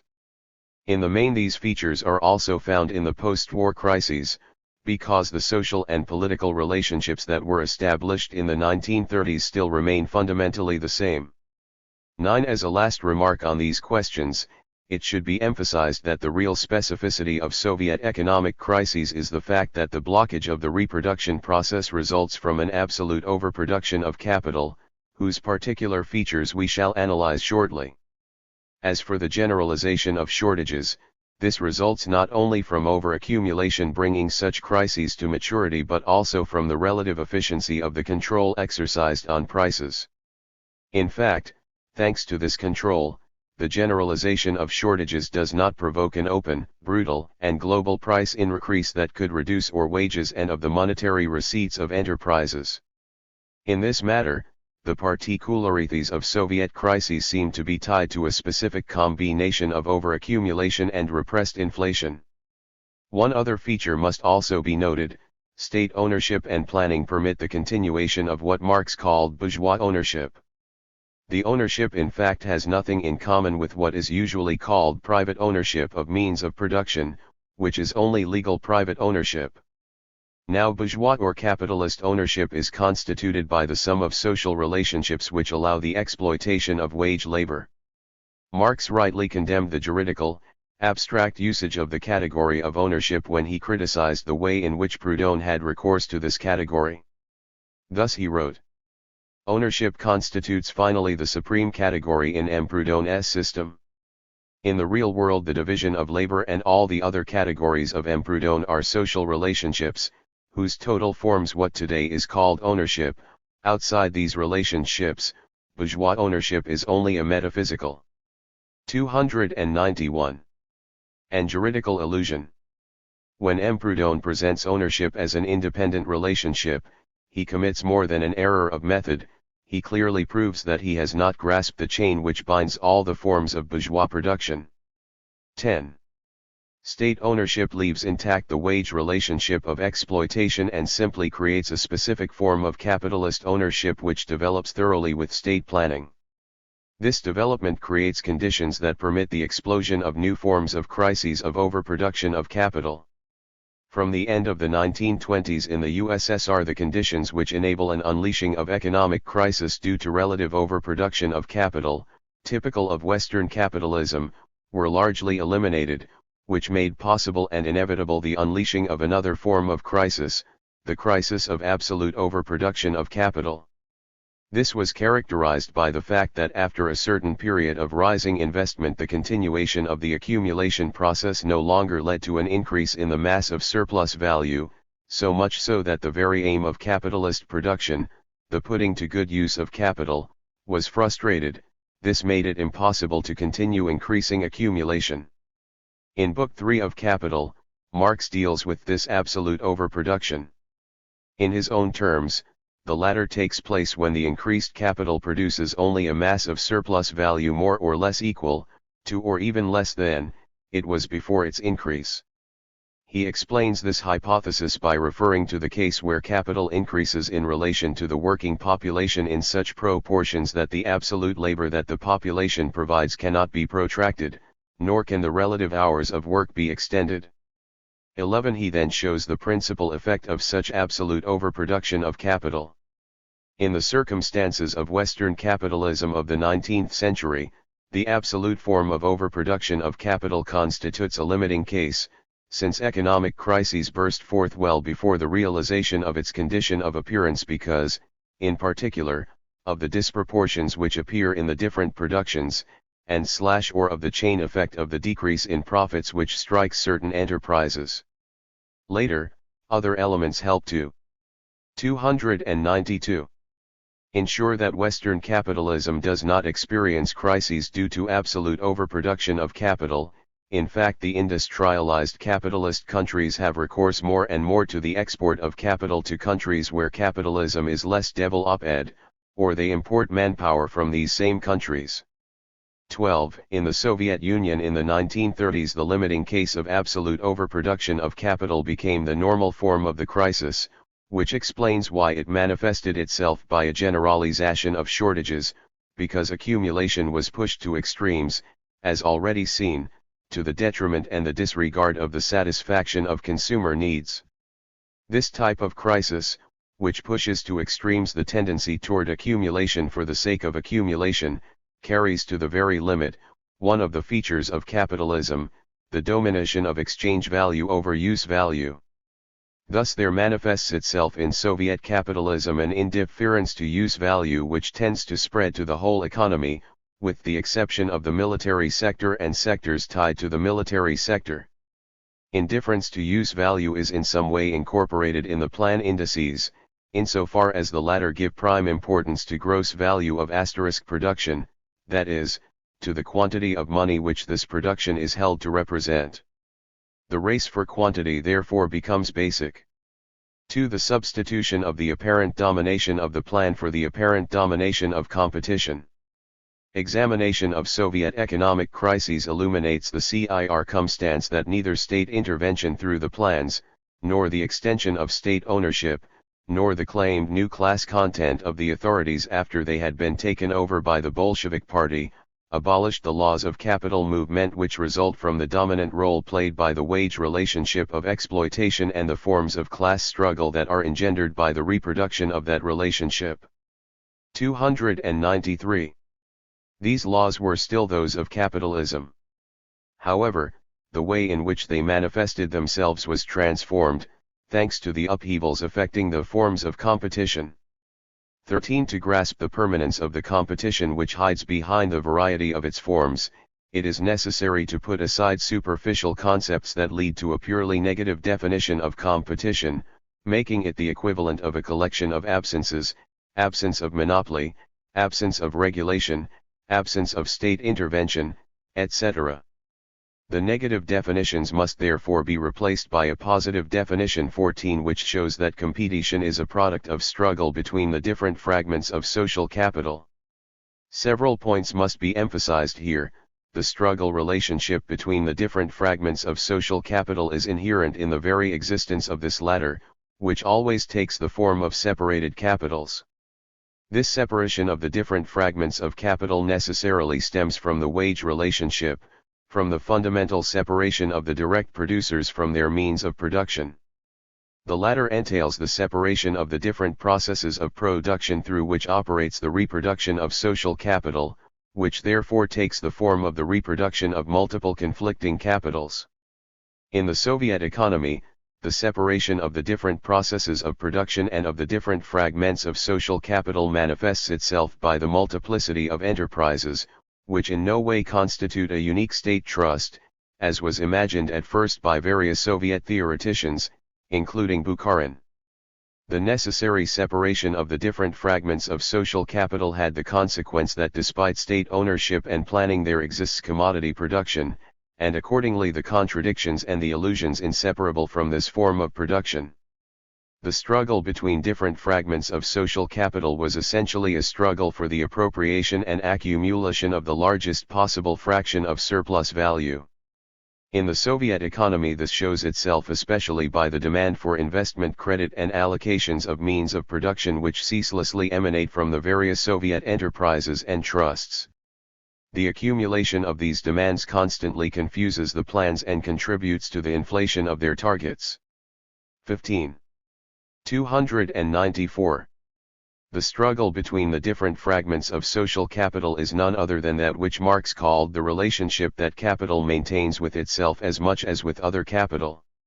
16. In abstract terms, competition is nothing but an internal relationship of capital which looks like an exterior relationship. It is the forms of this external relationship which are transformed by the action of changes affecting the concrete relationships between the different fragments of capital. These modifications give rise to different phases: free competition, monopolies, state intervention, economic plan, etc. The rise of these forms gives birth to a series of illusions which are taken as truths. Thus the dominance of the form of the plan gives birth to the illusion of a possible control over the economy, and gives body to a new fetishism, that of the plan, which comes to be added to the fetishism of the state and the fetishism of money.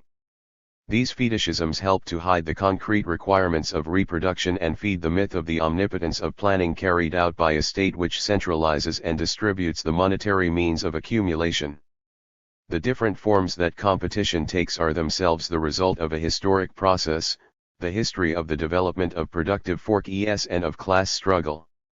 In the Soviet Union, from the end of the 1920s, competition took mainly the form of planning. This FDRM predominated under the joint action of a series of elements, of which, in particular, the massive development of primitive accumulation, strongly centralized following class struggles which favored a certain form of state ownership, and of the dominance of ideological images in the guise of its imaginary opposite, of the unity of social capital. The appearance of the unity of social capital is also that of its abolition, inasmuch as it is an antagonistic social relationship bearing specific contradictions. 18 Of the illusion that the state can ensure a rational distribution of the labor force and means of production, and a regular growth of productive forces and consumption, an illusion constantly demolished by the real movement, which is that of the contradictions inherent in capitalist production. Hence also, the concealment of the objective conditions of price and wage fixing, and the tendency to reduce these social relationships to simple forms that can be utilized as instruments. By manipulating, as it does, prices and salaries, Soviet power only makes the economic system more opaque and exacerbates the contradictions of capital. To finish with these remarks, it should be noted firstly how much the development of state planning strengthened the fetishism of money that dominated those at the top of the state apparatus. The monetary illusion thus impelled the party leadership to pay attention only to the sums of money which were to be invested, taking no account of material shortages. At the end of the 1920s and the beginning of the 1930s, money fetishism led to anticipatory acceptance of the fact that material resources were insufficient for concrete needs. Such an acceptance is explained by a real faith in the power of money. As Bukharin said, the party leadership was thus encouraged to believe that if one had money, one will also have everything else. 19 Also to be noted are the extraordinary illusions which were born at the same time from the combination of money fetishism, state fetishism, and plan fetishism. It was this combination which led the Soviet economist Stremlin to declare, "We are not bound by any law, the question of rhythm is decided by the will of human beings." 20. 296. It was again this combination of fetishism which led another Soviet economist, Weisberg, to claim, "We are introducing enormous changes in all aspects of human life and, in a revolutionary way, we shall penetrate the forces of nature." 21. This is the enchanted world which also gave birth to the idea of a curve of economic growth moving upwards and accelerating, with Stalin talking about rising Bolshevik curves as opposed to falling Trotskyist curves. 22. The economic crises reveal the illusory character of all these declarations. However, they are not enough to cause the disappearance of the fetishisms of money, state, and plan, for the latter are the product of dominant economic, social, and political relationships. Conclusion. A capitalism of a new type. If one wanted to summarize as briefly as possible certain of the conclusions that result from the preceding pages, one might say that during the 1930s the Soviet Union experienced radical economic and social changes whose essential consequences are as follows: the crushing of the peasants, whose means of production were expropriated, and their transformation into kolkhozniks or state farm workers, when they were not obliged to exile themselves to the towns or were not deported; expropriation of the artisans, of small trade and small industry for the benefit of the state sector; the destruction of what was left of the independence of the workers' trade union organizations and the transformation of the latter into mere appendices of enterprise managements; the subjection of wage earners to a factory despotism of an extreme brutality, the putting into practice of labor legislation which in reality was penal legislation. The development of mass repression enabling the imposition of penal and concentration camp labor on a large scale, state centralization of capital and efforts to subordinate the accumulation of the latter and economic growth to a state plan. The process of social and economic transformation of the 1930s did not in any way eliminate capitalist social relationships, on the contrary it reinforced them. It increasingly made the wage relationship into a relationship of fundamental exploitation. 300. By favoring the extension and deepening of capitalist social relationships, the process of transformation which marks the 1930s in the USSR pushed to extremes the contradictions of capital and led to crises of absolute overaccumulation which manifested themselves through general shortages. The process which has just been summarized permitted rapid growth of some industries, which helped to alter the place of the Soviet Union in international economic and political relationships. At the same time this process increased the internal economic imbalances in the Soviet Union and the inequalities of its development. It turned agriculture into a sector that was structurally weak but from which the state could extract a relatively high surplus product.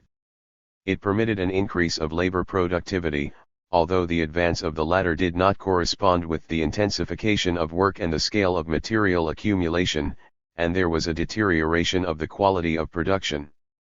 The growing place occupied by the wage relationship of exploitation and by the capitalist division of labor, and the shape of the movement of economic contradictions throw light on the nature of the social and economic system which developed during the 1930s. It was a capitalism that had eliminated, more than any other, the pre-capitalist forms of production and which tended to subject to an exceptional degree the totality of workers to the requirements of accumulation for accumulation. These features of Soviet capitalism, and the preeminent role allotted to the state and the party, make it a capitalism of a new type. This latter was germinating in the October Revolution, with its concept of a socialism for which state capitalism would be the immediate antechamber. In this sense, if a revolutionary character is recognized in the economic and social transformations of the 1930s, it can be said that they completed the capitalist work of the October Revolution, whilst that compulsion had been checked up to then by the peasant revolution and by the relative egalitarianism that had been imposed by the ambiguous relationships that the Bolshevik Party maintained with the working class between October and the end of the 1920s. 301. It seems to me that by talking of a capitalism of a new type one is describing much better the fundamental social relationships of the Soviet economic and social system, better than by talking of bureaucratic collectivism, or of the state mode of production or of state socialism. However, the use of this term obviously cannot suffice, for it does not allow certain characteristics of Soviet capitalism to be grasped, and it leaves others in the shadows. First among these others is political totalitarianism. To show up this latter it is necessary to establish an explicit relationship between the capitalism of new type born in the USSR and the political conditions of class domination which made possible its emergence. These are the problems which must be tackled in Volume 4 of the present work.